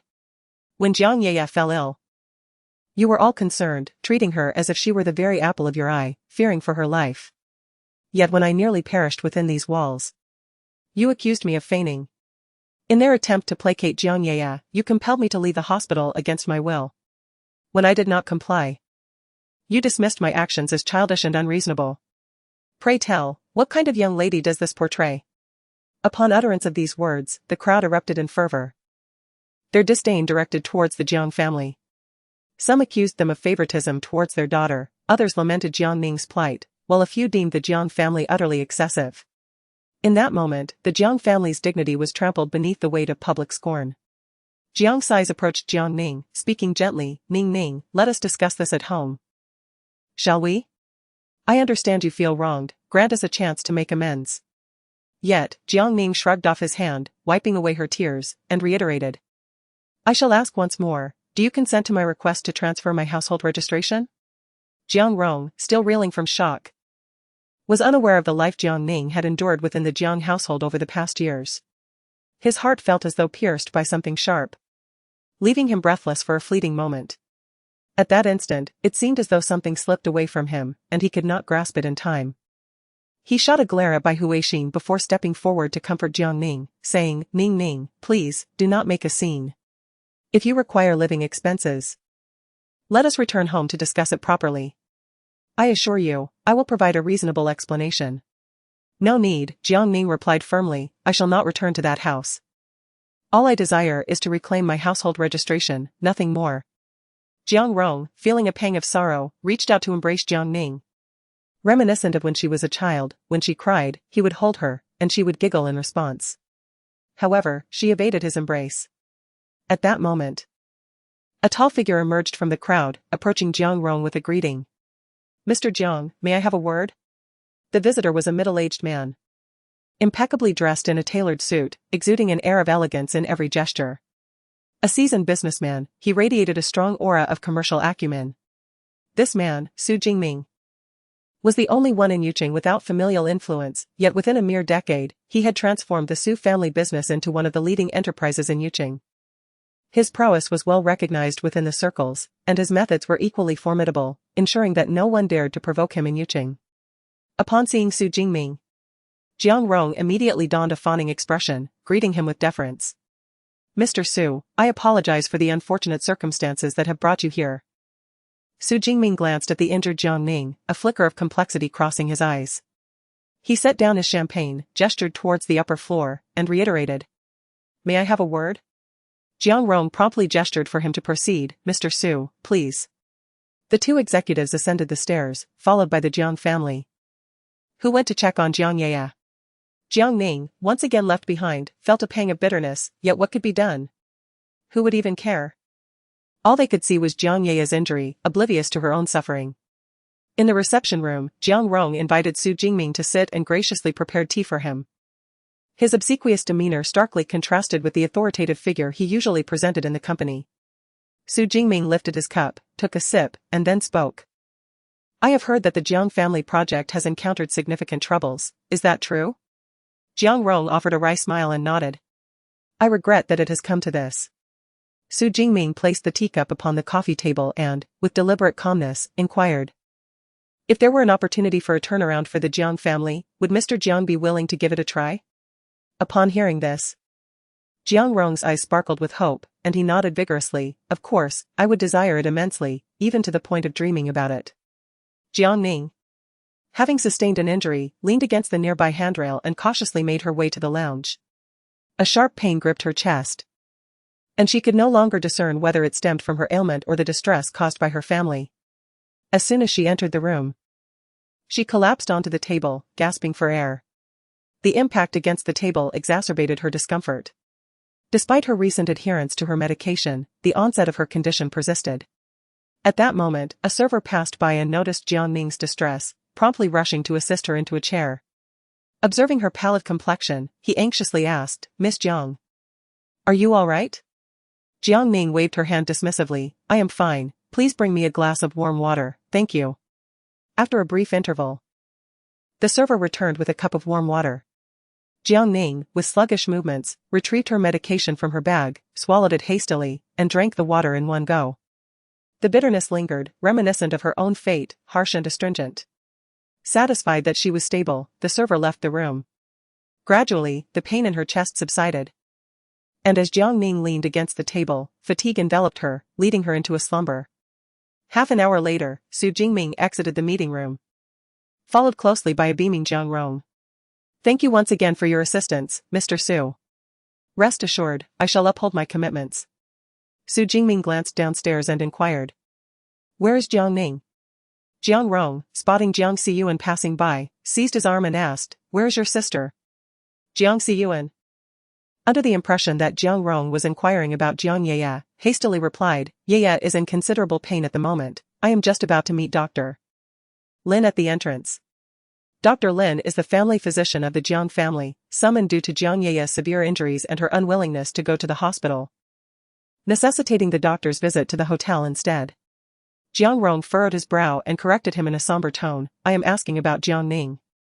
Upon hearing this, Jiang Siyuan's expression changed immediately. Dad, it was Jiang Ning who pushed Yeye down the stairs. What do you want to ask her for? If not for her erratic behavior today, what could have caused such chaos at the birthday banquet? She, casting a glance at the increasingly distressed Su Jingming. Jiang Rong coldly interrupted Jiang Siyuan, enough. Be silent. Afterward, he turned to Su Jingming with a smile, Mr. Su, please wait here for a moment. I shall go find that girl. Jiang Siyuan thought to himself, has my father lost his senses? He is yelling at me for Jiang Ning. What sort of enchantment does Jiang Ning possess that could prompt his father, who has always disdained her, to suddenly change his stance? Jiang Siyuan was utterly baffled.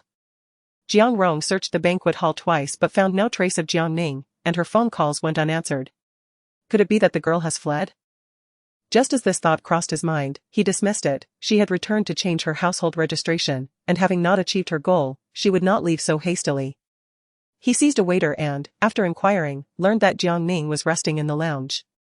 He promptly ascended to the second floor, pushed open the lounge door, and indeed found Jiang Ning asleep, leaning against the table. Gazing at the frail and diminutive figure before him, a wave of guilt surged within Jiang Rong. How had she become so emaciated? In Chapter 57, you must steer clear of those who infuriate you, he reflected on the years past. Realizing that his negligence towards his beloved daughter had subjected her to countless grievances within the Jiang household. It was his failure as a father that had led to this plight. He remembered the joy he felt upon the birth of his daughter, after having 3 sons. His elation at finally welcoming a daughter was unparalleled. He lavished her with the finest formula, diapers, and an abundance of toys, far too numerous to count. Each time he returned from a business trip, he would bring her a plethora of gifts, even though she was too young to play or articulate her preferences. The sight of the presents would coax out her adorable little teeth in a smile. During that time, his greatest delight was to come home, embrace his daughter, and lull her to sleep. No matter how arduous or taxing his day was, the sight of her smile made everything worthwhile. When his precious daughter was 2 years old and was abducted by Feng Wulan, he searched frantically for her, fearing she had fallen victim to human traffickers. He believed he would never see his treasure again, which led him to adopt Jiang Ye in an attempt to alleviate his sorrow.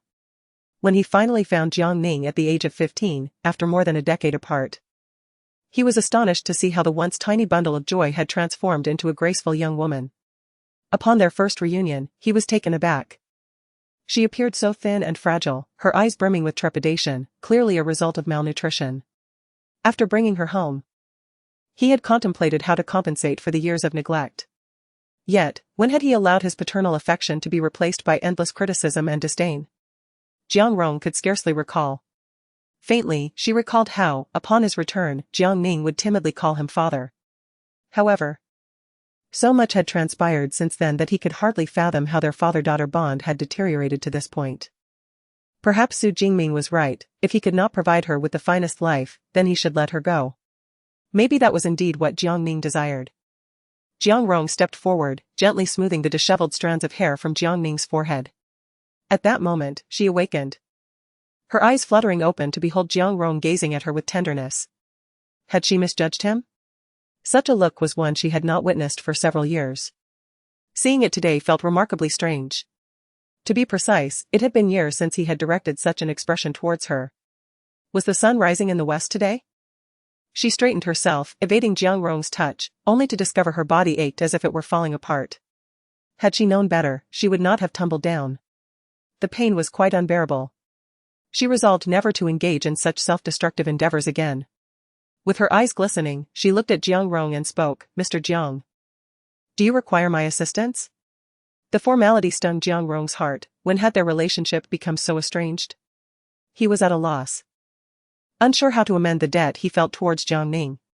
Just then, Su Jingming's voice echoed from the doorway, "Mr. Jiang, do not forget the promise you made." Jiang Rong sighed silently, grasping his phone as he exited the room. Su Jingming entered, extending his hand toward Jiang Ning. "I see you are quite injured. Do you need assistance in descending the stairs?" Jiang Ning shook her head, observing the man before her. His demeanor was gentle, yet she did not recognize him. Why does he choose to assist her? An abundance of questions swirls within, yet no answers emerge. 10 minutes later, Su Jingming supports the injured Jiang Ning as they descend the stairs, leaving the guests in a state of bewilderment. Could it be that the legendary older man behind Jiang Ning is none other than Su Jingming, the formidable figure commanding the business realm? If Su Jingming is indeed her backing, it becomes understandable that she might disregard the Jiang family. After all, her companion is the esteemed head of a leading enterprise in Yuqing, basking in unparalleled glory. Jiang Rong instructs his assistant to retrieve the household registration book. Proceeding to transfer the household registration to Lu Jingting's records at the relevant department. Jiang Ning gazes in astonishment at the pristine new household registration book, rendered momentarily speechless. A sense of emptiness envelopes Jiang Rong. After years of nurturing his daughter, she is now to become a member of another family. It evokes a poignant feeling, as if a carefully tended flower has been abruptly uprooted, leaving a void within. Earlier, he noticed an additional name on Jiang Ning's new household registration, but he had not scrutinized it closely enough to discern who it was. Could it be Su Jingming? Although Su Jingming is somewhat older, his character is trustworthy. And if Jiang Ning harbors affection for him, as her father, he could accept it. Su Jingming, having lost his wife early on, has a daughter who has just entered her first year of high school, slightly younger than Jiang Ning, which may foster shared interests in the future. Most importantly, Jiang Ning's marriage to Su Jingming could yield significant advantages for the Jiang family. For instance, this very instance of him facilitating the household transfer is a strategic move to aid in the Jiang family's project endeavors. Recently, he has been feeling a sense of inadequacy regarding the Jiang family's project. Now that an opportunity to turn the tide has presented itself, he will undoubtedly compromise without hesitation. If it means helping the Jiang family weather this storm, what is the sacrifice of his daughter's happiness in comparison? When faced with the dichotomy of his daughter and personal interests, he is quite capable of discerning their respective weights. If need be, he can always find another way to make amends with Jiang Ning in the future. Surely, she will understand the struggles of her father, will she not? Jiang Ning, clutching the household registration book in her hands, gazed at Su Jingming with a peculiar expression. inquiring how he came to possess Lu Jingting's household registration book and how he managed to convince her father to transfer the household registration. Su Jingming stroked his chin, a mysterious smile gracing his lips, and replied, "I am Jingting's uncle." Jiang Ning was momentarily taken aback before joyfully exclaiming, "Hello, uncle." He nodded slightly in acknowledgement and remarked, "Your father, being someone who prioritizes profit above all else, surely required some enticing benefits to agree to the transfer." Pausing for a moment, Su Jingming pondered another matter and furrowed his brow as he asked Jiang Ning, "However, this implies that they all think you are being supported by me. Might this have an impact on you? Should I hold a press conference to clarify, or perhaps enlist some online influencers to set the record straight on Weibo?" Jiang Ning waved her hand dismissively, declaring, "Those opinions are inconsequential. I could not care less about how they perceive me." She flicked the household registration book playfully and pressed a kiss upon it, humming a cheerful tune. "The most important thing is that I have severed ties with the Jiang family. From this moment forward, I am no longer a member of the Jiang family." "How wonderful. I have awaited this day for far too long." Su Jingming observed her joyful demeanor and couldn't he help but join in her laughter. Since the young lady was unconcerned, he decided to let the matter rest. He had accomplished the task assigned to him by Jiang Ting and had other obligations to attend to. Glancing at his watch, he inquired of Jiang Ning, "You've sustained an injury, should I take you to the hospital?" Jiang Ning shook her head, "It's not severe. A bit of ointment will suffice." The most grievous injury had been suffered by Jiang Yaya, who would likely need several days to recuperate. After all, one who harbors ill intentions ultimately harms oneself. She firmly believed that this confrontation would temper Jiang Yaya's recklessness, rendering her too apprehensive to visit the hospital. After all, those plagued by guilt dare not confront the truth, and even the slightest risk terrifies them. Su Jingming approached his Qian and opened the rear door. "That won't do. If Jiang Ting finds out, he will undoubtedly blame me. You don't appear well, did you have another episode just now? I should take you to see my father. He can assess your condition. This way, Jiang Ting will be reassured." Jiang Ning hesitated, but is it really appropriate to keep troubling the elderly? Even her uncle, whom she had just met, had noticed her injury and the pallor on her face. It was truly disheartening that the Jiang family seemed oblivious to her plight. However, Su Jingming dismissed her concerns. What's inappropriate about it? The primary concern of the elders is Jiang Ting's marriage. Now that he is wed, they will undoubtedly be overjoyed. How could they see it as a burden? Of course, with Lu Jingting married, it's only a matter of time before they begin to urge him along. Every day, the elderly couple incessantly nagged in his ear, suggesting that Yao Yao, now in her teenage years, ought to find a woman to manage the household, ensuring companionship in their later years. However, he was unwilling to enter into marriage. During Yao Yao's childhood, he had refrained from remarrying out of concern that a stepmother might treat her poorly. Now, as he aged, he perceived little difference between being single or not and felt no pressing need to pursue a new relationship. Jiang Ning entered Su Jingming's car, and upon arriving at the Su residence, Su Jingming excused himself, citing an important company meeting. During their journey, he had already informed Su Yan about Jiang Ning's situation. Thus, as soon as they reached the living room, Su Yan took out his stethoscope and began examining Jiang Ning. Meanwhile, Grandma Lin Xiao and Yi Xiaofei anxiously observed but dared not interrupt Su Yan. The longer Su Yan listened, the more furrowed his brow became. "How many times have you fallen ill recently?" Jiang Ning pondered seriously before responding. "It seems like just this once. It was the anger that triggered my illness." After reflecting on her recent health episodes, she discerned a pattern, aside from the earlier instances when she had often neglected her medication. This time, it was indeed the severity of her anger that had precipitated her condition. Thus, distancing herself from the Jiang family was a prudent decision. Upon hearing her, Su Yan gravely advised, "You must keep your distance from those who harm you. Your illness is indeed a product of your anger, and there is potential for it to worsen. Your situation is quite unique. My recommendation is to minimize your anger, engage in more physical activity, and I will prescribe a different medication for you, which I will deliver in a couple of days." Chapter 58. We have all wronged Jiang Ning. Does this imply that the cancer cells have begun to spread? Jiang Ning felt a twinge of panic within her. The agonies endured during chemotherapy in her past life, along with the excruciating pain during the later stages of her illness, flooded her mind. Even the thought of it now sent shivers down her spine, that gnawing, bone-deep torment was an experience she wished never to relive. Jiang Ning gently nodded, expressing her gratitude to her grandfather. Yi Xiaofei's eyes had already begun to well with tears. Upon inquiring further from her grandfather, she learned of the troubling news regarding Jiang Ning's condition, suspected metastasis. Overcome with emotion, Yi Xiaofei burst into tears, exclaiming, "Ning Ning, how can you be so unfortunate?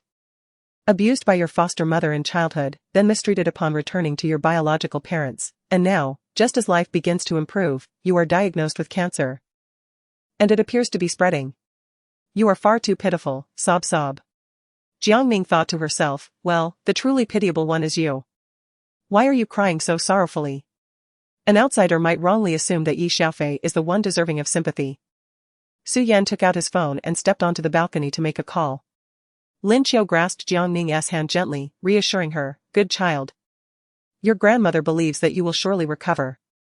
What you need to do now is to heed your grandfather's advice, take your medication diligently, and engage in moderate exercise." Jiang Ning nodded, feeling a warm sensation in her heart. This lifetime was indeed different from her previous one. In addition to her grandmother and Yi Xiaofei, there were two other individuals in her corner, and her grandfather was an expert. Oh, and there was also Lu Jingting. She ought to trust her grandfather's medical expertise and not allow the shadows of her past suffering to cloud her judgment or instill a sense of despair regarding her treatment. Lu Jingting once remarked astutely, her death serves no purpose other than to bring pain to her loved ones and joy to her enemies. After Dr. Lin from the Jiang family attended to Jiang Ye at the hotel, he prescribed medication and departed. Following the conclusion of the banquet, the Jiang family carefully assisted Jiang Ye back home. Bai Huixin applied medicine to her wounds, causing Jiang Ye to wince in pain. That wretched Jiang Ning had the audacity to pull her back just as she was falling. It was that very pull that exacerbated her injuries. She had merely intended to put on a performance for the Jiang family, believing that a few bumps and bruises would pose no significant threat. Little did she anticipate that Jiang Ning would resort to such underhanded tactics. Had she known of Jiang Ning's malicious intent, she would have been wary. The fall nearly fractured her ribs, a truly brutal act. Moreover, burdened by guilt, she refrained from allowing the Jiang family to take her to the hospital, which only deepened her sense of frustration. The most infuriating aspect was that she could not confront Jiang Ning again, as the latter held leverage over her. It was maddening. Yet, she could only swallow her anger, feeling as though she were a mute suffering in silence. Enduring the pain, Jiang Ye felt a searing ache throughout her body. This time, the pain was undeniably real. After tending to Jiang Ye's wounds, Bai Huixin tucked her in and sat down at the edge of the bed. In a gentle tone, Bai Huixin inquired, "Ye, do tell me, was it Jiang Ning who pushed you?" Jiang Ye's eyes darted as she recalled Jiang Ning's threatening words. She closed her eyes, and tears escaped, soaking her pillow. At that moment, silence spoke volumes. Bai Huixin had always held a disdain for Jiang Ning. Upon witnessing Jiang Ye in tears, one might naturally assume her sorrow was a sign of acquiescence. However, when Jiang Ye opened her eyes again, she spoke with conviction, saying, "Mother, I accidentally fell down the stairs. It was my sister who tried to save me and ended up falling as well. I am to blame. If my sister had not been trying to rescue me, she would not have fallen."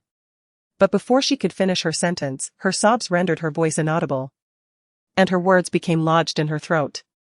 Jiang Ye found herself at the mercy of Jiang Ning, fearing that if the Jiang family were to defend her, they might direct their ire towards Jiang Ning. If that madwoman were provoked, her feigned illness might be exposed. In such a case, a mere medical diagnosis would leave her with no means of justification. Even if the Jiang family were to forgive her, there would inevitably be a rift. No. She could not allow such a scenario to unfold. She was unwilling to gamble with her fate, nor would she bow to Jiang Ning. Now that Jiang Ning had departed from the Jiang household, it seemed plausible that maintaining a facade of harmony could be achieved, provided she did not provoke Jiang Ning. Bai Huixin furrowed her brow, clearly skeptical of Jiang Ye's claims. "Did you truly fall by yourself? Or did Jiang Ning threaten you?"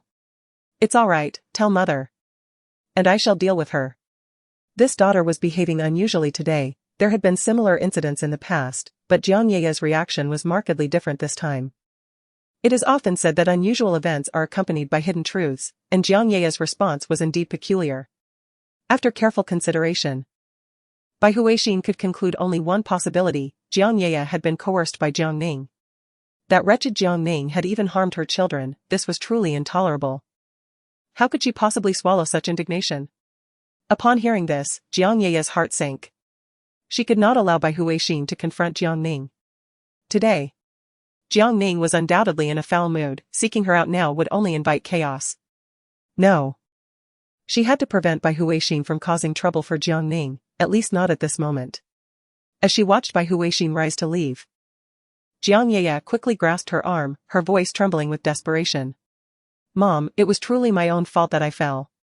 My sister only stumbled in an attempt to save me. She was injured as well. Please don't confront her, alright? Bai Huixin's heart tightened, and she sat back down on the edge of the bed, gently smoothing Jiang Ye's disheveled hair. Ye, you are simply too kind. I promise you, I will not trouble Jiang Ning. It appeared that Jiang Ning was more formidable than she had initially thought, capable of frightening Ye to such an extent. She had underestimated Jiang Ning. Yet, what could Ye possibly have on her? Bai Huixin found herself at a loss.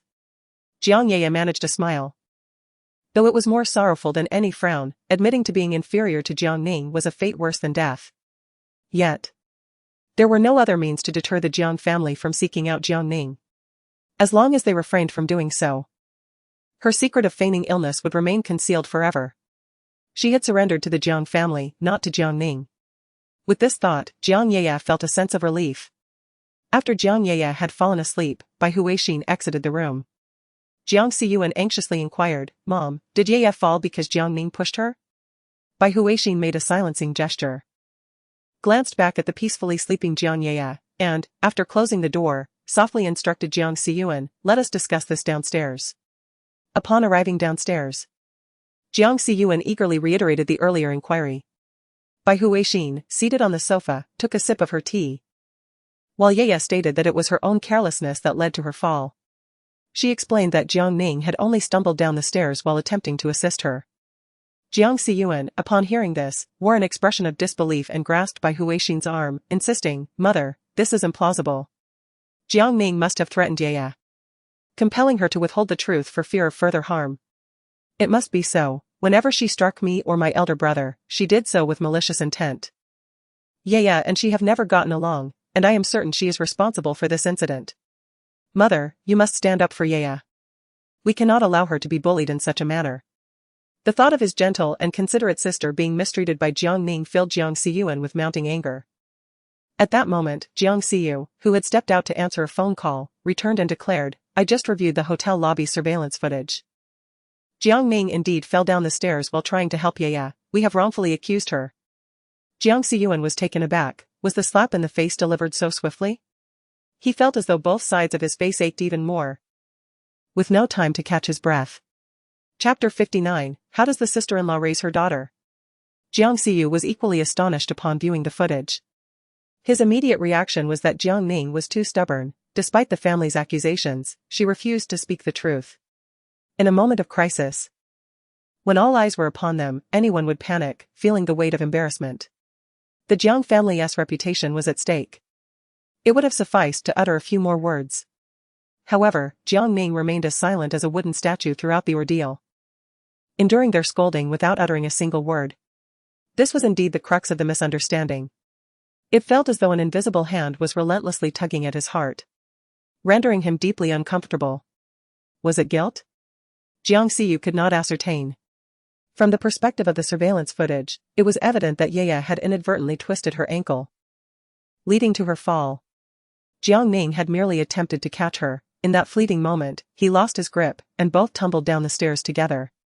Bai Huixin, overwhelmed with emotion, sprang up from the sofa. When Ye had initially recounted the incident, she had been skeptical. Yet, with the eldest confirming the account and the surveillance footage serving as proof, it became undeniable. They had indeed wrongfully accused Jiang Ning. At that moment, Bai Huixin felt as if a colossal weight pressed upon her chest, nearly suffocating her. This sensation was foreign to her, leaving her profoundly uneasy. Was it sympathy? Perhaps. Although she felt a tight knot of discomfort in her heart, her words remained unyielding. Jiang Ning is like a block of wood. So many eyes were upon us at that moment, and in my panic, I chastised her harshly. She stood there like a wooden post, utterly motionless. Had she spoken the truth, we would not have treated her in such a manner. It is all her fault, if blame is to be assigned. It should rest upon her own shoulders. She has always been one to compete with Yaya for possessions. Has she not caused Yaya distress on numerous occasions? When Yaya fell into trouble, and she was nearby, it was only natural for us to suspect her. Feeling the weight in her chest, Bai Huixin sat down to sip some tea, which provided a modicum of relief, though the discomfort lingered. It was all Jiang Ning's doing. Jiang Xiyu wholeheartedly agreed with Bai Huixin's perspective, acknowledging that his mother was correct. Jiang Ning had indeed been spoiled by them. It would be beneficial for her to experience some hardships outside, for in time, she would come to realize that the Jiang family was her true haven. After expressing his thoughts, Jiang Xiyu took the car keys and headed out, mentioning that his father had just called, requesting his presence at the company for an important meeting where good news would be announced. Bai Huixin cautioned him from behind, urging him to drive carefully, as his injuries had yet to heal and he should not overexert himself. Jiang Xiyu waved his hand dismissively, assuring her he understood. It was 2 days later when Bai Huixin learned that Jiang Ning was being supported by Su Jingming. Their attention had been focused solely on Jiang Yaya, leaving them oblivious to the events transpiring behind the hotel. Recently, Jiang Rong had been exceedingly busy and had not mentioned this matter at home. Perhaps it was due to the benefits gained from his daughter that he found it difficult to broach the subject, thus keeping it from anyone's knowledge. Any mention of the incident online was swiftly deleted, and the accounts responsible for posting were subjected to cancellation. Consequently, few dared to discuss the matter on Weibo. While the online chatter was stifled, the rumors had begun to spread vigorously offline, and within a few days, the news had circulated throughout Yuqing. Bai Huixin had grown weary of the incessant mockery and sarcasm she had been subjected to. For instance, at that moment, Guanjing was seated on the sofa alongside the elderly matriarch, cradling her 2-month-old grandson. The conversation, whether intentionally or not, veered towards the subject of Jiang Ning being taken care of by an older man. Gently caressing her grandson's cheek, Guanjing mockingly addressed Bai Huixin, sister-in-law. How do you raise your daughter? The daughters you have raised are truly remarkable, evoking profound envy within me. Previously, when the Jiang family faced difficulties, your adopted daughter aligned herself with the illustrious Lu family of the capital, alleviating the Jiang family's most pressing crisis. Recently, I have heard whispers that your biological daughter has entered into a liaison with the esteemed Mr. Su of the Su Group, a figure of significant stature in our Yu city, albeit somewhat advanced in years, yet still acceptable. The sarcastic remarks from Guanjing struck with precision, each word a dagger piercing the very heart of Bai Huixin, leaving her wounded and speechless. Before Bai Huixin could utter a word, old Madame Jiang rapped her cane sharply, lamenting that such ventures could only be secured through the influence of women. If this information were to leak, where would the Jiang family's dignity reside? With the Jiang family's projects encountering frequent setbacks and incurring substantial losses, all due to the arrogance of that young man, Xiyu, who disregards the counsel of others. The Jiang family under his leadership is destined for ruin. Bai Huixin felt a wave of dread wash over her, her body frozen in place. And the tea she had prepared for them clattered to the floor with a sharp crack, its sound echoing painfully in the stillness of the villa. Old Madame Jiang cast a glance at Bai Huixin and continued, asserting that since Xiyu can no longer fulfill the role of president, it is time for a change to prevent the destruction of decades of Jiang family legacy at the hands of one individual. Xiyi, in contrast, is mature and stable, diligent in his endeavors, far surpassing Xiyu. Most importantly, his wife hails from the Qin family, one of the 4 prominent families of Yu City. And with the support of the Qins, the Jiang family is sure to flourish. At this moment, Bai Huixin felt as though struck by a thunderbolt, utterly astonished by the formidable background of her second brother's daughter-in-law. To have connections with the 4 prominent families of Yuqing is indeed an impressive feat. How could they possibly turn the tide in this situation? Her heart was heavy as stone, she opened her mouth yet found herself unable to utter a single word. At this juncture, Guanjing stifled a laugh and advised, elder sister-in-law, you may not be involved in the company's affairs, but you are unaware of the magnitude of this issue. If things go awry, the Jiang family could face the risk of bankruptcy. In such a case, we would all be left to beg for alms. Even if we do not mind, can you bear to see our mother, at her advanced age, struggling for sustenance alongside us?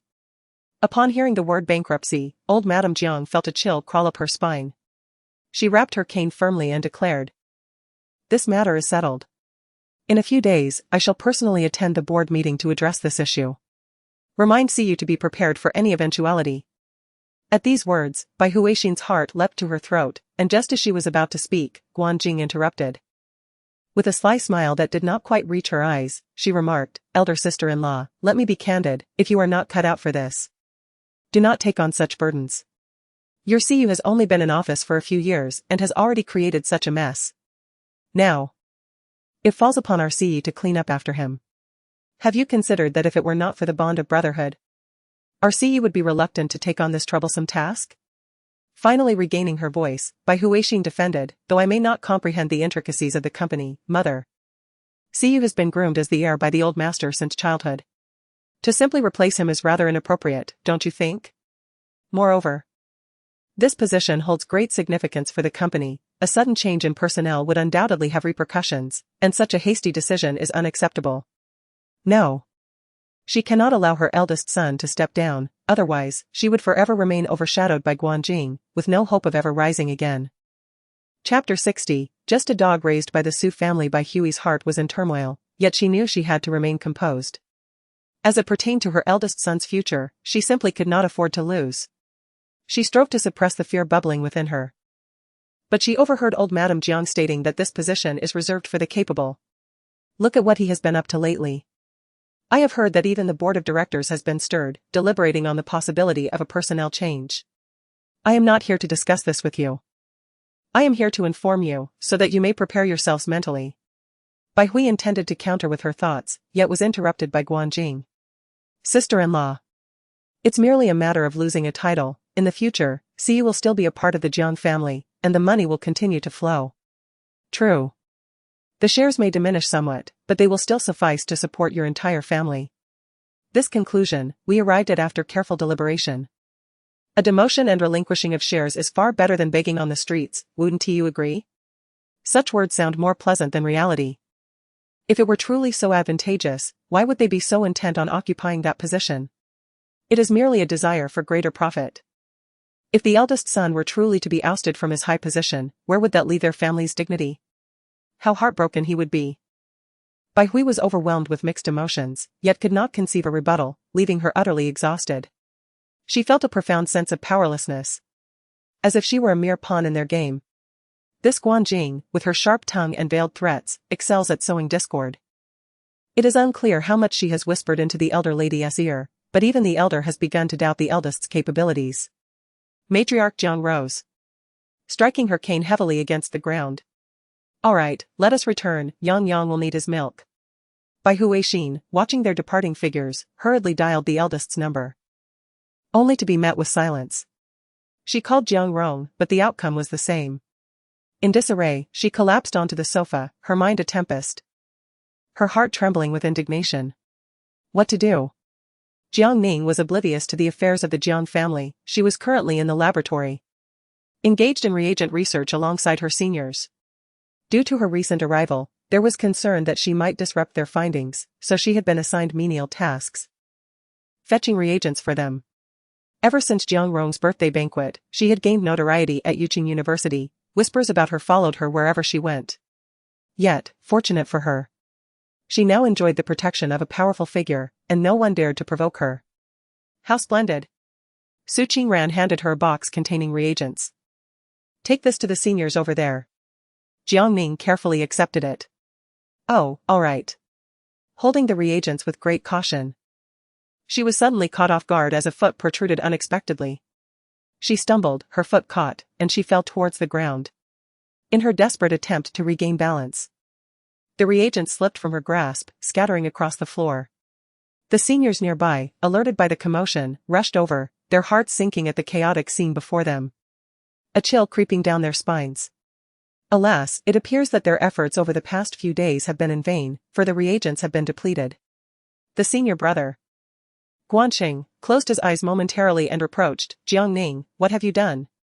You cannot even steady a reagent. Do you realize that your carelessness has rendered our hard work futile? If you cannot even handle a simple reagent, what else can you accomplish? I truly wonder why the teacher has brought you aboard, as you seem only to create chaos for us." The gazes of the other senior brothers towards Jiang Ning were filled with disappointment, each voicing their grievances against her. In a hurry, Song Jingyan rushed over. Crouching down to assist Jiang Ning in retrieving the fallen reagents, alas, the tubes were already empty. A jolt of panic surged through him. This was a grave mistake. And it would surely incite the wrath of all. What should be done? Jiang Ning cast a glance at the instigator, realizing that despite having a powerful ally, she still dared to scheme against her. Su Qingran was openly positioning herself as an adversary. Very well. After a fleeting smirk of triumph, Su Qingran adopted a facade of astonishment and approached Jiang Ning, her reproach spilling forth. Jiang Ning, how could you? After all our hard work over the past few days, you've squandered it with a mere spill. Do you understand that your actions have wasted our efforts? Forcing us to start all over? You are wasting everyone's time. With your hasty demeanor, you are entirely unsuited for the laboratory. If this is just a few days' worth of progress, what will happen in the long run if you continue to make such blunders? We would inevitably fall behind on our project deadlines. In business, integrity is paramount. If a deadline is set, it shall not be overlooked. Su Qingran's words seemed to have opened up the meridians for her senior brothers, causing their gazes towards Jiang Ning to become even more peculiar. Guanqing sighed and said, Junior sister, considering this is your first offense, we shall not pursue it this time. However, I will have to mention it to the teacher. If the teacher decides to punish you, there is little we can do. One must bear the consequences of their actions. This pertains to the progress of our project. And I hope you can understand, junior sister. Jiang Ning smiled and nodded in acknowledgement, showing her understanding.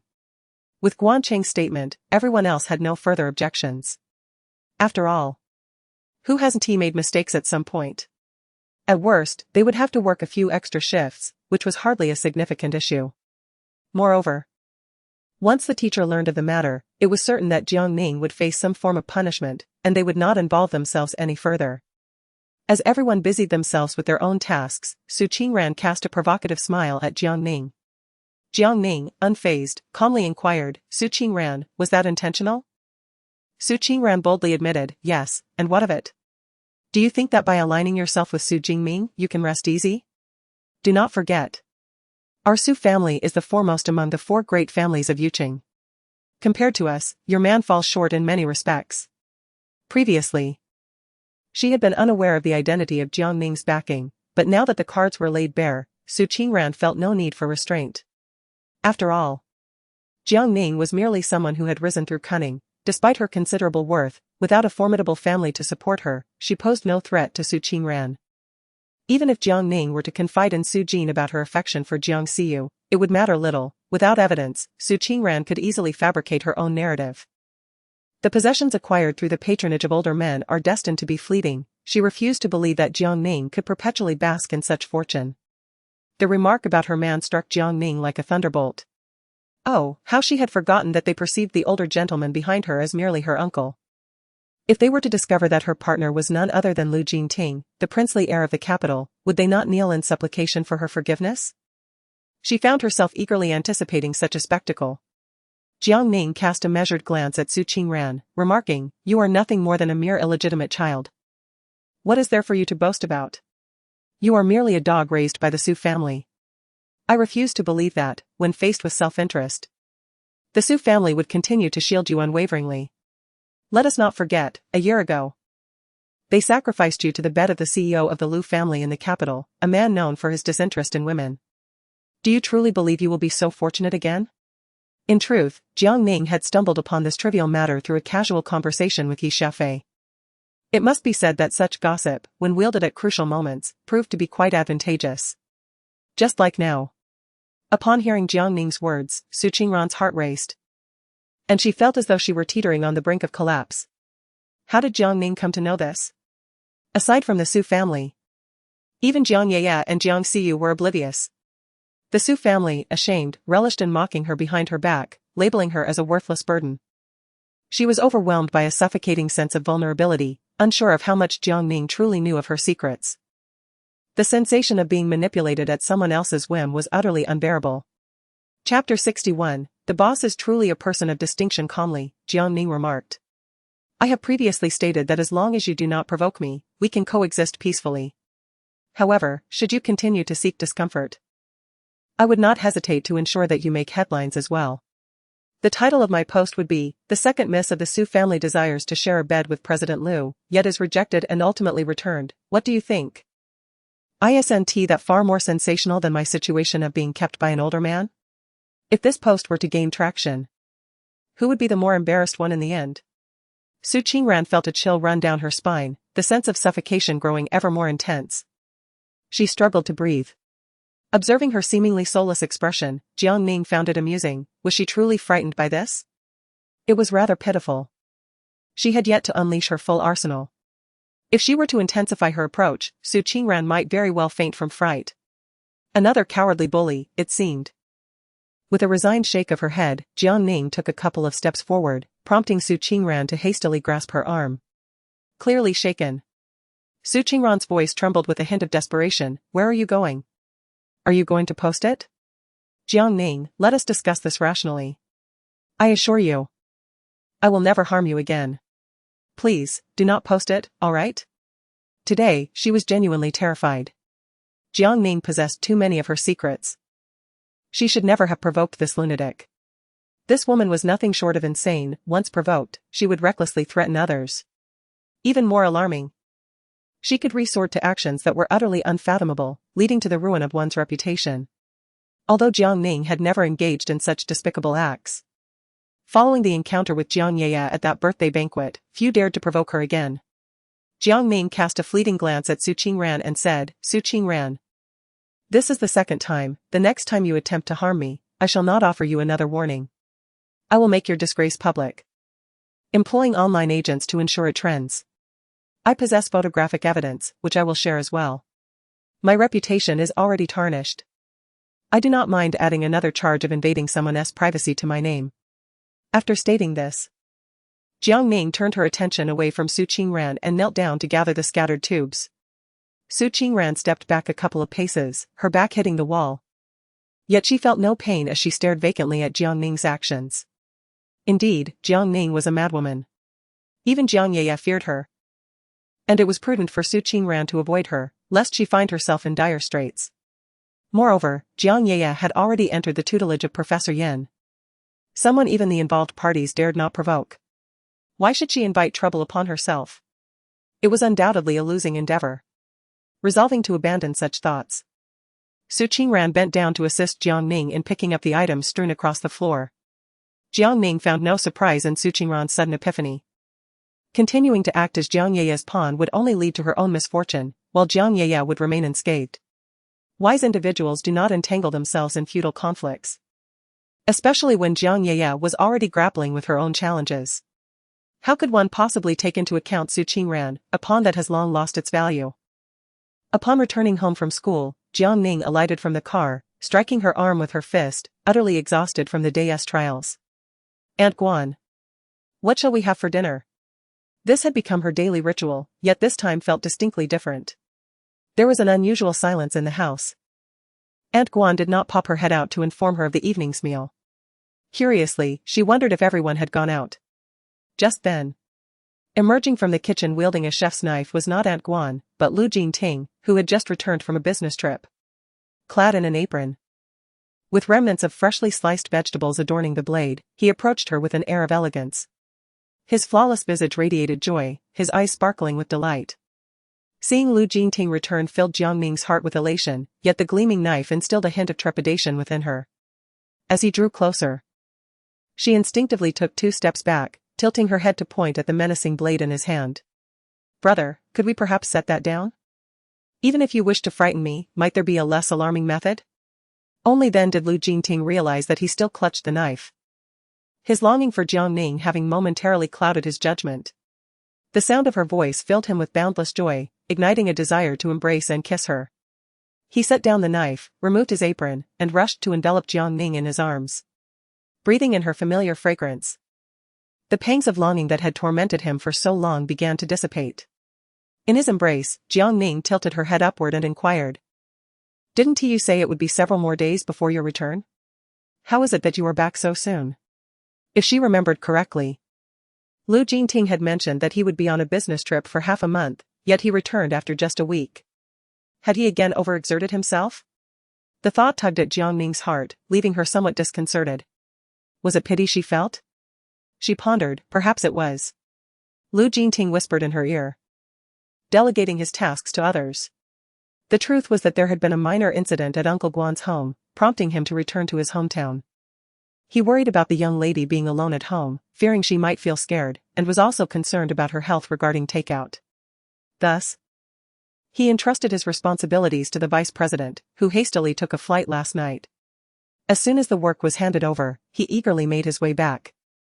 Before leaving, he noticed the ire on Kang Xiaowen's face, who exclaimed, "Tingu, how could you be so inconsiderate? You are off to accompany your wife. And I too am a married man. After work, I should return home to be with my wife. Could you not find someone unmarried to take over?" Lu Jingting coolly glanced at him. "I couldn't find anyone, so I chose you. If you refuse, I shall have someone else replace you in due time, relegating you to a more leisurely position. The catch being a halved salary, thus allowing you to spend every day with your wife." Upon hearing the prospect of a salary cut, Kang Xiaowen immediately protested, hastily agreeing, all right, I'll do it. Yes, I will. You are the boss. Your word is law. It is trivial to quibble over that meager salary. The essence of being a worker is to endure such matters. Ah. The spirit of laborers is a noble one, yet such sentiments are mere platitudes. The boss is indeed a person of high status, whose words carry the weight of imperial decrees. Those unfortunate workers, like the beleaguered laborers, are left with no choice but to comply. Jiang Ning grasped Lu Jingting's arm, gazing at him in confusion. What?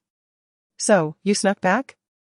Indeed, capitalists are capricious. With a mere utterance, they can delegate their tasks to others effortlessly.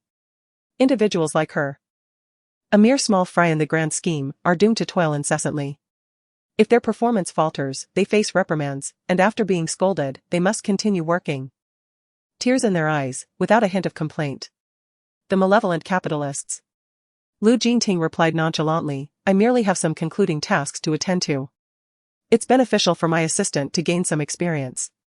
Kang Xiaowen interjected, Brother Ting, you are quite unkind. To placate your wife, you have sold out your good friend, leaving me with the mess to clean up. I protest. Lu Jingting retorted, protests are futile. Chapter 62, When in tears, a hug will suffice. He was aware that during his business trip, Jiang Ning had fallen ill once more, yet he was unable to be by her side, leaving him with a profound sense of guilt. When he received Uncle Guan's call while attending a meeting in Jiangqing, the older man was nearly in tears, frantic with worry. Without hesitation, he permitted their return home, assuring them that their salaries would continue as usual. The couple expressed their heartfelt gratitude, tidied up, and returned to their hometown. Jiang Ning looked at Lu Jingting, puzzled. What about Aunt Guan and the others? He planted a soft kiss on her lips, then adjusted his apron, responding. They had urgent matters to attend to and have gone back home. Such suddenness? No wonder that upon her arrival, she felt an unusual chill in the air. It turned out that Uncle Guan and Auntie had returned to their hometown. Observing Lu Jingting entering the kitchen, Jiang Ning felt compelled to contribute in some manner. After all, he had just returned, and it would be inconsiderate to leave all the tasks to him. Such behavior would portray her as inept, incapable of managing anything, and reliant on others for care. He had just flown in and must be exhausted. She yearned to alleviate some of his burdens. It seemed that ever since their marriage, Lu Jingting had showered her with affection, ever fearful of her encountering any discomfort. How delightful it was, she cherished her current life. With this thought, she rolled up her sleeves and entered the kitchen, gazing at Lu Jingting with a look of bewilderment. May I assist? Is there any vegetable that needs peeling? Lu Jingting, not one to stand on ceremony, paused his chopping and gestured toward the potatoes by the sink. Could you peel the potatoes for me? We shall prepare a potato and chicken stew shortly. Certainly. Jiang Ning retrieved a peeler from the wall, squatting beside the trash can to begin peeling the potatoes. This was not her first encounter with household chores, yet it felt markedly different from her previous experiences. There was an inexplicable sense of bliss in the harmony of their roles. A selfish thought crossed her mind, how wonderful it would be if life could continue like this indefinitely. After peeling the potatoes, Lu Jingting instructed her to wash the cabbage and place it in the basket to drain. She handled the household tasks with remarkable ease. Clearly a frequent visitor to the kitchen.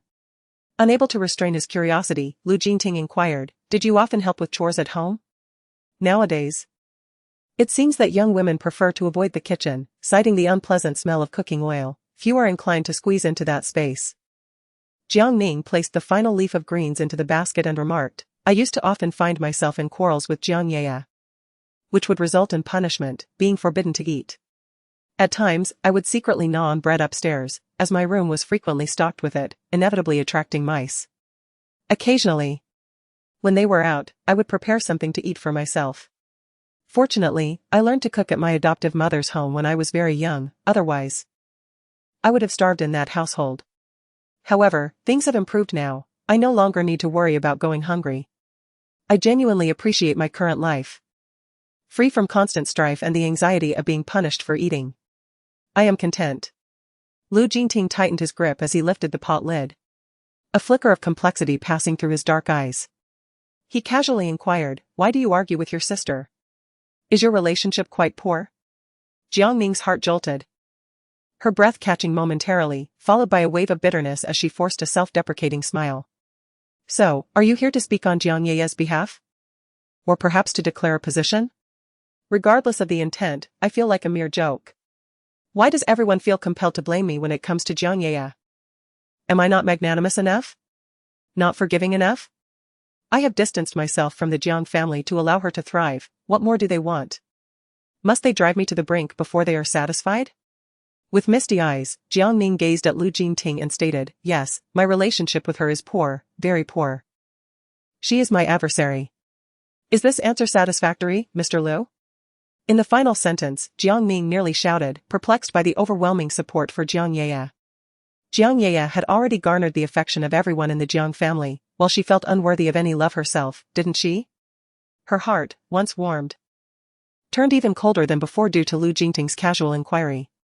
She desired little, merely a stable and peaceful life. Why then was it so difficult? Was she asking for too much? Perhaps a mere mention of Mr. Liu severed any connection they might have had. Furrowing his brow, Lu Jingting failed to comprehend the intensity of the young girl's reaction to his simple question. Seeing Jiang Ning still in tears, he felt a pang of anxiety and, uncertain, stepped forward to embrace her. I will never mention your sister again, please don't cry. Qini once said that when a girl cries, it is precisely the moment she needs a comforting embrace. Nestled in his arms, Jiang Ning listened to his heartbeat, feeling a profound sense of security. For a fleeting moment, she pondered whether she was indeed asking too much. After all, Lu Jingting had only posed a question. What if she frightened him away with her emotions? Yet, the mention of Jiang Ye made it impossible for her to remain calm, as feelings of injustice surged within her, compelling her to cry. She thought perhaps it was Lu Jingting's indulgence that allowed her to unabashedly reveal her true self before him. In the past, within the Jiang family, no matter how much she had suffered or faced criticism, she never shed a tear, for she understood that no one would empathize with her. Yet, with Lu Jingting, she had genuinely experienced tenderness and affection. Perhaps she truly should not have directed her anger towards Lu Jingting. He had not uttered anything wrong, yet she inexplicably lashed out. She assumed he would angrily walk away, but he did not. Instead, he not only refrained from blaming her but also embraced her, offering comfort in the gentlest manner. That should suffice, shouldn't it? Jiang Ning lifted her small head, her misty eyes gazing at Lu Jingting as she choked out, I'm sorry. I should not have lost my temper with you. I was merely reminded of past events, which caused me to lose control. I apologize. Lu Jingting gently tousled her hair and placed a kiss on her forehead. It's all right. I too am at fault for not recognizing sooner that you were reluctant to discuss matters concerning the Jiang family. Rest assured, I will not dwell on such trivial details. The soup is nearly ready, allow me to serve you first. Perhaps it will make you feel better. In a place unseen by Jiang Ning, Lu Jingting's hand unconsciously clenched into a fist, a flicker of complexity passing through his dark eyes. Confronted with Lu Jingting's tenderness, Jiang Ning was utterly defenseless. She obediently stepped outside and sat at the dining table. Soon enough, Lu Jingting brought her the medicinal soup, cautioning her that it was hot. As he spoke, he handed Jiang Ning a spoon. She accepted it, blowing on the steam before taking a sip. It seemed even more delicious than usual. Perhaps it was because it was personally brewed by Lu Jingting, each mouthful felt sweet and delightful. regardless of the nature of Lu Jingting's relationship with Jiang Ye. As long as he treated her sincerely, she could overlook it. Jiang Ye could boast in her presence, as long as it remained within reasonable bounds, she could feign ignorance. However, should her boundaries be crossed, she would not hesitate to retaliate. Lu Jingting cooked with remarkable speed, and soon the dishes were ready. He untied his apron and remarked to Jiang Ning that he had hurriedly bought a few items today and suggested they make do with a simple meal tonight, planning to visit the supermarket together for ingredients the following day. In Chapter 63, Unthinkable Notions. Jiang Ning finished the last spoonful of her medicinal soup and waved her empty bowl before Lu Jingting. "Mom, let's wake up at 6 tomorrow to visit the market. The morning produce is fresh, and we can pick up some fruit as well." As he took the empty bowl from her, he playfully teased, "So obedient. You even take your medicine without supervision now," becoming increasingly compliant. It was this side of Jiang Ning that captivated Lu Jingting the most. She chuckled softly. "Who praises a girl like that? I'm not a child anymore." Lu Jingting affectionately ruffled her hair and said, "In my presence, you may be a carefree child, without the need to disguise yourself." Jiang Ning pressed her face against his palm, a warm current flowing into her heart, enveloping her in a comforting embrace. It was such a delicate sensation. Though she had felt warmth when pursued by Gu Jinghui, it had never been quite like this. This happiness radiated from deep within. And for a fleeting moment, she wished time could freeze at this instant. Even knowing she could not contend with fate's design, she felt that her life would be without regrets. After their meal, Jiang Ning began to clear the dishes, but Lu Jingting insisted she sit and rest, prompting her to express her discontent. The meals were all prepared by him, while she merely washed a few dishes. What was there to be so pretentious about? As he attempted to offer his assistance, Jiang Ning gently pushed him back into the living room, insisting, "You have a flight to catch today, you must be exhausted. After returning, you've had to cook and make soup. Leave the rest to me, and take a moment to rest on the sofa." With a resigned sigh, he complied and settled onto the couch, closing his eyes to rejuvenate. Indeed, fatigue weighed heavily upon him. He had not slept well over the past few days, and today's travel had further drained him. His hours of slumber were limited, and he was struggling to keep himself awake, driven by the anticipation of seeing Jiang Ning and the concern that she might return home hungry. He placed the dishes into the sink, added a bit of detergent, and began to wash them. The 2 sets of dishes were uncomplicated and soon attended to. When she emerged with her hands dried, Lu Jingting had already succumbed to sleep on the sofa. She tiptoed softly upstairs, retrieved a blanket, and gently draped it over him. He must have been utterly exhausted, for he did not even notice her presence. Jiang Ning felt a pang of tenderness for him. His sleeping visage was charming, devoid of his usual aloofness and composure, instead imbued with tranquility and softness. Half an hour later, Lu Jingting stirred awake, glancing at the blanket that enveloped him. A warm wave coursed through his heart, creating ripples that lingered long after. Emotionally, he pulled her into his embrace and kissed her cheek before turning on the television. Thus, they nestled together on the sofa, engrossed in the program. However, it was not long before his phone rang, prompting him to rise and step out onto the balcony to answer. Jiang Ning, holding the remote, casually flipped through the channels, pondering what to watch.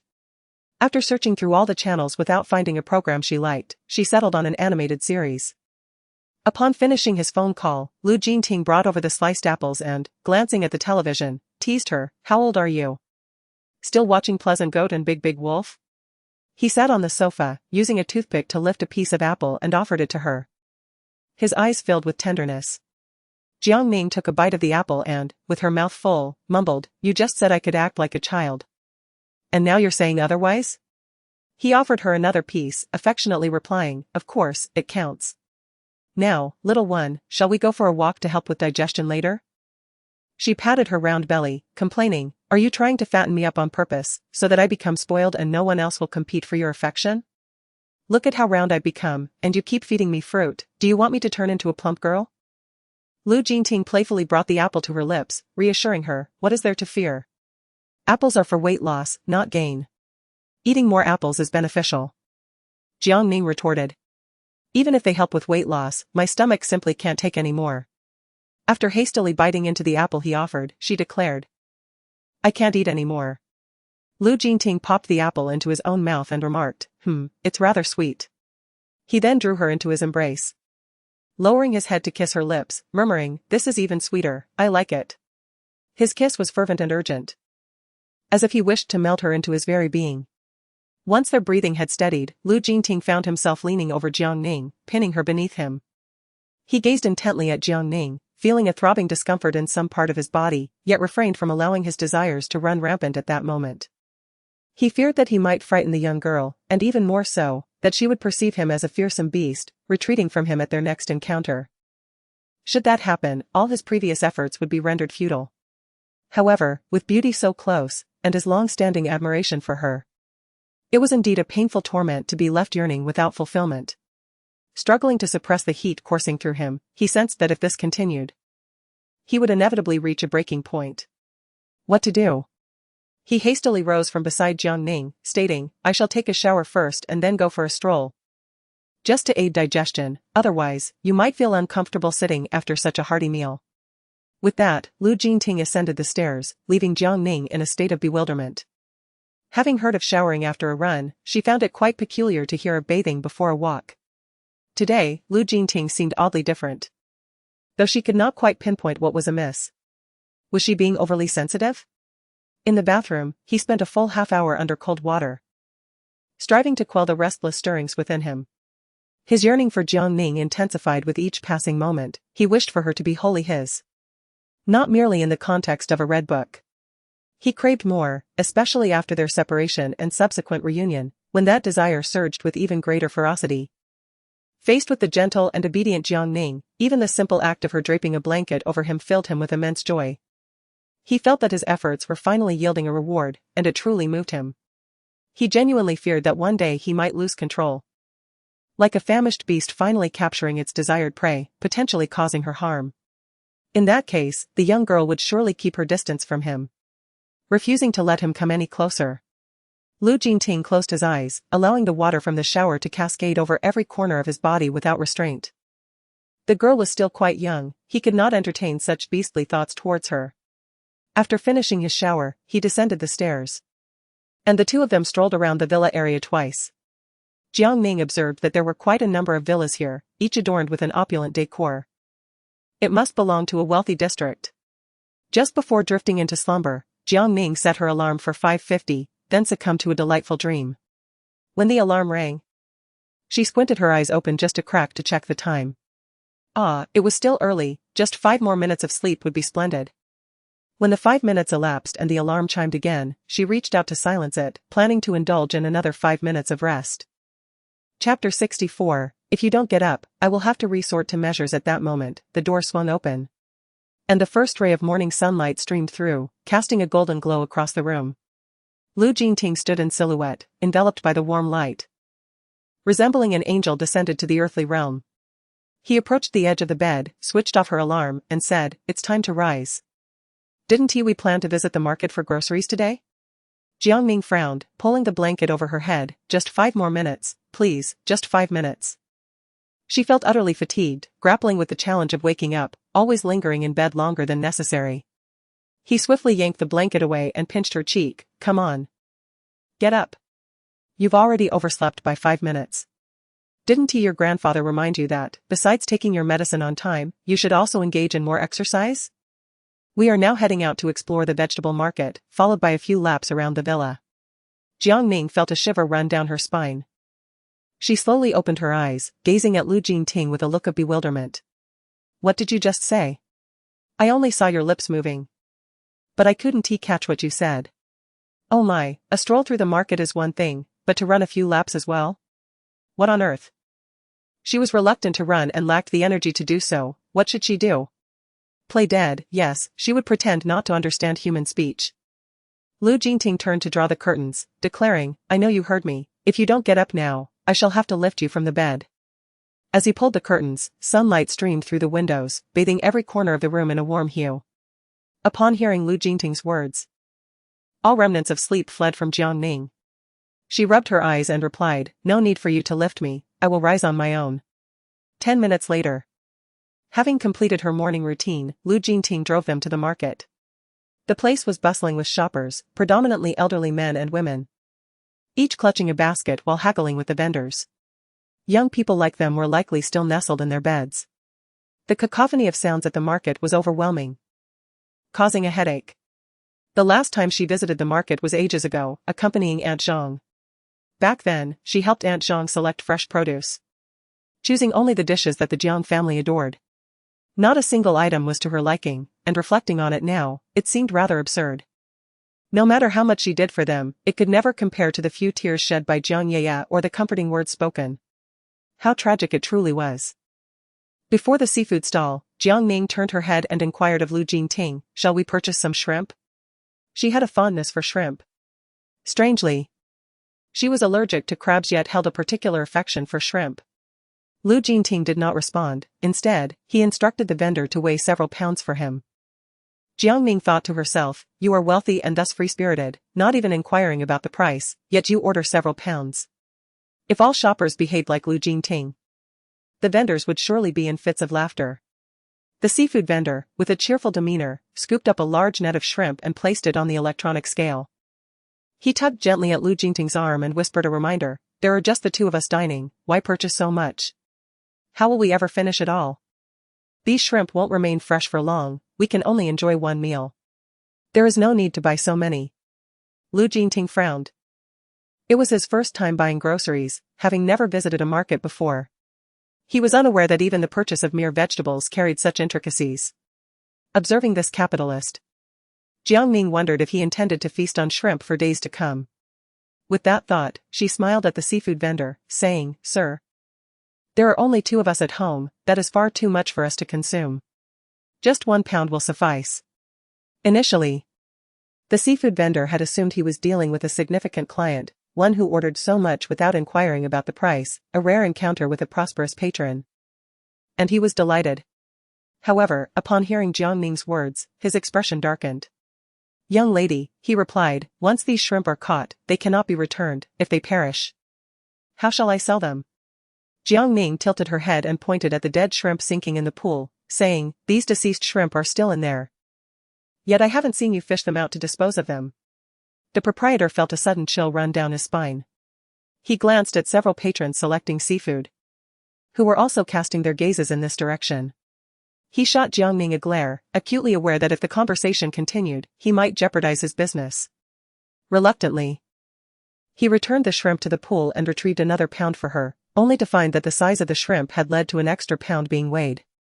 When it came time to settle the bill, Jiang Ning protested the price, pointing to the neighboring stall where the vendor was selling at 38 yuan per pound. "You're charging 40 yuan, sir. One cannot be so unscrupulous in business," she admonished. The proprietor felt his luck sour that early morning, finding himself at odds with such a formidable adversary. He hadn't expected this seemingly demure young lady to utter words that could incite fury. Eventually, she purchased 2 pounds at the price of 38 yuan each. The proprietor grumbled inwardly, "Oh dear, please do not return next time, I cannot endure such a sharp-tongued customer." What did it matter if she was clad in designer brands? Her penny-pinching attitude over a mere purchase revealed a rather petty disposition, devoid of the grace one would expect from the affluent. Unbeknownst to Jiang Ning, the proprietor's grievances simmered beneath the surface. Meanwhile, she held the lively shrimp in her hands, feeling quite pleased. It was yet another day of outsmarting others. Lu Jingting took the shrimp from her hands, chuckling as he observed her delight. "It's merely a 4 yuan difference. And yet you're so pleased. If you knew of my current wealth, you would surely be overjoyed for 3 days and nights without a wink of sleep." Jiang Ning turned on the faucet and washed her hands, saying, "You have money, so of course you won't understand the joys of us poor people. In our world, saving a dime is worth celebrating." The crux of the matter was not merely financial. She had long been irked by vendors who, upon seeing young individuals dressed in nicer clothing, seized the opportunity to inflate their prices. It seemed rather delightful to exploit them for profit. He wished to convey to Jiang Ning that she need not be so frugal, the wealth he accumulated could sustain them for generations. Yet, as the words lingered on the tip of his tongue, he swallowed them down, opting instead to preserve her joy. They selected a few vegetables, some meat, and an assortment of fresh fruits before heading home. As soon as they set the groceries down, Jiang Ning was pulled outside by Lu Jingting for a run. After only a few steps, she found herself panting, utterly exhausted, feeling as though she could scarcely lift her legs. What a plight! Jiang handed her a bottle of water, gently advising, "This is a classic case of lack of exercise. Let's just run one lap today. And we'll gradually increase the intensity tomorrow. My grandfather said that exercising is beneficial for your health, so I will accompany you for morning runs every day." Jiang Ning accepted the water and took a long sip, feeling somewhat relieved, yet remained silent. She understood the benefits of exercise and recognized Jiang's sincere intentions. But she simply felt too lazy to run. It is human nature to be inclined towards laziness, after all, isn't it a common trait? Altering such habits is no easy feat. After a run along the road, Jiang Ning felt as though her legs no longer belonged to her. Upon emerging from her shower, she found Jiang had prepared warm milk and sandwiches. Even now, her legs trembled violently. It felt less like she had been jogging and more akin to scaling a mountain, a true test of her endurance. After finishing breakfast, Jiang departed for work, instructing the driver to take Jiang Ning to school. Upon arriving at the laboratory, she was summoned by Yang Yi to the office for tea, as if he had been waiting for her at the door. Ostensibly, he aimed to educate her, yet it was evident he intended to engage her in a deeper conversation. Chapter 65, Why should she pay for others' mistakes? Here they were, the mentor and mentee seated across from one another, an arrangement that hardly suggested they were in trouble. Yang Yi placed a small cup before Jiang Ning and filled it with tea, saying, "I am aware that Su Qingran played a deliberate trick yesterday. My dear, I sincerely apologize for the distress you endured." Jiang Ning lifted the cup, taking a sip. The temperature was just right, and it proved quite pleasant. She met Yang Yi's gaze, smiling as she replied, "These are mere trifles, I hardly paid them any mind, so please do not dwell on it, teacher." Her indifference stemmed from the satisfactory outcome she had achieved. Su Qingran's attempts to undermine her required careful consideration of her own limitations. Not everyone could act with impunity. Yang Yi absent-mindedly fiddled with the tea set and remarked, "Since you are unfazed, let us overlook her actions. It was an unintended mistake. And she has not inflicted any real harm upon you. I will have a word with her later, attempting to persuade her towards the path of righteousness. Ultimately, she is but a pitiable child, born into such a family, and striving to live a good life is indeed a formidable challenge. I implore you to show mercy and grant her a chance for redemption." Jiang Ning listened in utter confusion, furrowing her brows as she inquired of Yang Yi, "Teacher, what are you talking about? I can't comprehend a single word. When has she ever pursued Su Qingran to the brink of annihilation? She merely cautioned her to refrain from provoking her further, yet has done nothing else. Is it truly necessary to force her into a corner? That seems excessive."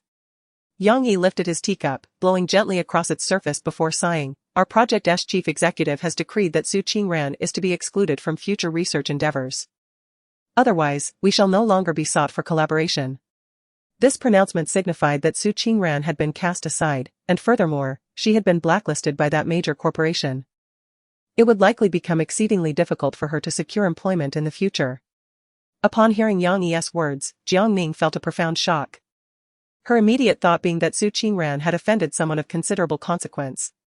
Yet, what relevance did this hold for her? Why was the teacher sharing this information? She was not the cause of the trouble. Jiang Ning gazed at Yang Yi in bewilderment. "Teacher, it seems Su Qingran has crossed someone significant. But this does not concern me, does it? What is the purpose of your sharing this with me?" Yang Yi took a sip of tea, then fixed a serious gaze upon Jiang Ning, revealing that the chief executive of that large corporation was none other than Su Jingming. "I inquired about the reasons. And the response I received was that Su Qingran had offended someone she ought not to have. After much contemplation, I can only surmise it was you. My dear, Su Qingran's achievements have not come easily. We must not dismiss her efforts due to a momentary lapse in judgment. Please speak with President Su and request that he grant her another chance." Jiang Ning finally grasped the situation. It was her uncle who had intervened, likely to avenge her grievances. However, how could he have acted so swiftly? The incident occurred just yesterday, yet actions have already been set in motion. Such speed is astonishing.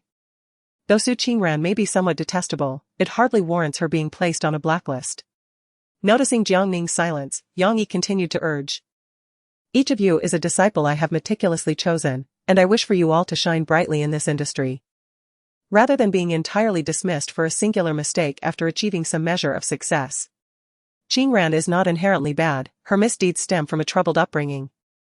As her adoptive parents treated her poorly, often subjecting her to violence and deprivation. Let us extend a helping hand to her. It is my negligence that has led to this significant discord, so if blame is to be assigned, let it fall upon me, the teacher. Jiang Ning felt as if something within her had been abruptly torn, causing her pain. Wasn't this the very life she had endured in the Jiang household? Yet that did not justify her mistreatment of others. Furthermore, Su Qingran's predicament within the Su family was not of Jiang Ning's making. Why should she be compelled to bear the burden? She was no saint. Extending forgiveness for Su Qingran's actions was beyond her capacity. Jiang Ning finished the cold tea. Feeling an overwhelming chill envelop her, she placed the cup on the table, stood up, and said, "Teacher, as long as Su Qingran does not trouble me again, I shall. For your sake, refrain from making things difficult for her and will discuss this matter with the person in charge. However, I cannot guarantee whether I will be able to persuade them.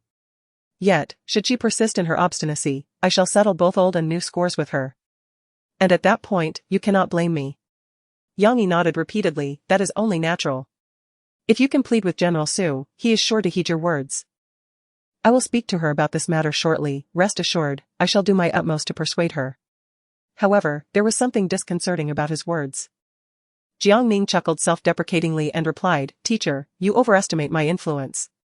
My relationship with General Su has not reached a level where she would heed my every word. My acquaintance with her uncle is merely superficial. We hardly know each other, so how could I possibly communicate with him? Her claim of speaking to him is simply a means to create uncertainty for Su Qingran, instilling a sense of caution in her to deter further bullying. After all, she has brought her misfortunes upon herself with her repeated harassment." Upon leaving Yang Yi's office and returning to the laboratory, she found everyone already engrossed in their tasks. Song Jinyan approached her quietly, asking, "Junior sister, I heard the teacher called you to the office. Did he reprimand you?" "It's all right. Just be more careful next time and avoid spilling things. Don't be disheartened." "Did she really appear to be so sorrowful?" Jiang Ning gently touched her face, frowning as she remarked, I was scolded by the teacher, but it's nothing serious now. He saw my sincere attitude of admitting my mistake and chose not to pursue the matter further." Song Jinyan comforted her, saying, "This is our first time in the laboratory. It is only natural to be a bit flustered.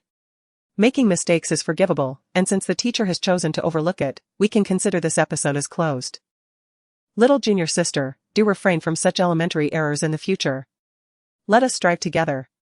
With that, Song Jinyan made a gesture of encouragement, to which Jiang Ning responded with a smile and a nod. Before long, Su Qingran was summoned to the office by Yang Yi. The others in the laboratory exchanged glances, then turned their attention to Jiang Ning. Guanqing approached her and inquired, "Little junior sister, you just came from the teacher's office. Do you know why the teacher has called for senior sister Qingran?" Of course, she knew, but she could not reveal it.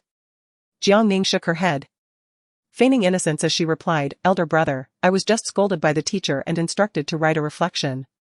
As for why the teacher called for senior sister, I truly have no idea." She believed that following this lesson, Su Qingran must have been thoroughly frightened. If anything were to happen to her, the Su family would undoubtedly not support her. They might even seize the opportunity to tarnish her reputation, claiming she lacked integrity and harmed herself while harming others. At that point, expelling her from the Su family would simply be a matter of their word. Jiang Ning was certain that Su Qingran understood this even better than she did. Half an hour later, Su Qingran returned, her expression notably grim. She appeared as though she had been struck with fear, her pallor rendering her somewhat terrifying. Upon noticing her distressed countenance, Guanqing approached with concern, inquiring, "Qingran, why do you look so unwell? Did the teacher reprimand you?" "It's all right, teachers can be a bit harsh, we often face their scolding. Yet we move on as if nothing happened afterward."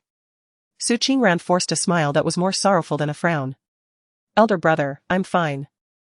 I was just scolded by the teacher, and my mood is a bit low, but I'll be all right shortly." After speaking, she stepped in front of Jiang Ning and bowed apologetically. "Jiang Ning, I'm truly sorry for what I did to you yesterday. Please forgive me this time. I assure you it won't happen again." Before she could finish, tears welled in her eyes, presenting a visage teetering on the brink of weeping. It seemed as though Jiang Ning had gone to the teacher to report her, leading to her reprimand. Just moments ago, Teacher Yang had approached her, elucidating the gravity of the situation, leaving her in a state of shock that lingered long after, rendering her oblivious to how she returned to the laboratory. She had not anticipated Jiang Ning's formidable backing. To take revenge for herself, Jiang Ning had suppressed her in such a manner.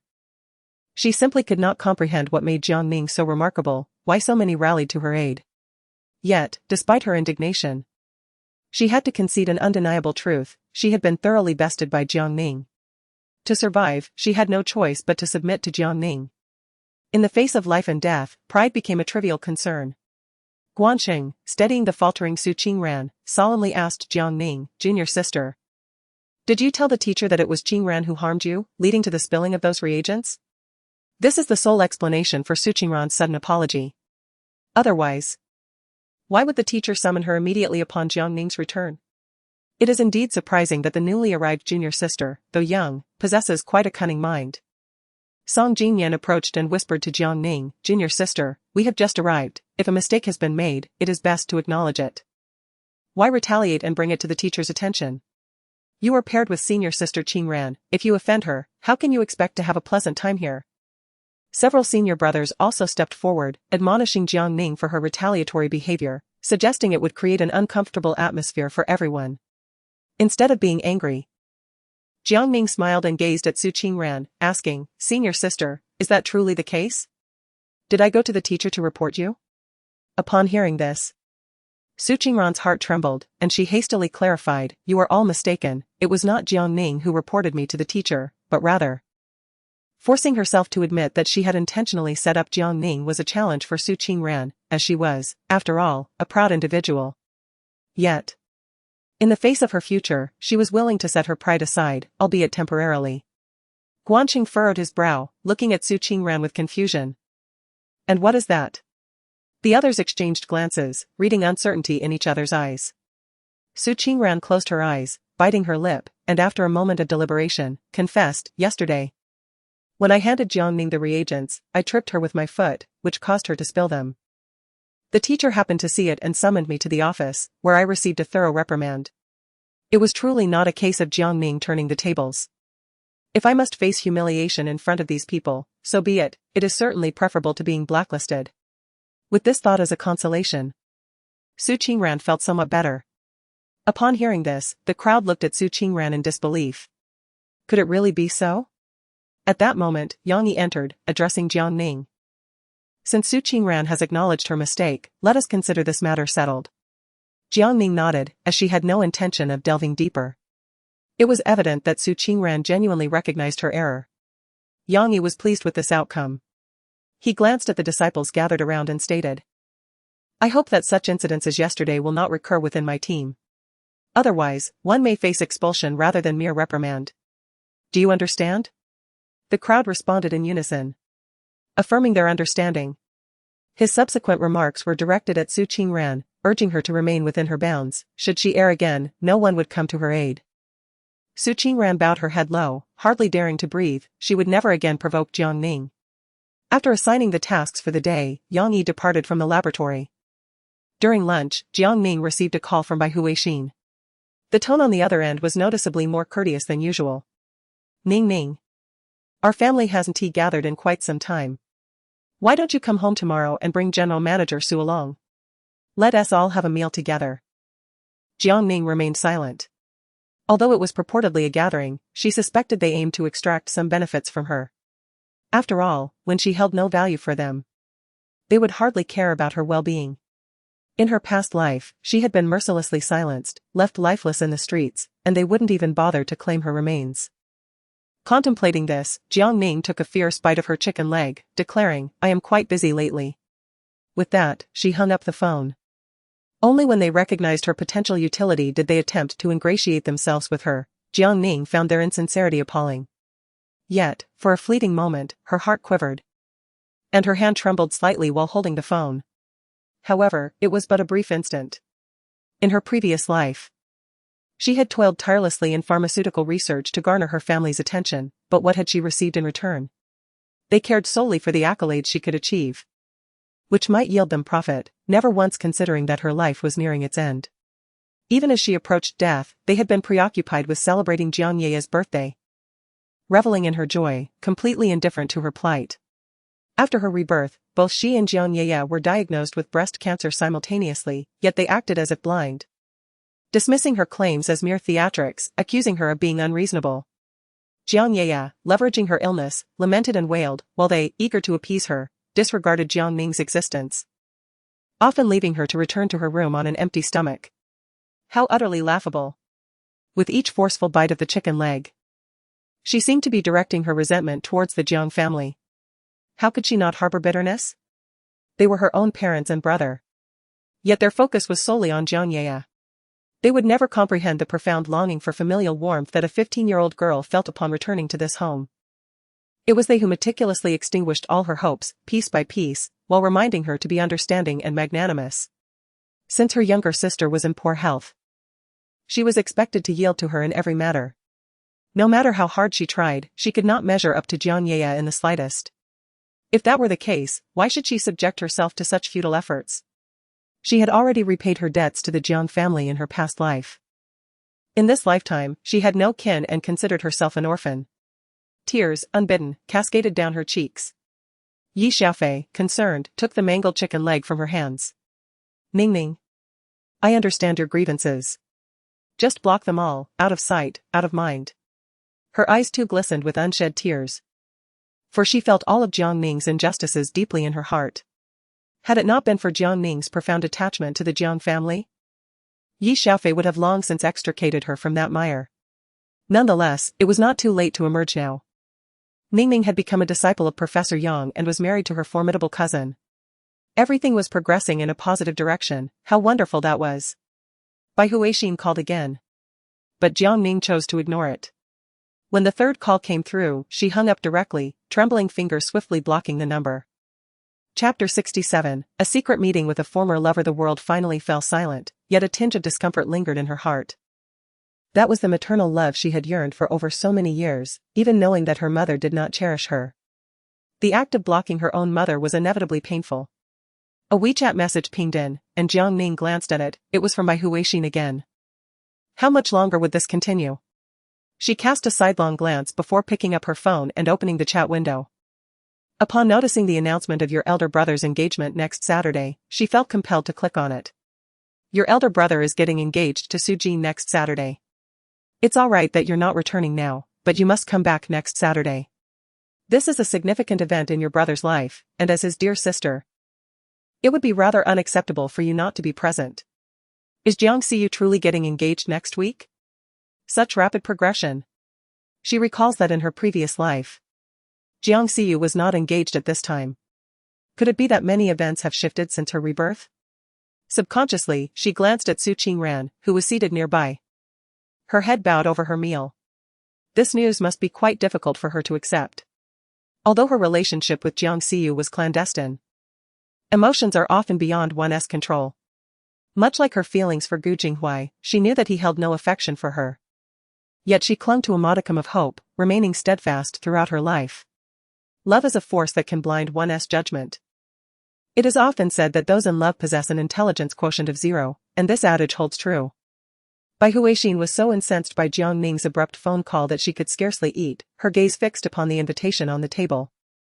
After the old matriarch's last visit, Bai Huixin pondered for a time and orchestrated this engagement banquet for Jiang Xiyu. Despite the Qin family's prowess, they pale in comparison to the esteemed Su family, the foremost among the four great families. Although with Su Jingming's assistance, the Jiang family has seen some improvement, it remains rather tenuous. After all, Jiang Ning, that ungrateful wretch, is hardly dependable. Moreover, Su Jingming is still an outsider. Should that ungrateful wretch whisper sweet nothings into Su Jingming's ear, retracting any support would be but a matter of mere words. If Jiang Xiyu were to marry Su Jing, the implications would be far-reaching indeed. The Su family could hardly stand idly by and watch their beloved daughter descend into despair. When the Jiang family approached them with a marriage proposal, the Su family acquiesced, and after deliberation between the two families, the engagement banquet was set for the upcoming Saturday. The swiftness of these arrangements was, of course, due to the Jiang family's need for assistance from the Su family, while the Su family had their own motives. Their daughter, now 28, was not getting any younger. She was destined to marry eventually, so what did it matter if it happened sooner rather than later? The Su family had their own calculations in mind. By agreeing to the engagement at this juncture, they aimed to remind the Jiang family that their support stemmed from Su Jin's influence, making it clear that she was indeed a benefactor to the Jiang clan. This would ensure that her standing within the Jiang family remained unassailable. The Su family's astute strategy was not lost on the Jiang family. Yet they found themselves with no alternative. Relying on a woman to secure their position was undeniably shameful, and they would inevitably feel diminished in Su Jin's presence. Should any discontent arise, Su Jin could exploit it, leading the Jiang family to ruin. Conversely, should they refrain from proceeding, Jiang Xiyu would risk being ousted, resulting in an even more humiliating downfall. Thus, after weighing the pros and cons, they resolved to proceed with the engagement, prioritizing immediate concerns and deferring future considerations. Indeed, once the news of the engagement broke, the matriarch of the family turned her attention away from the ongoing matters, allowing the Jiang family to breathe a sigh of relief. However, their respite was short-lived, as Su Qingran soon called Jiang Xiyu, indicating she had something of importance to discuss. As the engagement approached, Jiang Xiyu initially had no intention of attending. If he were to show up and be caught in a compromising situation, no amount of eloquence would suffice to clear his name. However, Su Qingran sent him a photograph taken during their stay at the hotel. In the image, Jiang Xiyu, bare-chested, leaned beside Su Qingran, who still bore the flush of excitement, clad only in a sheer camisole that sparked the imagination. The scene unmistakably resembled an intimate battlefield post-passion. The accompanying message read, "Tonight in room 303 of the K-Pop Hotel. If you choose not to come, this photograph will inevitably find its way to Su Jin's phone by tomorrow. Go ahead, test me." Upon seeing the photo, a surge of blood rushed to Jiang Xiyu's head. He had not anticipated that Su Qingran would possess such a card up her sleeve. This woman was truly infuriating. Enraged, he snapped a signing pen in half, blood seeping from his hand and staining the document before him. At that moment, Jiang Xiyu's assistant, Qi Jin, entered the room. Noticing Jiang Xiyu's foul mood, he dared not utter a word. After placing the document on the desk, he contemplated retreating, for the current Jiang Xiyu resembled a furious lion, ready to unleash his wrath upon anyone nearby. Yet, after a few steps, he hesitated and returned. After a moment's thought, he handed Jiang Xiyu a tissue, saying, "Sir, your hand is injured. No matter how urgent the matter or how furious you may be, you must not harm yourself." Jiang Xiyu glanced at Qi Jin, accepted the tissue, and wiped the blood from his hand, only then realizing the pain he had overlooked. The pain abruptly liberated him from his furious emotions, bringing him back to a semblance of clarity. He felt compelled to inquire with Su Qingran about her intentions. After all, he was on the verge of an engagement. What did she seek from him? Hadn't they agreed to maintain merely a clandestine affair? Once he married Su Jin, their connection was to be severed. So, what was this all about? He handed the bloodstained document to Qi Jin, instructing her to make a fresh copy.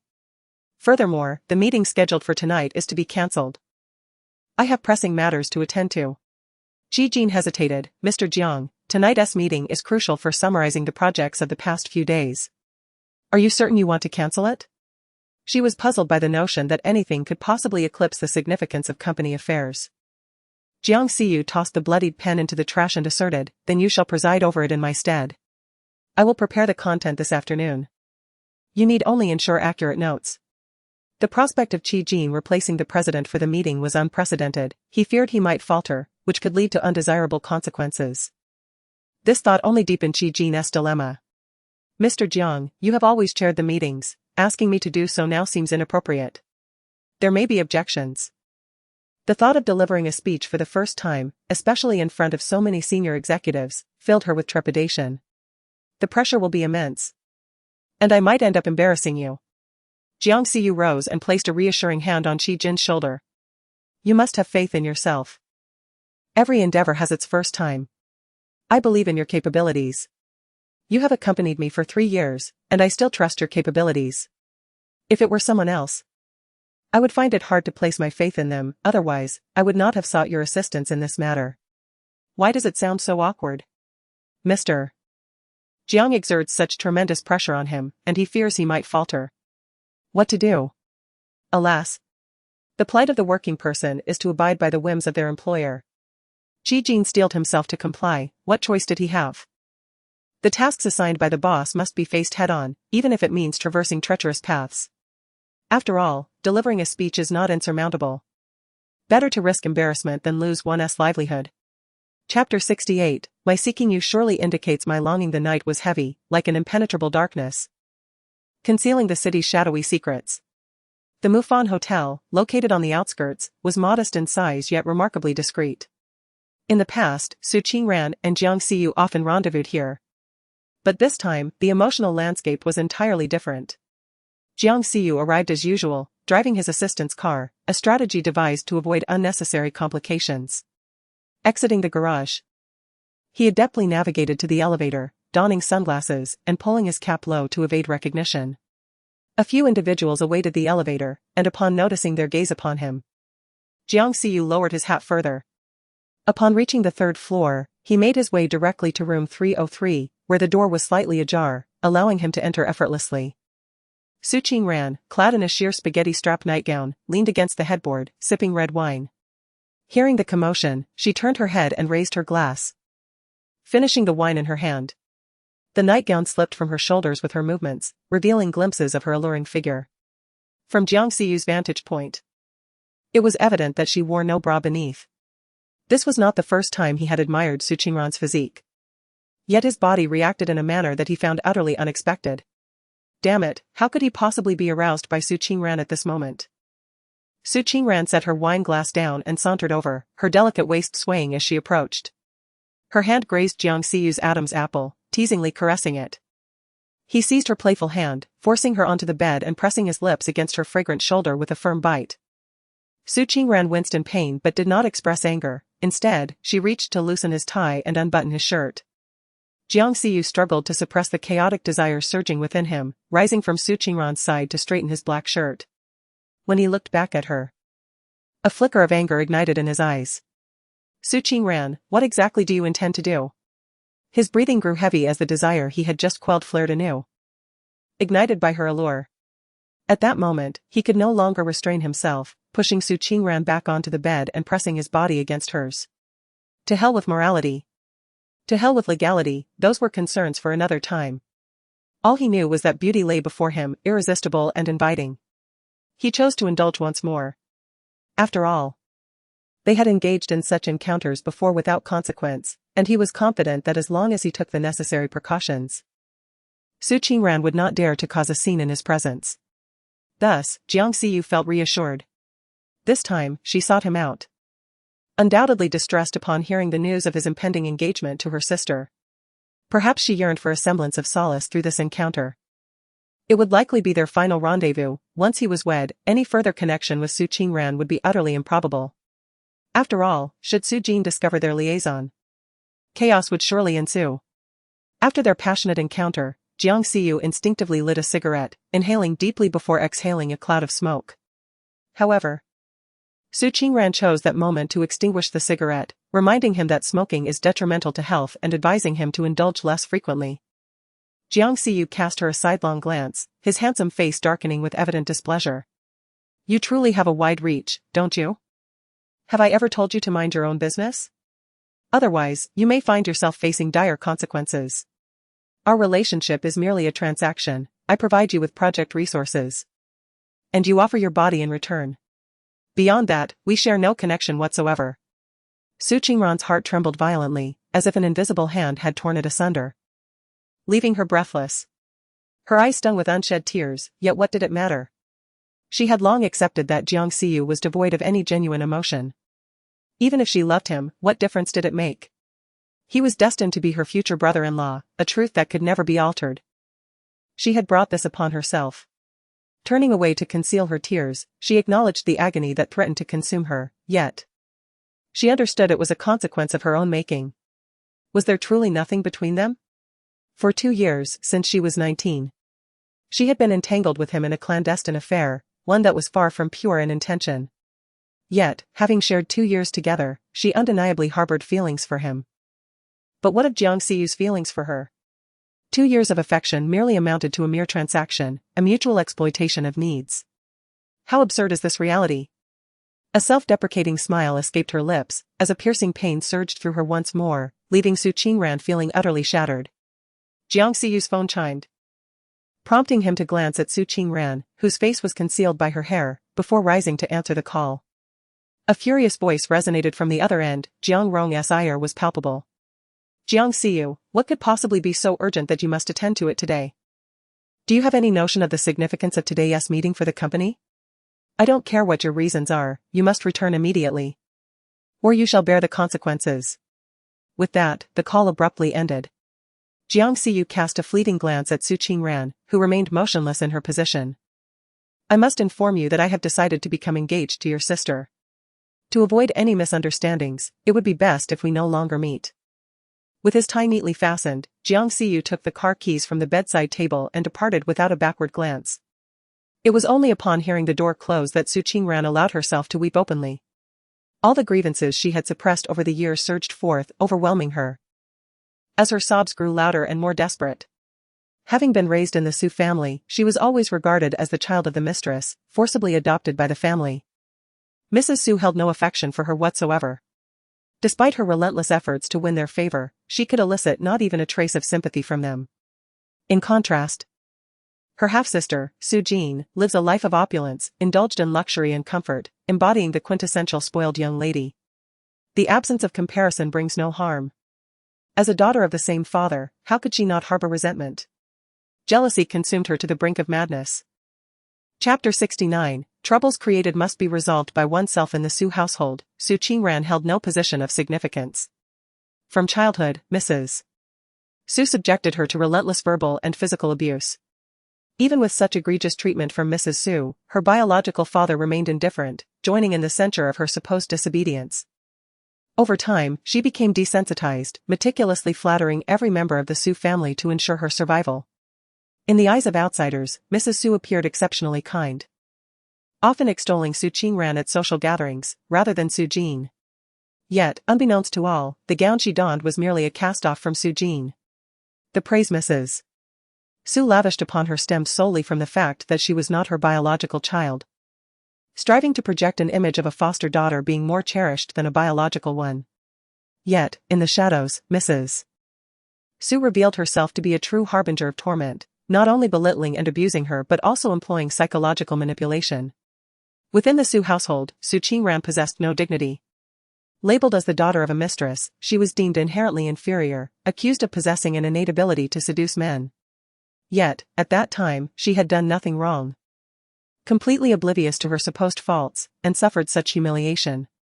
It was from that point that Su Qingran's worldview began to warp gradually. Was she not deemed unworthy of new possessions? Was it not said that she must settle for what Su Jin discarded? Therefore, she resolved to claim Jiang Siyu. To let Su Jin share a bed with the man she had once known. Now, she has succeeded. Yet, why does she not experience that sense of vindictive pleasure? Instead, she is engulfed in profound anguish. The tearing pain threatens to shatter her, it is excruciating. In the past, when Mrs. Su had insulted her most mercilessly, she had shed tears. Yet, none were as heart-wrenchingly agonizing as those of today. It is akin to a long-suppressed deluge suddenly bursting forth, an unstoppable torrent sweeping everything away. Indeed, emotions possess the capacity to inflict deep harm. Su Qingran's infatuation with her future brother-in-law has sealed her tragic fate. However, Jiang Siyu has underestimated her cunning, believing that mere absence would suffice to maintain peace. Wiping her tears, Su Qingran cast a glance at the discarded item in the trash bin, still tainted with inappropriate remnants. Upon closer inspection, one might notice several minuscule punctures, a hopeful indication that she might concede this time. Gently caressing her abdomen, a sinister smile crept across her face. By then, even if she were to be cast out of the Su family, she would possess a bargaining chip, rendering Jiang Siyu hesitant to act against her. Even if the child were not to come to fruition, she would retain evidence. If pushed to the brink, she could unveil it to unsettle Su Jin. She could not abide Su Jin's lofty demeanor while she herself was relegated to the dust. Each encounter with Su Jin required her to bow and scrape, addressing her as sister while never being allowed to stand on equal footing. When Su Jin sat, she stood. When Su Jin dined, she served. On occasions when Su Jin was in a foul mood, she would resort to physical blows. Deliberately shattering dishes, Su Qingran would face the punishment of starvation, a routine occurrence. Su Jin derived great amusement from tormenting her. The most exasperating aspect is that Su Qingran dares not resist. For doing so would invite the scorn of her entire family and result in even harsher punishment. She meticulously records each humiliation inflicted upon her by the Su family in her diary, a means to confront her suffering daily and seek an opportunity for revenge. At times, her resentment is so intense that her lips threaten to bleed and the pages of her diary become marred, yet, she forces herself to suppress her tears. For she understands that no one will empathize with her plight, and weeping proves to be the most futile form of release. Nevertheless, she cannot resign herself to this fate. As a member of the Su family, and just like her father's other children, why must she endure such degradation? Why must it be so? Su Jin's aspirations of marrying into the Jiang family for a better life now seem increasingly unlikely. Jiang Ning, oblivious to Su Qingran's covert maneuvers, noticed her swollen eyes resembling walnuts and inquired, "Senior sister, are you all right?" Su Qingran shook her head, dismissing the concern. "I'm fine. I simply lost track of time while gaming yesterday and stayed up late. I woke up like this. Let me splash some cold water on my face. And we can begin." Observing Su Qingran's desolate figure, Jiang Ning refrained from exposing her, lowering her head to attend to her own tasks. Her circumstances in the Su household mirrored those in the Jiang family, revealing a shared plight. This month, she noticed an unusual increase in the funds transferred to her account, amounting to a surprising 10,000. Initially, she thought she had misread the digits and rechecked several times, only to realize it was indeed accurate, filling her with joy.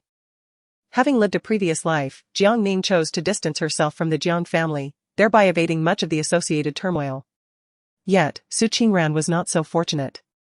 Having left the Su family, she found herself devoid of survival skills. Although she has managed to associate with Jiang Xiu, he is on the verge of getting engaged, leaving her in a state of neglect. It is likely that Su Qingran is weeping over this matter as well. Indeed, she is a pitiable soul. During noon, Qingyu came once again to deliver chicken soup, and Yi Xiaofei accompanied Jiang Ning to retrieve it. Qingyu always appeared to be in a hurry, as if he had pressing matters to attend to. However, this time, he lingered for a while, displaying an air of hesitation. Yi Xiaofei tugged at Jiang Ning's arm, whispering that her brother seemed to have something to say, yet he appeared reluctant to express it. How could a grown man be more indecisive than she was? Jiang Ning cast a glance at Qingyu. If even Yi Xiaofei had noticed, it was evident that she had perceived it long ago.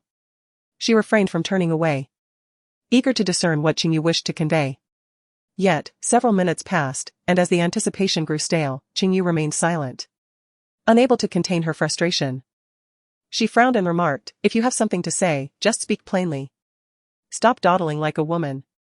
Qingyu sighed, glanced at Jiang Ning's expression, and began, "Ning Ning, I have something to tell you, but you must promise me not to get angry." Jiang Ning raised an eyebrow, her gaze toward Qingyu becoming increasingly unfriendly. "Is it that your mother has caused trouble again?" At her words, Qingyu shuddered, quickly shaking his head and waving his hands. No. My mother hasn't caused any trouble. It's just that my aunt and her family have come to the city, and they asked my mother to help them find jobs and housing. My mother, being soft-hearted, took them in, but who would have thought that once they settled in, they refused to leave? No matter how hard we try, we cannot get rid of them." Jiang Ning cast a piercing gaze at Qingyu and spoke in a low voice. "Do you truly believe your mother possesses such benevolence? She has likely accepted money from Auntie Debo's family and now finds herself ensnared, unable to extricate herself." Qingyu replied, "Hey. That's uncanny. You seem to have a knack for guessing." Observing Qingyu's guilty expression, Jiang Ning continued, "I cannot involve myself in this matter. It would be prudent for you to resolve it swiftly. Should it escalate to Mr. Lu's attention, you all shall be compelled to pack your belongings and leave. My assistance can extend no further. The troubles you have created must be rectified by you. Do not assume I am omnipotent, capable of resolving every dilemma." Jiang Ning returned the thermos to Qingyu, adding, "Inform your mother to have them removed within 2 days, otherwise, you shall depart with them." With that, Jiang Ning turned on her heel and walked away, contemplating how foolish it was for Feng Ruolin to continue her antics under her watchful eye. It appeared she had underestimated Feng Ruolin's audacity. Chapter 70, If you kiss me again, I shan't assist you with your laces.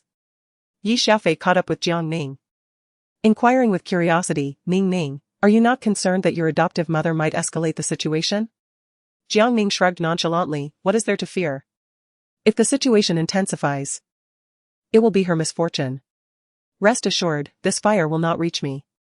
Feng Wulan sought to have her intervene in resolving the issue. But the only beneficiary would be Feng Wulan herself. Manipulating Jiang Ning into becoming the villain was a tactic Feng Wulan had employed since childhood. Should she resist, the whip of her adoptive mother would strike her, and she would be punished with deprivation of food. Memories of the past surged within her, leaving a bittersweet ache in her heart and a veil of mist in her eyes. She lifted her gaze to the sky, biting her lip, striving to suppress her tears. There was no reason to weep, she had long anticipated this situation, had she not?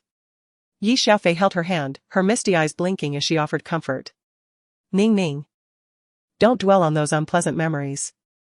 No matter how arduous the past was, a new beginning has commenced, and it is only bound to improve, do you not agree? If you do not wish to go, then do not. You no longer reside with the Qing family, and your adoptive mother can no longer exert control over you. Even if something were to befall her, it would be of her own making, and it does not concern you. Please, stop tormenting yourself, all right? Tormenting oneself? Perhaps that was the most fitting description of her current emotional turmoil. Jiang Ning raised her hand to shield the glimmer of desolation in her eyes. Were it not for her grandmother, she would scarcely care about Feng Wulan's troubles. She could disregard Feng Wulan's fate. Yet she could not bear to witness her grandmother suffer the consequences. The harsh words she had spoken to Qing Yu were merely a fleeting outburst. Upon reflecting on her elderly grandmother, her heart softened. Jiang Ning gently patted Yi Xiaofei's hand. I am fine, let us go to the library. I wish to gather some materials. Rather than being governed by her emotions, she preferred to immerse herself in tasks. Reading was the most prudent choice. The scent of books could temporarily soothe her restless spirit. Yi Xiaofei nodded. All right. Upon returning home, Jiang Ning found that Lu Jingting had yet to arrive. The house was enveloped in silence. She understood that Lu Jingting was busy with work, often returning home just in time to share dinner with her before heading back to continue his duties. He invariably came home quite late. As for how she knew, it was because whenever Lu Jingting was not on a business trip, he would return home each day and visit her room to bestow a goodnight kiss. As if fearing to disturb her slumber, he would always enter with quiet steps and gently close the door behind him. Lu Jingting likely believed she was unaware. But after he departed, she would keenly observe the time of his return.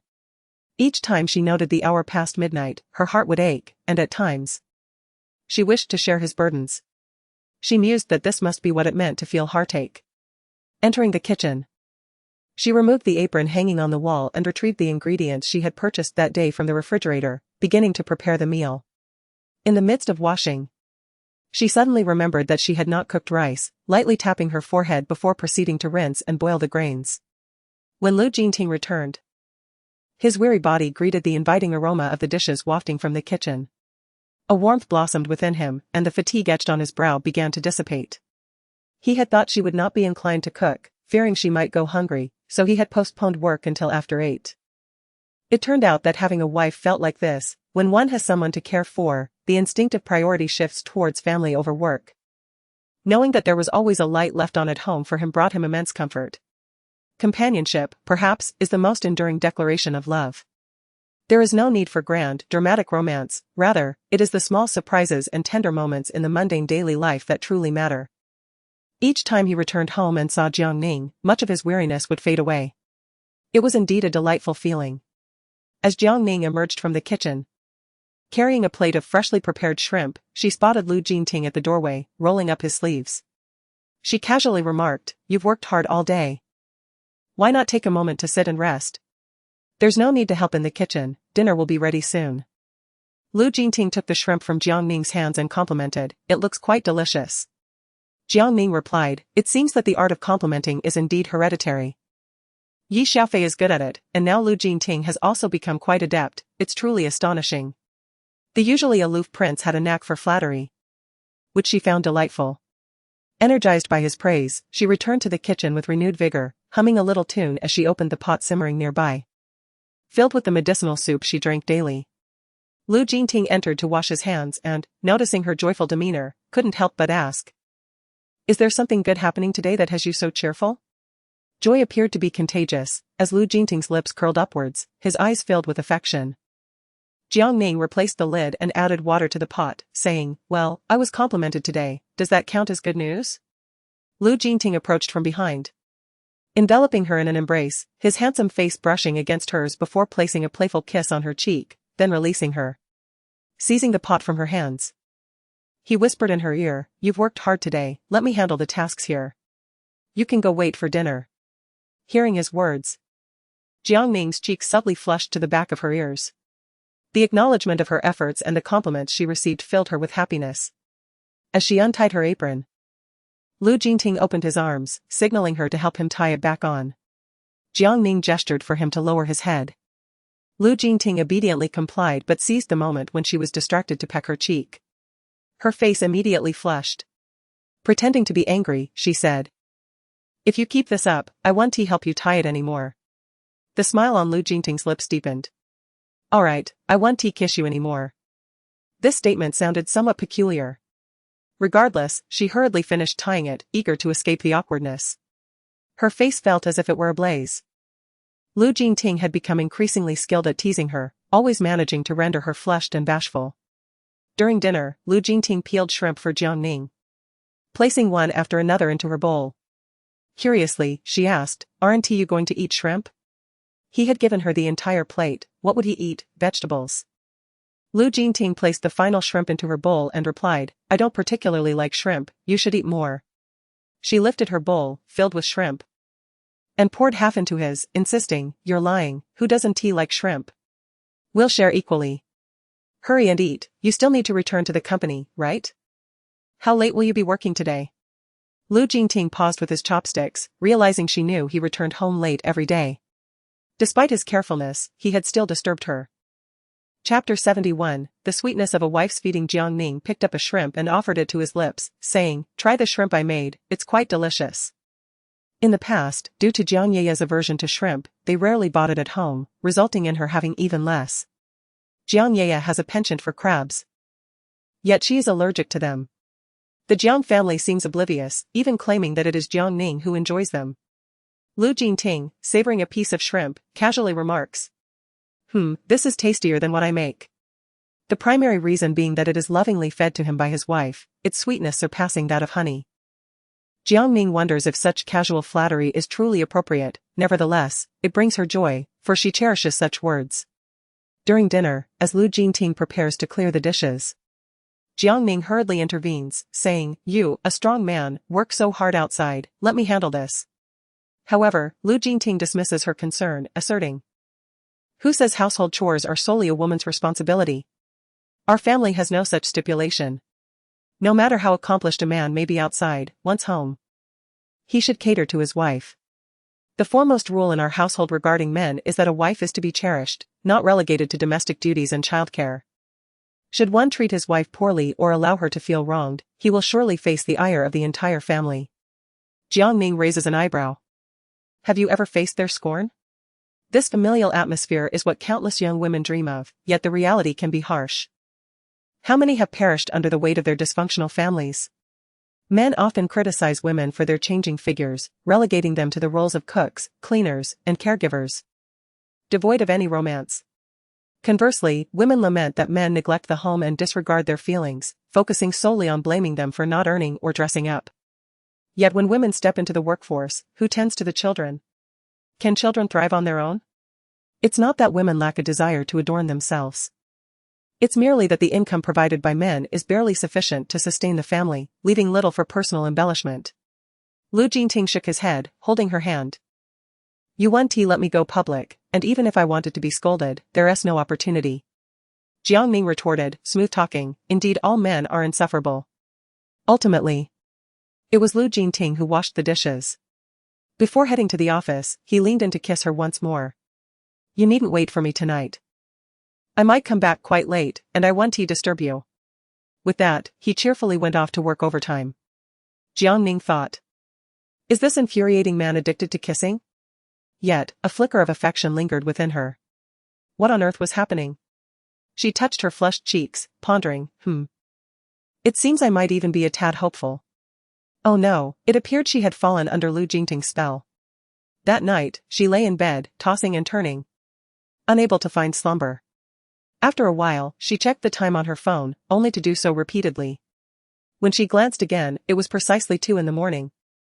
And she heard a commotion outside. Jiang Ning had returned. She waited for what felt like an eternity, and when the noise outside ceased, Jiang Ning still hadn't entered. A twinge of disappointment welled up within her. What was this feeling? It was as if something she had longed for had not yielded the expected outcome. The sensation was bittersweet, tinged with discomfort. Alas, one should never harbor expectations of others, for the only one who gets hurt is oneself. She had understood this principle long ago, hadn't she? Back when her heart was entirely consumed by Gu Jinghui, each anticipation ended in disillusionment. She should have realized that while one can find solace in mountains and rivers or in culinary delights, one should never place such hopes in a person. The more one hopes, the greater the disappointment. Isn't that so? She sighed silently, closed her eyes, and rolled around in her blanket, yet sleep eluded her. Finally, she picked up her phone and began playing a game. Before she realized it, she had drifted into slumber. Jiang Ning was roused by the ringing of her phone. Having gone to bed exceedingly late, she had no desire to answer it. Squinting her eyes open just a sliver, she glanced without a care at the caller ID and promptly hung up, exiting the game and silencing her device. It was only 7 o'clock. She had fallen asleep while engrossed in her game, unaware of the time she had finally succumbed to sleep. Her eyes felt heavy, almost unbearable. Thankfully, it was Saturday. And she needn't attend school. She decided to sleep until she awoke naturally. She was awakened by hunger at 3 in the afternoon. Reaching for her phone to check the time, a slew of missed calls and messages flooded her screen. But she couldn't muster the energy to scrutinize them one by one. It was exhausting to her weary eyes. Raking her fingers through her tousled hair, she felt an odd sensation, as if her brief slumber had transformed her into a missing person. Just then, her grandmother's voice pierced through the haze, calling her. She swiped to answer. Her grandmother's voice trembled with emotion. Ning Ning, something terrible has happened. Jiang Ning's heart lurched as she bolted upright in bed. Grandma. Please don't cry. What's wrong? Did Auntie and Uncle bully you again? Her grandmother's voice quaked. No, it's your mother. She has gotten into trouble.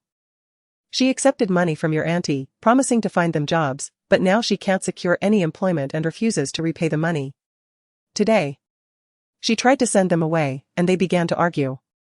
Chung Kong, that rascal, reported to the police, who promptly arrived and took your mother into custody. She has already been confined for a day, and the conditions within remain uncertain.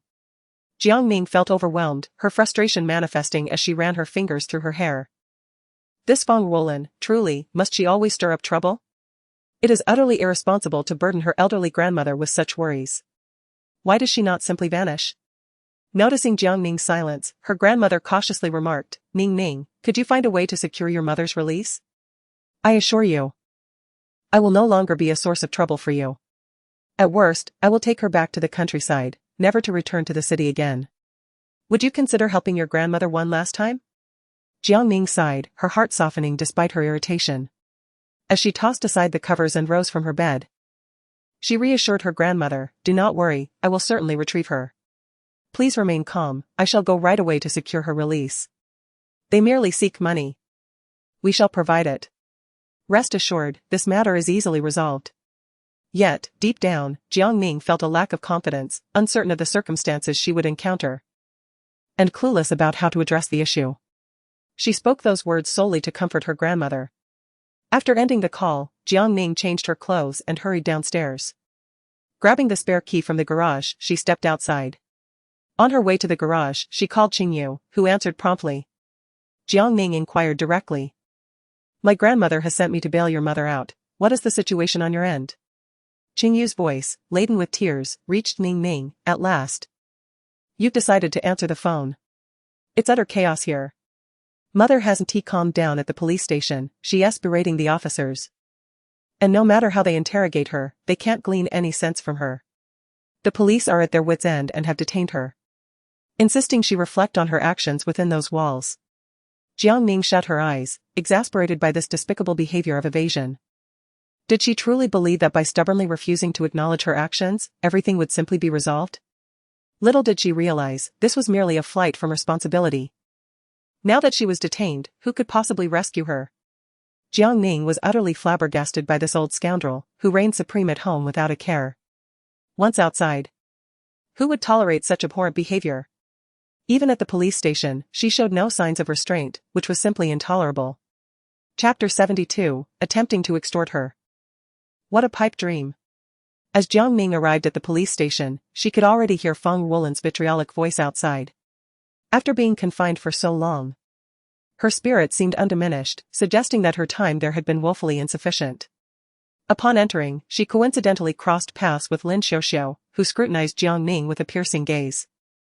Once she confirmed Jiang Ning's identity, she spat disdainfully, "So you think being a wealthy heiress in the city makes you special? You can't even manage your mother's affairs. Do you still consider yourself a decent person? Regardless of the circumstances, your mother raised you for over a decade. And this is how you repay her?" Even a dog, after being nurtured for more than 10 years, would have developed a bond, yet here you are, a heartless wretch. With affluent parents, you look down upon us poor relatives. Your lack of conscience will surely bring about your downfall. Jiang Ning cast a measured glance at Lin Xiuxiu and inquired, "So, how much did she take from you?" Lin Xiuxiu, taken aback by Jiang Ning's piercing gaze, instinctively recoiled, pondering when this girl had become so formidable. After a moment of hesitation, she reluctantly extended 2 fingers, murmuring, 20,000. 20,000? Huh. Jiang Ning was no fool. It was clear that a typical family from the countryside could hardly produce such a sum as leverage for a job. Furthermore, everyone was well aware of who Feng Wulan was. Their little charade was merely an attempt to coerce her into submission. Now that she had arrived, Lin Xiuxiu had the audacity to label her a thankless wretch.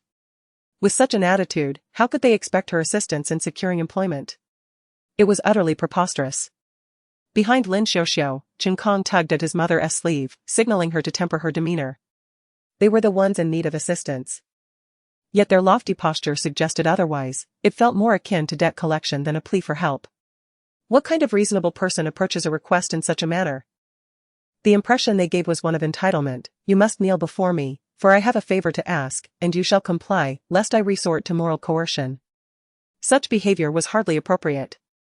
Before Jiang Ning could respond, Lin Xiuxiu glanced over her shoulder to confirm no one was approaching, then brazenly proposed, "What is it to you? Will you help her or not? Let us make a deal. Considering our familial ties, I'll give you a discount. How about 22,000? A discount that increases?" That was a first for Jiang Ning, and she found it utterly amusing. A glimmer of calculation flashed in her eyes as she nodded, replying, "Very well. As long as you sign a letter of understanding, I can provide you with the funds." As for the actual amount, that was an entirely different matter. She had no intention of offering them even a single extra penny. She is not foolish, from the small to the grand. How could she possibly be unaware of the character of these individuals? They resemble leeches, relentlessly siphoning off the lifeblood of others once they attach themselves. In pursuit of such exorbitant sums, how could one not weigh the feasibility of obtaining such wealth? Are wealthy families truly so accommodating? Lin Xiuxiu felt an overwhelming sense of loss. Had she known, she would have demanded more. Now, regret consumed her like a ravenous beast. Chen Kong cast a furtive glance at Jiang Ning, sensing something amiss, yet he could not pinpoint the source of his unease. He tugged at his mother's sleeve, whispering, "Mother, we have only given Aunt 2,000 yuan, is it reasonable to demand over 20,000? He harbored a persistent feeling that the situation was far from straightforward. Suspecting Jiang Ning of stalling for time, yet he lacked the evidence to substantiate his doubts.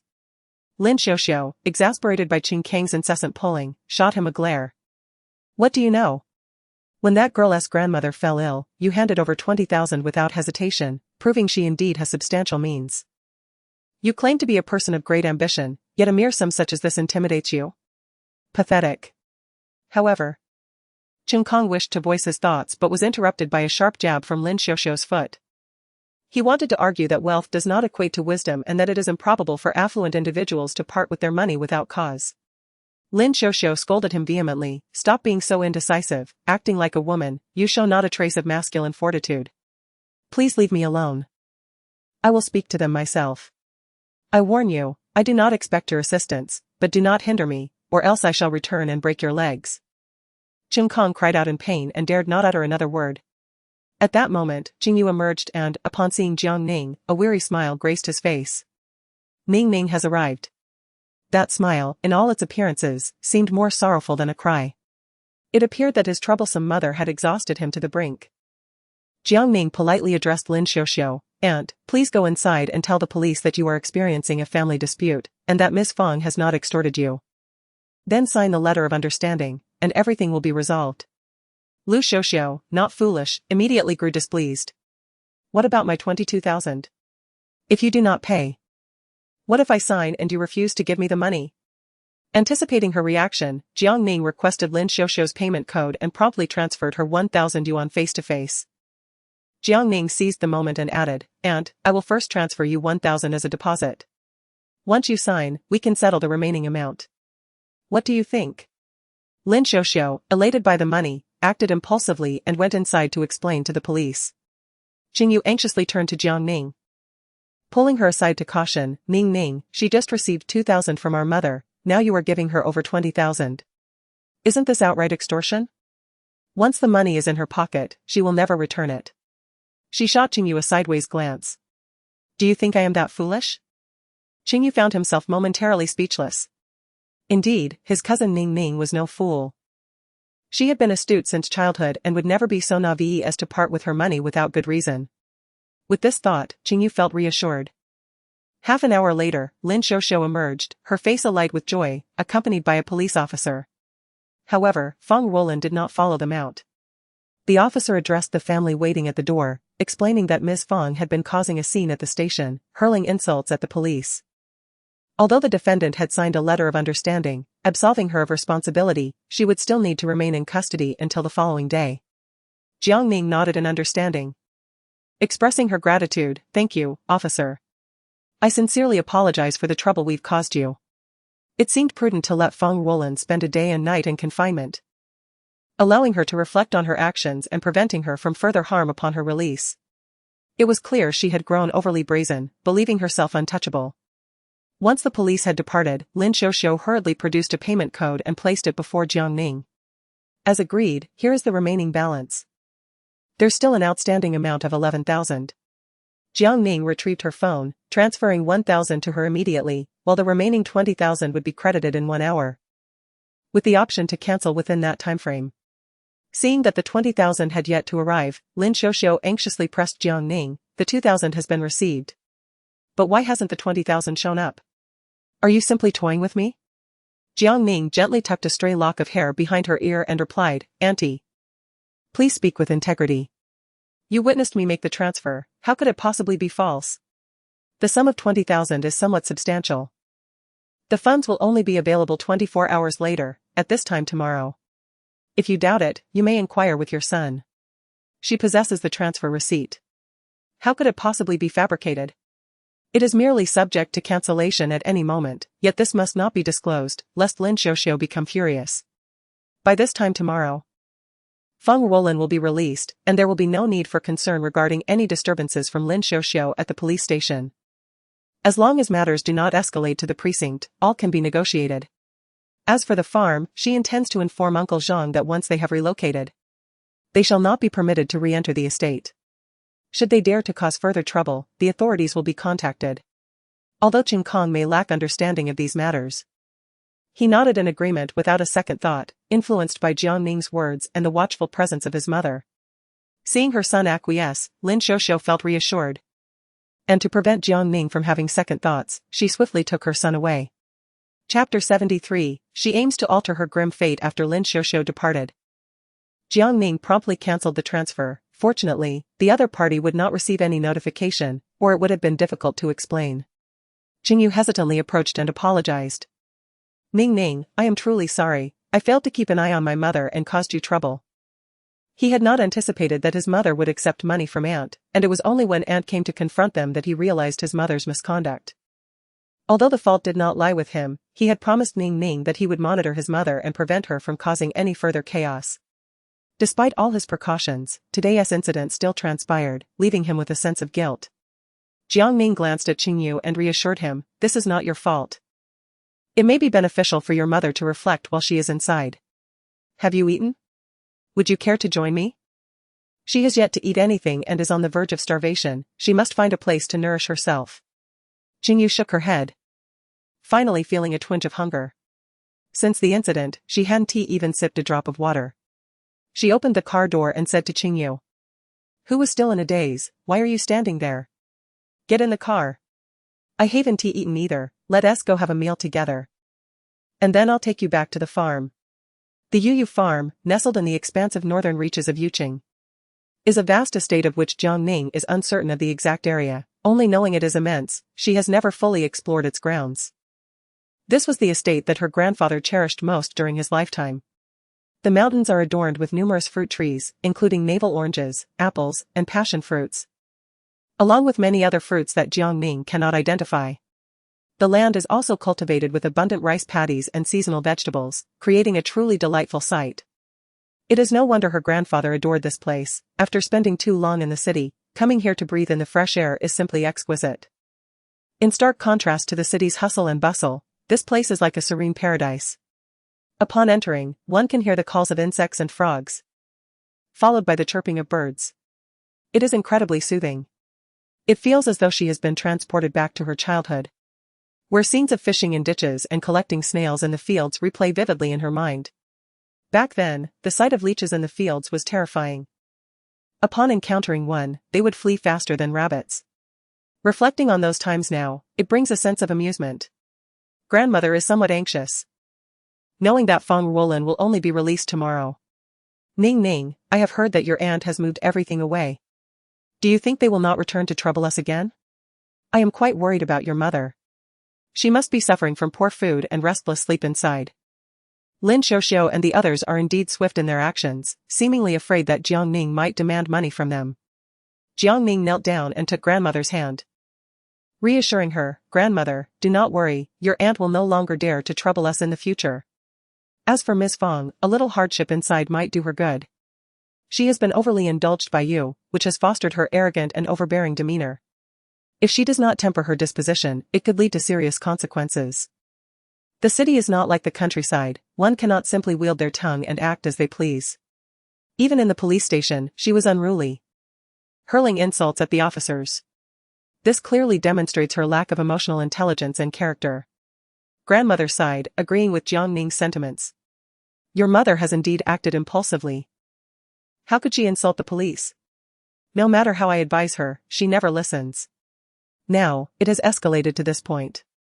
I hope that after this incident, she will awaken to her folly and strive to lead a better life, abandoning any ulterior motives." Jiang Ning nodded in agreement, echoing her thoughts. A day of confinement could indeed serve to temper Feng Ruolin's arrogance. After a leisurely stroll around the farm with grandmother, as dusk approached, Jiang Ning prepared to head home. Zhang Bo filled the back seat of her car with an abundance of vegetables, then smiled and said, "Miss, these are all green vegetables. And we haven't used much pesticide on them. Please take them back for the young master and the others to taste." Upon hearing this, Jiang Ning was momentarily taken aback, wanting to express that they would not have the opportunity to taste them, as she would never return to that home. Yet, the words lingered on her lips, swallowed back. Uttering such sentiments would serve only to deepen her sorrow without any purpose. Zhang Bo was her grandfather's most trusted assistant at the farm, and by bequeathing the estate to Jiang Ning, he was aware that her life in the Jiang family was far from satisfactory, thus leaving her a path of escape. This realization came to her only later, though by then it was too late. How could Jiang Yeye possibly relinquish what she had seized? Surely, her grandfather had urged Zhang Bo on his deathbed to look after her with care. This thought stirred a pang of bitterness within Jiang Ning. The path her grandfather had laid out for her had been severed by her own hands in her previous life. She recalled that when she handed the farm over to Jiang Yeye, Zhang Bo's eyes were filled with regret. He had repeatedly warned Jiang Ning that this was a legacy from her grandfather, urging her to make a cautious decision, yet she had been blind to it all. In retrospect, she wished to slap herself several times. In her attempt to please the Jiang family, she had betrayed her grandfather, her grandmother, and Zhang Bo, truly a sin beyond forgiveness. Fortunately, there was still time to amend her mistakes. She would not allow the tragedy to repeat itself. As this thought crossed her mind, her eyes glistened with unshed tears. She mused that perhaps the one orchestrating everything from behind the scenes was Zhang Bo. Jiang Ning gazed at the verdant vegetables, smiling as she expressed her gratitude. "Thank you, Uncle Zhang. Your hard work has truly transformed the farm. Each visit yields an abundance of harvest." The vegetables were freshly picked from the earth, their freshness unparalleled, as such quality is seldom found in the market. Uncle Jiang placed the largest pumpkin onto the vehicle, his joy evident as he grinned widely. This year's pumpkins are exceptionally ripe, sweeter than those of previous years. I recall that the third young master has a fondness for pumpkins. You should take it home, and it will surely delight him. At the mention of Jiang Xiyuan, Jiang Ning's heart sank. Among her family, he was the least considerate, always siding with Jiang Ye in tormenting her. Of all her siblings, she harbored the strongest aversion towards her third brother, Jiang Xiyuan, who, though merely 2 years her senior, possessed a peculiar temperament. His words were often harsh, his temper volatile. And he was fiercely protective of Jiang Ye. At the slightest disturbance concerning her, he would rush to chastise Jiang Ning. In moments of frustration, he would even push or hit her, leaving her unable to retaliate. On a few occasions, after being dealt a harsh blow, she would inadvertently shove Jiang Xiyuan, only to become the family's scapegoat, with everyone accusing her of being unreasonable. Despite her reluctance to speak of Jiang Xiyuan, she managed to smile and acquiesced. Upon returning home, the night had fully enveloped the sky. Exiting the garage, Jiang Ning glanced upward. The heavens were shrouded in darkness, devoid of stars, and the air carried a suffocating heaviness, suggesting that rain was imminent. With Lu Jingting yet to return, she switched on the living room lights and retrieved the vegetables from the bag. She placed the excess on the floor, ensuring that the vegetable leaves would not spoil easily. As she sliced a piece of pumpkin to peel it, she relished the sweet taste that seemed to melt her heart. However, during her time at the Jiang residence, she refrained from indulging too much, fearing reprimand from Jiang Xiyuan, who favored pumpkin. At the Jiang household, she always tread carefully, striving to please each member, yet ultimately faced a tragic demise. In this life, she vowed to cherish herself, even if she could not alter the fate of an early death. While she lived, she intended to create a better existence for herself. Chapter 74. The desire for possession overwhelming Jiang Ning prepared a delectable meal and settled onto the sofa, awaiting Lu Jingting's return. Leaning back, she switched on the television, tuning into the children's channel to watch cartoons. After 2 minutes, she would glance towards the door, repeating this action countless times, until her eyelids began to droop. Eventually, exhaustion overtook her, and she dozed off on the sofa. When Lu Jingting returned, he found Jiang Ning peacefully asleep on the couch. After changing into his slippers, he approached her and draped his coat over her shoulders. Grabbing the remote, he turned down the television volume to a whisper before gently sitting beside her, captivated by her serene expression. In that moment, Jiang Ning resembled a languid kitten, curled up quietly in the corner of the sofa with her eyes closed. At this instant, she appeared softer, more tranquil, and obedient than usual. Regardless of when she was before him, she always stirred his heart and held him entranced. When he spotted the ring on her neck in the hospital, he was overwhelmed with joy, realizing she was the little girl from years ago. Upon returning home, he delved into all the information regarding her. He discovered that she had been abducted by her adoptive mother at the tender age of 2, who treated her atrociously, subjecting her to constant beatings and neglecting to provide her with meals. It dawned on him that the emaciated Jiang Ning he had seen in his youth was a victim of starvation. The kindness exhibited by her adoptive mother was merely a faade, a performance for the outside world, while in reality, she had shown no genuine affection towards the girl. At that time, he had only resided there for a week, leaving behind nothing but the ring. He had not even had the chance to bid her farewell before departing. He was aware that Jiang Ning had lived in Huaxi village until she was 15, before being taken back by the Jiang family. Upon their reunion, however, she had forgotten him, and to claim that she was not saddened by this fact would be an untruth. He recognized that Gu Jinghuai was a rogue, basking in Jiang Ning's affections while entangled with her sister. He had contemplated that should Jiang Ning insist on marrying Gu Jinghuai, he could find a way to restrain the man. By leveraging matters related to their project, he could effectively keep Gu Jinghuai in check, instilling a sense of caution in him regarding Jiang Ning, preventing him from engaging in any inappropriate behavior. Perhaps it was due to being groomed as an heir from a young age, his education had been markedly different from others. Naturally, he had endured far more hardships than most.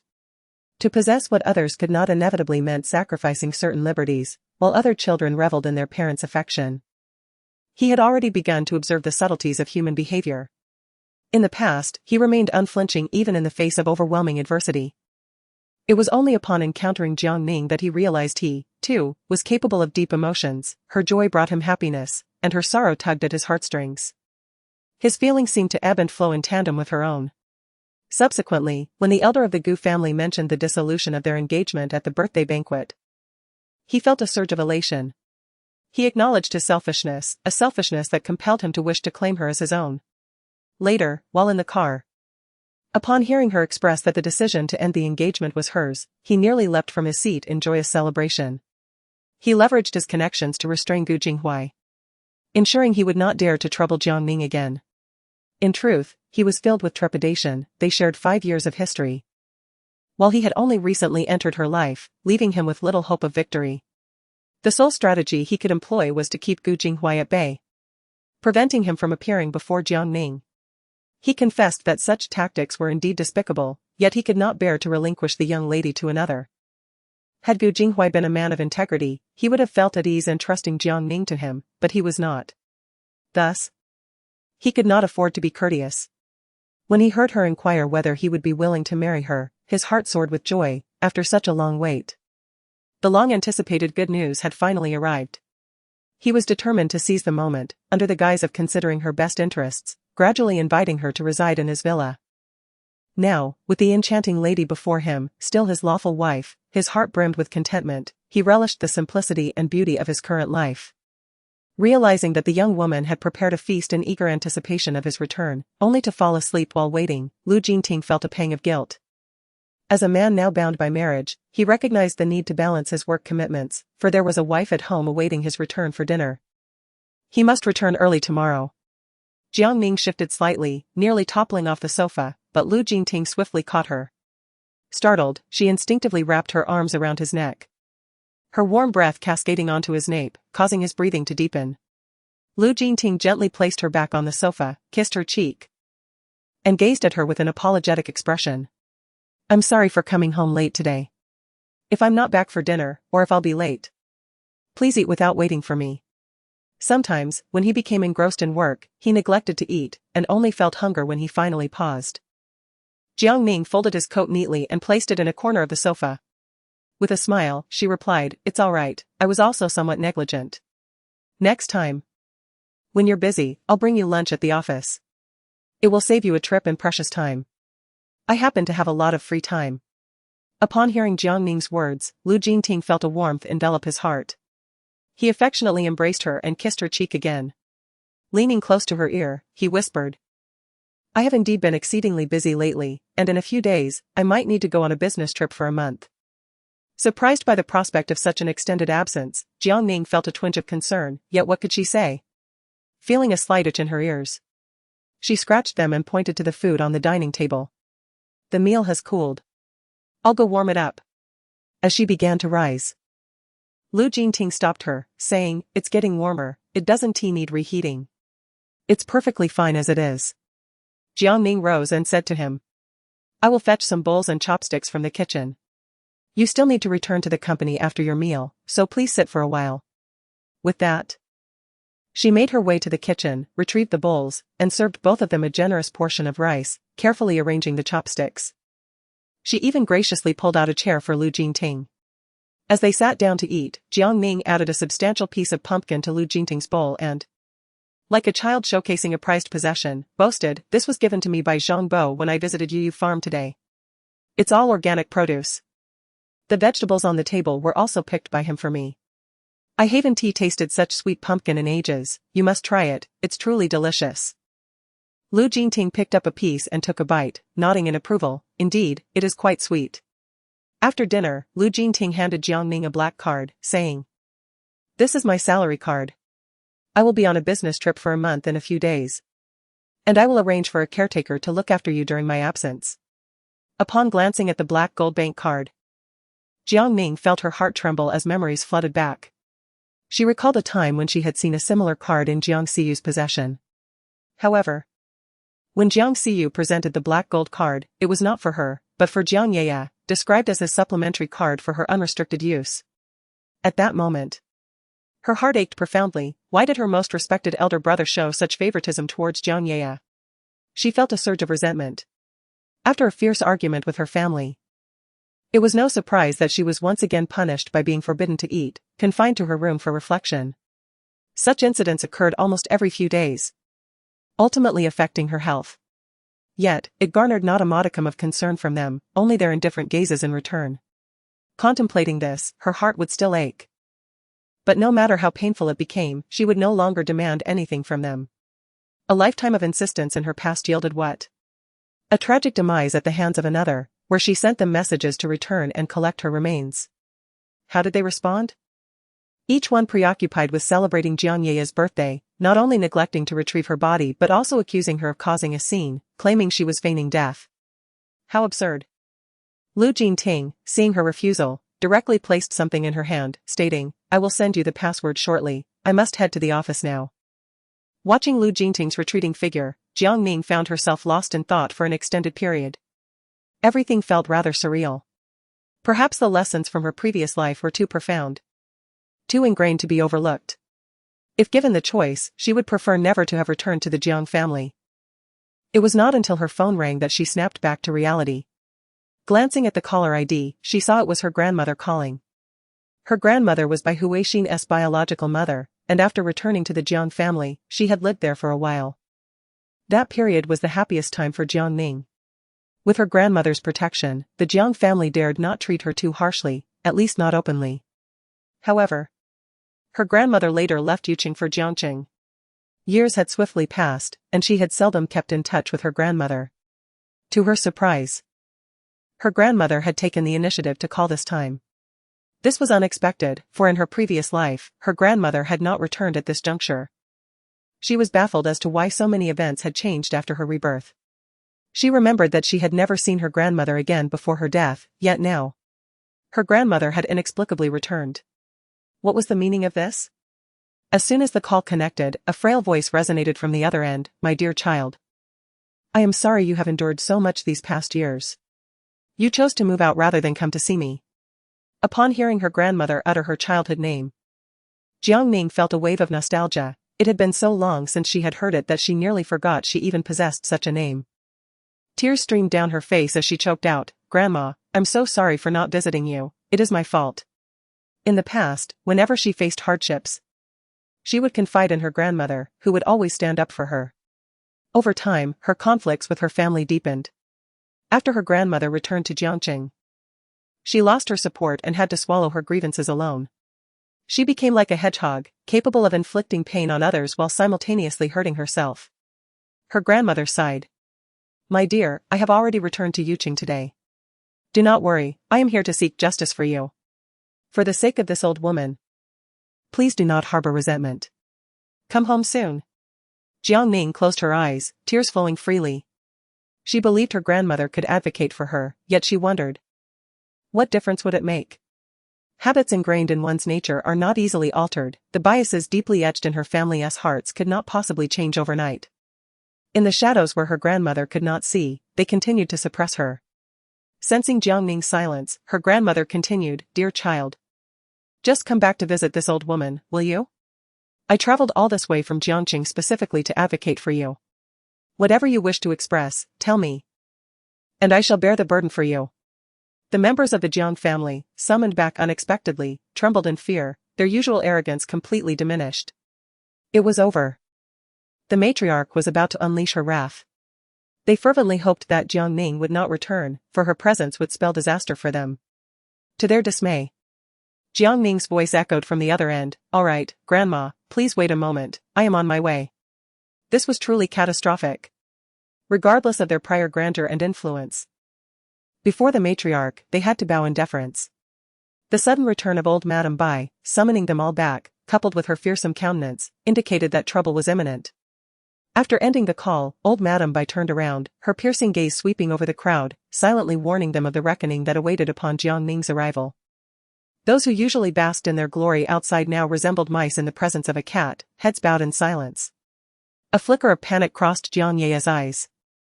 She had painstakingly managed to drive Jiang Ning away, only for old Madame Bai to summon her back. This triggered alarm bells within her, and she yearned to intervene. Yet old Madame Bai offered no opportunity for her to do so. Fixing her sharp gaze upon Jiang Ye, old Madame Bai remarked, "It seems you enjoy playing pretend?" Are you constantly vying with Ning Ning? Is it because you feel inferior to her that you wish to destroy her? Such a young age, yet so many schemes. Do you not fear the consequences? Jiang Ning blinked her eyes, and they instantly brimmed with tears. She hurriedly explained, Grandma, it's not like that. Please let me explain. I never intended to compete with my sister. I am not even a biological child of this family. As she spoke, tears began to fall, and by the end, her voice was choked with emotion, rendering her unable to continue. Bai Huixin stepped forward, eager to clarify, Mom. Did Jiang Ning say something in front of you that led to this misunderstanding regarding Yaya? Don't listen to her nonsense. Yaya is so well-behaved and understanding. How could she ever harm Jiang Ning? It was Jiang Ning who chose to move out, it has nothing to do with us. Before she could finish her sentence, Bai Laotai struck her with her cane. Bai Huixin covered her shoulder in pain, silencing herself. Bai Laotai scolded fiercely. You dare to defend this adopted daughter in front of me, belittling your own flesh and blood? Who knows how you've treated her in my absence? She has never contacted me or spoken ill of anyone. What kind of mother are you? You neglect your own daughter while blindly trusting this unrelated adopted child. You truly bring shame upon the Bai family. With that, she struck Bai Huixin's shoulder again with her cane, and feeling unsatisfied, she continued to hit her. Bai Huixin gritted her teeth, enduring the pain, when suddenly, Jiang Ning stepped in front of her, shielding her from further blows. Just as Jiang Ning entered, she beheld the scene of Jiang Ning protecting Bai Huixin. Ah, how deeply intertwined their maternal bond seemed. Chapter 76, Jiang Ning. How is it that you are still unharmed? Bai Huixin exclaimed, embracing Jiang Ning, her tears streaming down her face. Yaya, how could you rush over? Your previous injuries have yet to heal, you must leave at once. Despite the excruciating pain she had just endured, she had not shed a tear, but upon witnessing her daughter standing protectively in front of her, she found herself overwhelmed with emotion. Whether it was gratitude or anxiety, the sensation was unbearable, more so than the pain she had received herself. And her eyes stung with discomfort. Her heart swelled with pride for her daughter. Bai Huixin felt she had not endured the pain in vain. This daughter was truly remarkable. Unlike that troublemaker Jiang Ning, who only brought them distress. The thought of her own mother's ire being ignited by Jiang Ning's tattling only intensified Bai Huixin's disdain for her. As she watched Jiang Ning endure blow after blow, the elderly Bai showed no signs of halting her assault, and Bai Huixin's anxiety grew. Suppressing the agony coursing through her body, she hastily shielded Jiang Ning in her arms. Mother, if you must strike someone, let it be me. Yaya is innocent, she bears injuries and has suffered from a severe illness. She cannot withstand this. With both new and old wounds, Jiang Ning felt close to fainting, yet she was powerless to intervene. The return of the old lady Bai and the impending arrival of Jiang Ning loomed ominously. Her days of torment were about to commence anew. If she endured no suffering, the family's affections would surely, little by little, turn towards Jiang Ning. The realization that Bai had returned in such a fury due to Jiang Ning's snitching filled Jiang Ning with rage. She felt as though she could shatter her teeth with anger. It dawned upon her that the previous incarnation of Jiang Ning had merely been a facade. She was not nearly as foolish as she appeared, and her actions had been quite underhanded, calculating their downfall without uttering a word. The woman is utterly unpredictable, leaving Jiang Ning unable to fathom Jiang Ning's true intentions. It is infuriating. This scene pierced Jiang Ning's eyes, and her heart was quietly marked with a wound, causing her to break into a cold sweat. Had it not been for her grandmother's sudden return, she would have had no interest in witnessing this charade. Jiang Xiyuan was the first to notice Jiang Ning's return. He rushed towards her, his eyes aflame with anger, shoving her aside. Then, he bellowed at her, Jiang Ning. Did you report us to Grandma? Is that why she exploded with fury today?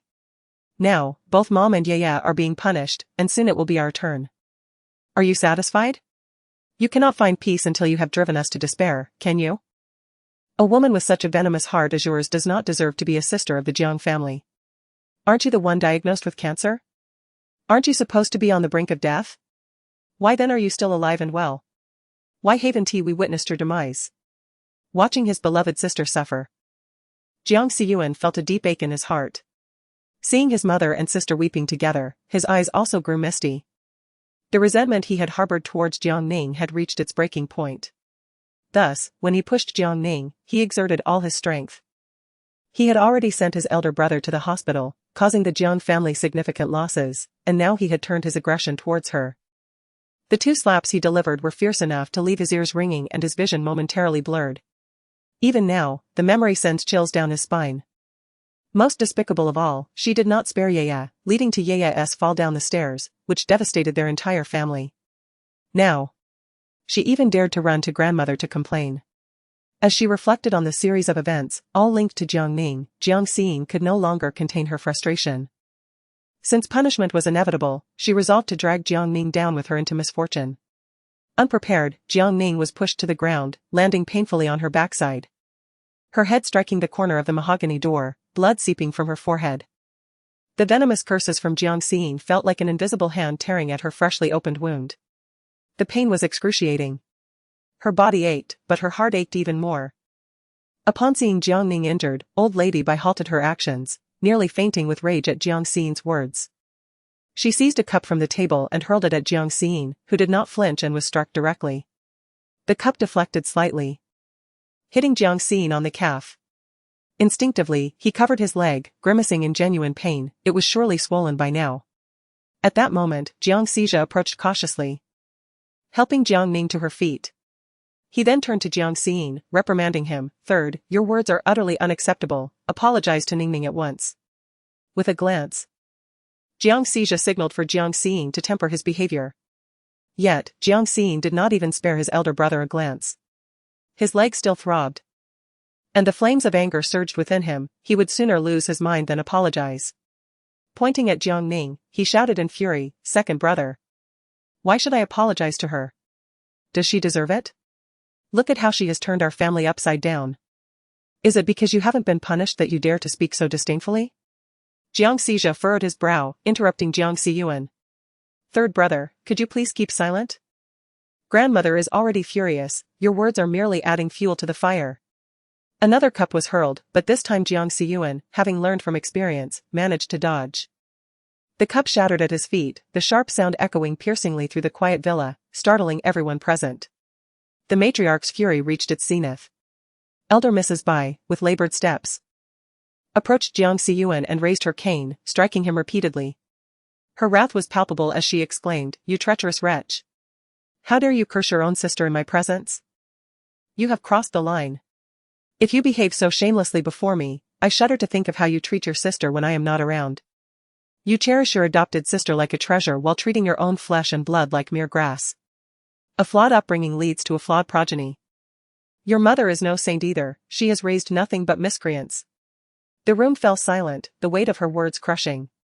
Bai Huixin, supported by Jiang Xiu, sank onto the sofa, her body aching with a deep, penetrating pain. After sipping some water, she felt slightly relieved, yet her mother's words pierced her heart anew, intensifying her wounds. All of this was Jiang Ning's fault. Behind the elderly lady, the driver, Xiaoli, was taken aback, given the matriarch's frail health. This relentless assault was surely unsustainable. Xiaoli stepped forward and implored, "Madam, let us converse amicably. Resorting to violence will not resolve our issues, will it? Your health is fragile, continuing to strike will only bring harm to you, rather than those youthful individuals." From the moment they departed Jiang City, Mr. Bai had repeatedly cautioned against provoking the elderly lady, as it would only exacerbate her condition. Yet, upon entering the Jiang residence, the old matriarch's fury had not only persisted but intensified. Xiaoli grew increasingly concerned, fearing that the elderly lady might faint at any moment. Exhausted, Madame Bai relinquished her cane to Xiaoli, stating, "I am weary, you take over." Xiaoli hesitated, thinking, even if he had the courage of dozens, he would not dare. The old lady urged, "Why are you still standing there? If I command you to strike, then strike. Should anything go awry, I shall bear the consequences, the flames shall not reach you, so what is there to fear?" Today, her ire was nearly lethal. Previously, they had all concealed matters regarding Jiang Ning from her. Had she not inadvertently overheard a group of elderly women discussing the affairs of the Jiang family in Yuqing? She would still be in the dark. These individuals, unfamiliar with Madame Bai, revealed only after further inquiry that Jiang Ning had endured considerable grievances of late. Such treatment towards one's own daughter was something even enemies would not inflict. Her heart ached with indignation. It was utterly excessive. Chapter 77, Then you shall move out tomorrow. Noticing the change in Madame Bai's demeanor, Jiang Xija approached, took the cane from her hands, and gently assisted her to a seat on the sofa. As he passed Jiang Ning, he shot her a fierce glare, a mix of warning and reproach. Shelley hurriedly fetched medicine for the elderly lady and poured a glass of warm water for her. After taking the medicine, the old woman felt a slight alleviation of her discomfort. Jiang Xiyu advised gently, "Grandma, let us speak calmly. You've already expressed your feelings through anger and reproach. Let us settle this peacefully. What enmity exists among family?" The elderly lady took several sips of water, feeling her temper gradually subside. She beckoned to Jiang Ning, saying, "Come here, dear." Jiang Ning, having just twisted her ankle due to a push from Jiang Xiyin, winced with each step, the pain piercing her. Yet she bore the discomfort and limped towards the old lady. With great tenderness, the elderly woman embraced Jiang Ning and gently pressed on her ankle. Jiang Ning grimaced, exclaiming, "It hurts so much." "Aunt Zhang, please bring the ointment," the old lady urged, her heart aching for Jiang Ning as she applied the medicine. Oblivious to the gazes of those around them, Jiang Ning felt a wave of emotion, her eyes glistening with tears. It was evident that her grandmother held the deepest affection for her in this household. In times of distress, she often wished that her grandmother would always be present at home.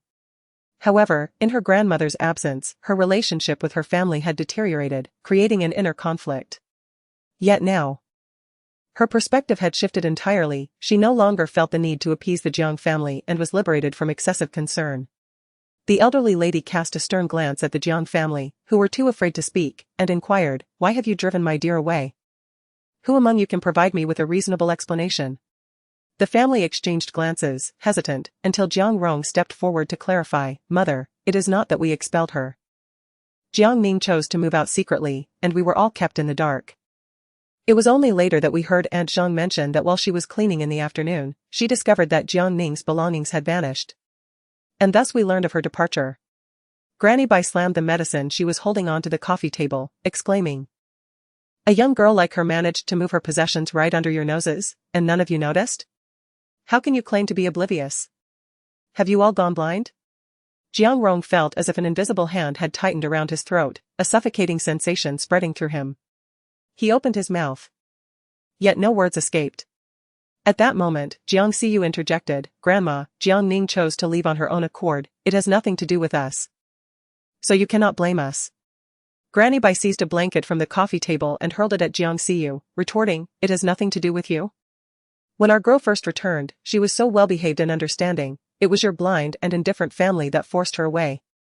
Jiang Xiyu, too, found himself at a loss for words, opening his mouth to explain, yet unsure of how to articulate his thoughts.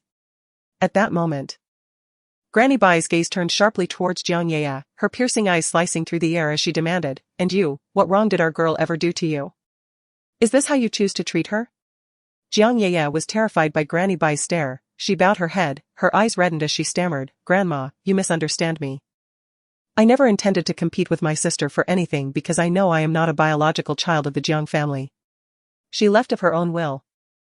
It has nothing to do with me." Though her entire body ached, she felt compelled to stand there and explain herself. "It is all Jiang Ning's fault." With this thought, a glimmer of calculation flickered in Jiang Yaya's eyes. Having successfully driven Jiang Ning away, she had never anticipated her return, yet here she was, causing her to suffer a second injury, a pain so profound it made her wish for death. What was most infuriating was that she had to stand there, enduring her grandmother's scolding, while Jiang Ning was tightly embraced by her. Just thinking about it was suffocating. In the past, such treatment was reserved for her within the Jiang family, but now the situation had changed. Jiang Yaya bit her lip, her disdain for Jiang Ning deepening further.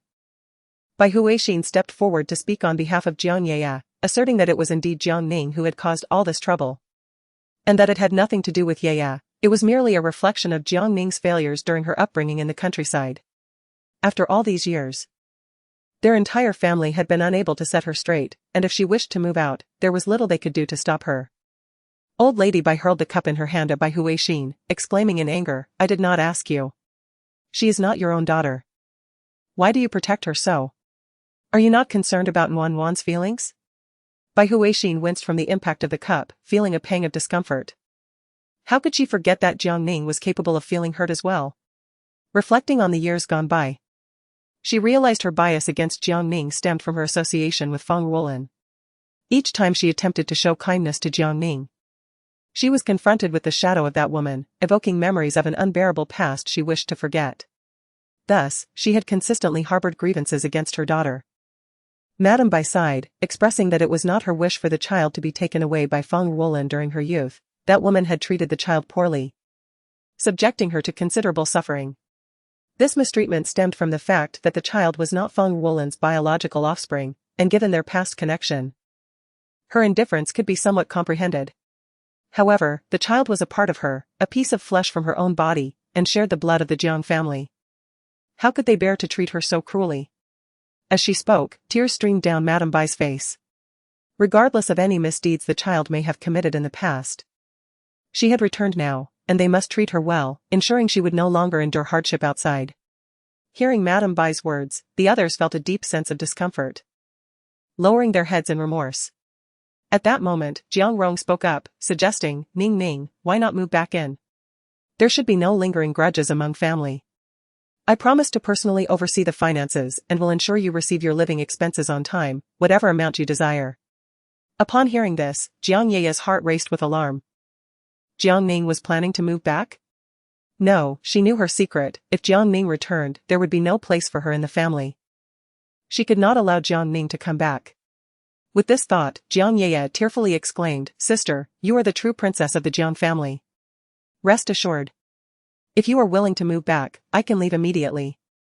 Madame Bai glanced at Jiang Ye and responded, Very well, then you shall move out tomorrow.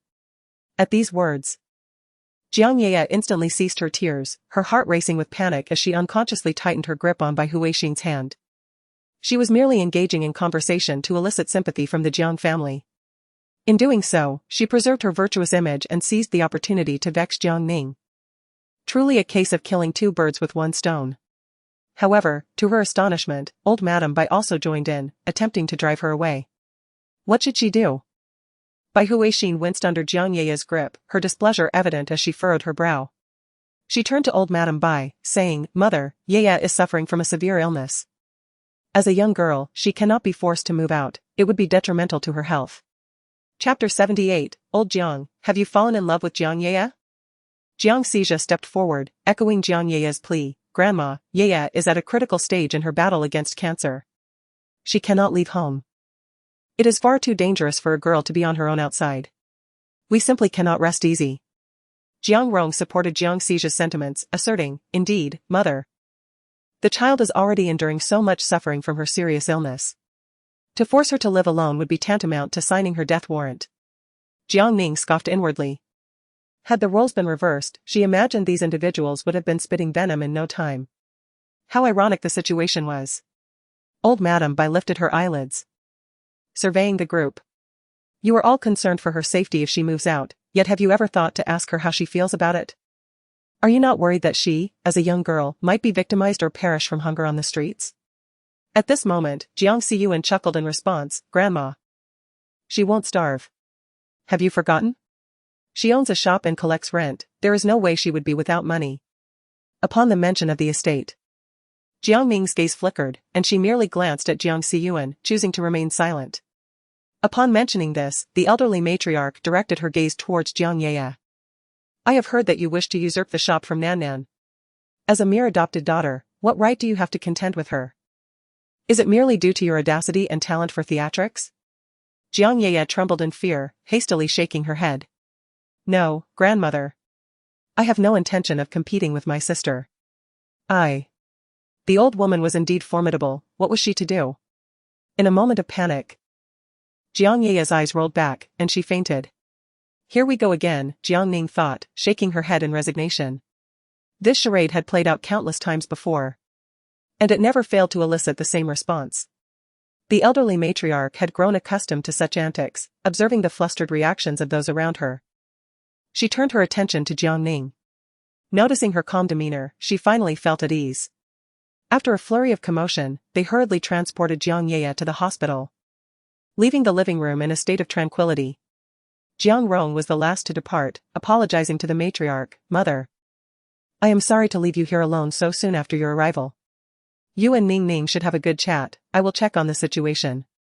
Jiang Ning found the entire situation amusing. They were truly entertaining. With doctors present at the hospital, what purpose did it serve for so many to go? Could they not leave one person to care for their grandmother at home? It seemed that both her grandmother and she were akin to those who had been abandoned. As she mulled over this, her pocket vibrated, and she knew without a doubt that it was Lu Jingting calling. She glanced at her grandmother. Grandmother. I will step out onto the balcony to take this call.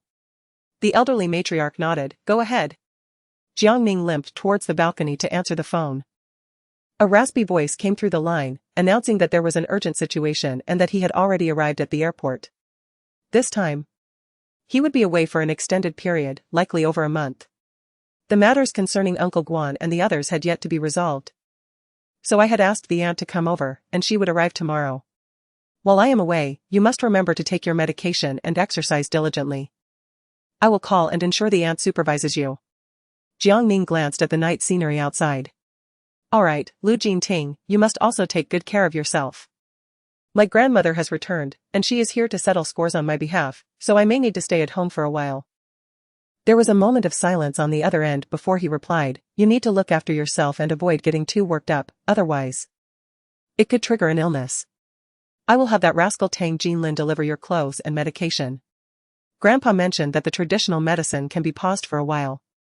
But you must continue with the cancer treatment. After hanging up the phone, Jiang Ning felt a warm sensation in her heart.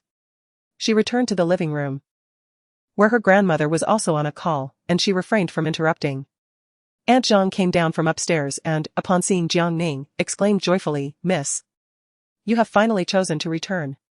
How wonderful. She had just been mopping the floor upstairs and had heard the commotion below, but as a housekeeper, she felt it inappropriate to interfere in the affairs of the family, so she had refrained from coming down. Jiang Ning nodded, gesturing towards her grandmother. The reason she stayed was entirely because of her grandmother. With the rest of the Jiang family gone, she had to remain to care for her grandmother, otherwise, how heartbroken would her grandmother be? As for herself, she was accustomed to being abandoned and hidden away. It didn't affect her much. But her grandmother was different. Aunt Zhang gazed with concern at Jiang Ning's toes. My dear young lady, does your foot hurt? Would you like me to massage it for you? Jiang Ning shook her head. It doesn't hurt anymore, thank you, Aunt Zhang. In the Jiang household, Aunt Zhang was genuinely kind to her. A fact Jiang Ning had always been aware of. After a while, a blinding car headlight flashed outside, followed by the ringing of Jiang Ning's phone. Aunt Zhang assumed it was a family member returning and hurried out, but Jiang Ning stopped her. Aunt Zhang, it's just a friend bringing me some clean clothes. I can go out and get it. With that, she stepped outside. Tang Jinlin emerged from the car and glanced at Jiang Ning's foot, frowning as he asked, Sister-in-law, what happened to your foot? Jiang Ning shook her head. It's nothing, I just twisted it accidentally when I came downstairs. Tang Jinlin was skeptical but refrained from pressing the issue, fearing that the trouble he might bring upon Jiang Ning by confronting Jiang Xiyu could cause her distress. He handed her a large bag. This is from Brother Ting. He asked me to deliver it to you and said I should leave right after to avoid causing you any trouble. I'll take my leave now. Tang Jinlin departed swiftly, as if chased by unseen specters. After driving for a while, he halted and sent a message to Lu Jingting. Sister-in-law is home today, her foot is injured, and she is limping. Once sent, he left, knowing Lu Jingting had a flight to Beijing at 9 o'clock that evening due to the serious illness of old Master Lu, who had been urgently summoned home. It seemed he would not be returning anytime soon. In the affiliated hospital, within the confines of the doctor's office, Jiang Xizha addressed Xie Rang, could you do me a favor? Xie Rang lifted his gaze to meet Jiang Xizha's. Noting that since the last time he had declared Jiang Yeye to be free of illness, this fellow had not sought him out. Was today truly a day when the sun rose in the west? It was indeed a rarity for Jiang Xizha to require his assistance. Leaning lazily against his office chair, Xie Rang inquired nonchalantly, speak, what sort of favor? Jiang Xizha closed the door, approached Xie Rang from behind, and whispered in his ear, Xie, please help me obtain a critical illness notification. Upon hearing this, Xie Rang sprang to his feet, exclaiming, Jiang Xizha, are you out of your mind? That's illegal. Jiang Xizha hurriedly covered his mouth, cautioning him in a hushed tone, keep your voice down. My grandmother wishes to expel my sister from the house. This is the only way to dissuade her from that notion. Xia Rang looked at him incredulously. Realizing that Jiang Xija was willing to engage in unlawful acts for the sake of Jiang Ye. How peculiar. Was this truly a display of brotherly affection? It seemed something was amiss. Could it be? Xia Rang resumed his seat, adopting a serious demeanor as he scrutinized Jiang Xija. Have you fallen in love with Jiang Ye? Otherwise, why would you go to such lengths to forge medical records? Even going so far as to cast your own sister out of the home? Such actions are not typical of an ordinary person. Jiang Xija smacked Xia Rang on the shoulder, refuting, what nonsense are you spouting? She is my sister. Chapter 79, Once I am gone. No one will contest Jiang Ye's place. Upon hearing Xia Rang's words, Jiang Xija began to panic, hurriedly offering explanations. He suddenly recalled that Jiang Ning had seemingly uttered similar words before, though at that time it was merely in anger and should not be taken to heart. However, today, Xia Rang had also expressed such sentiments, creating an unsettling feeling within Jiang Xija. He shook his head vigorously, attempting to dispel those chaotic thoughts. Xia Rang gazed intently at Jiang Xija and remarked, but Jiang Ning is also your sister, she is indeed your biological sister. Conscience aside, do you treat both your sisters with equal kindness? A sharp pang of pain struck Jiang Xija's heart as memories flooded back of Jiang Ning when she first returned, thin and frail, clearly a victim of malnutrition. Her eyes filled with trepidation. At that time, he felt a surge of compassion and took on the responsibility of caring for his sister. He genuinely cherished this obedient and docile sibling. Jiang Ning delighted in trailing behind him, calling out second brother, manifesting fear towards everyone else in the family. While she relied solely on him, fostering a profound protective instinct within him. When did everything begin to shift? He could not pinpoint the moment, only that eventually. Jiang Ning became increasingly unruly, prone to lies, and her temper grew fiercer, leading him to lose his affection for her. With this thought, Jiang Xija rubbed his temples. Weariness etched across his face. Observing his demeanor, Xia Rang continued, Old Jiang, it's not that I wish to criticize you, but with your medical expertise. How could you possibly fail to see that Jiang Ye is feigning illness? You simply refuse to acknowledge the truth. Jiang Ye is perfectly fine, while your biological sister, Jiang Ning, is suffering from advanced breast cancer. If she does not receive treatment, her time may be tragically short. So, continue to shield your adopted sister. If your negligence leads to your biological sister's demise, will that truly satisfy you? Reflect upon your actions, I shall not assist you in this matter. You must find your own way. With that, Xia Rang exited, leaving Jiang Xija, filled with guilt, to collapse into his office chair. Xia Rang's words held truth. He had long sensed that Ye was feigning illness, yet for reasons unknown, he hesitated to confront her, perhaps fearing the sorrow that would ensue. However, he never anticipated that concealing Jiang Ye's health would come at the cost of hurting Jiang Ning.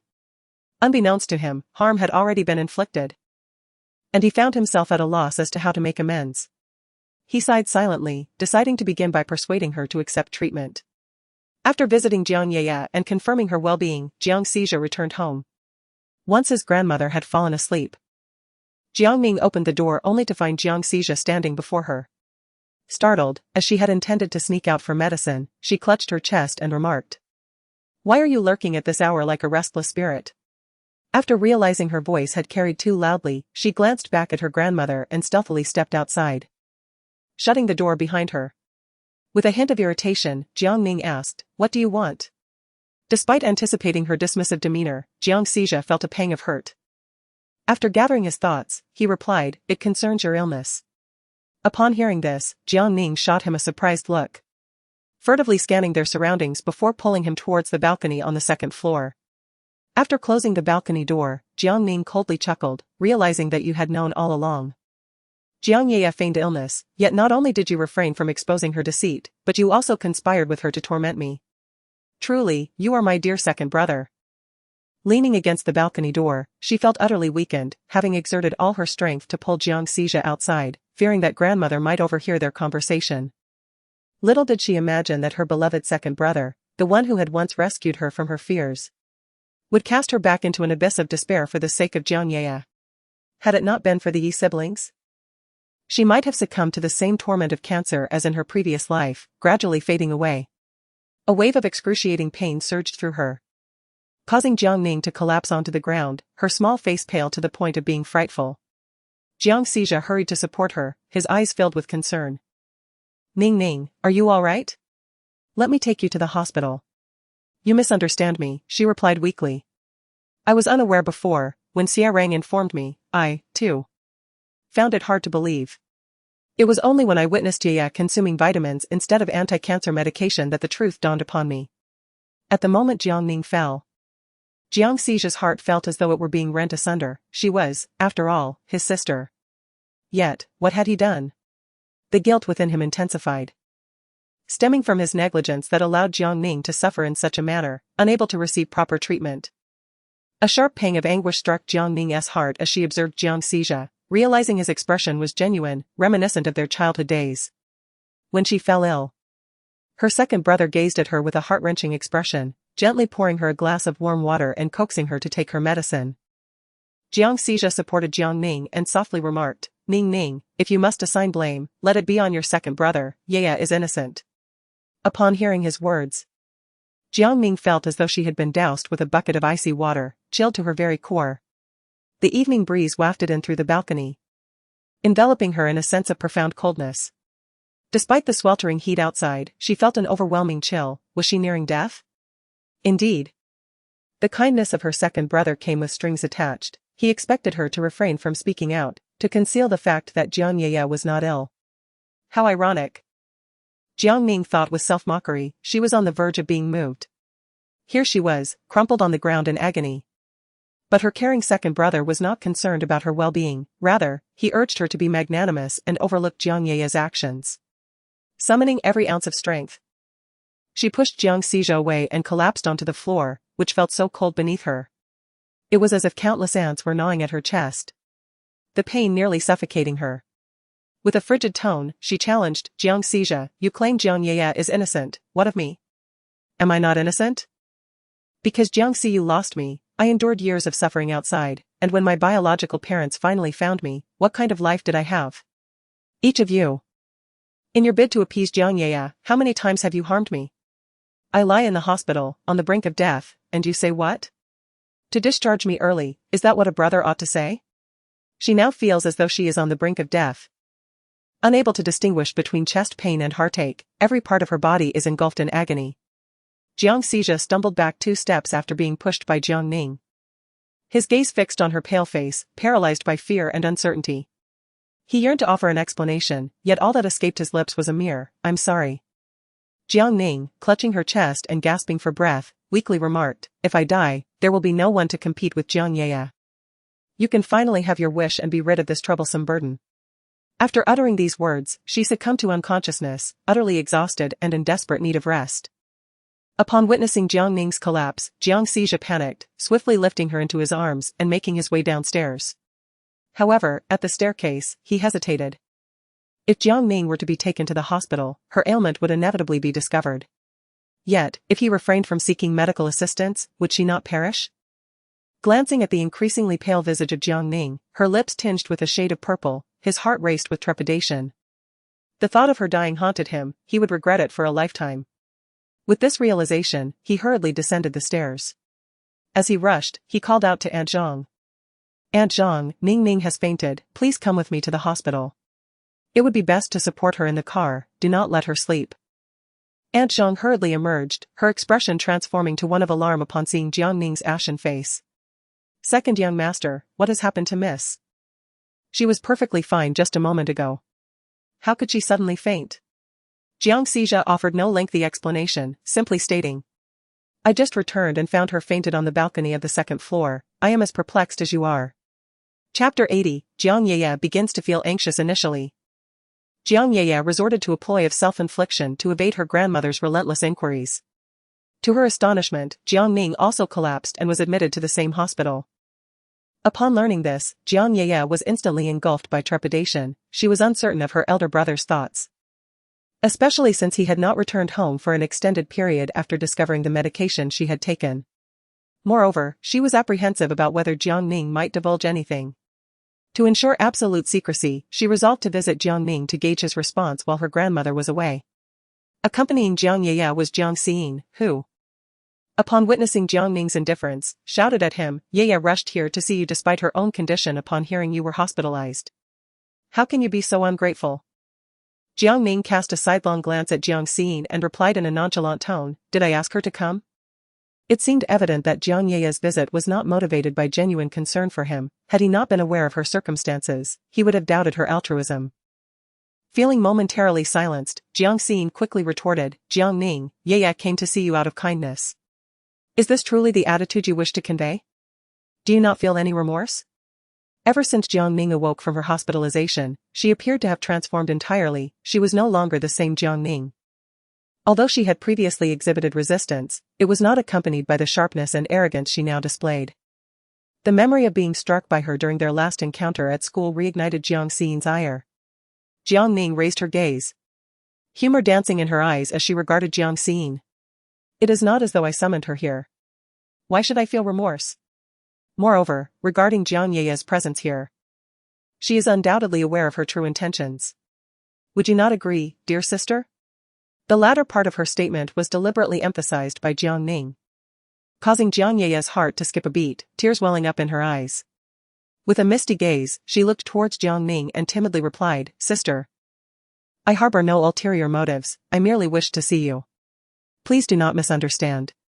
Jiang Ye's feigned demeanor filled Jiang Ning with disdain, a sentiment that persisted from her past life into this one.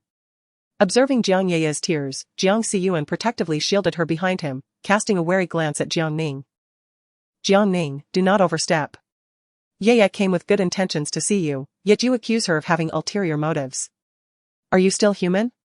To treat Ye so before me, and yet you have previously shown your true colors towards her. Where is your upbringing?" Jiang Ning touched her pale face and replied coolly, "Overstep? What have I done? It was you who inexplicably arrived and hurled baseless accusations at me. What have I said?" After a brief pause, she continued, "Only after you have experienced my trials can you judge my character. Once you endure the struggle of daily hunger and the constant fear of violence, you will understand how utterly futile upbringing can be." Jiang Siyuan felt a sudden pang in his heart, as if something lodged in his throat, leaving him in discomfort. Opening his mouth, he found himself unable to utter a single word. Jiang Ye, observing Jiang Siyuan's demeanor, felt an escalating sense of anxiety within her. She rose and gently tugged at Jiang Siyuan's arm. "Third brother, what troubles you?" "Sister, we are all aware of the hardships you have endured in the past. Yet this is not a consequence of our actions. To speak thus is akin to stabbing a dagger into third brother's heart." Though her words were sharp, it must be acknowledged that Jiang Ye's tactic of retreating to advance was indeed effective time and again. Upon hearing Jiang Ye's remarks, Jiang Siyuan finally rediscovered his voice. Sternly rebuking, "Jiang Ning, do you utter these words to instill guilt in me?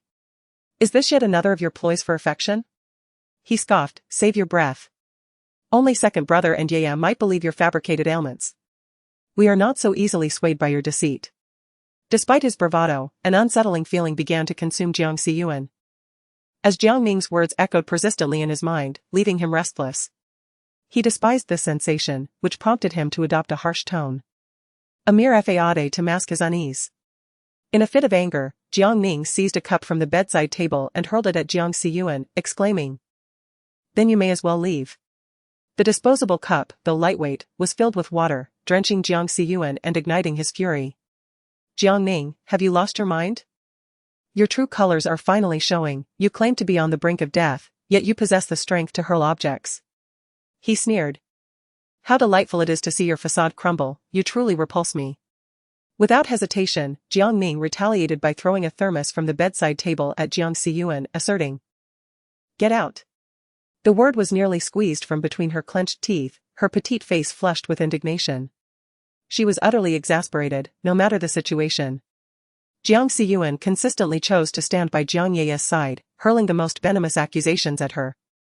Her heart felt as though it were being mercilessly twisted, on the verge of shattering from the pain. Jiang Siyuan even had the audacity to claim she was pretending. To hell with pretending. In her previous life, she had endured far too much and wished to hear no more. Jiang Siyuan, stung by her words, felt his anger intensifying as he pointed an accusing finger at Jiang Ning, exclaiming, "Jiang Ning, I truly believe you have lost your mind. Do not presume that because you have aligned yourself with Su Jingming, you can act with impunity. How could you stoop so low for a man of such age? You have no shame. A sharp sound interrupted Jiang Siyuan's tirade. Elder Bai forcefully pushed open the ward door, her expression stern as she entered. I merely stepped out to take a phone call, and you seized the opportunity to bully my granddaughter. It seems I have been far too lenient with you all. Startled, Jiang Siyuan found his words lodged in his throat, unable to articulate his thoughts, leaving him in a state of discomfort. Jiang Yaya was equally taken aback. The memory of yesterday's assault vivid in her mind, trembling with fear, she sought refuge behind Jiang Siyuan. Nevertheless, she timidly interjected, Grandma, you misunderstand my relationship with third brother. We merely came to see sister, we had no intention of bullying her. Elder Bai cast a cold glance at Jiang Yaya, remarking, You are the most adept at feigning innocence in this family. Which incident was not instigated by you? How can you even utter such words? Tears streamed down Jiang Yaya's face more swiftly as she choked on her words. Grandmother, you have truly misunderstood me. I did not come here to create trouble. I merely wished to see my sister. I am at a loss as to why third brother reacted so vehemently. Jiang Siyuan had also been struck yesterday. He too harbored fears of their grandmother, yet as the elder brother, he could not show weakness, for it would only instill greater fear in Yaya. Hearing her words, an expression of displeasure crossed his brow. Was his fervent reaction for whom? The fact that Jiang Yaya claimed ignorance was disheartening. For the first time, he felt she would use him as a shield in a moment of crisis. Was she truly not as innocent as she appeared? The matriarch's voice thundered, Get out. If you disturb my granddaughter again, I shall deal with you as I see fit. Jiang Siyuan and Jiang Yaya instinctively recoiled and hastily departed in shame. Once outside the hospital room, Jiang Siyuan broke the silence. Yaya, why did you involve me in this? She was acutely aware that their grandmother, in her fury, could easily unleash her wrath upon them. At such a critical juncture, Jiang Yaya had dragged him into the fray while absolving herself entirely. A maneuver that Jiang Siyuan found utterly perplexing. Chapter 81, The medicine Jiang Yaya took was a vitamin. Upon hearing his words, a jolt of alarm surged through Jiang Yaya. An ominous sense of foreboding enveloped her. She had not anticipated that Jiang Siyuan would seek retribution later. With a quick glance and a surge of inspiration, she gazed at him with reddened eyes. Third brother, I sincerely apologize. I was merely overwhelmed with anxiety. You know I was beaten by grandmother and hospitalized yesterday. I am terrified. It was not my intention. Jiang Siyuan, unable to bear the guilt, approached Jiang Yaya, who was in tears, and gently reassured her. Third brother is not angry with you. I was merely speaking on your behalf, which led to grandmother's ire. Your insistence that you were unaware of the situation was rather infuriating. Given the circumstances, it was quite likely that she might have taken drastic measures. You were effectively pushing me into a perilous situation. Jiang Yaya pouted, her tears flowing even more profusely. Third brother, I understand this is a hospital. And grandmother would not resort to violence here. That is precisely why I spoke as I did, otherwise, I would not have uttered those words. You must trust me. How could I ever use you as a shield?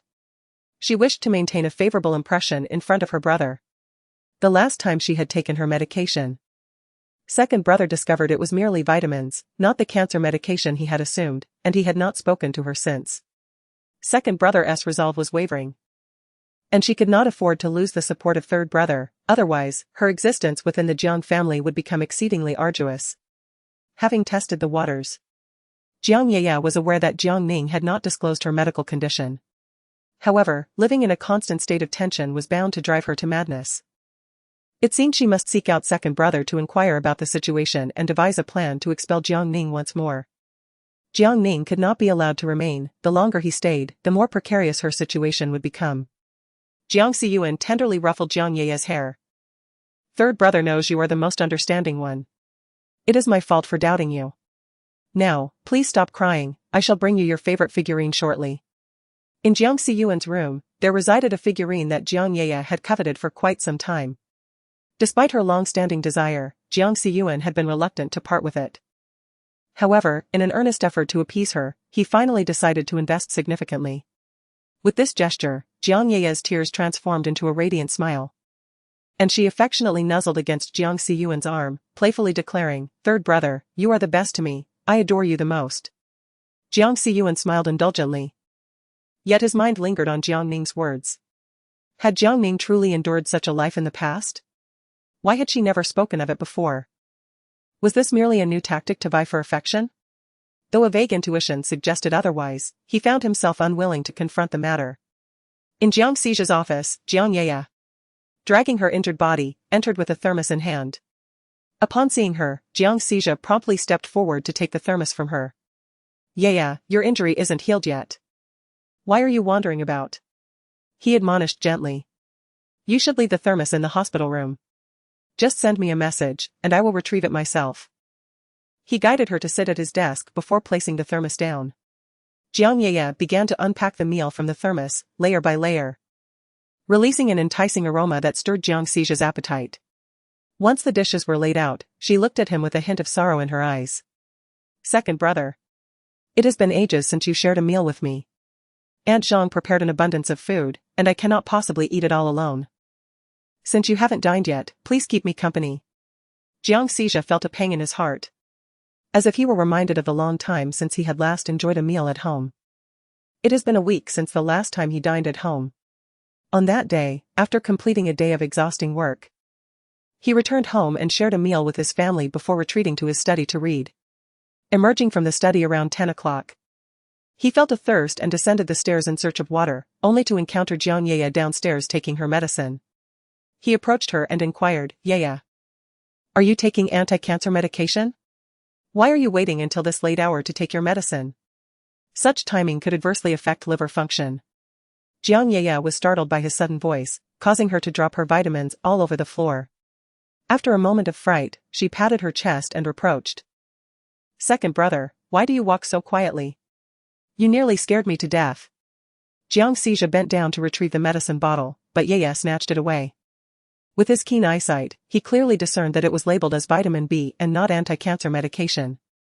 At that moment, he felt an inexplicable tug at his heart, rendering him momentarily dazed. How could this be? Why would Ye lie? She was clearly taking vitamins, yet pretended to be on anti-cancer drugs. The very thought was terrifying. And Jiang Xija could hardly believe the reality of the situation. Could it be that Xia Rang was right?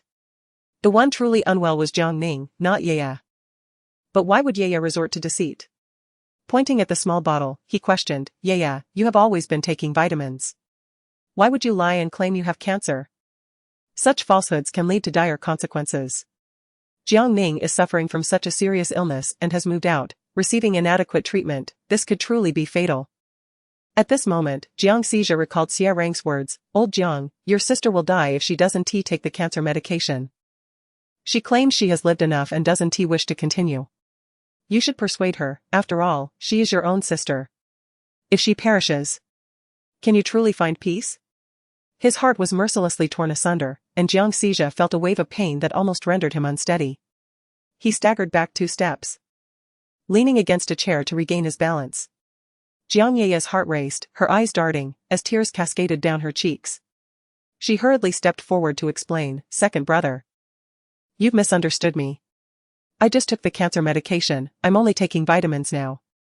I haven't deceived you, truly. Do you really doubt me? Jiang Xija let out a self-deprecating smile, looking at Jiang Ye as he asked, then where is your medication? Show it to me, and I will believe you. So much had transpired recently, Jiang Xija had always stood by Jiang Ye, yet this time, he began to harbor doubts. This only heightened Jiang Ye's anxiety. Her second brother was actually starting to think critically, and she felt that her situation was dire. Her mind raced as tears flowed freely, she choked out, Second brother. You don't trust me? Then I shall move out of the Jiang family tomorrow. Here it came again, and Jiang Xija rubbed his temples, responding calmly. You need not move, I will. With that, Jiang Xija departed from the Jiang household, his heart a battlefield of conflicting emotions, yearning for tranquility. This quest for calmness endured for an entire week, as he remained ensnared in a tormenting struggle, unable to extricate himself. The seeds of doubt, once sown, take root and flourish. In recent days, he meticulously pondered the events that transpired within his family and found himself regarding Jiang Ye with considerable suspicion. Yet, what could he do? He felt that his heart had irrevocably leaned towards her, even after witnessing her most unsightly side. And despite knowing that it was Jiang Ning who was ailing, he still felt a profound sympathy for Ye. Is this what they refer to as love? Jiang Xizha was nearly driven to madness by this chaotic whirlwind of emotions. Had it not been for his grandmother's sudden return to Yuqing yesterday, he likely would have never ventured back to the Jiang household. Now, with Jiang Ye unexpectedly appearing at his doorstep, his heart softened once more. Chapter 82, Ye. You need not trouble Jiang Ning. Jiang Xizha took a disposable food container and chopsticks, then seated himself across from Jiang Ye. He could not fathom why, upon seeing her, an inexplicable joy would fill him. When she was sorrowful, his heart would twist in anguish, and when she was cheerful, he too would share in her delight. Jiang Ye poured more than half of her rice into his bowl and served him his favorite dish, braised eggplant. Brother, you've lost weight during your hospital stay. The food there can't compare to home. You should come back more often. Aunt Zhang made the most delicious braised eggplant today. You must try it. Jiang Xizha had little appetite. For quite some time, he had been eating scarcely. However, today, as he observed Jiang Ye serving him, it felt as though all the knots within his heart had suddenly unraveled. Last night, Jiang Ning fell ill. Instinctively, he was not concerned for Jiang Ning's well-being, but rather worried that Ye might be harmed. He concealed Jiang Ning's true medical records, thinking that he must not let Ye be distressed. He pondered that perhaps it was because Ye had been raised in the Jiang family since childhood, which deepened their bond. With this thought, Jiang Xizha picked up an eggplant, placed it in his mouth, and chewed, stating, I have hidden Jiang Ning's medical records, they will not discover it. With grandmother around, Jiang Ning will certainly not disclose anything. You need not trouble yourself with Jiang Ning. Jiang Ye paused in her action of picking up food. What did he mean by saying she should not seek trouble with Jiang Ning? Did second brother know something? With this thought, Jiang Ye looked at Jiang Xizha with a sense of grievance, saying, Second brother, I merely intended to visit my sister, I had no intention of causing her trouble. It was third brother who. Jiang Xizha set down his chopsticks, having lost his appetite. Rubbing his temples, he let slip the thoughts that had been brewing in his mind. Are you not merely afraid that your feelings might be exposed, jeopardizing your standing in the Jiang household? Hence, you brought along the impulsive third brother?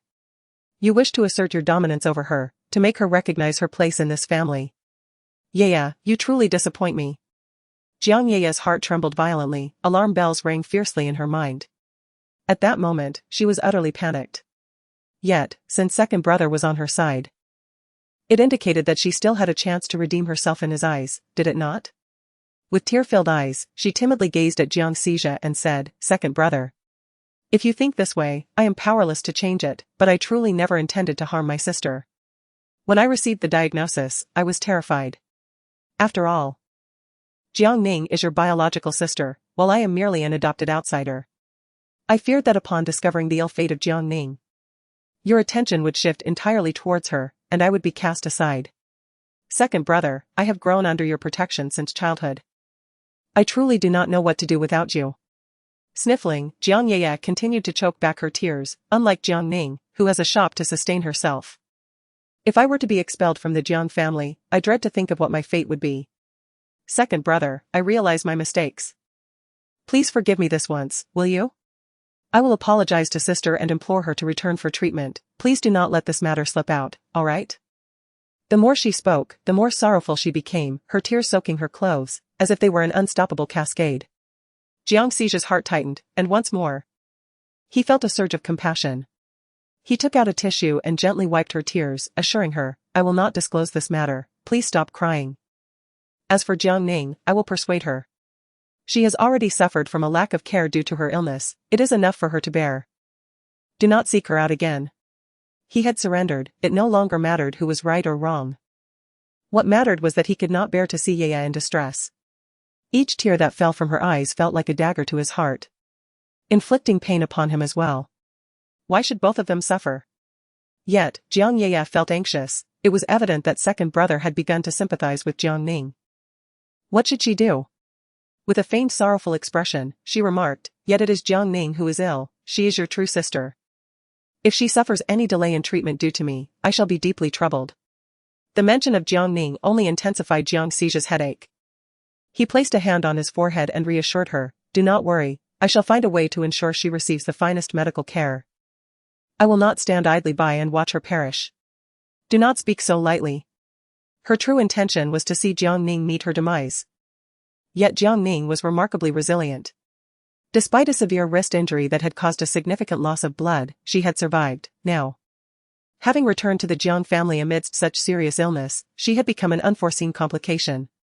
Though her heart brimmed with malice, she maintained a facade of composure. Jiang Ye cautiously probed, "Second brother, do you think sister may have offended Mr. Su, leaving her no choice but to return home?" Her question was a deliberate ploy. If Jiang Ning had indeed crossed Su Jingming, the Jiang family would surely not harbor her, for who would willingly keep a source of trouble under their roof? Noticing Jiang Xija's expression darkening once more, Jiang Ye swiftly offered him a piece of eggplant, gently urging, "Second brother, you have hardly touched your meal. Please sit down and eat something, it is nearly time for your afternoon rest." She decided that there were many ways to force Jiang Ning out. And there was no need to rush, as long as her second brother remained on her side, she need not fear the exposure of her own condition. With a sigh, Jiang Xija accepted the piece of eggplant, exclaiming, "It tastes sweet." Regardless of Jiang Ning's motives for returning to the family, he could not bear to witness her demise. For such a sight would haunt him for the rest of his days. Jiang Ning spent 2 days in the hospital before being discharged. A decision prompted by her aversion to the scent of the antiseptic. On the eve of her discharge, she received a call from Lu Jingting. His weary voice resonated from the other end. She wondered what he was occupied with.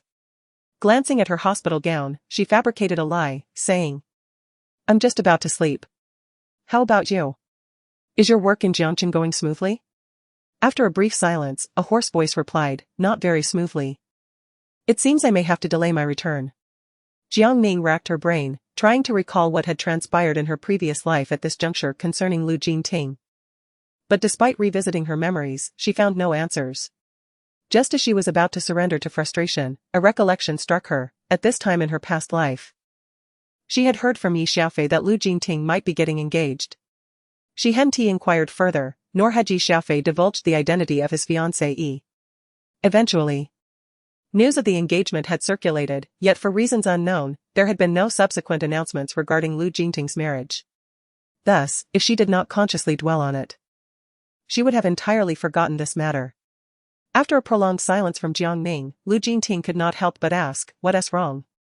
Regaining her focus, Jiang Ning shook her head, "Nothing, if you need to postpone, then do so. I'm at home now, and I have someone to take care of me. So there is no need for you to worry about me." Chapter 83, a desire to steal her thunder, yet no opportunity remained. In truth, there was a matter weighing on her. She had nearly been driven to despair by the foolishness of Jiang Xija, but thankfully, he retained a modicum of conscience and brought her to the hospital. However, Lu Jingting was far away in Jiangqing, and speaking to him about these matters would only serve to amplify her sorrow, offering no tangible solution. Thus, she chose silence, believing she could resolve many issues on her own without assistance. After a moment of quietude, Lu Jingting unexpectedly said, "Jiang Ning, take good care of yourself. When I am not by your side, ensure you listen to your grandfather." What did Lu Jingting mean by this? Was he truly preparing for an engagement, intending to leave her behind? With a sudden jolt, Jiang Ning dropped her phone, the sound echoing in the silence. Would she forever be unable to escape the fate of abandonment? Was she truly so unworthy that she had to endure being forsaken repeatedly? As this thought settled in her mind, an overwhelming sense of dread washed over her, prompting her to clutch her legs tightly, resting her chin upon her knees. Her face drained of color, resembling a fragile porcelain doll. In truth, she was terrified of being abandoned. As a child, she had been lost while out with her elder brother, enduring 11 years of torment at the hands of Feng Wolin.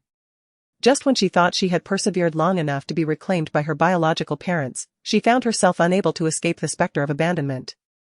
She had once believed that her biological parents would cherish and love her like those in ordinary families, but she was gravely mistaken.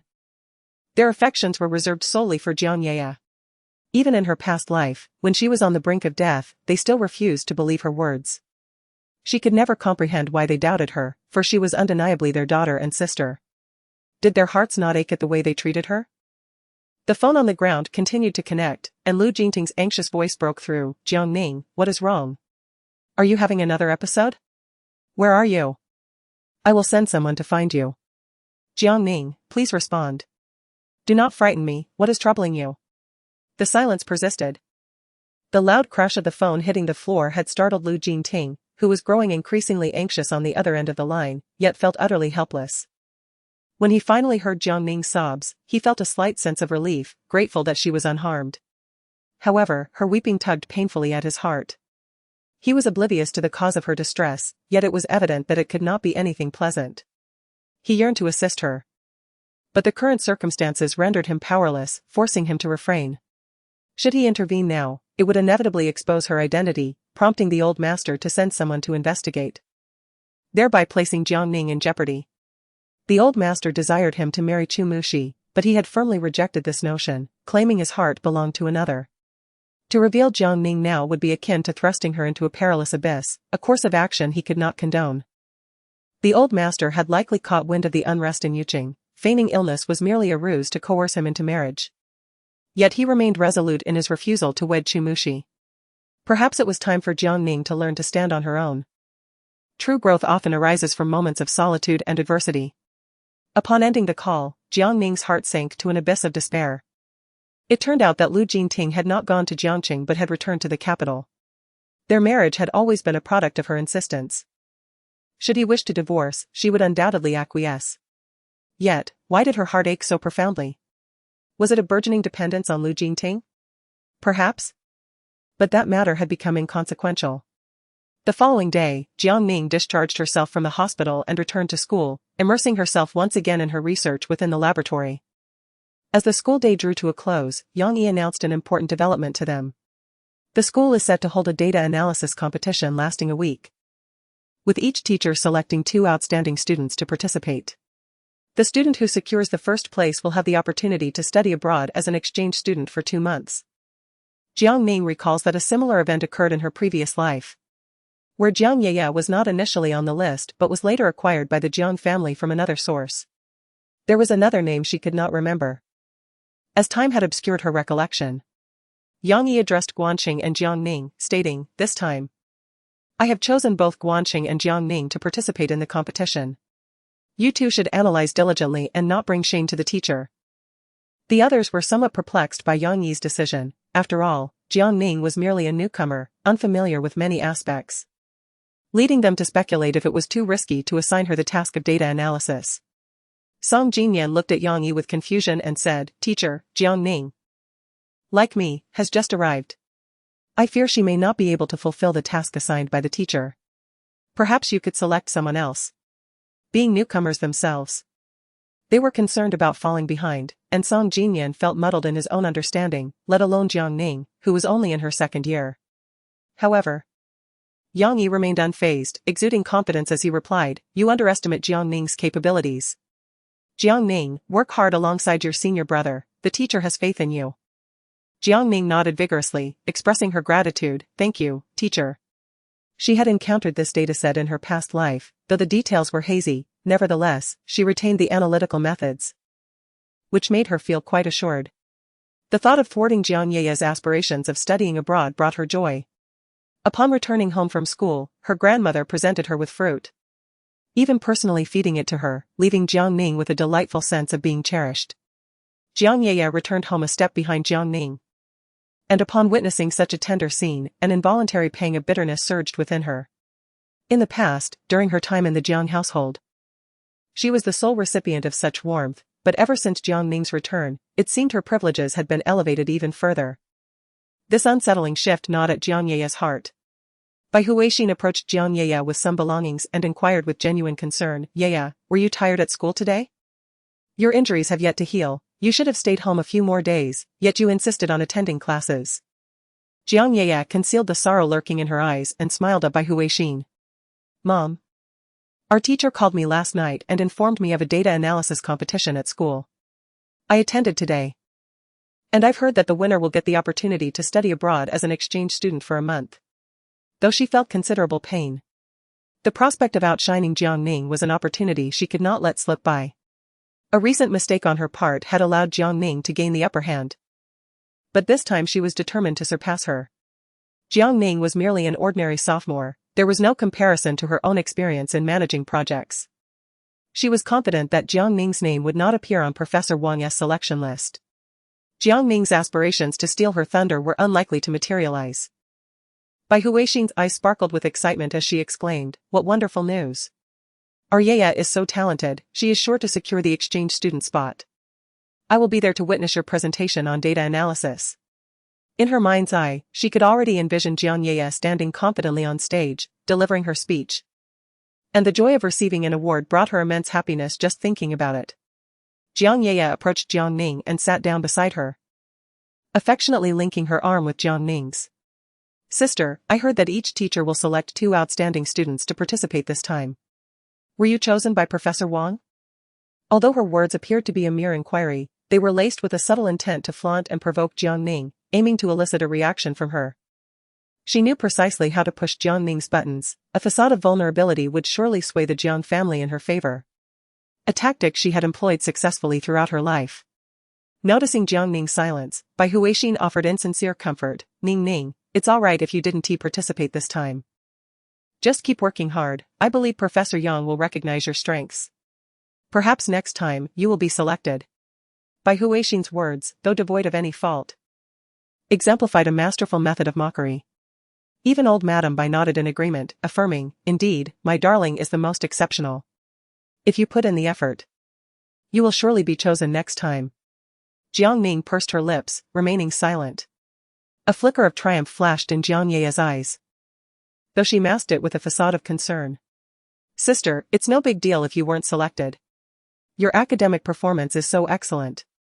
You will have opportunities in the future."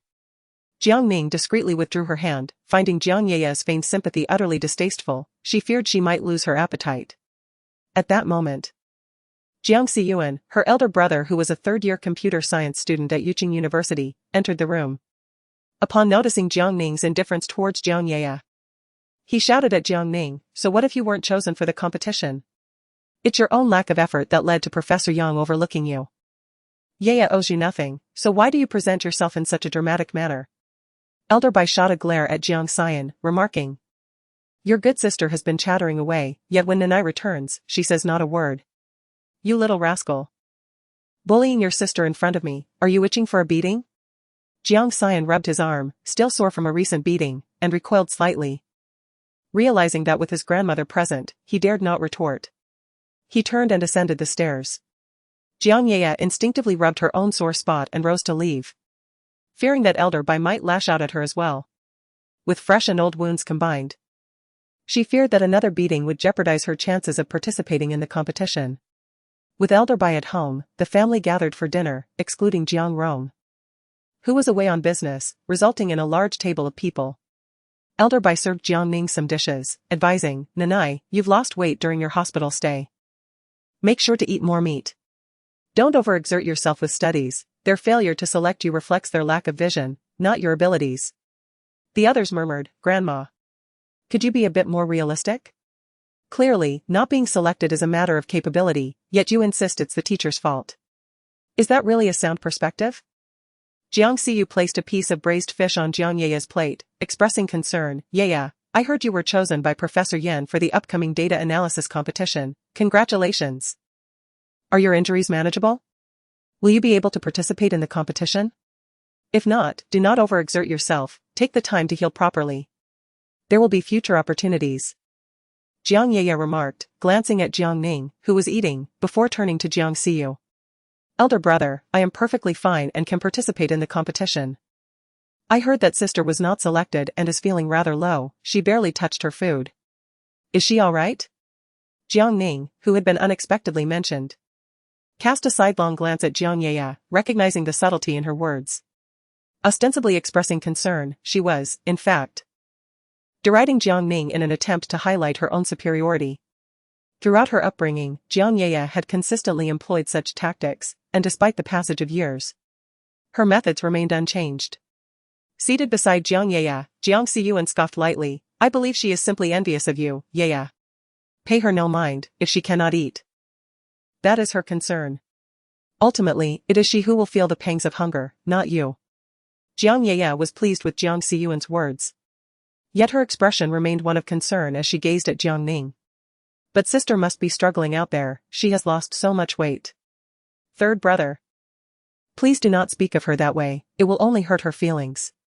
When the topic of Jiang Ning's situation arose, the Jiang family immediately thought of Su Jingming. Was it possible that Jiang Ning had been abandoned by that older man? The expressions of those present varied, and their gazes towards Jiang Ning became subtly charged. Jiang Ning set down her chopsticks and touched her cheek. Why are you all staring at me while neglecting your meals? Is there something on my face? She was undoubtedly aware of their thoughts, which could hardly be anything pleasant.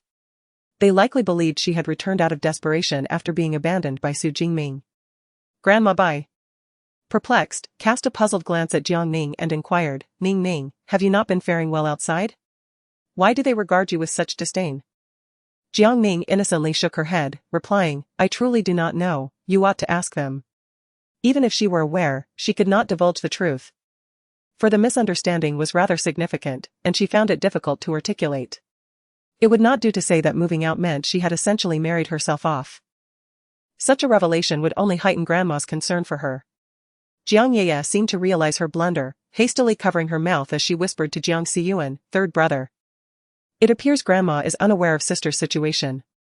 I may have spoken out of turn, what should we do? In truth, she had intended to provoke. As she found it intolerable that Jiang Ning was shielded by Grandma.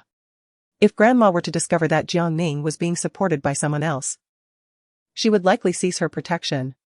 Everything had been going smoothly until Jiang Ning had complained to Grandma, thus derailing her plans. Moreover, after being reprimanded by Grandma, Jiang Yeye felt utterly discontented, attributing all her misfortunes to Jiang Ning. If she could not enjoy a peaceful existence, neither should Jiang Ning. Jiang Siyuan shrugged nonchalantly, whispering back to Jiang Yeye, it is of no consequence, Grandma will eventually learn the truth. You need not blame yourself. The saga of Jiang Ning's exploits had spread throughout the entirety of Yuqing. Even if they sought to conceal it, the truth would not remain hidden for long. As one cannot extinguish a fire with mere paper. The elderly matriarch slammed her chopsticks onto the table with a resounding thud, glaring at Jiang Yeye and said, you start a conversation and then leave it half-finished. What whispers are you sharing? If you have the audacity to stir up trouble, why not voice it openly?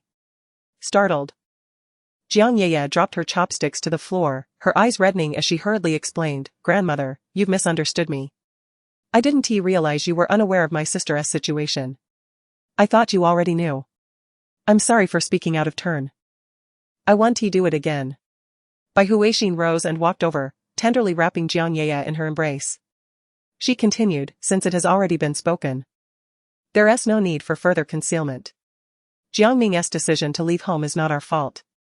She has engaged in reckless behavior, seeking the company of older men to oppose us, and now that she is discarded by them, she has returned in a state of desperation.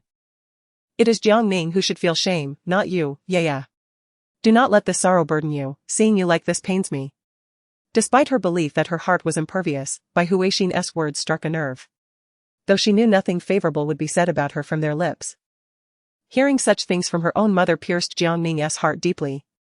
With her lips pressed tightly together and fists clenched, she trembled with anger. Struggling to suppress the tears that threatened to spill, her eyes stinging with the desire to cry. Upon hearing this, the elderly matriarch nearly gasped for breath. Standing up with difficulty as Jiang Siyu quickly rose to support her, gently helping her regain her composure. Jiang Siyu shot Jiang Ning a glare while soothing Grandma Bai. Do not be angry, Grandma. Ningning has returned now, we shall not neglect her. As long as she repents and reforms, we will treat her as we did before. Without prejudice. Chapter 85, I have apologized, why must you still strike me? Without prejudice? Such words were sweeter than song. Yet each syllable pierced Jiang Ning's heart like a dagger, utterly indifferent to her plight. A bitter smile escaped Jiang Ning, their treatment of her mattered little. But it was intolerable to involve her grandmother in their schemes. They had struck a nerve, and had it not been for Grandma's presence, she would have overturned the table in fury. Her eyes burned red with indignation as she watched her grandmother being assisted by Shaoli into the room to rest. A weight lifted from Jiang Ning's heart. However, upon seeing the door close, she could no longer maintain her composure. She collapsed onto the chair, the onset of her ailment looming once more. It seemed that sacrificing her well-being for her grandmother in this household was a grave error. If she continued to endure this torment, she feared she would depart this world prematurely. Noticing Jiang Ning's pallor, Jiang Xijia hurried to support her onto the sofa and poured her a glass of warm water. Jiang Ning accepted it, taking a sip that offered some relief. Yet her chest remained a cauldron of pain, causing cold sweat to beat upon her brow. Although Jiang Xijia stood with Jiang Yaya, witnessing Jiang Ning's distress, he, as the sole bearer of the truth within the family, could not simply stand by. He could not bear to watch Jiang Ning perish before him. It was an impossibility he could not reconcile. He handed Jiang Ning a small, unmarked vial containing painkillers.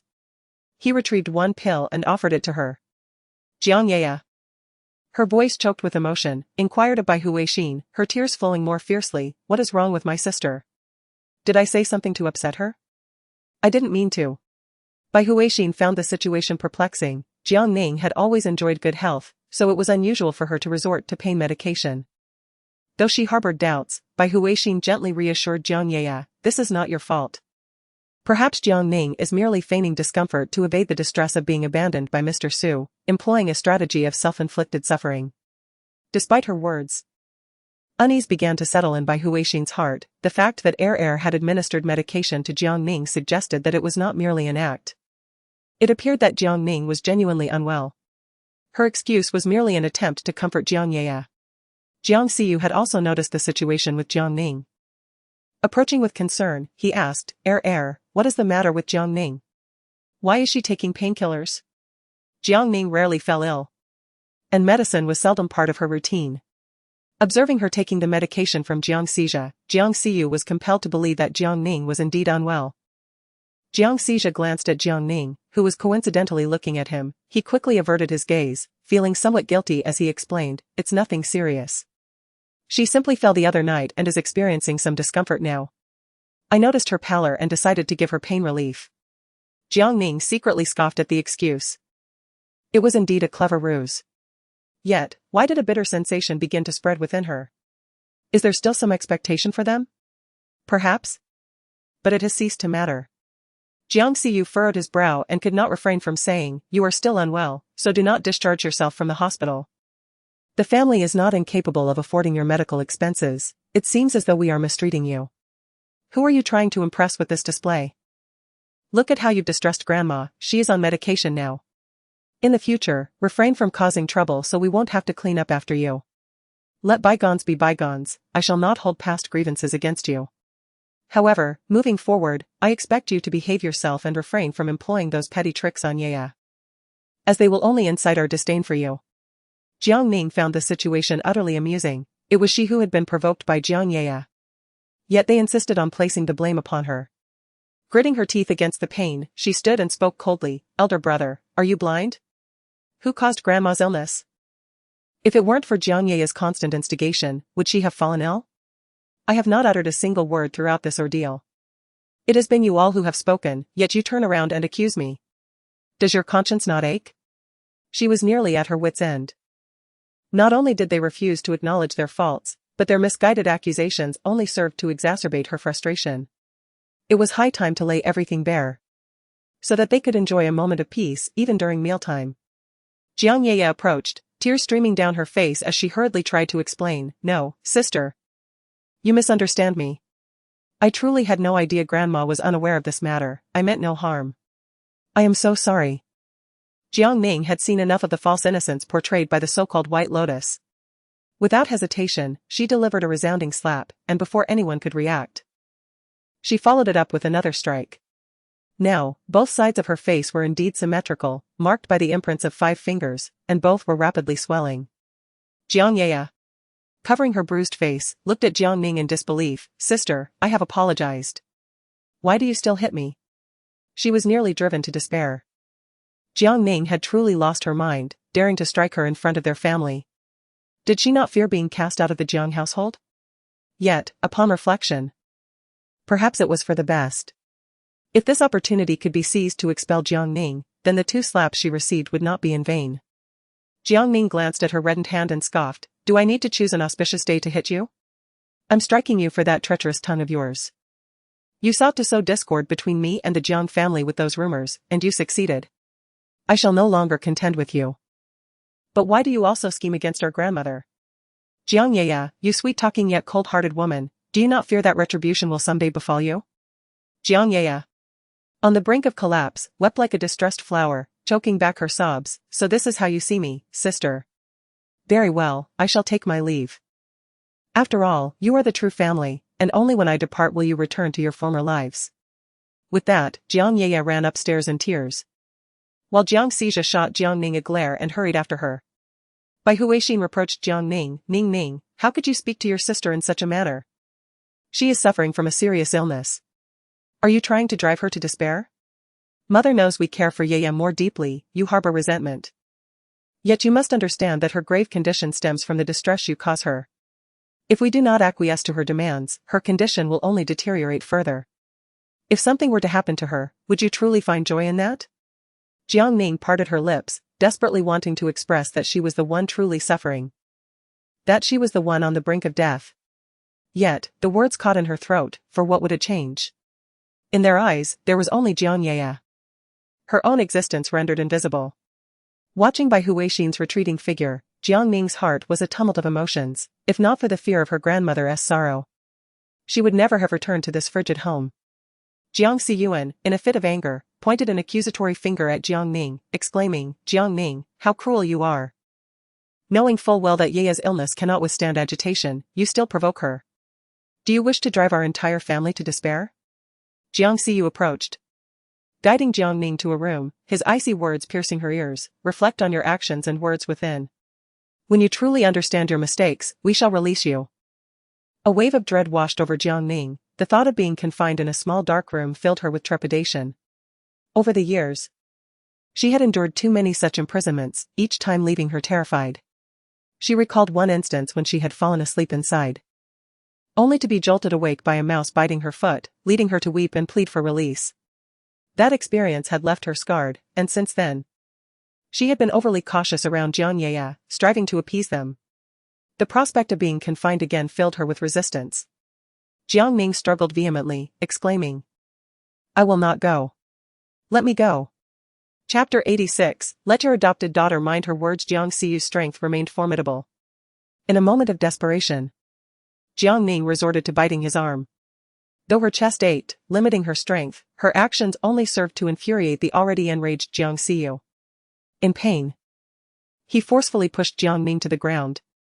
His eyes, ablaze with fury, glanced at his bleeding arm as he reprimanded her in a low voice, Jiang Ning. You have truly lost your mind. I have yet to settle the score for your previous assault, and now you dare to bite me? Do you have a death wish? Jiang Ning staggered to her feet, undaunted as she locked eyes with Jiang Xiyu. Yes, I am indeed mad. I became so when you all wholeheartedly protected Jiang Ye, disregarding my very existence. Every conflict has been instigated by Jiang Ye, yet you all remain blind, believing I am solely to blame. Despite lying in a hospital bed, on the brink of death, not once did you visit me.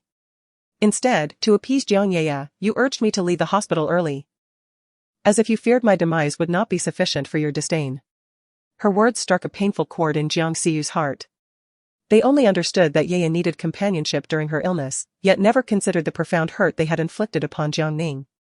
Jiang Xiyu opened his mouth, and witnessing Jiang Ning, reduced to tears, his anger diminished significantly. He had seldom seen her cry. The proud Jiang Ning of the past rarely displayed such vulnerability before them, leading them to believe she was a child who would never yield, only brash and overbearing. However, today, Jiang Ning revealed her most vulnerable side, which deeply tugged at Jiang Xiyu's heart. He stepped forward, intending to wipe away her tears, but she evaded him, having grown weary of their meager attempts at guilt. At that moment, old Lady Bai approached, enveloping Jiang Ning in her embrace. Nan and I will move out. You may continue to protect your adopted sister. If you cannot accommodate her, you shall eventually come to regret it. Nan, come with Grandma, we shall not endure this indignity, she declared, attempting to lead Jiang Ning away, only to be obstructed by Jiang Xiyu. He grasped old Lady Bai's other hand, gently persuading her, Grandma, you cannot move out. In a few days, I shall be engaged. If word spreads that the Jiang family is in disarray, how will it reflect on my reputation? Surely, you would not want me to lose the substantial support of the Su family over such trivial matters? Jiang Xiyu's demeanor was a stark contrast to his earlier interaction with Jiang Ning. At that moment, Bai Huixin descended from upstairs, coincidentally overhearing Jiang Xiyu's words. She too came forward to counsel, yes, mother, We have been utterly exhausted preparing for the engagement ceremony. Please, let us not escalate matters further. Old lady, by sternly rebuked by Hu Weixin, I will not move if you can ensure that your troublesome adopted daughter keeps her mouth shut. If she dares to sow discord again, either she goes or I do. Bai Huixin anxiously explained, Mother, you misunderstand Yaya, she is so well-behaved and understanding. How could she possibly instigate discord? Madame Bai let out a cold snort, declaring, I only trust what I see with my own eyes. You are blind and oblivious. Deceived by her, but I am not so easily fooled. Just moments ago, she had observed clearly that Jiang Yaya intended to use this incident to embarrass Jiang Ning, thereby showcasing her own superiority. Bai Huixin could not help but reproach, Mother.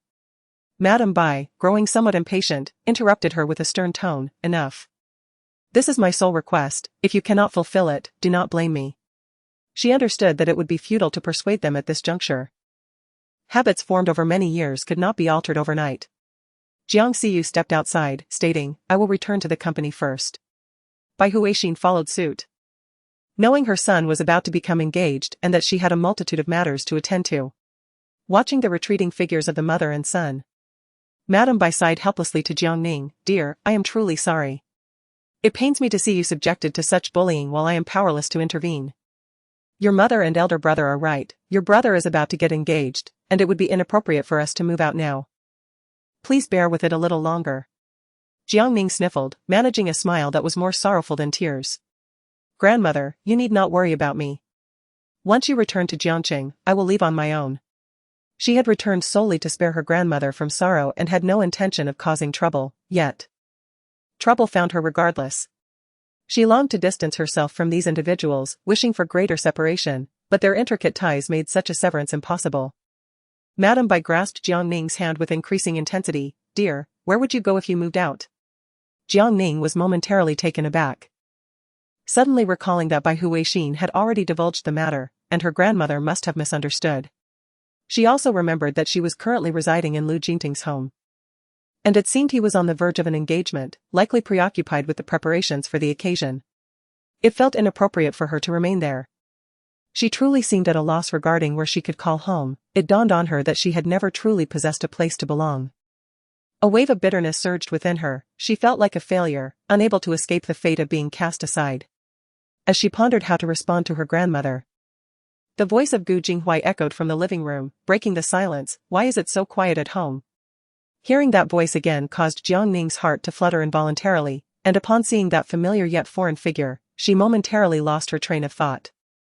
Gu Jinghuai seemed to have just noticed her presence and approached with a greeting, Hello, Grandma.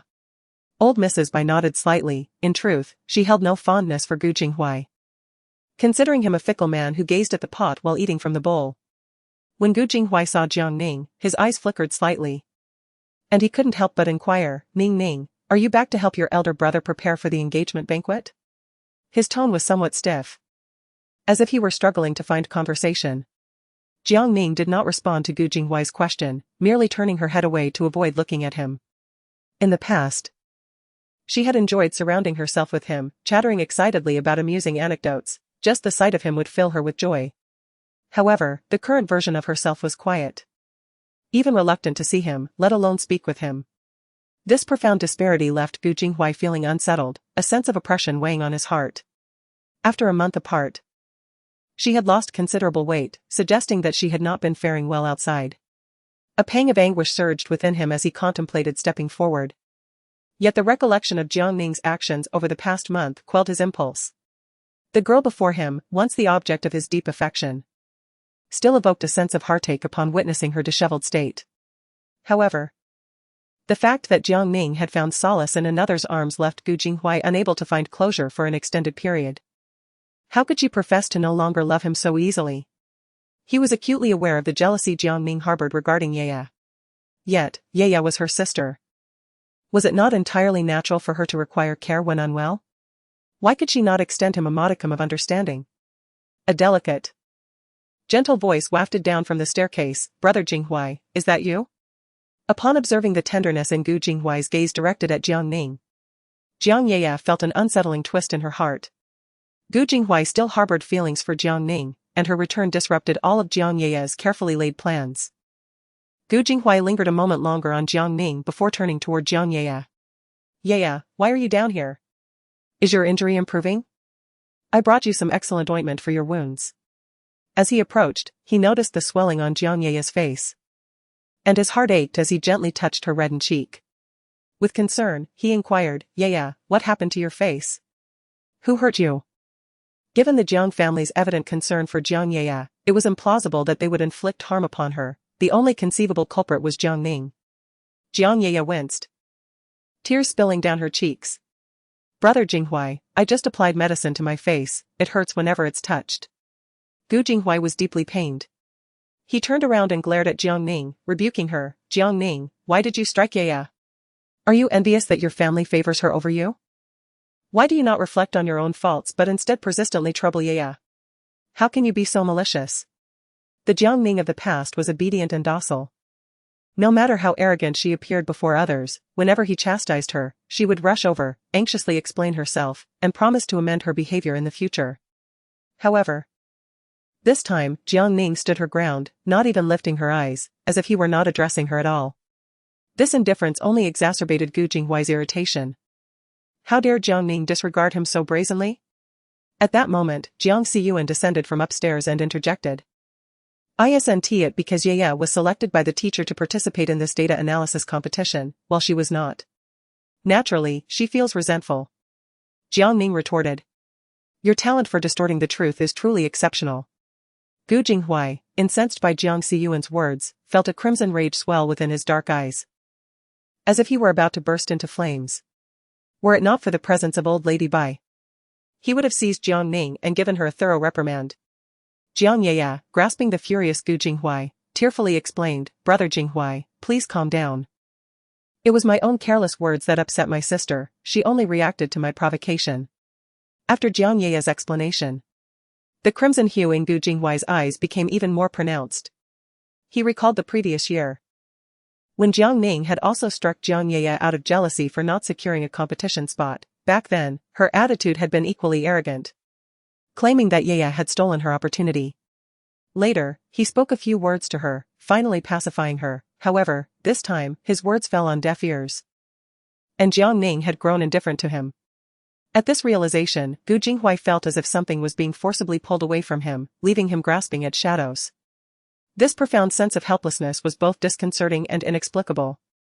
How could he still harbor any expectations regarding Jiang Ning? He himself could not comprehend it. Was he not supposed to have given up on her long ago? When he first heard that Jiang Ning was being supported by Su Jingming, disbelief coursed through him.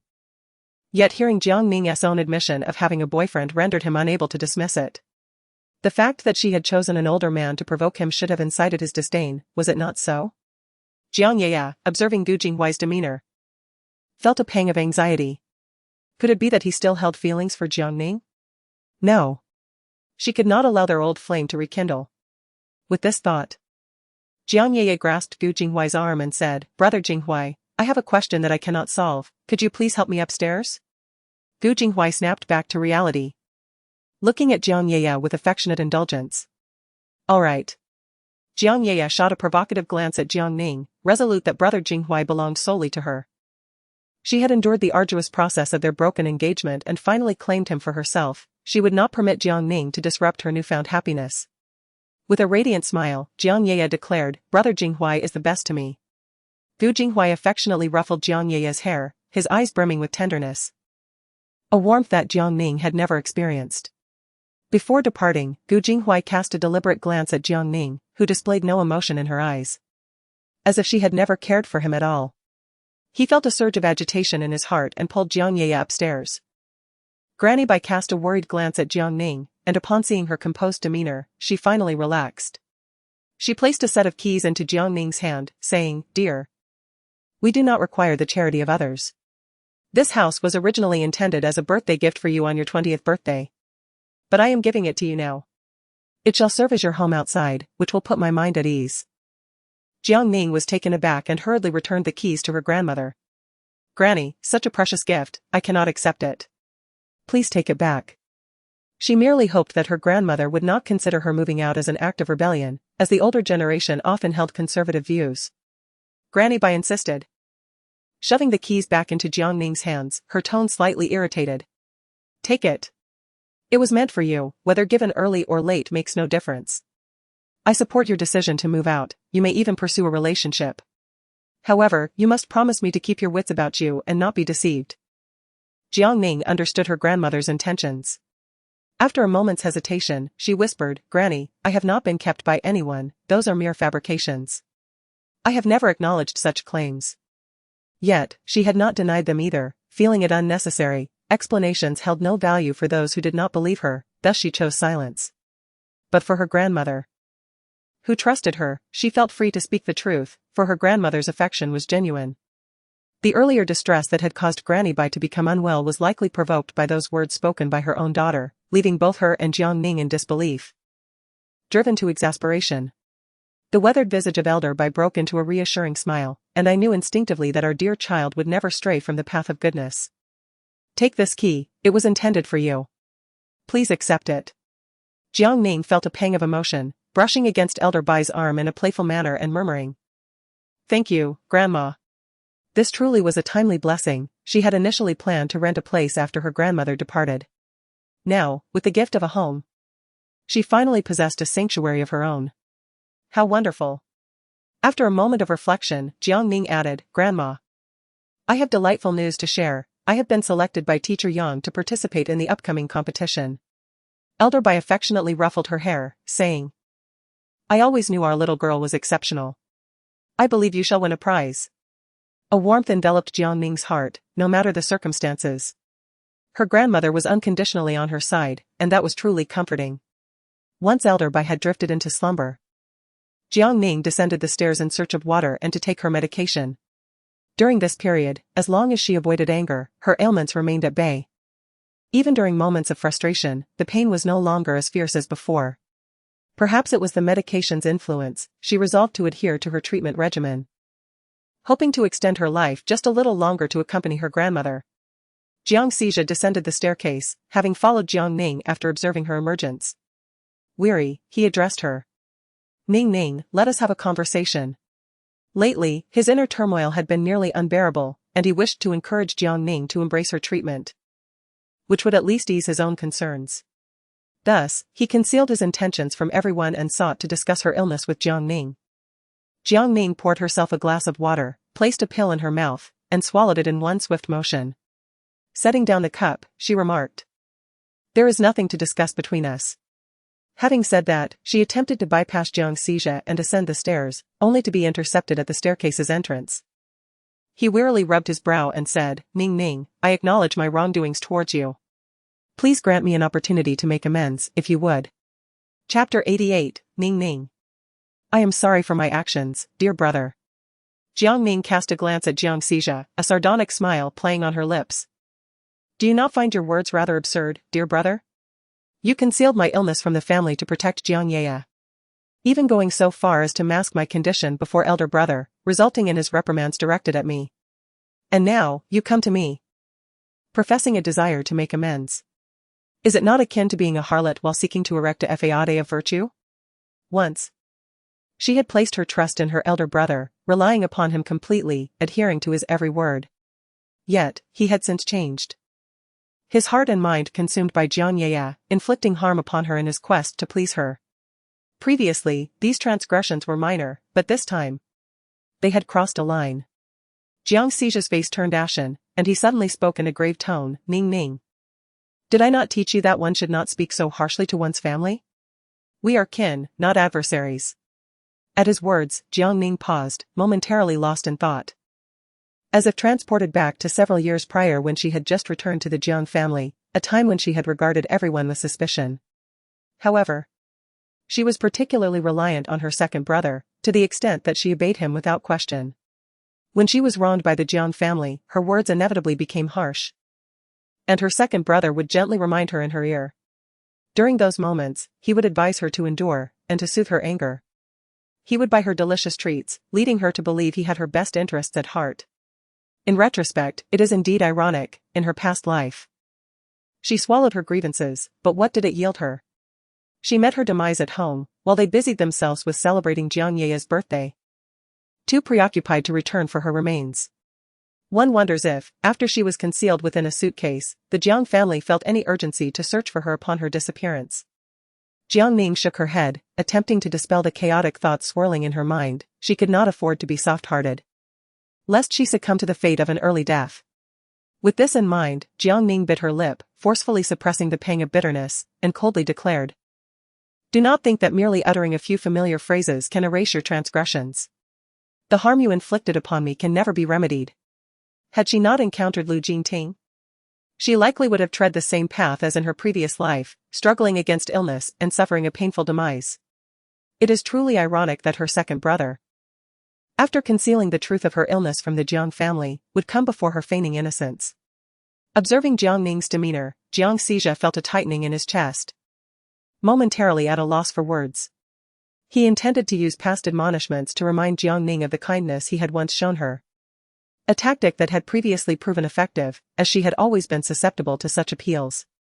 Unbeknownst to him, his well-meaning intentions had backfired. He clearly perceived the shimmering tears in her eyes, yet she stubbornly withheld them from falling. The words she uttered pierced Jiang Xijia's heart with a fierce intensity. He had indeed caused pain to his sister and deprived her of any chance for reconciliation. The thought tightened his heart painfully, and he stepped forward to smooth the stray strands of hair from Jiang Ning's forehead, only for her to retreat a step and evade his touch. Regret filled his gaze as he thought, "Ning Ning, it is I, your second brother, who has wronged you. Feel free to direct your anger at me, but do not take it out on Yaya. You are acutely aware of how significant appearances are to girls. Those 2 slaps you delivered were so forceful that they will likely take days to fade." A cold smile curled on Jiang Ning's lips as she felt a flicker of emotion, only to be doused by Jiang Xijia's words as if splashed with icy water, leaving her chilled to the bone. Wiping the tears from her face, she shouted, "Jiang Yaya merely suffered minor injuries to her face, and yet you rush over, heart-aching, to confront me while attempting to atone for your sins with memories of the past. But what of me? I am genuinely battling stage 2 breast cancer, on the brink of death, and I have yet to see you express any concern for my plight. Ultimately, it seems you cherish your adopted sister far more than your own blood. You are fully aware that mentioning Jiang Yaya causes me distress, yet you deliberately come forth to remind me of it. Are you suggesting that my frequent ailments and prolonged existence are detrimental to her? Are you trying to provoke me to the point of despair?" Each word Jiang Ning spoke was akin to a dagger, ruthlessly piercing Jiang Xijia's heart, leaving him with a stinging sensation in his nose. He hurriedly explained, "No, Ning Ning, you misunderstand me. I have never intended to drive you to despair. My true intention was to persuade you to accept treatment. I am aware that my negligence has caused you much distress, and I am genuinely remorseful now." Upon witnessing Jiang Ning's episode, Jiang Xijia was truly alarmed. He feared that Jiang Ning might perish, leaving him forever restless. Yet, for reasons unknown, he found it impossible to maintain his composure in the face of Jiang Ning's estrangement. This sister, whom he had cared for over the years. When did she cease to heed his words? Jiang Ning laughed until tears streamed down her face, sarcastically remarking, "If I were to accept treatment, wouldn't it reveal that Jiang Yaya never fell ill?"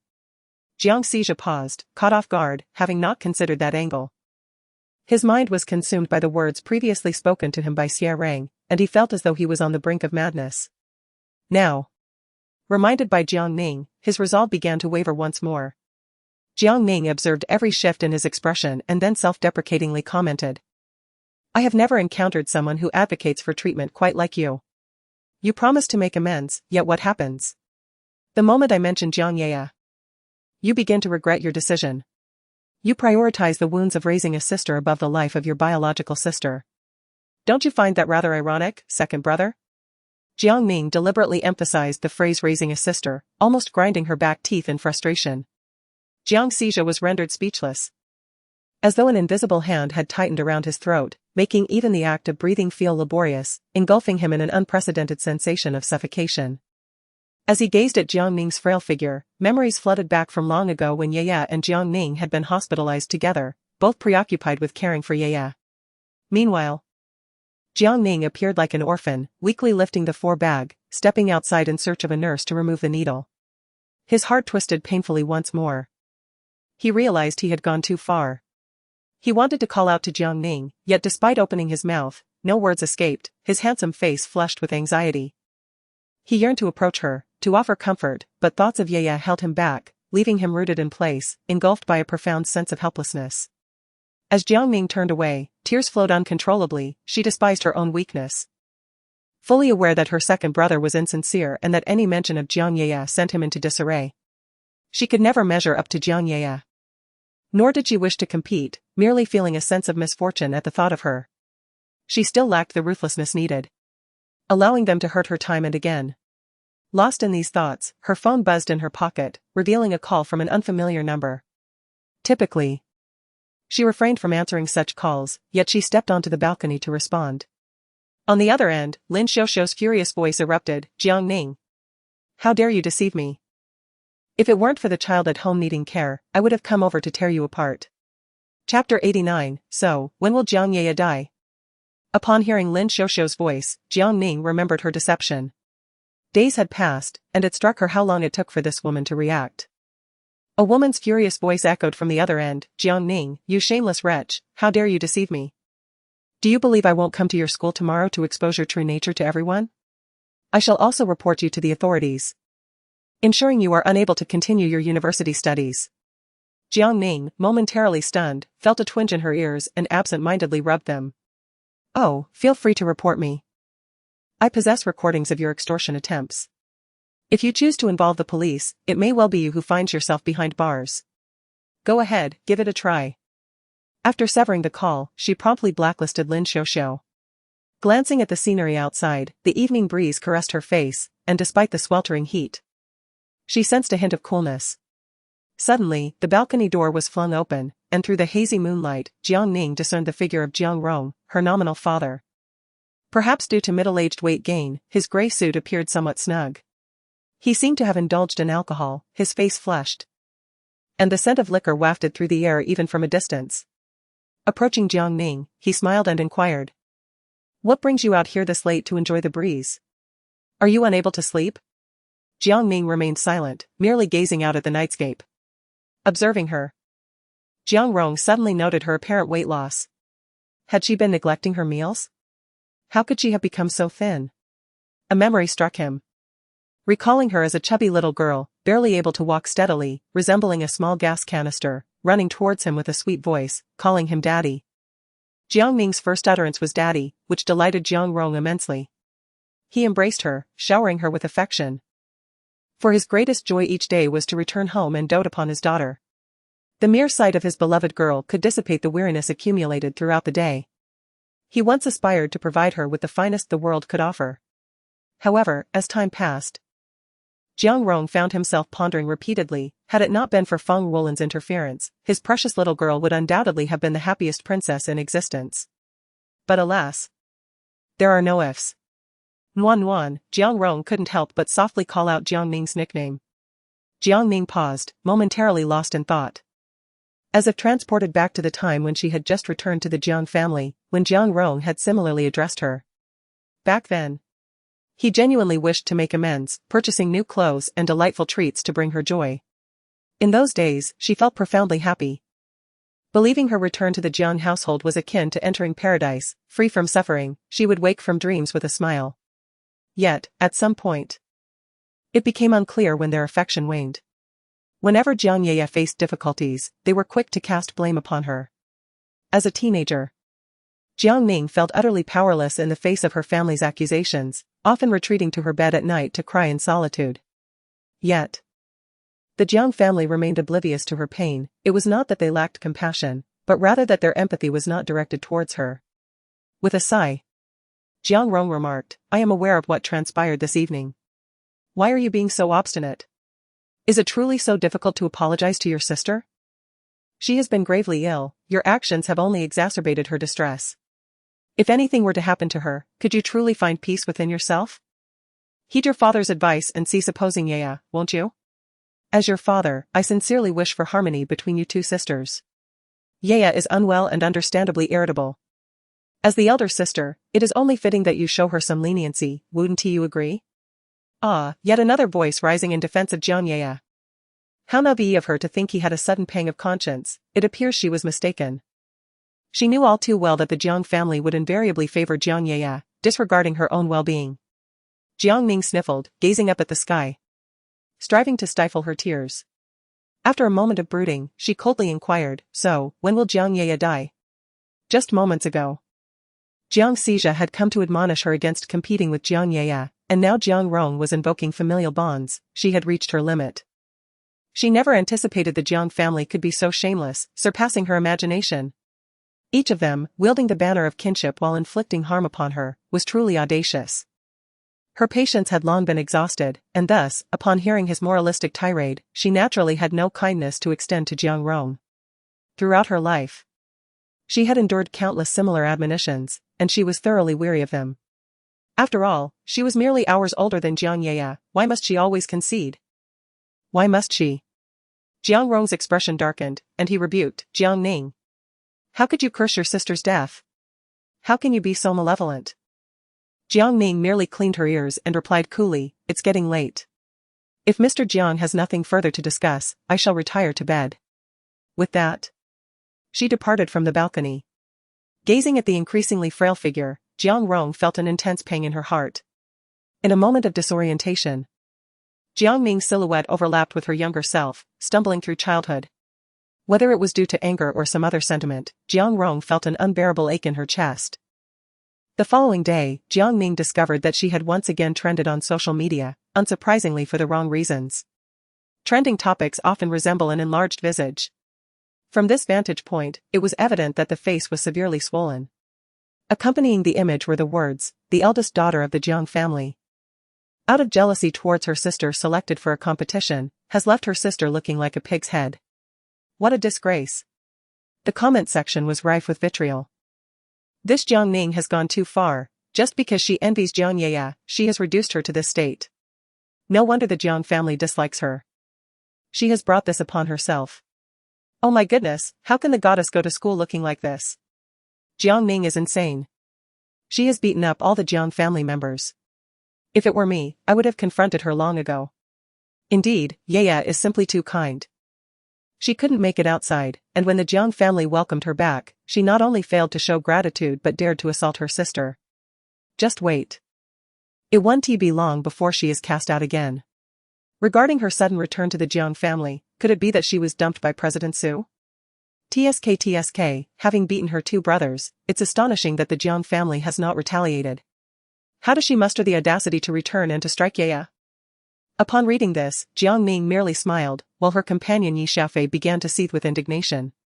Ning, these people are utterly outrageous. How can they say such things about you? Should I ask my uncle to intervene and clarify the situation? During this period, she had endured an overwhelming amount of gossip regarding Jiang Ning's alleged sponsorship, which nearly drove her to the brink of exasperation. However, the subject of the rumors remained remarkably unperturbed, as if the matter bore no relevance to her. Jiang Ning merely shrugged nonchalantly and smiled, urging them to continue their chatter. For her reputation was already tarnished, and she harbored no concern for an additional accusation. Chapter 90, Jiang Ning, prepare to explain yourself to the police. Yi Xiaofei propped herself on her knees, cradling her chin in her hands as she gazed intently at Jiang Ning. So, have you secured a spot in the competition or not? Jiang Ning nodded, affirming, "Yes, I have. Teacher Yang has assigned me to participate alongside senior brother Guanxing." She understood Teacher Yang's intentions. The aim was to have her learn from her senior due to her strained relationship with Su Qingran, hoping to avert any potential conflicts. Thus, being separated was deemed the wisest choice. Yi Xiaofei leapt up in delight, her joy surpassing even Jiang Ning's. "I knew our Ning was the most exceptional. You truly are a hidden gem. You must be planning to let your achievements speak for themselves, aren't you? Just the thought of it fills me with excitement." Jiang Ning simply tugged at her arm, smiling and nodding. "Those who know me understand well, Xiaofei." The two engaged in light-hearted banter within the library, drawing the attention of nearby readers. Upon recognizing Jiang Ning, one exclaimed, "Oh, isn't that Jiang Ning? She's been trending for all the wrong reasons, yet here she is. Leisurely reading." Those around her shot unfriendly glances in Jiang Ning's direction, soon resuming their whispered discussions. "It turns out she is Jiang Ning, truly, her reputation precedes her. As I have long heard of her malevolent nature. From childhood, she has delighted in tormenting her younger sister. I never anticipated that her jealousy over her sister's achievements would lead her to resort to violence. Such behavior is utterly outrageous. I have also been privy to her infamous exploits, cast off by the Gu family due to her immoral conduct, expelled from the Jiang family, and subsequently supported by a wealthy benefactor, only to be discarded shortly thereafter. How shameless! To compare herself with Yaya, she ought to take a long, hard look in the mirror and assess her worthiness. The last time, it was Yaya's magnanimity that afforded Jiang Ning the opportunity to enter Professor Yang's tutelage. This time, when Yaya chose not to yield, Jiang Ning resorted to violence. Upon overhearing the discussions of others, Yi Xiaofei rose in indignation, her eyes ablaze with fury, ready to retaliate. However, Jiang Ning restrained her, urging her to sit down. To her surprise, someone, unable to contain their anger, hurled a book at Jiang Ning, striking her arm with a painful thud. Soon after, more items, notebooks and pens, were flung at her, accompanied by scathing insults branding her as shameless. Jiang Ning, rising in defiance, accurately returned the hefty tome to the girl who had initially thrown it. The girl, struck in the face, let out a shriek, clutching her injured visage. Ah! Jiang Ning! Have you lost your mind? My face. The crowd, taken aback by Jiang Ning's fierce gaze, instinctively recoiled, starkly contrasting their previous brazen demeanor. As if the verbal assaults they had unleashed moments ago had never occurred. Jiang Ning cast a cold glance at the gathering, remarking on their apparent fondness for gossiping about others. It seemed that Jiang Yaya's dog was quite easy to handle. Those oblivious might think a few stray hounds had wandered out, barking away. With that, she hurled the items in her hand back at them, each striking their faces with precision. Young women cherish their beauty, and upon being hit, they screamed in unison, some even retrieving makeup mirrors to scrutinize their reflections. One girl, having just been struck, rose indignantly, pointing at Jiang Ning and exclaiming, "Jiang Ning, how dare you throw a book at me and insult us as dogs? You, abandoned by an older man and forsaken by your parents and brother, what gives you the right to berate us?" Jiang Ning smirked coldly, advancing towards the girl. Startled by her gaze, the girl stepped back, yet Jiang Ning delivered a resounding slap across her face. The sound echoed in the stunned silence, leaving everyone in awe of Jiang Ning's audacity. How could she dare to strike Xiang Wan, the second daughter of the Xiang family, who had just begun her freshman year? The Xiang family was one of the four prominent families of Yuqing, far surpassing the Jiang family in stature. Jiang Ning was merely the neglected daughter of the Jiang household. How could she possibly lay a hand on someone from the Xiang family? Now, Jiang Ning had stirred a great calamity, and the onlookers held their breath, fearing repercussions. Xiang Wan cupped her sore left cheek, incredulous as she stared at Jiang Ning. "Jiang Ning, you actually dared to hit me. What gives you the right? Do you even know who I am?" Jiang Ning inspected her reddened right hand, casually responding, "Did you not say Jiang Yaya was pitiable? I am merely ensuring that you sisters share in the hardship. You need not thank me." The crowd expressed their outrage, exclaiming in disbelief at the audacity displayed. They had encountered shameless individuals before, but never one as brazen as Jiang Ning, who, after striking someone, had the gall to suggest they need not thank her. Xiang Wan, infuriated, found herself at a loss for words, pointing at Jiang Ning, unable to articulate her indignation.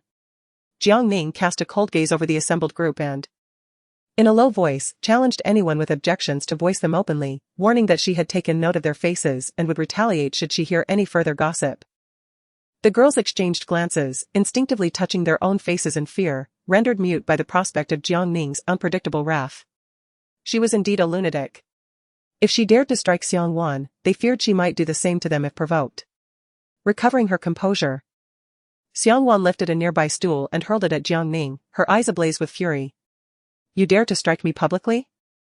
My own parents have never laid a hand on me. How dare you?"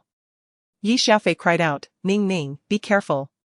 Anticipating the attack, Jiang Ning deftly sidestepped, causing the stool to crash down onto another girl's head, blood gushing forth. The unfortunate girl, stunned by the blow, let out a scream and, in shock, wiped the blood from her forehead before fainting. Panic erupted in the crowd as one girl, passing by, screamed, "Oh no, someone has been killed here." Xiang Wan, equally terrified, discarded the bloodied stool and pointed an accusatory finger at Jiang Ning, proclaiming, "How could you inflict such harm in front of so many? You have gone too far." Several girls in the crowd seemed to have just realized the situation, echoing the words of Xiang Wan. In an instant, The library became increasingly crowded with individuals condemning Jiang Ning for daring to strike someone in front of so many witnesses. Some noticed that it was Xiang Wan who had delivered the blow, yet, due to her esteemed status, they hesitated to confront her. Yi Xiaofei pointed at Xiang Wan, exclaiming, "You are speaking falsehoods, it was clearly you who struck her. How can you unjustly accuse others?" The audacity of such blatant lies was truly remarkable. Even someone as gentle as Yi Xiaofei found herself infuriated. Xiang Wan felt a twinge of guilt but managed to smile at them, saying, "You claim I am the one who struck her, yet there are so many witnesses here who saw Jiang Ning deliver the blow. Is the testimony of this multitude insufficient to prove it was Jiang Ning who acted violently? If you assert that I am the perpetrator, then present your evidence. Without evidence, you are merely slandering me. I could file a defamation suit against you, leading you both to serve time in prison." The crowd erupted in a chorus of disapproval, denouncing Jiang Ning for her brazen act of violence and insisting that the authorities should be alerted to apprehend her. Yi Xiaofei's face flushed with anger, her frustration rendering her speechless. Just as Jiang Ning was about to speak, she was interrupted by another voice. A figure waved a phone in the air, declaring, "I have already contacted the police, Jiang Ning. Prepare to explain yourself to them." Jiang Ning lifted her gaze to see Zhou Luoluo approaching, arms crossed, flanked by a group of followers. It was high time that someone of her dubious character faced the consequences of the law. Indeed, those who engage in malevolent deeds are destined to face divine retribution. The time has come for Jiang Ning to receive her due. I have long harbored disdain for her, and witnessing her struggle to defend herself brings me immense satisfaction. As I listened to the crowd's discussions, Yi Xiaofei was already in tears, her voice trembling as she exclaimed, "You are slandering us. We have done no harm. It was Xiang Wan who attempted to strike Ming Ning with a chair, only to miss and hit someone else instead. It is she who is shamelessly turning the tables." Feeling a twinge of guilt from Yi Xiaofei's words, Xiang Wan raised her hand, ready to strike her across the face, and retorted fiercely, "On what grounds do you accuse me of such nonsense? There are countless witnesses here. If you dare, present evidence that I was the one who struck." Without any proof, Xiang Wan believed she could evade responsibility, confident that her supporters would back her up, and she remained unperturbed. Jiang Ning seized Xiang Wan's hand, applying a slight force that sent Xiang Wan crashing against the desk behind her, catching her completely off guard. The impact was painful. From the crowd emerged a slender figure, stepping forward to grasp Jiang Ning's arm. In a timid voice, she implored, "Sister, how can you resort to violence? If our parents and brothers find out, they will surely be furious. If this escalates to the police, it will be disastrous. Please apologize to Miss Xiang. I will speak to her on your behalf and see if we can find a resolution." It remains uncertain whether the crowd's reaction is intentional or not, but the sight of Jiang Ye's face that has swollen considerably is now facing them. A wave of murmurs spreads among the onlookers, acknowledging Jiang Ye's remarkable generosity. Despite her severe condition, she still considers her sister's feelings, which is indeed rare. At this moment, Xiang Wan finally grasped the situation and tilted her chin towards Jiang Ning,